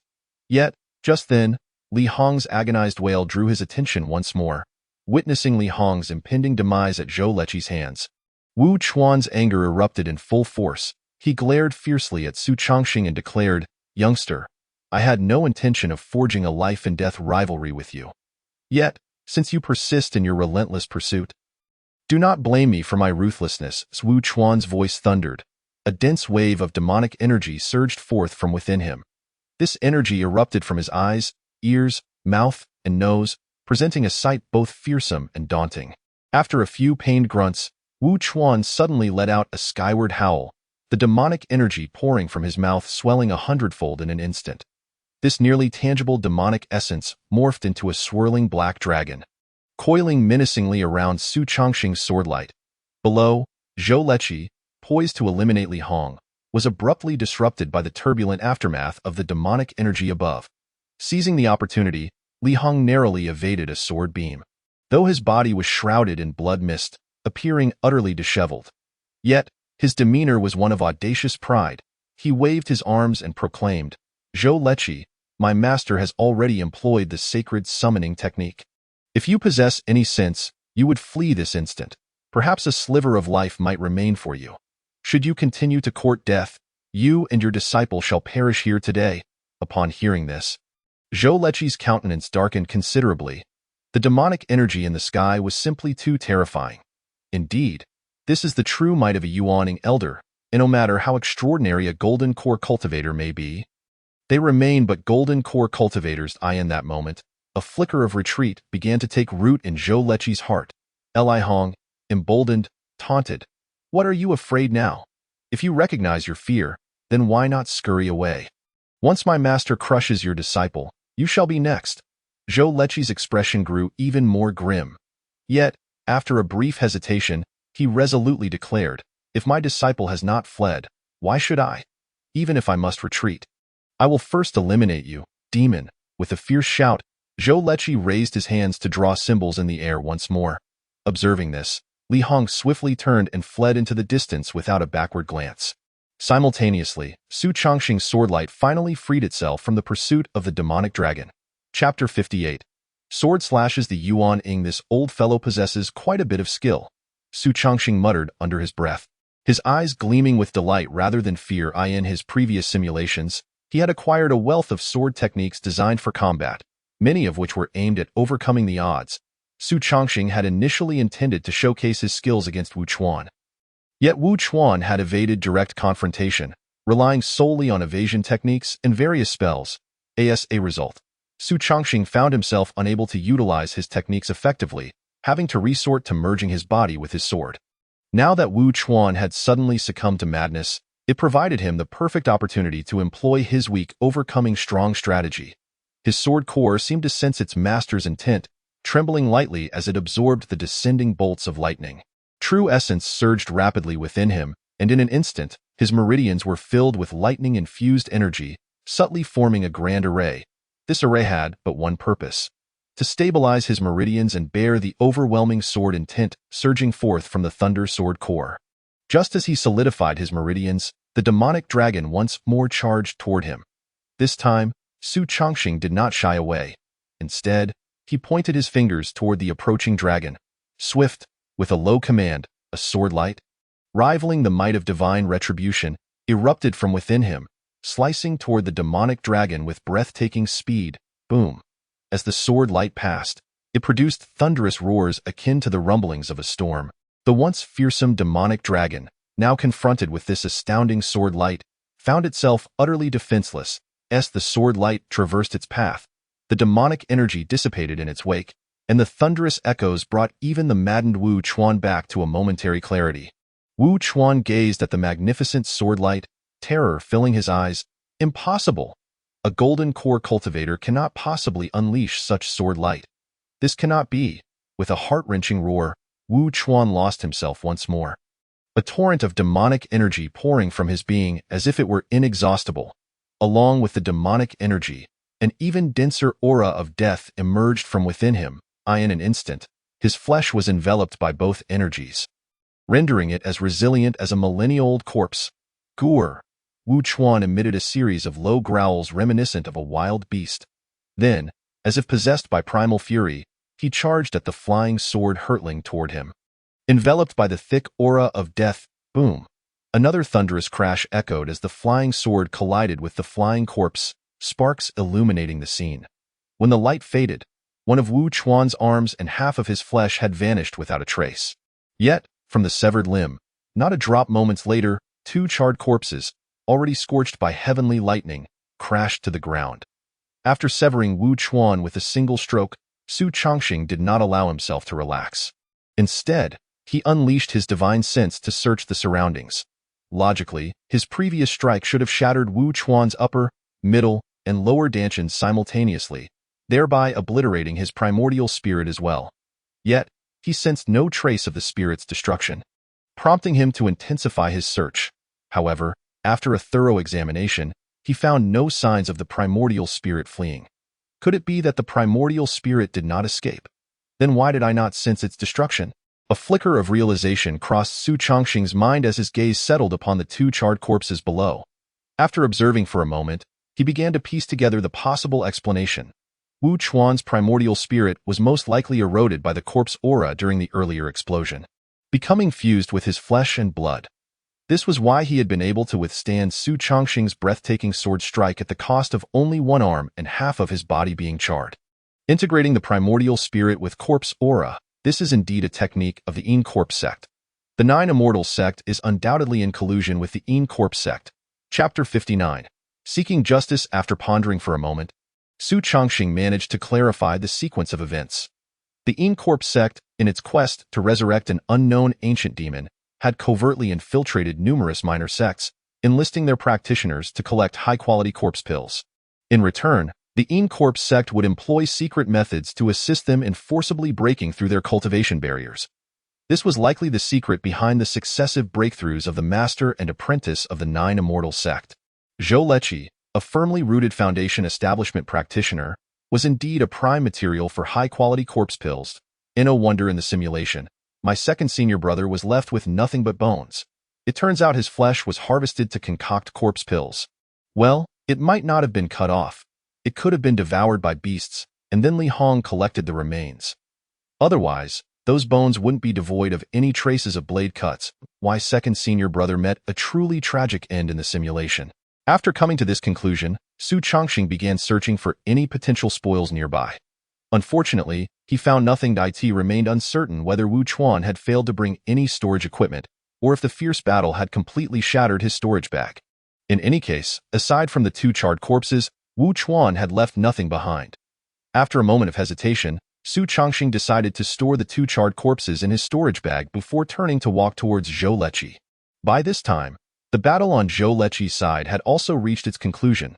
As Su Chongqing executed his breathtaking sword strike, Li Hong had already been frightened out of his wits and was promptly dispatched by Zhou Leqi, who seized the opportunity to crush his skull. Zhou Leqi, however, paid little attention to Li Hong's lifeless body.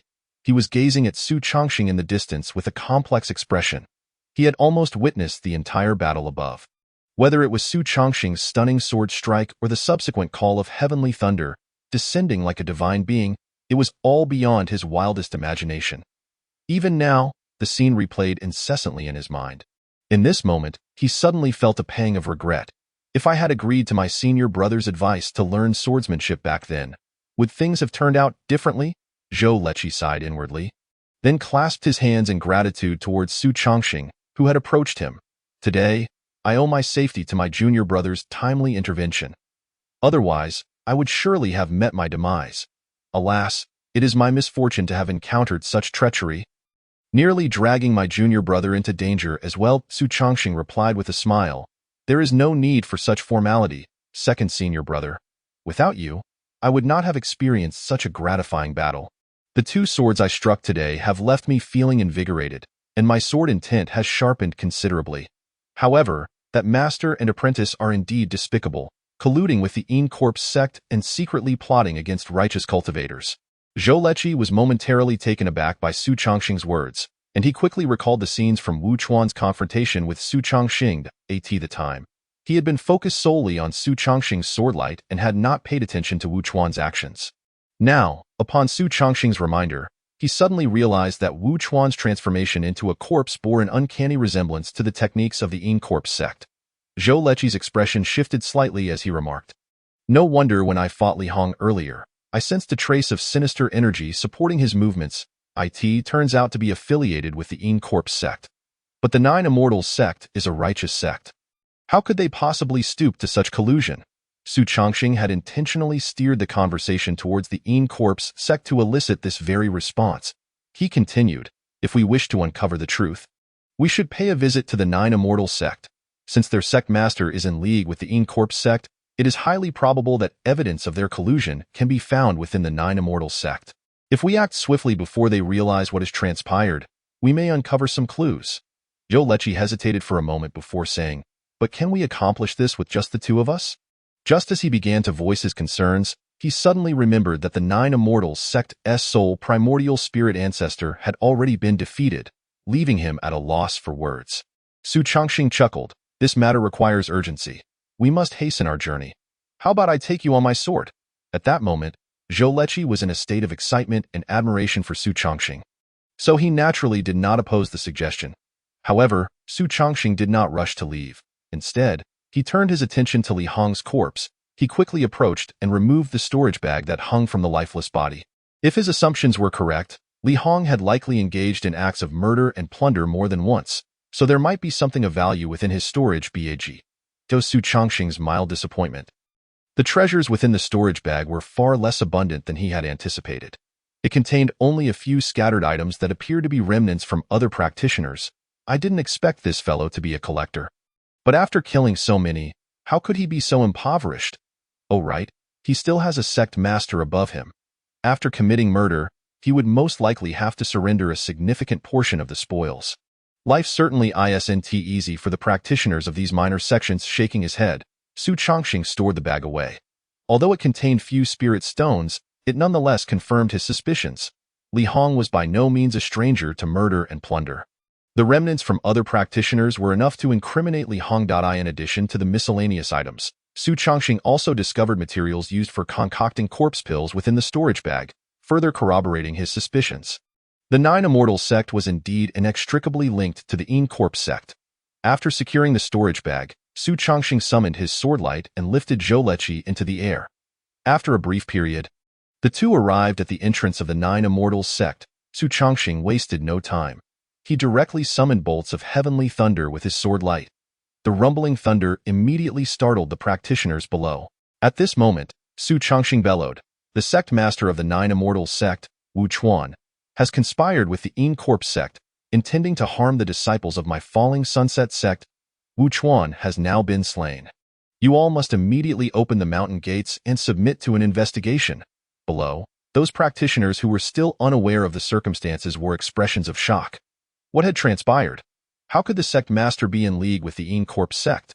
Moreover, even if the sect master truly had colluded with them, why should it implicate them? Do not listen to his nonsense. How could the sect master possibly be dead?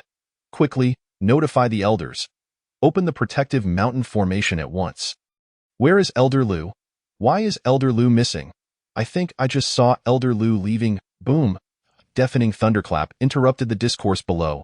At that moment, the practitioners below were horrified to discover that dark clouds of thunder had enveloped their heads.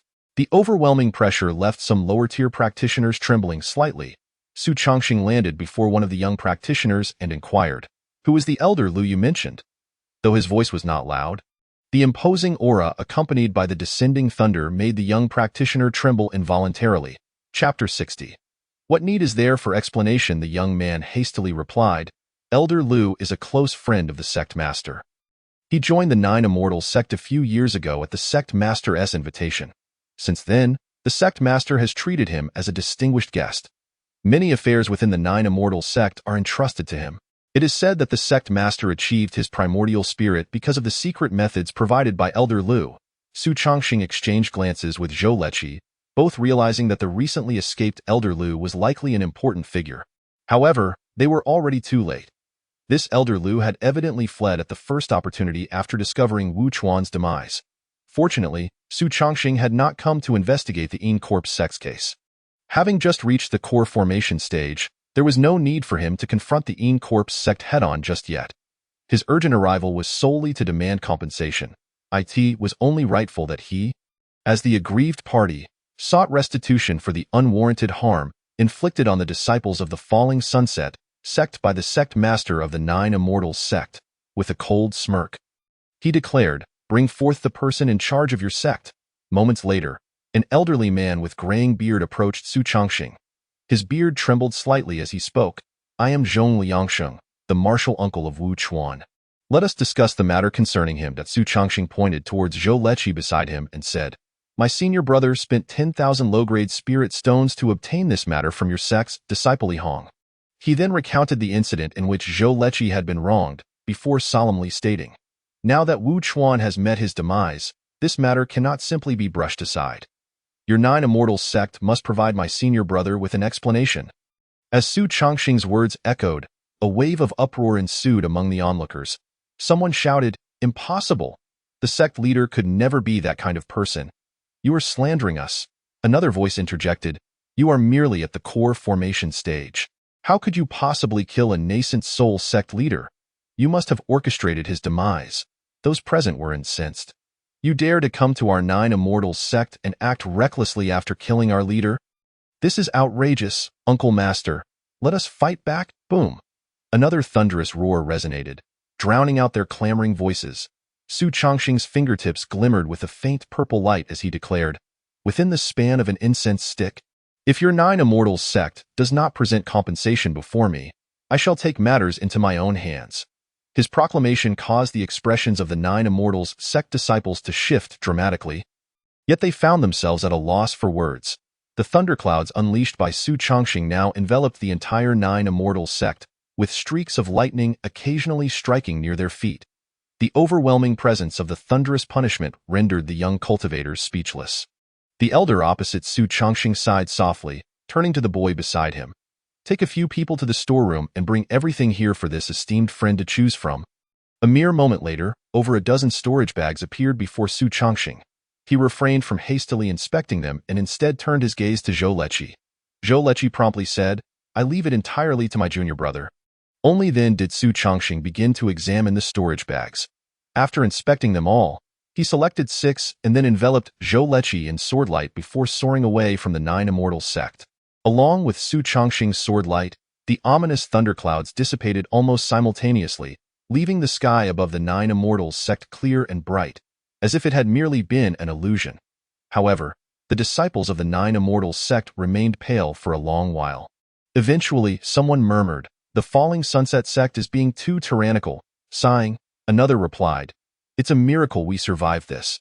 When that thundercloud descended, I thought I would perish alongside the sect leader. Indeed, that thundercloud was far too terrifying." "Wait, did you just say perish alongside the sect leader? Could it be that the sect leader is truly dead?" "I do not know if the sect leader is dead. I only know that over half of the items in the storeroom are missing. When I accompanied them to the storeroom to gather items, I noticed many treasures had vanished, clearly taken just moments ago. Had it not been for the additional restrictions on the spirit stones and materials, the entire storeroom might have been emptied. Could this be the doing of Elder Lu? Who else could it be? I've suspected Elder Lu for some time now. Unfortunately, the sect leader was too blinded by the breakthrough to the nascent soul stage." "Do you truly believe the sect leader conspired against the disciples of the Falling Sunset sect? If that were the case, why didn't that person present evidence and instead behave like those wicked demons? Forcibly plundering our 9 Immortals sect? Hey, the Falling Sunset sect is a top-tier sect with a divine transformation ancestor overseeing them. Why would they care about us mere mountain-dwelling loose cultivators? They claim our leader has wronged their disciples. They, too, have no need to consider our feelings. These disciples from the major sects are absolutely detestable. Never mind. It's already fortunate that we survived. Had it been those demonic cultivators, they might have wiped our 9 Immortals sect off the map. Though the Falling Sunset sect acts tyrannically, they haven't gone too far. Even the more than 10 storage bags we retrieved, they only took half. Could it be that they genuinely came seeking compensation? So, does this mean the sect leader truly colluded with the Incorp sect?" As the disciples of the 9 Immortals sect engaged in fervent discussion, Su Changxing had already brought Zhou Leqi to a mountain peak. He directly presented 3 storage bags to Zhou Leqi, saying, "Second senior brother, this is your share." Zhou Leqi hurriedly waved his hands, saying, No, I absolutely cannot accept this. Were it not for third junior brother, I would have lost my life and would not have had the chance to seek vengeance at the 9 Immortals sect. Please, take these compensations, junior brother," Su Changxing insisted, shaking his head. After a prolonged exchange of refusals, Zhou Leqi, left with no choice, accepted one of the storage bags. The remaining 2 bags, he resolutely declined. Su Chongqing had no option but to take back the remaining bags before continuing to soar through the air. Escorting Zhou Leqi back to the falling sunset sect. Atop the peak of Filiu Mountain, Lu Qinyu gazed absent-mindedly towards the horizon. A few hours prior, he had inexplicably felt a sense of unease. However, after a thorough inspection, he found nothing out of the ordinary. What could possibly be amiss? Was it the instability of the eldest brother's nascent soul, or had the third brother's core formation encountered issues again? As Lu Qinyu muttered to himself, he suddenly spotted a streak of purple sword light appearing in the distance. He froze momentarily, exclaiming, "Isn't that the third brother's sword light? Why is it suddenly coming this way? Could something really have gone wrong?" Feeling a tightening in his chest, Lu Qinyu's expression grew grave. Chapter 61. The sect leader of the falling sunset sect. A moment later, as the sword light faded, Su Chongqing's figure emerged. "What brings you here again? Has your core formation encountered issues?" Lu Qinyu inquired, only then noticing Zhou Leqi beside Su Chongqing. He was taken aback. "Second brother, you've returned as well? How did you two end up together?" Zhou Leqi awkwardly replied. "I have shamed my master. I was deceived into a secret realm and nearly lost my life. Had it not been for third junior brother's timely rescue, I would have most likely perished." Hearing this, Lu Qinyu's eyes widened in shock. Immediately afterward, he seethed with anger. "Who has the audacity to harm even my falling sunset sect's direct disciples? Take me there. I must settle this matter." Su Chongqing quickly interjected. "Master, please, calm your anger. I have already avenged second brother by slaying the main perpetrator. I have brought his remains for you to see." As he spoke, Su Chongqing retrieved 2 pieces of a desiccated corpse from his storage bag. Upon seeing the 2 halves of the corpse, Lu Qinyu's fury subsided slightly. He nodded, saying, "This is more like it. If a mere loose cultivator dares to harm my falling sunset sect's direct disciples, that cannot stand. You did well to eliminate him, but there is no need to bring back such a corpse." Lu Qinyu, upon hearing this, felt a sudden twitch at the corners of his mouth. Although he had long since mentally prepared himself for the prospect of Su Chongqing surpassing him, the day had arrived far too swiftly. It had only been 2 months since Su Chongqing had consolidated his cultivation. 2 months, barely enough time for an ordinary core formation practitioner to stabilize their realm. Yet Su Chongqing had managed to break through once again. Lu Qinyu opened his mouth, momentarily at a loss for words. Su Chongqing, observing Lu Qinyu's expression of bewilderment, felt somewhat speechless himself. The reason he had presented Wu Chuan's corpse was not to frighten his master. Rather, he intended to show Lu Qinyu the evidence of the Jiuxian sect's collusion with the Yin corpse sect. While at the Jiuxian sect, Su Chongqing could intimidate the others purely through his martial prowess, as none among them could contend with him. However, upon returning to the Luoxia sect, he could not act in such a manner.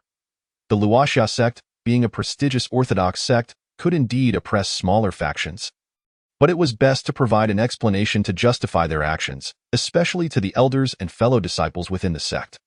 Once Lu Qinyu had regained his composure, Su Chongqing continued, Wu Chuan evidently practiced a method of corpse transformation, turning himself into a hybrid of man and corpse. In his final confrontation with a disciple, he had completely lost. Hai Jiang Duolu waved his hand, subsequently inquiring about some details before allowing them to depart.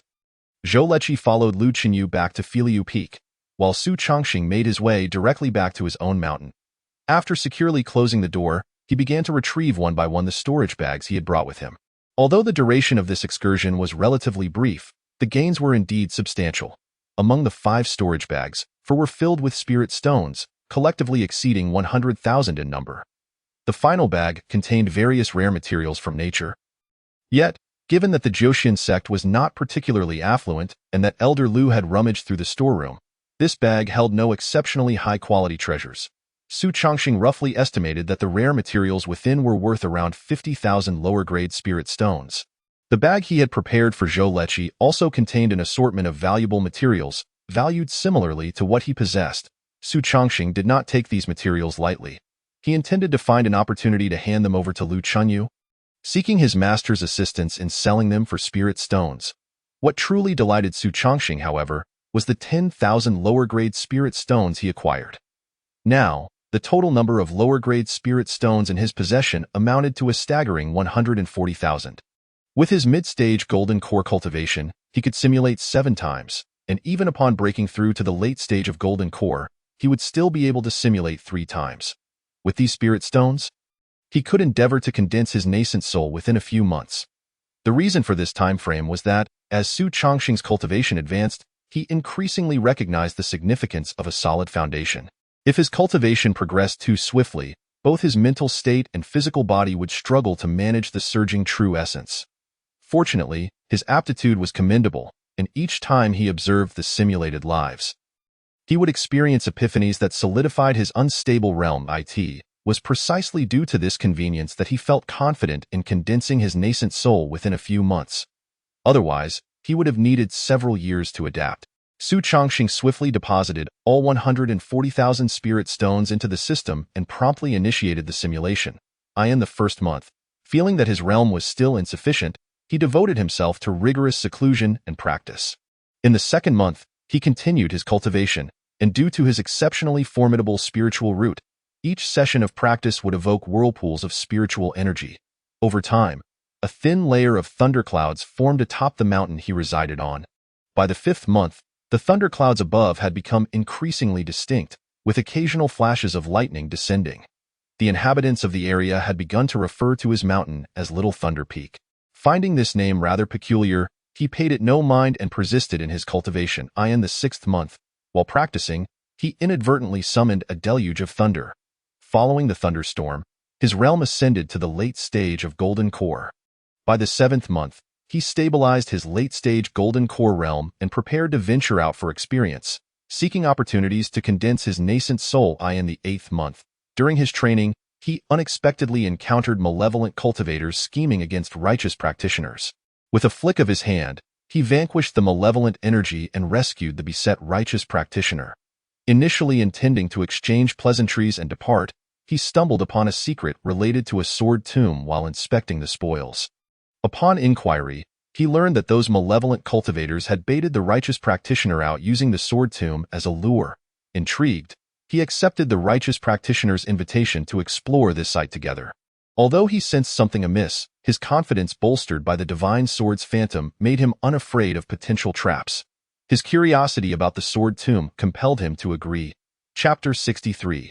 The Trap of the Een Corpse Sect. By the 10th month, after arduous exploration, they indeed discovered the location of the sword tomb. It housed thousands of broken swords, each containing a fragment of a sword cultivator's enlightenment. The means to acquire these insights was to engage in combat with the broken swords using one's own flying sword. While unaware of the tomb's origin, Su Chongxing recognized the immense opportunity it presented. He resolved to utilize the sword tomb to temper his sword and by May of the following year, after months of fierce combat, he had garnered nearly 100 insights, and his swordsmanship grew increasingly refined. By November of the second year, his sword Dan reached a state of near perfection. Yet, for reasons unknown, he discovered a trace of murderous intent tainting his sword Dan. After careful reflection, he realized this murderous aura was a remnant of the sword intent from the broken swords. He intended to attempt to purge this hint of malice, but it had already fused with his sword intent. Following several fruitless attempts, he continued to absorb and comprehend other sword intents within the sword tomb. By January of the third year, after more than 2 months of rigorous honing, his sword Dan had reached its limit. He consequently shattered the sword Dan and condensed his nascent soul. As his nascent soul formed, he wielded a sword of slaughter, standing upon thunderclouds. Just as he prepared to celebrate his breakthrough, the sky darkened with thunderclouds. The heavens, in response to his advancement, unleashed a tribulation. Although taken aback, he remained undaunted, ready to cleave through the thunderclouds like Li Chang'e. His sword light illuminated a 100-mile radius, effortlessly slicing through 10 miles of thunderclouds, granting him immense satisfaction. However, as he turned, he was astonished to find the thunderclouds had reformed. He realized, with shock, that his tribulation was not merely a single wave. Unfazed, he once again commanded his nascent soul, cleaving through the heavenly thunder. After the second wave of tribulation, his garments lay tattered, yet his sword intent soared skyward. Just as he prepared to depart, he was shocked to discover that the thunderclouds still lingered. A third wave of tribulation awaited him. Dismayed, he could only steel himself and continue to resist the clouds. However, the first two sword strikes had already drained his spirit, and the third wave of tribulation was terrifyingly potent. He sensed that he might not withstand this final onslaught. That moment, he noticed an old man lurking at the edge of the sword tomb. Watching him ominously, it suddenly dawned on him that this sword tomb was, in fact, a trap. His fury ignited, and his sword intent surged exponentially. Drawing upon the suddenly intensified sword intent, he forcefully summoned the divine sword from his sea of consciousness, cleaving through the third wave of thunderclouds. The sinister old man gazed at the sword light he unleashed, his expression shifting to one of profound terror. Yet, almost immediately, that fear morphed into boundless murderous intent, as he realized that should Su Chongqing survive today, he would inevitably face a dire fate. Seizing the opportunity presented by Su Chongqing's consecutive triumphs over the three tribulations, the old man revealed his trump card, transforming into a sinister, malevolent corpse. That moment, Su Chongqing had just exhausted all his strength in overcoming the tribulation. If he attempted to flee on his sword, he would likely not escape this secret realm. Gritting his teeth, he ignited his newly formed nascent soul, using its brilliant light to call forth the swords from the sword tomb. In an instant, 1,000 broken swords soared, raining down like a tempest, brutally dismantling the old man who had transformed into a corpse. Yet, ultimately, he remained too weak. The old man, sacrificing his own flesh, surged through the torrential rain of swords, reaching Su Chongqing and driving a broken bone, devoid of a hand, into his chest, with a grim smile. Su Chongqing ignited his newly condensed nascent soul. His consciousness transformed into a magnificent divine sword, obliterating his opponent entirely. In the aftermath of that singular strike, his primordial spirit was annihilated, and his corporeal form transformed into a broken sword.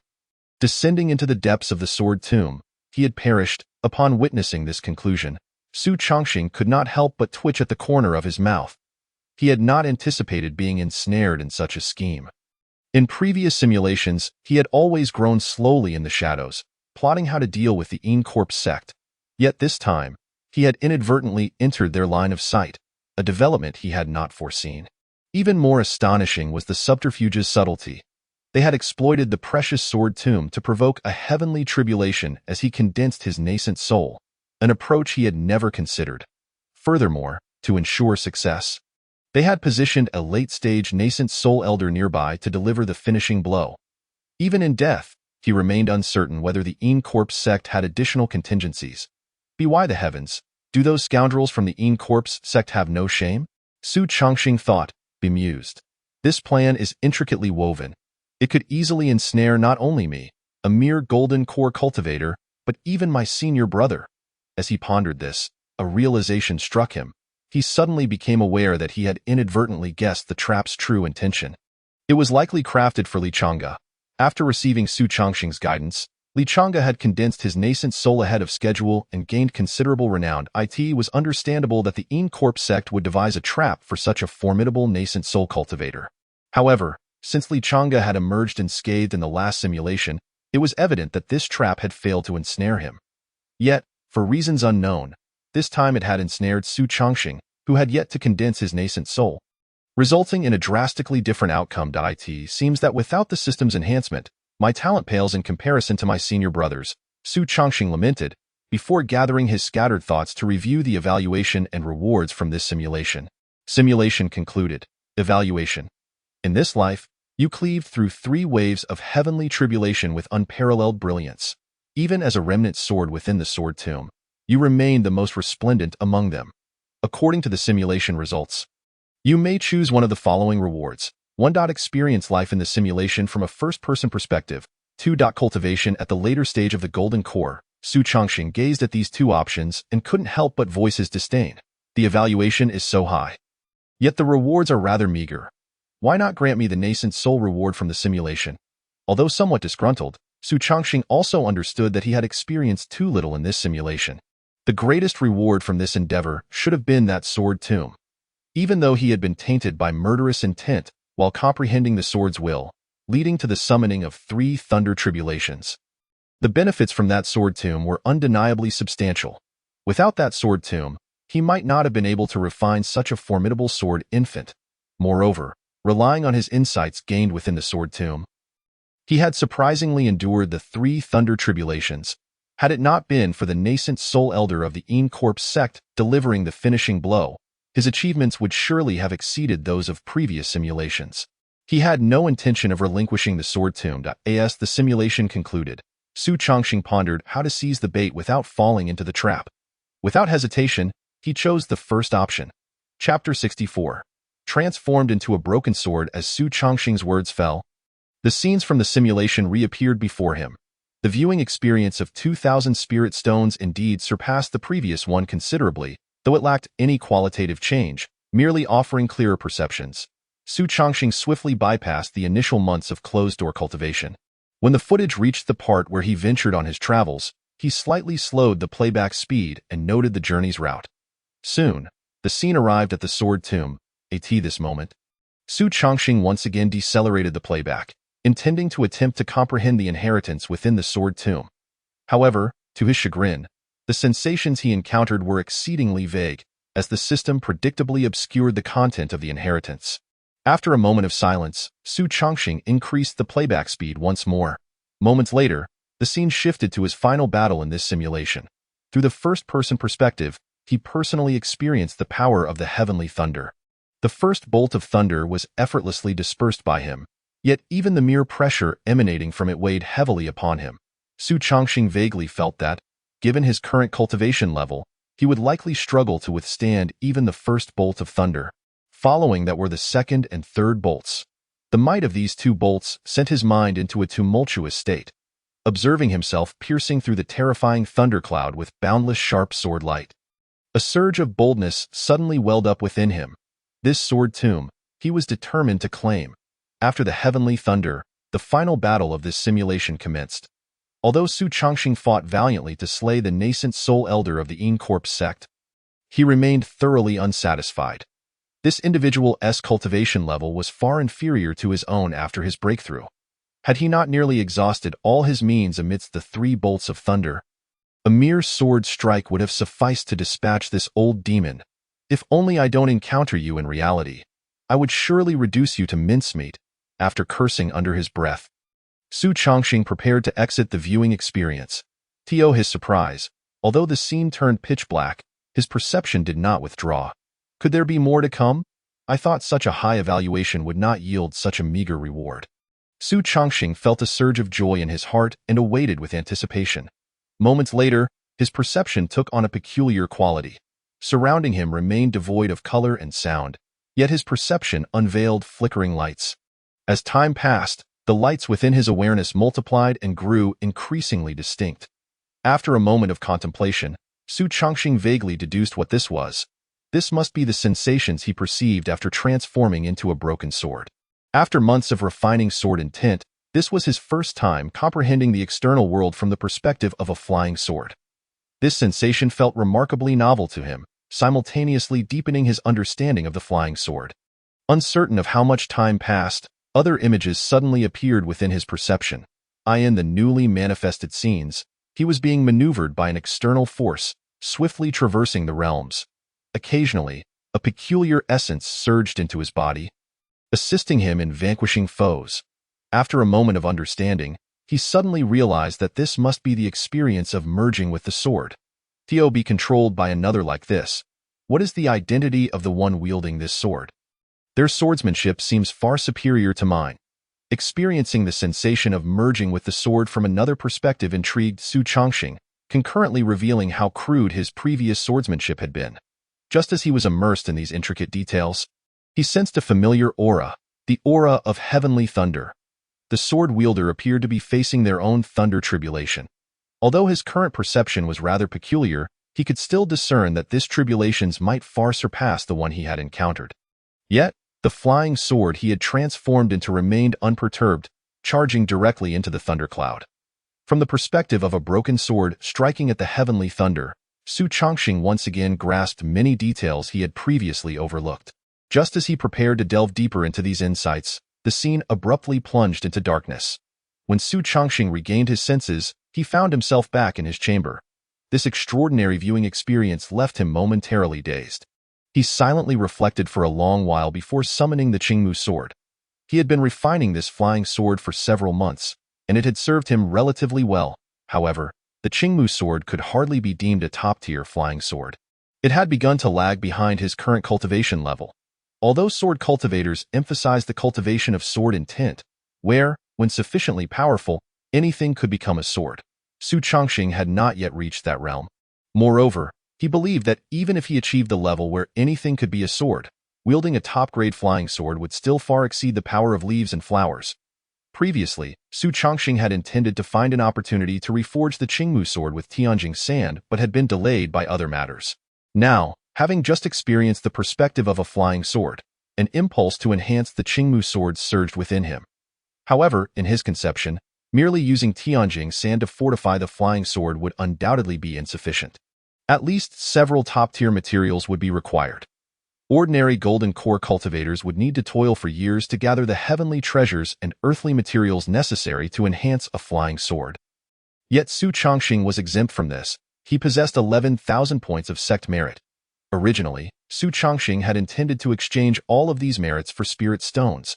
However, since he had been relatively well off in spirit stones, he had refrained from taking action. In hindsight, this turned out to be fortuitous. Otherwise, he would have had to spend time collecting merit. Su Chongqing contemplated for a moment before soaring into the air on his sword. Heading towards the merit hall, today, the duty was being handled by a young disciple at the foundation establishment stage. Upon seeing Su Chongqing, he paused momentarily, then his eyes lit up. "Brother Chongqing," Su Chongqing, intrigued, asked, "You recognize me?" The young disciple nodded vigorously. "I saw Brother Chongqing during the previous sect competition.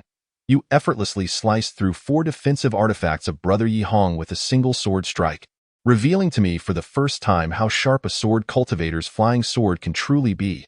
That scene remains vividly etched in my memory. From that moment on, I shifted my focus to flying swords.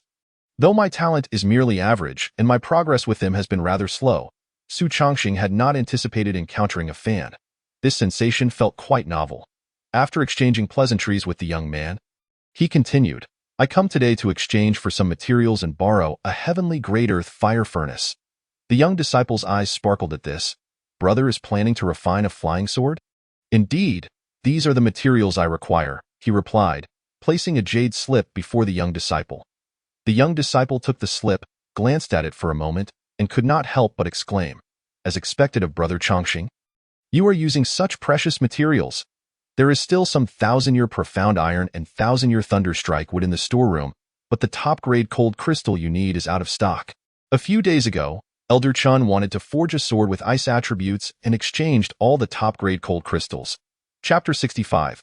Refining the Qingmu sword. Su Chongqing frowned slightly. "Are there any alternative materials?" The young disciple bit his lip.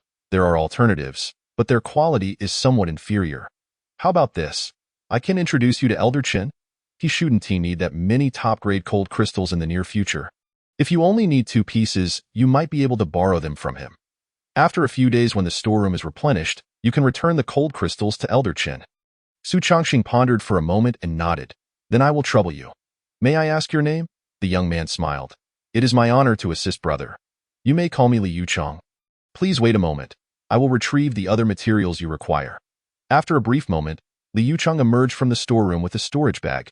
Su Chongqing opened the bag and discovered that all the celestial materials he had exchanged for, except for the exquisite cold crystal, were contained within. Confirming this, he then said to Li Yuchong, "Then please lead me to meet Elder Chen." Li Yuchong had already enlisted the help of fellow disciples to cover his post. Upon hearing Su Chongqing's request, he unhesitatingly guided him towards the blazing fire peak. The blazing fire peak sprawled widely, surrounded by more than 10 other mountain peaks. Due to the underground fire being drawn out, this area experienced a perennial high temperature. The celestial-grade fire furnace that Su Chongqing intended to rent was located on a nearby hill of the blazing fire peak. At that moment, the peak was bustling with activity. Appearing quite lively to Su Chongqing's surprise, he sensed the presence of over 10 core formation cultivators below. Curiously, he inquired, "Are there usually this many elders present on blazing fire peak?" Li Yuchong nodded and explained, "This is the only place in our Luoxia sect with a fire furnace. Elders typically come here for weapon forging or sword crafting. Even some elders who wish to refine high-grade elixirs will frequent this place. Therefore, it is common to see core formation elders here. However, the celestial-grade fire furnace is not often utilized, as there are significantly fewer elders who come for sword forging compared to those who engage in chi refining. Moreover, the merit required to rent the celestial-grade fire furnace is quite substantial. Even if an elder wishes to refine a flying sword, renting the earth-grade fire furnace would suffice. Now I understand, Su Chongqing replied. After a brief exchange, they arrived at a side hall on Blazing Fire Peak, where several elders were resting. Li Yucheng pointed to a middle-aged man engaged in lively conversation with others and said, "That is Elder Qin. Please wait a moment. I will go greet him." After a brief conversation, Li Yucheng brought Elder Qin before Su Chongqing. From a distance, Elder Qin smiled and remarked, "I've long heard about a prodigy in our sect who rivals Li Changge. I was eager to meet this talented sword cultivator who could receive guidance from Li Changge. It's a pity you've been in closed-door training, and I've had no opportunity to meet you until now." Su Chongqing quickly returned the greeting, saying, "Senior, you flatter me. I merely had the fortune of acquiring a legacy, and to say I guided senior brother is truly an exaggeration." After exchanging pleasantries, Elder Qin asked, "May I inquire how many cold crystals you wish to have?" Su Chongqing held up 2 fingers and replied, "Just 2 will suffice." Elder Qin nodded, retrieving 2 exquisite cold crystals from his robe, saying, "No problem. If that is not enough, feel free to ask for more. By the way, we are quite interested in sword forging. May we observe from a distance while you forge your sword? Rest assured, we will remain outside the forging chamber and will not disturb your refinement of the flying sword." Elder Qin's voice was quite loud, and within moments, the attention of those nearby was drawn to them. The elders who had been chatting earlier quickly approached upon recognizing Su Chongqing. Before he could speak, one of them exclaimed, "Are you the remarkable junior brother of Li Changge? Oh, I heard about you months ago." As more and more people gathered around him, Su Chongqing felt a sense of helplessness. He never imagined he would experience the troubles of a celebrity in the cultivation world. This was largely due to his still nascent reputation. Had he been as renowned as Li Changge, these core formation elders would likely not dare to surround him so brazenly. Although he had just slain a nascent soul, his accomplishments had not yet spread widely, leaving the elders more curious than awed. Seeing the crowd grow, Su Chongqing could only respond with a weary smile. After some time, he finally made his way to the forging chamber, where dozens of spectators had gathered outside. Fortunately, they respected the boundaries, stopping 100 feet away from the forging chamber, thus not interfering with Su Chongqing's refinement of the flying sword. Taking a moment to calm himself, Su Chongqing retrieved the Qingmu sword. He did not rush to refine it, but instead released his spiritual consciousness to sense the sword intent fluctuations within the Qingmu sword. After a considerable time, he felt a profound resonance with the Qingmu sword that approached a remarkable state. Only then did he raise his hand and send the sword pill into the fire furnace. From a distance, the observing elders were taken aback by this scene. One of them exclaimed in disbelief, "Why did he simply throw the flying sword in? Shouldn't he first process the materials?" Another remarked, "Perhaps his method of refining the flying sword is unique to his genius, unlike us ordinary cultivators. Even if it is unique, he should still process the materials first," another added. "And the sword pill should be treated beforehand as well. Otherwise, even with a celestial-grade fire furnace, it wouldn't be easy to melt the sword pill." Who knows? As the core formation elders debated among themselves, Su Chongqing took out a handful of Ziyun sand and tossed it into the fire furnace. This act left the observers exchanging glances. Astonished, "He really is processing the materials. Isn't that reckless? I thought this prodigy had acquired some sword forging legacy. It seems he lacks any methodical approach. Don't jump to conclusions. I believe he wouldn't refine his flying sword without any assurance. Perhaps he possesses some special technique." At that moment, Su Chongqing retrieved a piece of millennium black iron and tossed it into the fire furnace. The scene triggered another wave of discussion among the distant elders. To them, it appeared utterly nonsensical. Refining the flying sword in such a manner was akin to using fire to melt iron. If he were merely melting iron, it would be one thing, but the materials he was discarding were heart-wrenching to witness. Indeed, Zijing sand, millennium black iron, golden jade, Ziyun sand, and Elder Qin's exquisite cold crystal. Each of these celestial materials is exceedingly difficult for an ordinary core formation cultivator to obtain. Yet, he is casually tossing them into the fire furnace. What on earth is he trying to accomplish? Indeed, the materials he carelessly discarded were worth at least 6,000 merit points. 6,000 merit points, squandered in such a manner. I can no longer bear to witness this. I shall take my leave while you continue to observe. Upon finishing his remarks, the elder of the Foundation establishment stage summoned his escape light, preparing to depart. Yet, just as his escape light surged forth, he suddenly discerned a radiant sword light glowing behind him. Isn't that the flying sword Su Chongqing intended to refine? How has it emerged from the earth fire furnace? Has he abandoned the forging process? Such thoughts concurrently flashed through the minds of several Foundation establishment elders. Even the ordinary disciples observing from a distance shared similar sentiments. However, before they could articulate their thoughts, they were astonished to witness a dense surge of earth fire erupting from below. What is happening? How has the earth fire emerged? Could it be that the furnace has exploded? It appeared that it was not an explosion of the furnace, but rather that the earth fire within had been drawn out by that sword light. A flying sword can summon earth fire? As if in response to their bewilderment, a deep rumble reverberated through the sky. At that moment, the stunned cultivators realized that a thundercloud had mysteriously gathered above them. The recent rumble was accompanied by a bolt of lightning descending from the thundercloud, striking the body of the Qingmu sword. Almost simultaneously with the lightning's descent, the earth fire below surged up to meet the Qingmu sword. The convergence of heavenly thunder and earthly fire manifested atop that small sword pellet. Boom! Another thunderous sound erupted as the collision of the heavenly thunder and earthly fire produced a resounding blast. This formidable display of celestial might sent the lower-ranked cultivators tumbling to the ground, leaving even the Foundation establishment elders momentarily dazed. Yet, amidst the convergence of thunder and fire, the sword pellet remained unscathed. Not only that, but a faint radiance began to emanate from its blade. Elder Chen gazed at the hovering sword pellet in astonishment, exclaiming, "His flying sword has withstood both heavenly thunder and earthly fire simultaneously. The quality of this sword is astonishing. What further refinement could it possibly require?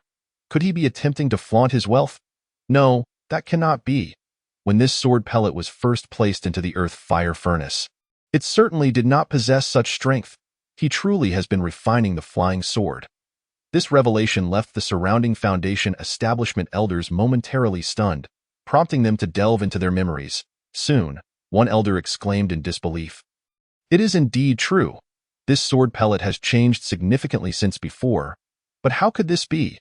He merely tossed the materials haphazardly into the earth fire furnace. Is it truly possible to refine a flying sword in such a manner? This defies logic." Boom! Another thunderclap interrupted the elders' discussions. They looked up in astonishment, only to find that the thundercloud had grown even denser, exuding a chilling pressure from above. A heavenly tribulation. This is indeed a heavenly tribulation. The exclamation left the Foundation establishment elders utterly astonished. They exchanged glances, each reflecting disbelief. Moments later, one elder stammered in shock, "Su Chongqing's refinement of the flying sword has actually attracted a heavenly tribulation. Could this be the ancient method of the living sword recorded in ancient texts? Surely not. Wasn't the ancient method of the living sword long lost to time? How could a mere disciple, having only entered the sect for half a year, possibly discover such a means of refining a flying sword?" "I have heard a rumor," one elder interjected. "What rumor?" "It is said that Su Chongqing may be the reincarnation of a certain transformation stage ancestor." Chapter 67. This matter should not be spread outside. As soon as the speculation slipped from his lips, another Foundation establishment elder shook his head vehemently, declaring, "How is that possible? Where could such a rumor originate? It is sheer nonsense." The elder who had spoken before explained, "Initially, I too found this rumor implausible. Yet, if he is not the reincarnation of a transformation stage ancestor, how could Su Chongqing in just a few short months rise from an ordinary qi refining disciple to a Foundation establishment elder like us? How could he master the long-lost ancient method of the living sword?" This statement left the elders who had intended to refute him at a loss for words. As they exchanged glances, the thundercloud above had already condensed over an area of more than 10 miles. The unique pressure of the heavenly tribulation caused the cultivators below to shudder in fear. Su Chongqing, sensing the familiar aura, felt a twitch at the corner of his mouth. He had just been struck by heavenly thunder during his simulation, and now, as he turned to refine a flying sword. He found himself once again targeted by heavenly thunder. Is it never-ending? Why does this heavenly thunder seem to have a personal vendetta against me? As he grumbled inwardly, a torrent of sword intent surged forth around him. Though this was the heavenly tribulation of the Qingmu sword, as its master, he too could partake in the experience. Buzz. With Su Chongqing's support, the Qingmu sword emitted a resonant cry, slicing towards the thundercloud above. Boom! The thundercloud, seemingly unable to tolerate the provocation from a flying sword, unleashed a deluge of purple lightning. Simultaneously, the earth fire below surged upward, rushing towards the Qingmu sword. The convergence of heavenly thunder and earthly fire cast a cataclysmic shadow across the sky. In an instant, the sword light of the Qingmu sword began to tremble violently. Even Su Chongqing, connected to the Qingmu sword through his consciousness, turned pale. Though his body trembled slightly, his gaze remained exceptionally bright. For he had just realized that the power of this heavenly tribulation was far less than that which he had encountered in his simulation. At that moment, the last scene from his simulation flashed through Su Chongqing's mind. He had charged into a world-ending heavenly tribulation from the perspective of a broken sword. The scene before him bore an uncanny resemblance to that moment, the only difference being that the heavenly tribulation he faced now was significantly weaker than during the simulation. Unbeknownst to him, Su Chongqing had already closed his eyes, his consciousness fully merging with the Qingmu sword. Buzz! The Qingmu sword emitted a resounding cry, piercing through the cacophony of thunder in the next instant. Its sword light surged, shooting into the heavens. Under Su Chongqing's command, the Qingmu sword moved like a cerulean dragon, soaring freely amidst the thundercloud. Lightning struck the blade repeatedly, yet could not impede its brilliance. After a considerable time, the thundercloud gradually dissipated, and the earth fire below calmed as well.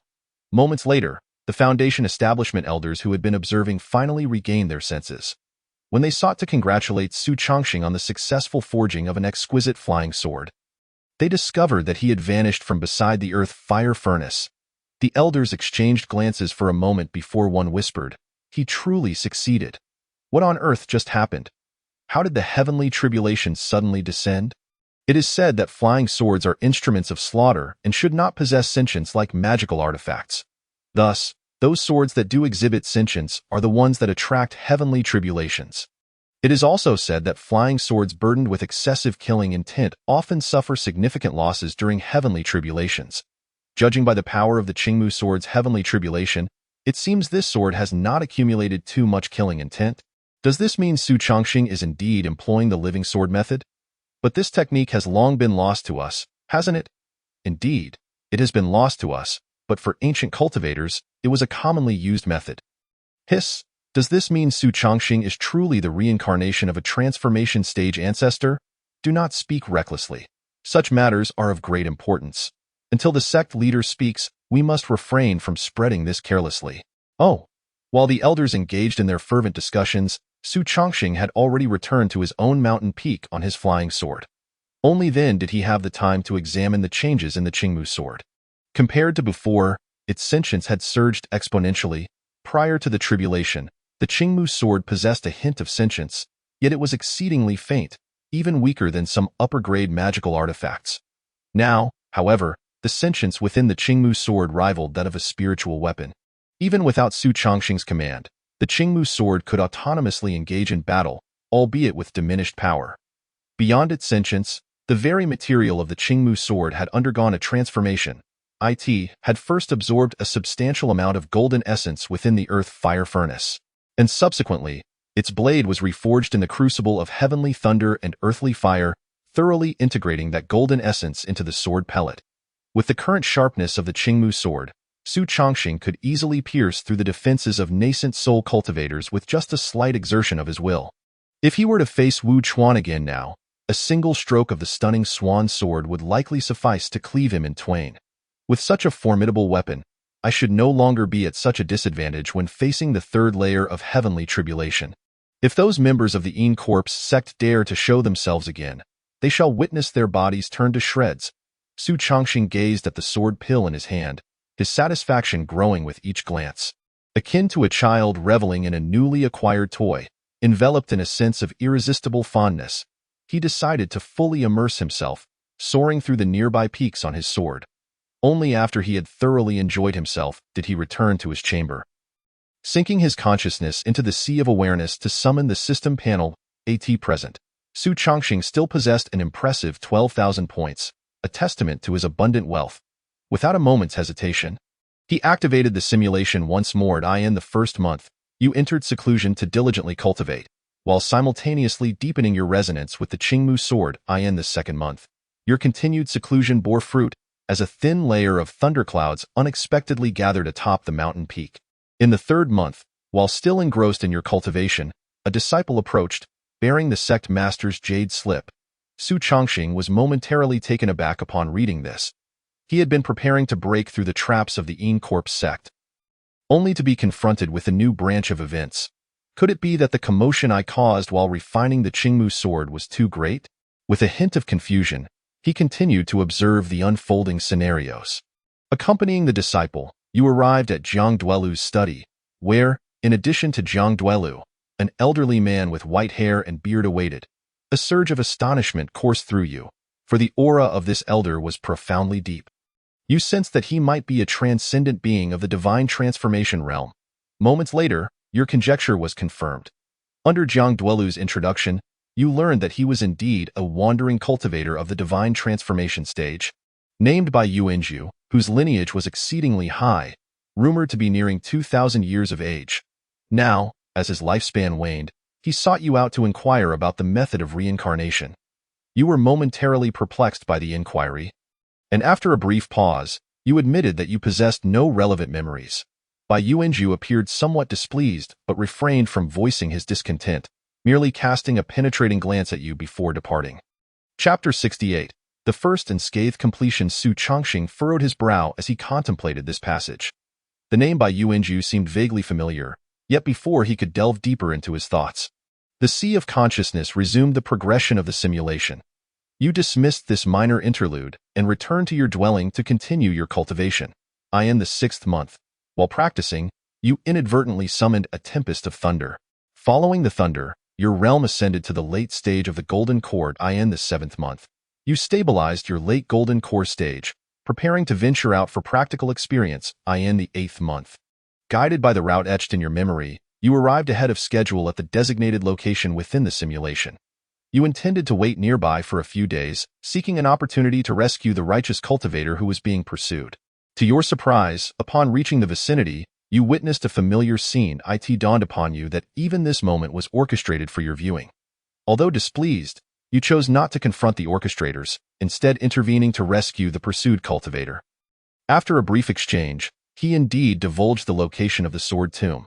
With a hint of mockery, you smirked and agreed to accompany him. In the 10th month, you played along with this individual for 2 months before finally arriving at the site of the sword tomb. You feigned ignorance, instead focusing on comprehending the remnants of the sword within the tomb. In the 1st month of the 2nd year, drawing upon your experience as a transformed sword, you grasped the insights with remarkable ease. Acquiring nearly 100 insights in just 3 months, by the 2nd month of the 3rd year, your sword pill had already reached its zenith. However, through sheer willpower, you refrained from breaking through to the nascent soul stage. You could have returned to the sect for safety and solidified your nascent soul, but you were unwilling to do so. Over the past 2 months, you had utilized the myriad remnants of swords within the tomb to locate the hidden nascent soul of the Immortal sect, situated dozens of miles away. Feeling that the time was ripe, you took to the skies on your sword, heading towards the lair of that old demon. Upon your arrival, the nascent soul old demon was taken aback. You wasted no words, merging with your sword and engaging in a life-and-death struggle. Ultimately, leveraging the formidable sword intent gleaned from the sword tomb and the augmented Qingmu sword, you vanquished him on the spot. The exhilaration of slaying a nascent soul old demon while in the golden core realm was immensely gratifying. With a resounding cry of the sword, your sword pill shattered, giving birth to a sword infant, armed with a slaying sword and standing upon thunderclouds. Soon after, the anticipated thunderclouds reappeared. When the first bolt of heavenly lightning descended, it was effortlessly cleaved apart by your sword. Facing the second bolt, you felt a slight weight of responsibility, yet you withstood it with relative ease. The third bolt of tribulation arrived, and this time, you approached it with utmost seriousness, commanding your newly formed Thunder Sword infant to its fullest potential. Surrounded by the wrath of thunder and the brilliance of the sword, you endured the storm.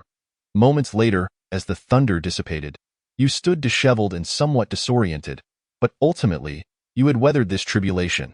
A sense of inexplicable relief surged within you, prompting an involuntary howl of triumph. After releasing your pent-up joy, you intended to depart and find a place to stabilize your realm. However, before you could make your move, you were astonished to find yourself ensnared by a powerful consciousness. Turning in disbelief, you beheld a somewhat familiar figure not far away. Suddenly, it struck you. This was the Bai Yuanju who had sought you out 2 years prior regarding the reincarnation technique. Instantly, you felt a surge of apprehension. Yet, Bai Yuanju made no move to attack. Instead, he posed an odd question, inquiring whether you were indeed a reincarnation of an ancient divine transformation being. You paused, responding that you had no relevant memories. Bai Yuanju fell silent for a moment before letting out a long sigh, remarking that reincarnation was indeed not tolerated by the heavens. Seeing that he had not made a move against you, you seized the opportunity to recover your cultivation and engaged him in casual conversation to buy time. Bai Yuanju appeared oblivious to your intentions, and the two of you exchanged pleasantries. After some time, you were taken aback to discover that this sword tomb had been disclosed to the Een Corpse sect by Bai Yuanju. You wished to question him further, but he merely sighed and departed. Although lingering questions weighed on your mind, you chose not to linger long. Thus, suppressing your curiosity, you took to the skies on your sword, returning to the Falling Sunset sect in the 5th month of the 3rd year. After stabilizing your realm, you resolved to refine the Qingmu sword once more, by the 10th month of the 3rd year. After 5 months of gathering materials, you finally amassed everything needed for the reforging of the Qingmu sword. In the 11th month of the 3rd year, after a month of preparation, you returned to the earth fire furnace. Following this reforging, the Qingmu sword became even sharper, yet predictably summoned a trio of thunder tribulations. With your assistance, the Qingmu sword effortlessly cleaved through the thunderclouds. With the divine sword in hand, you felt an overwhelming confidence in overcoming the ensuing tribulations, in the 12th month of the 5th year. You achieved another minor breakthrough, reaching the mid-stage of the nascent soul. At this juncture, both your sword intent and true essence had reached their peak, prompting you to initiate an investigation into the Een Corpse sect. In the 1st month of the 6th year, drawing upon your previous memories, you easily pinpointed the old demon's hiding place. You refrained from alarming them, instead seeking out Li Changge and Shi Haoyan once more. In the 3rd month of the 6th year, the three of you made thorough preparations and directly infiltrated the secret realm where the old demon concealed his corpse. Under your guidance, you deftly evaded the divine transformation practitioners guarding the area. Akin to 3 fine swords plunging straight into the core of the secret realm, before the guarding divine transformation old ancestor could react, the 3 of you unleashed your ultimate techniques, slaying the still slumbering old demon. The guarding divine transformation practitioner was taken aback but was unable to withstand your combined assault, sustaining serious injuries before fleeing. You exchanged triumphant glances with Li Changge, thoroughly exhilarated. Marvelous! Su Chongqing clenched his fist tightly upon reaching this point. After numerous simulations, he felt a growing sense of confidence regarding the resolution of the impending crisis a decade hence.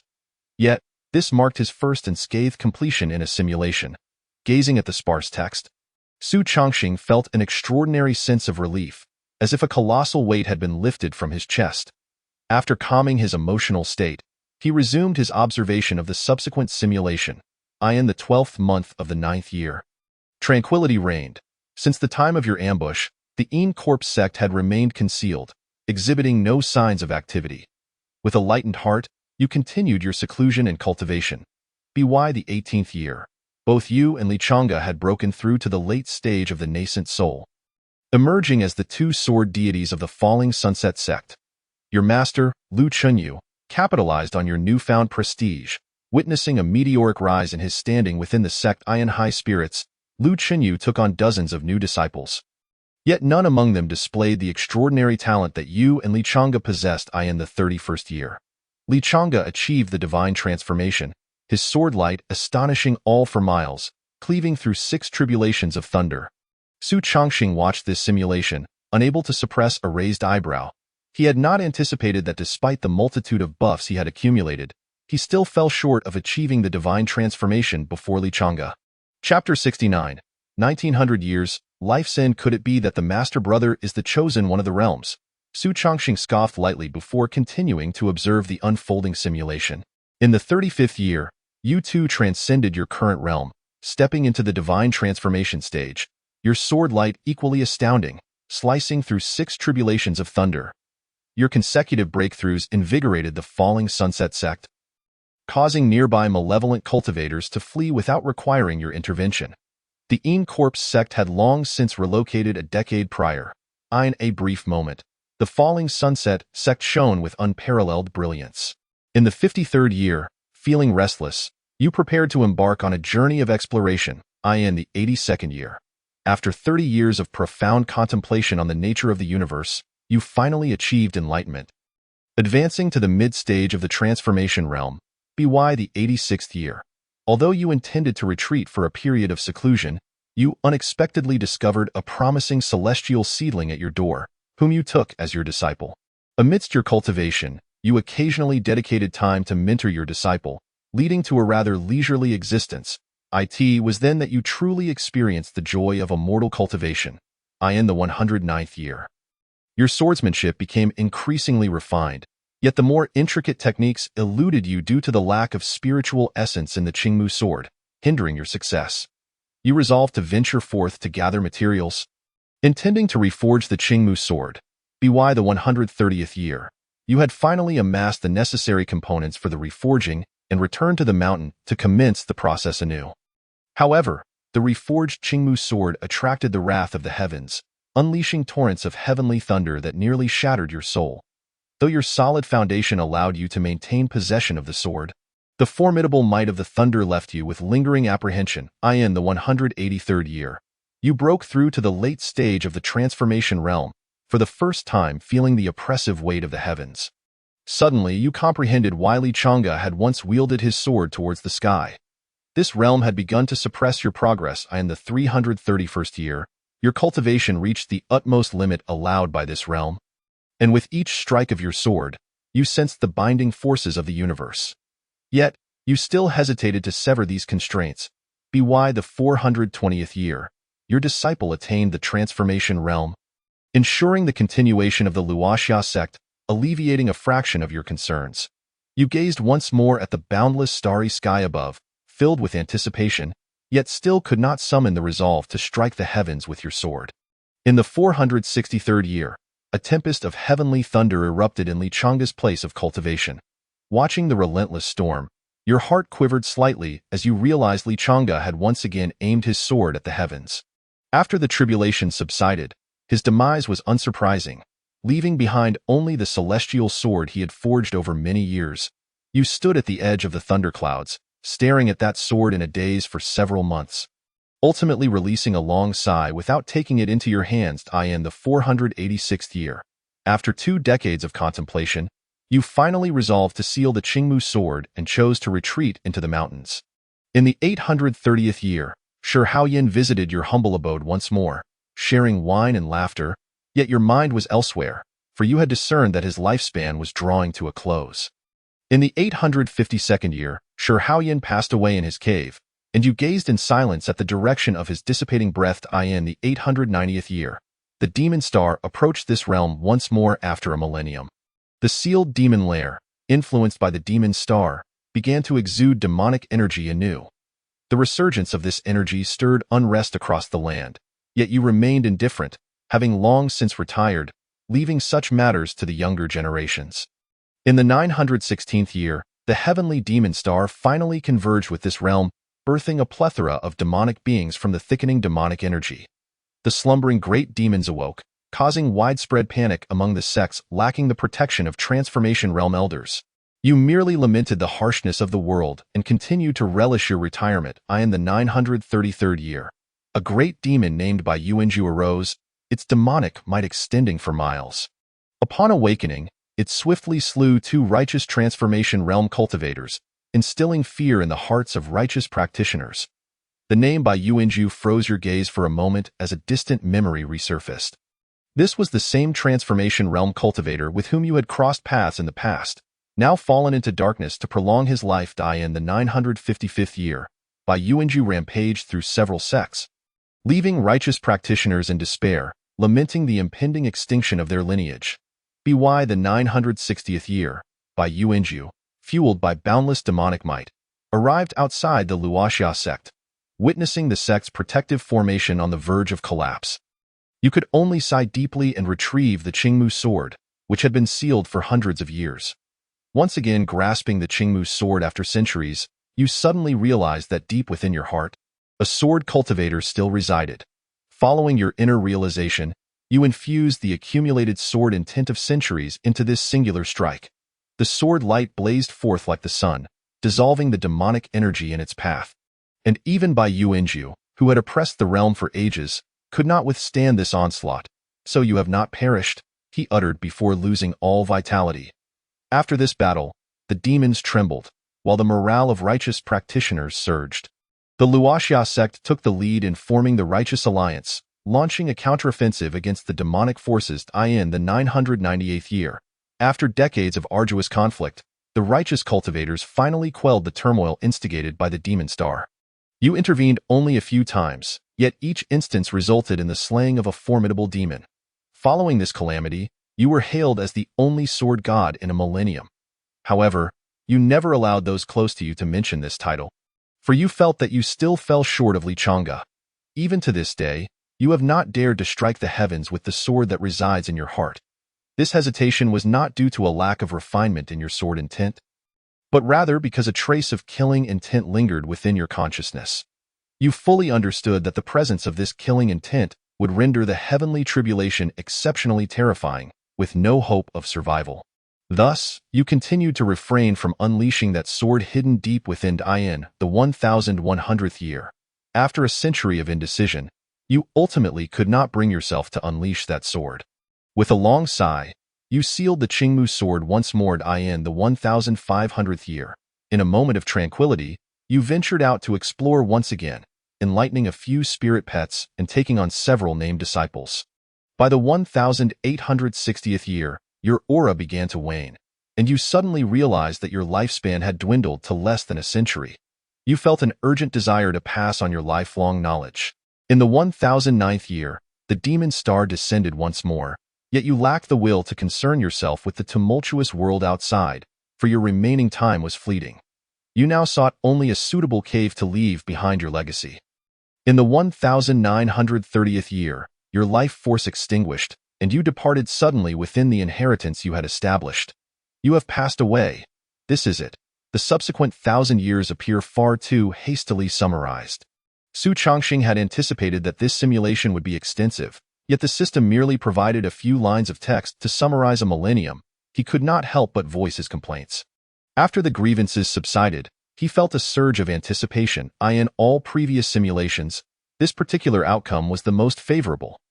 The heights he had attained surpassed most recorded heroes throughout history, culminating in a lifespan of over 1,900 years. Concluding in peace, the evaluation would undoubtedly be high. As Su Chongqing pondered this, he could not suppress his eagerness for the rewards of this simulation. Soon, his conjecture was confirmed. The simulation concluded with the evaluation. Among the cultivators of this realm, you have distinguished yourself. Although you ultimately did not escape this realm, the title of Sword God is undoubtedly yours.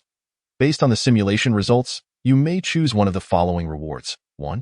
Experience the life from a first-person perspective within the simulation. 2. Attain mid-stage Yuanying cultivation. 3. Access fragments of the inheritance you left behind. 4. Retain the residual consciousness of the divine sword that accompanied you for a millennium. Upon seeing the rewards from this simulation, Su Chongqing's eyes brightened instantly. 4 options. It had been a long time since he had encountered such an abundance. Not only were the rewards plentiful, but their quality also exceeded his expectations. The prospect of mid-stage Yuanying cultivation nearly made him salivate. In this simulation, he had condensed into a sword infant wielding a killing sword and treading upon the thunderclouds. It was this top-tier Yuanying that formed the foundation, enabling him to be invincible in the transformation realm. Furthermore, the system had directly elevated him to mid-stage Yuanying, advancing him an entire realm. The only issue lay in the trace of killing intent within the Yuanying. which had consistently prevented him from confronting the heavenly tribulation. After deliberating for a moment, Su Chongqing's gaze shifted to the last two options. Upon viewing the third option, his eyes lit up once more. The achievements he had accomplished in the simulation were unparalleled, and while it might be an exaggeration to claim there were none before him, standing alongside the sages was certainly no exaggeration. The inheritance left behind by such a top-tier being was invaluable. Furthermore, it was evident that the most suitable recipient for this inheritance was himself. However, the drawback of this option was that the inheritance was not complete but merely a fragment. This system is a bit deceptive, Su Chongqing lamented inwardly, before turning his attention to the final option. This last option was also commendable, yet it paled in comparison to the third choice. Although the Qingmu sword held significance, it could not rival the inheritance he had left behind. Could the residual consciousness of the Qingmu sword transform into a wise elder to guide his cultivation at all times? Su Chongqing initially intended merely to vent his frustrations, seeking to alleviate his decision-making anxiety. However, after expressing his grievances, he found himself entangled in a greater turmoil, as he suddenly realized that the fourth option might not be as futile as he had presumed. After a prolonged period of indecision, Su Chongqing ultimately dismissed the second option. Although the mid-stage of the nascent soul realm held significant merit, its value for him seemed rather limited, especially considering that he had previously condensed a similar sword embryo during his simulations. With a few more attempts, he would inevitably attain it. Furthermore, should his cultivation be excessively elevated, the cost of spirit stones required for subsequent simulations would surge, which would not be advantageous for him in acquiring further benefits. Caught between the fragments of inheritance and the remnants of the sword spirit, Su Chongqing found himself once again in a state of conflict. Both rewards were so exquisite that they made his mouth water. Yet he could only select one. After another bout of deliberation, he ultimately chose the inheritance he had left behind. After all, the function of the sword spirit's remnants was merely conjectural, whereas his own inheritance was concrete. Involving less risk, having made his choice, Su Chongqing's spiritual consciousness re-entered a peculiar space. However, this realm starkly contrasted with the one he had encountered when receiving Li Chang's inheritance. There were no remnants of his soul, nor the rumbling of heavenly thunder, only a solitary beam of sword light. The sword light approached rapidly, hurtling towards Su Chongqing. Before he could discern the nature of the light, it pierced through him. He felt as though his very soul was being torn apart. An indescribable agony surged from the depths of his being, in addition to the excruciating pain of his soul being cleaved. He experienced a torment akin to being struck by lightning. This inheritance cannot be genuine, can it? Am I perhaps losing my mind in my later years, intent on annihilating all who dare to awaken the inheritance? After a considerable time, Su Chongqing's awareness gradually returned. It dawned on him that he had indeed entered the inheritance in his true form. Just as he had expressed his frustrations, the sword light flared anew. Another sword beam rushed towards him, this time piercing directly through his skull. "Ak!" Su Chongqing cried "OU" as his voice fell. The radiant light of the Qingmu sword seemed to disintegrate, splitting into more than a dozen beams of sword light. These beams fluttered about like butterflies in this modest, thatched cottage, rising and falling in a mesmerizing dance. The division of sword light.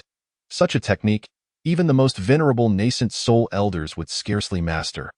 Yet, Su Chongqing, with his cultivation at the core formation stage, executed it flawlessly. Furthermore, the sword light he conjured was vivid and lifelike, devoid of any stiffness. Observing the shimmering light encircling him, a subtle smile graced Su Chongqing's lips. Those countless trials with the sword had indeed borne fruit. Just as he contemplated testing whether he could array the sword formation single-handedly, he suddenly sensed a familiar presence outside the courtyard. Su Chongqing furrowed his brow and suppressed the sword light. Moments later, a knock echoed at his door. Upon opening it, he found the visitor to be a young acolyte of the Falling Sunset sect, the sect master Jiangdu's attendant. The young acolyte respectfully bowed to Su Chongqing before speaking. "Senior Brother Chongqing, a venerable elder has come to pay a visit, specifically requesting to meet you. The sect master, unable to refuse, has sent me to escort you." As he spoke, he presented a jade slip to Su Chongqing. Upon glancing at it, Su Chongqing's expression momentarily froze. "Bai Yuanju has arrived so soon? Wasn't he supposed to come in the third month?" Suddenly, the realization struck him. There might be no issue with the timing. His mind stirred, and he began to calculate. Before long, he confirmed his suspicion. Indeed, more than 2 months had elapsed since his last simulation. Accepting a legacy truly consumes time. Su Chongqing silently lamented, then turned to the young acolyte and said, "Since the sect master has extended an invitation, I have no reason to decline. Please, lead the way." With that, he ascended upon the swordlight, following the young acolyte. Moments later, they arrived at Zhang Duolu's study. At that moment, Zhang Duolu was engaged in a pleasant conversation over tea with a white-haired elder, who was unmistakably Bai Yuanju. The elder's aura was indeed as profound as recorded in the simulations. However, what startled Su Chongqing was the subtle hint of decay interwoven within that depth. Could it be that Bai Yuanju's lifespan has diminished to such an evident degree? The thought instinctively crossed Su Chongqing's mind. Yet he quickly recognized the error. It was not that Bai Yuanju's decline was obvious, but rather his own perception was unusually acute, allowing him to detect that deeply concealed hint of deterioration. Chapter 72. An unforeseen crisis suppressing his turbulent thoughts, Su Chongqing clasped his hands in greeting. "I pay my respects to the sect master." Zhang Duolu hastily rose, saying, "No need for such formality. Come, let me introduce you. This esteemed elder is a transcendent being of the transformation stage, with a lineage of great significance. Even during my master's time, he once received guidance from this elder." Before Su Chongqing could respond, Bai Yuanju stood and said, "In the presence of this young friend, there is no need to speak of such credentials." After this, turning to Su Chongqing, he bowed and introduced himself. "I am the old man Bai Yuanju. It is an honor to meet you, young friend." Zhang Duolu was taken aback, unable to fathom Bai Yuanju's unexpected courtesy towards Su Chongqing. Su Chongqing himself was equally astonished by this encounter. This seems rather different from the simulation, he mused, sensing that Bai Yuanju genuinely regarded him as the reincarnation of a transformation stage elder. However, the simulations depicted a different reality. Bai Yuanju had merely come to see him on a whim.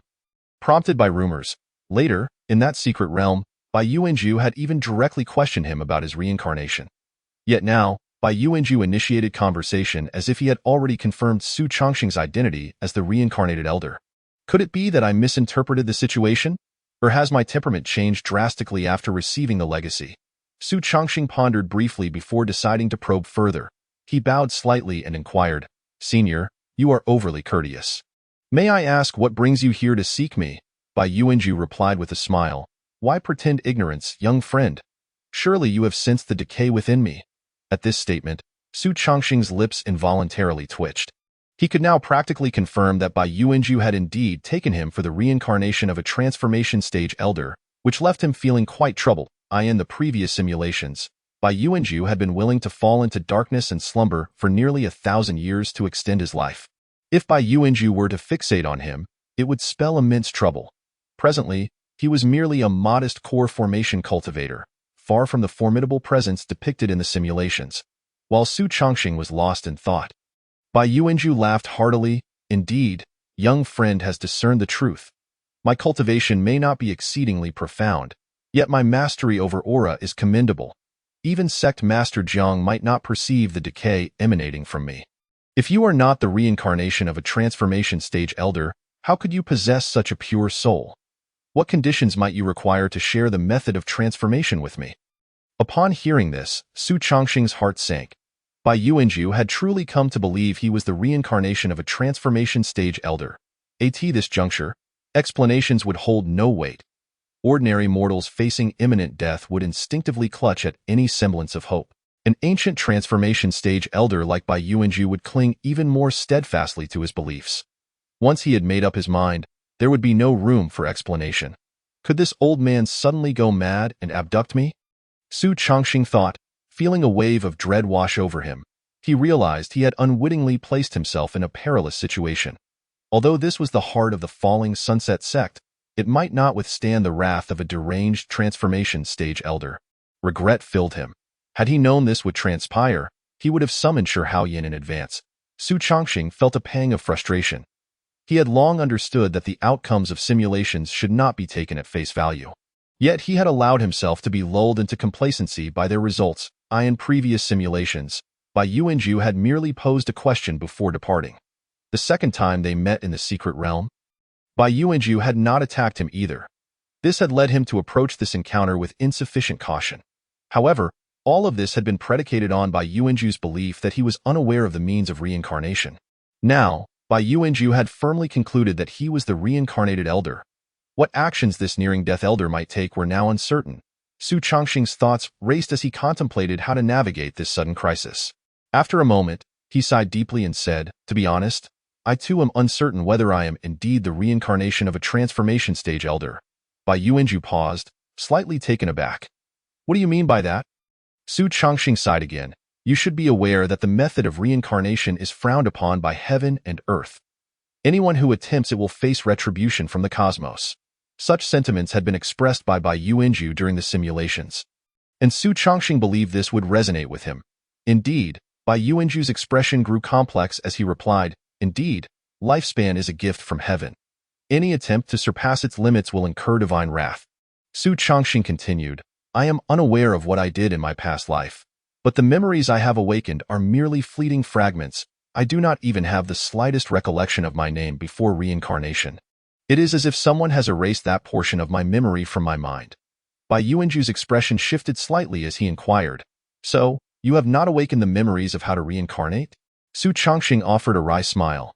"Such memories, deemed unacceptable by heaven and earth, cannot be easily awakened. However, while I may not know how to reincarnate, I might still be able to provide some insights to you." Bai Yuanju, whose gaze had darkened, suddenly brightened with anticipation. "Please, share your thoughts." Su Changxing slowly raised his head, gazing up at the vast heavens above. "My soul is as clear as water. Aside from the word sword, it bears no impurities. I had always believed this was the vessel prepared for my reincarnation. Yet, as those chaotic memories began to awaken, I realized my assumptions had gone awry. Perhaps I had misunderstood the causality." The words "misunderstood causality" echoed in Bai Yuanju's mind as he repeated them several times before suddenly looking up. "Young friend, are you suggesting that only a soul as pure as this can undergo reincarnation? Yet, cultivation itself involves refining the soul with the power of heaven and earth. Inevitably, impurities will seep in. How can one maintain such purity? Could it be?" At this point, Bai Yuanju abruptly fell silent. Su Changxing, observing his reaction, smiled and said, "It seems you have already arrived at the conclusion. Indeed, as long as one cleanses all the impurities acquired through this life, the soul will naturally be as pure as water." Bai Yuanju remained momentarily stunned before slowly turning his gaze back to Su Changxing. "When you speak of cleansing everything, does that include the memories of this life?" Su Changxing did not respond immediately. Instead, he appeared to grapple with a conundrum, furrowing his brow tightly. After a lengthy pause, he finally shook his head. "I do not know.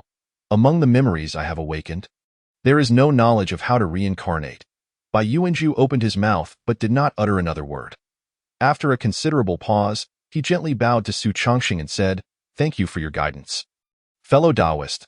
Following this, Bai Yuanju offered a slight nod to Jiang Duolu beside him and left the place, appearing somewhat disoriented. Su Changxing observed the retreating figure and could not help but secretly exhale a sigh of relief. However, his face bore no trace of ease. Instead, he furrowed his brow, as if still contemplating the earlier dilemma.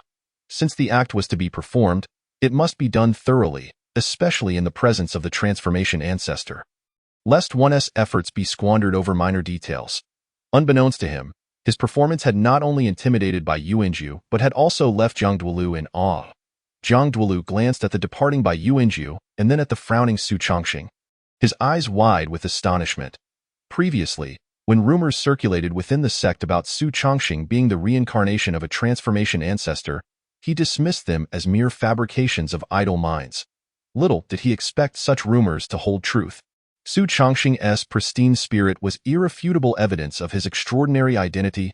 Moreover, had he not been the reincarnation of the transformation ancestor, how could mere words so thoroughly bewilder Bai Yuanju, a predecessor of such caliber? Gulping, Jiang Duolu instinctively swallowed and said, "I, a junior, have failed to recognize the mountain's majesty and foolishly regarded those claims as mere gossip. I thought myself clever, only to realize that my cleverness has led to my own folly. How should I address you, esteemed senior? I merely deceived Bai Yuanju." "Why are you adding to the commotion?" Su Changxing replied, a twitch at the corner of his mouth as he waved his hand dismissively. "I have long since lost the memories of my past life. In this existence, I am simply Su Chongqing, the third disciple of my master, Lu Qinyu. There is no need for such formality. Upon hearing this, Jiang Duolu's eyes lit up. Esteemed senior, your clarity of thought is truly admirable. Su Chongqing, after exchanging a few more pleasantries, took to the skies on his sword, returning to his mountain abode. As soon as he arrived at his humble dwelling, he summoned the system. He needed to simulate whether this recent upheaval had stirred any troubles. With a call to commence the simulation, lines of text began to manifest within his consciousness. In the first month, you secluded yourself in rigorous cultivation, undisturbed by any intrusions. In the second month, an unsettling feeling arose, prompting you to visit Lu Qinyu atop Filiu Peak. After your conversation, you discovered that the news of your reincarnation as the transformation ancestor had spread like wildfire within the Luoxia sect. Had it not been for Shi Haoyin's decree forbidding any distractions from the sect, your mountain peak might have been overwhelmed with visitors. You felt a mix of exasperation and reassurance. The protection of the sect provided a comforting warmth. In the third month, you continued your seclusion. By the sixth month, your realm unexpectedly advanced to the late stage of the core formation. Although you were capable of directly condensing your Yuan Ying, you chose not to act hastily. After much contemplation, you ultimately resolved to venture out for some practical experience. In the seventh month, following the route etched in your memory, you entered the secret realm where the sword tomb lay. After a brief investigation, you located the concealed position of a Yuaning elder from the Yin Corpse sect. In the next moment, a brilliant beam of sword light shot forth from before you. The elder of the Yin Corpse sect was taken aback, only to quickly mock your audacity. Unfazed, you unleashed hundreds of sword lights, which harmoniously formed a sword formation, ensnaring the Yuaning elder within. After a fierce battle, you succeeded in slaying this elder on the spot. After a brief respite, you approached the sword tomb and began to sense the remnants of the swords within. In the eighth month, you perceived the sword intents of several dozen remnants, but found them to be muddled and impure, offering little enhancement to your abilities. During this period, a strand of murderous intent attempted to infiltrate your spirit while you were immersed in comprehension. However, you detected the anomaly in advance and extinguished the inheritance within the remnants. With no desire to continue delving into the other remnants of the sword tomb, you channeled your frustration into a singular sword intent. Wherever your sword intent spread, the remnants of the sword tomb bowed submissively at your feet. With a single motion of your hand, thousands of remnants converged upon you like bees returning to their hive. After collecting all the remnants from the sword tomb, you prepared to depart the secret realm. Yet, as you reached the exit, you encountered 3 Yuaning elders from the Yin Corpse sect blocking your path. Though taken aback, you remained unfazed. You unleashed thousands of remnants and interlinked them with your sword intent, establishing a formation of 1,000 swords before you. You battled these 3 Yuaning elders for an entire day, managing to slay one at the cost of sustaining injuries and heavily wounding another. Just as the last Yuaning elder from the Yin Corpse sect grinned maliciously, preparing to strike you down, you summoned forth the phantom of the divine sword from your sea of consciousness. The sword light flashed, and the elder collapsed with a sinister grin, utterly devoid of life. The heavily wounded Yuaning, witnessing this, was struck with terror and desperately employed secret techniques to escape. You watched their retreating figure, laughing maniacally towards the heavens. However, as your laughter erupted, you were horrified to sense an exceptionally formidable aura approaching. To your disbelief, the newcomer turned out to be the transformation ancestor of the Yin Corpse sect. Truly, a reincarnated transformation ancestor. You heard but a single phrase before plunging into an abyss of darkness. You were dead? Su Chongqing regarded the final words, a slight twitch at the corner of his mouth. Has the transformation ancestor of the Yin Corpse sect gone mad, coming all this way to ambush a mere golden core cultivator? After a moment of incredulity, he sighed. Alas, I have been too reckless. Despite Su Chongqing's persistent efforts to maintain stability, upon witnessing his unparalleled invincibility in the simulation and receiving the inheritance of the divine sword, he inevitably felt a sense of elation. Otherwise, he should have realized that his identity as the reincarnation of a transformation ancestor could very well provoke the Yin Corpse sect's wariness. Simulation concluded. Evaluation. Although you have glimpsed the grandeur from lofty heights, you have yet to stand there yourself. Based on the simulation results, you may select one of the following rewards. 1. Experience the life simulated from a first-person perspective. 2. Attain the cultivation of the late stage of core formation. Both options are evidently unsatisfactory. After a brief moment of hesitation, Su Chongqing opted for the second choice. As his words fell, a surge of warmth unexpectedly emanated from his dantian, and streams of radiant light emerged from his sword dantian. After a considerable duration, the radiance dissipated, and Su Chongqing's realm advanced to the later stages of the core formation. Now, as he recalibrated the necessary points, they had skyrocketed to 40,000, while his existing points exceeded 80,000, allowing him to simulate twice more. Chapter 74. Breaking the core and becoming an infant. Just as Su Chongqing prepared to continue his simulations, he suddenly experienced a moment of doubt, for he could faintly sense a bottleneck. If he were to simulate again, it was likely he would break his core and transform into an infant. In previous simulations, he faced the tribulation of heaven upon breaking through. Although he had successfully navigated each challenge, there was a common prerequisite. He had undergone months of tempering, and his breakthroughs had been seamless. With complete mastery over his own power, choosing to force a breakthrough would not guarantee such fluidity in controlling his strength. Facing the tribulation in a state of disarray could very well lead to his obliteration. There was, of course, a possibility that the nascent soul he acquired through the forced breakthrough would not require facing the tribulation, but he was unwilling to take that gamble. Given that there were more prudent methods available, why would he resort to chance? Moreover, he sensed that the tribulation was both a peril and an opportunity. Without the trials of the tribulation, he would forfeit a chance for growth.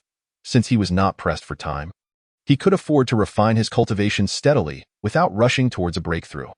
After much contemplation, Su Chongqing decided to first solidify his realm before considering how to break through. The previous simulations had already proven that as long as he remained within the confines of the Luoxia sect, he would encounter no danger in the absence of unforeseen variables. The results of the simulations were quite reliable. Over the following months, Su Chongqing remained indoors, diligently consolidating his realm in addition to his cultivation. He often pondered the sword technique within his inheritance. He had been struck down thousands of times in that battle, and the memory of that sword light had become ingrained in his very being. Yet, each time he contemplated that sword, he gleaned new insights. After over 3 months of relentless study, Su Chongqing was suddenly filled with joy upon discovering that the inheritance he had received during simulations still held lingering flavors. That inheritance was not merely a means of purifying his soul with the sword light. The sword itself contained profound sword intent, something he had failed to recognize during the simulations. The simulated Su Chongqing had been overly eager to break through, neglecting to immerse himself in the experience of that sword. Now, with nowhere else to turn, he truly grasped the essence of that sword through repeated contemplation, which filled him with elation. After reveling in his newfound understanding, Su Chongqing fully immersed himself in the study of that sword once more. Time flowed slowly, and in the blink of an eye, 3 more months had passed. By this time, Su Chongqing had repeatedly reconstructed that sword light tens of thousands of times, recalling each moment when the sword light had pierced through him several times over. Initially, he believed the sword light had remained unchanged from beginning to end. However, he suddenly realized that his previous understanding had been fundamentally flawed. Each time the sword light passed through him, there were subtle differences he had previously overlooked. Now, perceiving the sword light from a different perspective, he discovered he had entered a brand new realm. Unbeknownst to him, he had entered a wondrous state. In this state, he felt as though he had transformed into that very sword, striking repeatedly at the sensed opponent. This moment, Su Chongqing's consciousness fully melded with this extraordinary state, and he did not notice that his aura was rapidly ascending with each simulation. Simultaneously, the spiritual energy within a radius of several dozen miles began to converge frantically around him, gradually forming a vortex of spiritual energy. Under the refinement of this vast spiritual energy, his sword dantian began to emit a faint glow. In this marvelous state, Su Chongqing felt his transformed sword growing increasingly agile. He suddenly sensed that the space he occupied felt somewhat constricted. If only I could break through the barriers ahead and venture into a broader realm. The instant this thought arose, Su Chongqing felt something within him suddenly crack open. Crack, crack, crack. The series of crisp sounds momentarily startled him. As the noise felt oddly familiar. Could it be? Su Chongqing suddenly realized something, jolting back to awareness from his moment of enlightenment. To his astonishment, he discovered that his sword Dantian had cracked open in several places. His sword Dantian had actually fractured during his moment of insight. Was he about to break through? This was far too swift. He wasn't prepared. Gazing at his shattered sword Dantian, Su Chongqing's expression was a tapestry of emotions. He truly had not anticipated such a rapid transition to breaking the core and becoming an infant. Boom! A rumble from above snapped him back to reality. Su Chongqing looked up in bewilderment, only to find that a dense layer of thunderclouds had gathered above. He had not noticed when this had occurred. The previous rumble was the sound of the thundercloud brewing the impending tribulation. This scene left Su Chongqing speechless. He had thought his breakthrough was swift enough, yet the tribulation reacted even faster. His nascent soul had yet to emerge, and the tribulation was already preparing. Is there no respite for a proper breakthrough? Su Chongqing grumbled bitterly, then focused his mind to condense all his sword intent onto the impending fracturing sword Dantian. Given that the situation had escalated to this point, further complaints were futile. The most pressing matter at hand was to break the core and become an infant, and to survive the tribulation. Crack, crack. Following yet another series of crisp sounds, Su Chongqing's sword Dantian finally shattered completely, releasing a nascent soul imbued with sword intent that soared into the heavens. To Su Chongqing's surprise, his nascent soul did not wield a sword nor stand upon the thunderclouds as he had simulated before. Instead, it bore no external enhancements and appeared almost indistinguishable from an ordinary nascent soul. However, unlike an ordinary nascent soul, his radiated an exceptionally sharp sword intent, as if his nascent soul itself were a divine sword capable of cleaving the heavens. Boom! The thunderclouds above seemed to sense the newly emerged nascent soul, and the rumbling intensified several-fold. Such celestial might subtly surpass the tribulation encountered by Li Changge when he formed his nascent soul. Yet, Su Chongqing felt no overwhelming pressure. Rather, he found the spiritual energy tinged with the essence of thunder to be quite palatable. Indeed, it was delectable. Following his instincts, Su Chongqing opened his mouth to draw in the surrounding spiritual energy, absorbing it all into his abdomen. Simultaneously, his newly emerged nascent soul did the same. Originally, there had been a thin layer of thunderclouds within his Dantian. After he broke through to become an infant, that layer of thunderclouds had nearly dissipated, yet his nascent soul did not spare even the last remnants, swallowing the remaining thunderclouds entirely. Chapter 75. Heavenly thunder refining the nascent soul at this moment. Numerous cultivators had gathered to observe the scene at the edge of the thunderclouds. One elder in the core formation stage expressed his confusion. Why are there thunderclouds again? It seems to be coming from Filiu Peak. What on earth is happening there? Is it a nest of tribulations? I see that the case. Our Luoxia sect has produced its fair share of nascent soul cultivators, yet none have drawn upon the tribulation. But now, barely a year after Li Changge formed his nascent soul, another thunderstorm brews. Who could it be this time? Could it be old Lu? Impossible. Old Lu's talent is inferior to mine. If anyone is to break through, it should be me first. Then it must be Su Chongqing? Surely not. I recall Su Chongqing formed his core during Li Changge's tribulation, and it hasn't even been a year. How could he possibly be ready to condense a nascent soul? Even if it's not enough for us, do you not remember? That individual is a reincarnated god transformation. Is that really true? Is there such a thing as reincarnation in this world? I find it hard to believe. But look, the person undergoing the tribulation has taken flight. This statement drew the attention of all, and moments later, someone exclaimed in astonishment, "It really is Su Chongqing. He has truly condensed his nascent soul." Before the person could finish their exclamation, their eyes widened in disbelief. What is he doing? It looks like he is inhaling and exhaling the spiritual energy of heaven and earth. Has he lost his mind? How dare he consume spiritual energy tainted with the essence of thunder? Is this perhaps an ancient tradition among cultivators? Surely not. There are no such records in ancient texts. Boom. A tremendous sound interrupted their discourse, as the terrifying pressure emanating from the tribulation caused the observing core formation elders to change color in unison. Quick, retreat. The tribulation has been provoked. One of the somewhat timid foundation establishment cultivators took flight towards the rear. However, some others shook their heads, saying, "What is there to fear? Have you not noticed that the might of this tribulation is quite comparable to that which Li Changge faced during his own tribulation? We are merely spectators here. There is no chance we will be affected. Indeed, another replied, and I recall that on that day, Li Chang'e shattered the thunderclouds with a single sword strike. Did he not? That suggests that Su Changxing's cultivation level seems to fall slightly short of Li Chang'e's. Indeed, for Li Chang'e is the rarest of talents our Luoxia sect has encountered in a millennium. Even a reincarnated divine transformation cultivator may not. Wait, what is he doing? Just as this exclamation escaped someone's lips, the face of a nearby Foundation establishment cultivator revealed an expression of disbelief. Rubbing his eyes, he exclaimed, "How can he release his nascent soul? Is he attempting to use it to withstand the heavenly tribulation? Has he lost his mind?" While the powers of nascent soul cultivators largely stem from their nascent souls, the nascent soul itself is quite fragile. Any cultivator engaged in battle would prioritize the protection of their nascent soul, let alone using it to resist a heavenly tribulation. Yet Su Changxing brazenly placed his newly formed nascent soul above his head. Before anyone could comprehend Su Changxing's intentions, another voice cried out, "The nascent soul has exited its sheath. Is that not the nascent soul departing from the body? Did he not just condense his nascent soul moments ago? How is it able to exit?"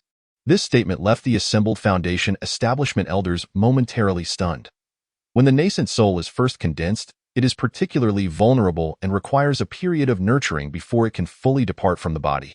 It is said that in ancient times, a specific realm was established for the nascent soul's departure.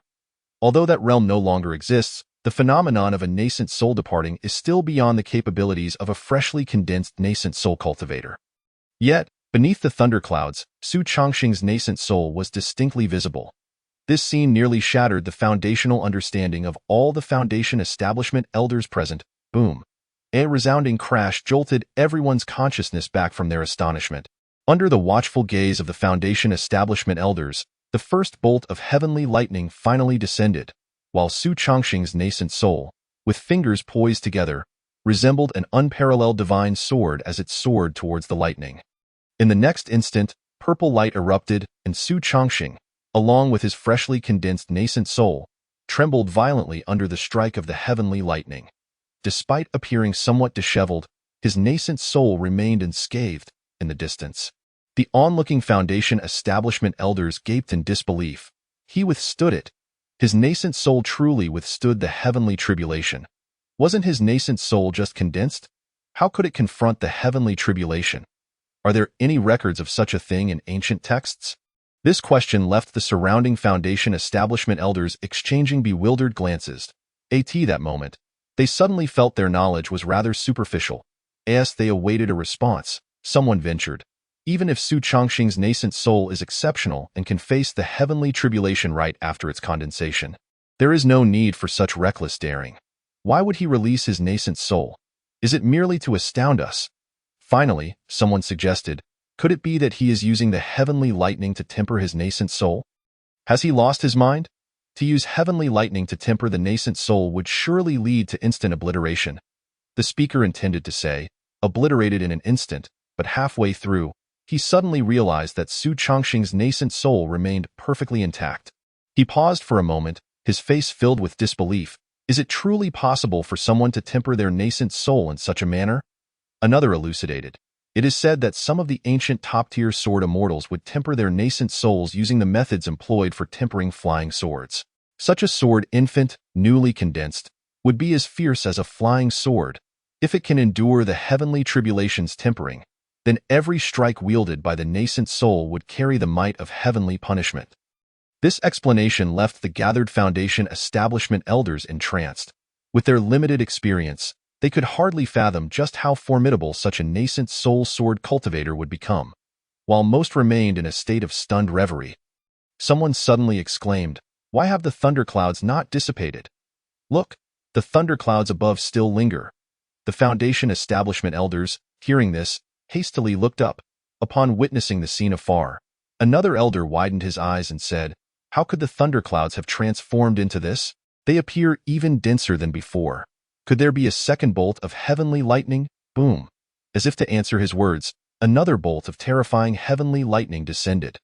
This time, Su Changxing did not attempt to withstand it with his nascent soul. Though he had successfully endured the first bolt, his nascent soul had also been violently shaken. with his nascent soul yet to recover and the second bolt significantly more powerful than the first. To attempt to resist it with his nascent soul would be tantamount to seeking death.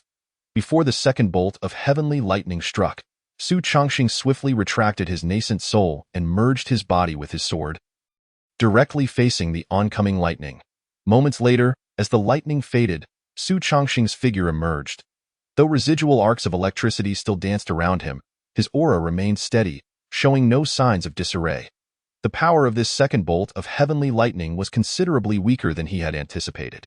Perhaps it was not that the second bolt was too weak, but rather that his strength had grown significantly compared to his earlier simulations, allowing him to endure the second bolt with relative ease. If that is the case, then surely I can also withstand the third bolt with similar ease, Su Chongqing thought, feeling a flicker of joy as he awaited the arrival of the third bolt of heavenly lightning. Chapter 76, The Fourth Heavenly Tribulation. Boom! The third bolt of heavenly lightning arrived as expected. Su Chongqing once again chose to merge his body with his sword and confront the lightning. When the third flash of lightning faded, Su Chongqing's aura finally appeared somewhat disordered, yet his robes remained intact. This tribulation has proven to be easier than I had anticipated, Su Chongqing mused, a slight smile gracing his lips as he planned to return to the mountain to stabilize his recently achieved breakthrough. However, just as he turned, he suddenly sensed something amiss. The thunderclouds in the sky had yet to disperse. Could there be a fourth bolt of heavenly lightning? This is becoming excessive. Su Chongqing's lips twitched. Yet he displayed no trace of fear. The sword infant he had formed this time was far more formidable than he had predicted.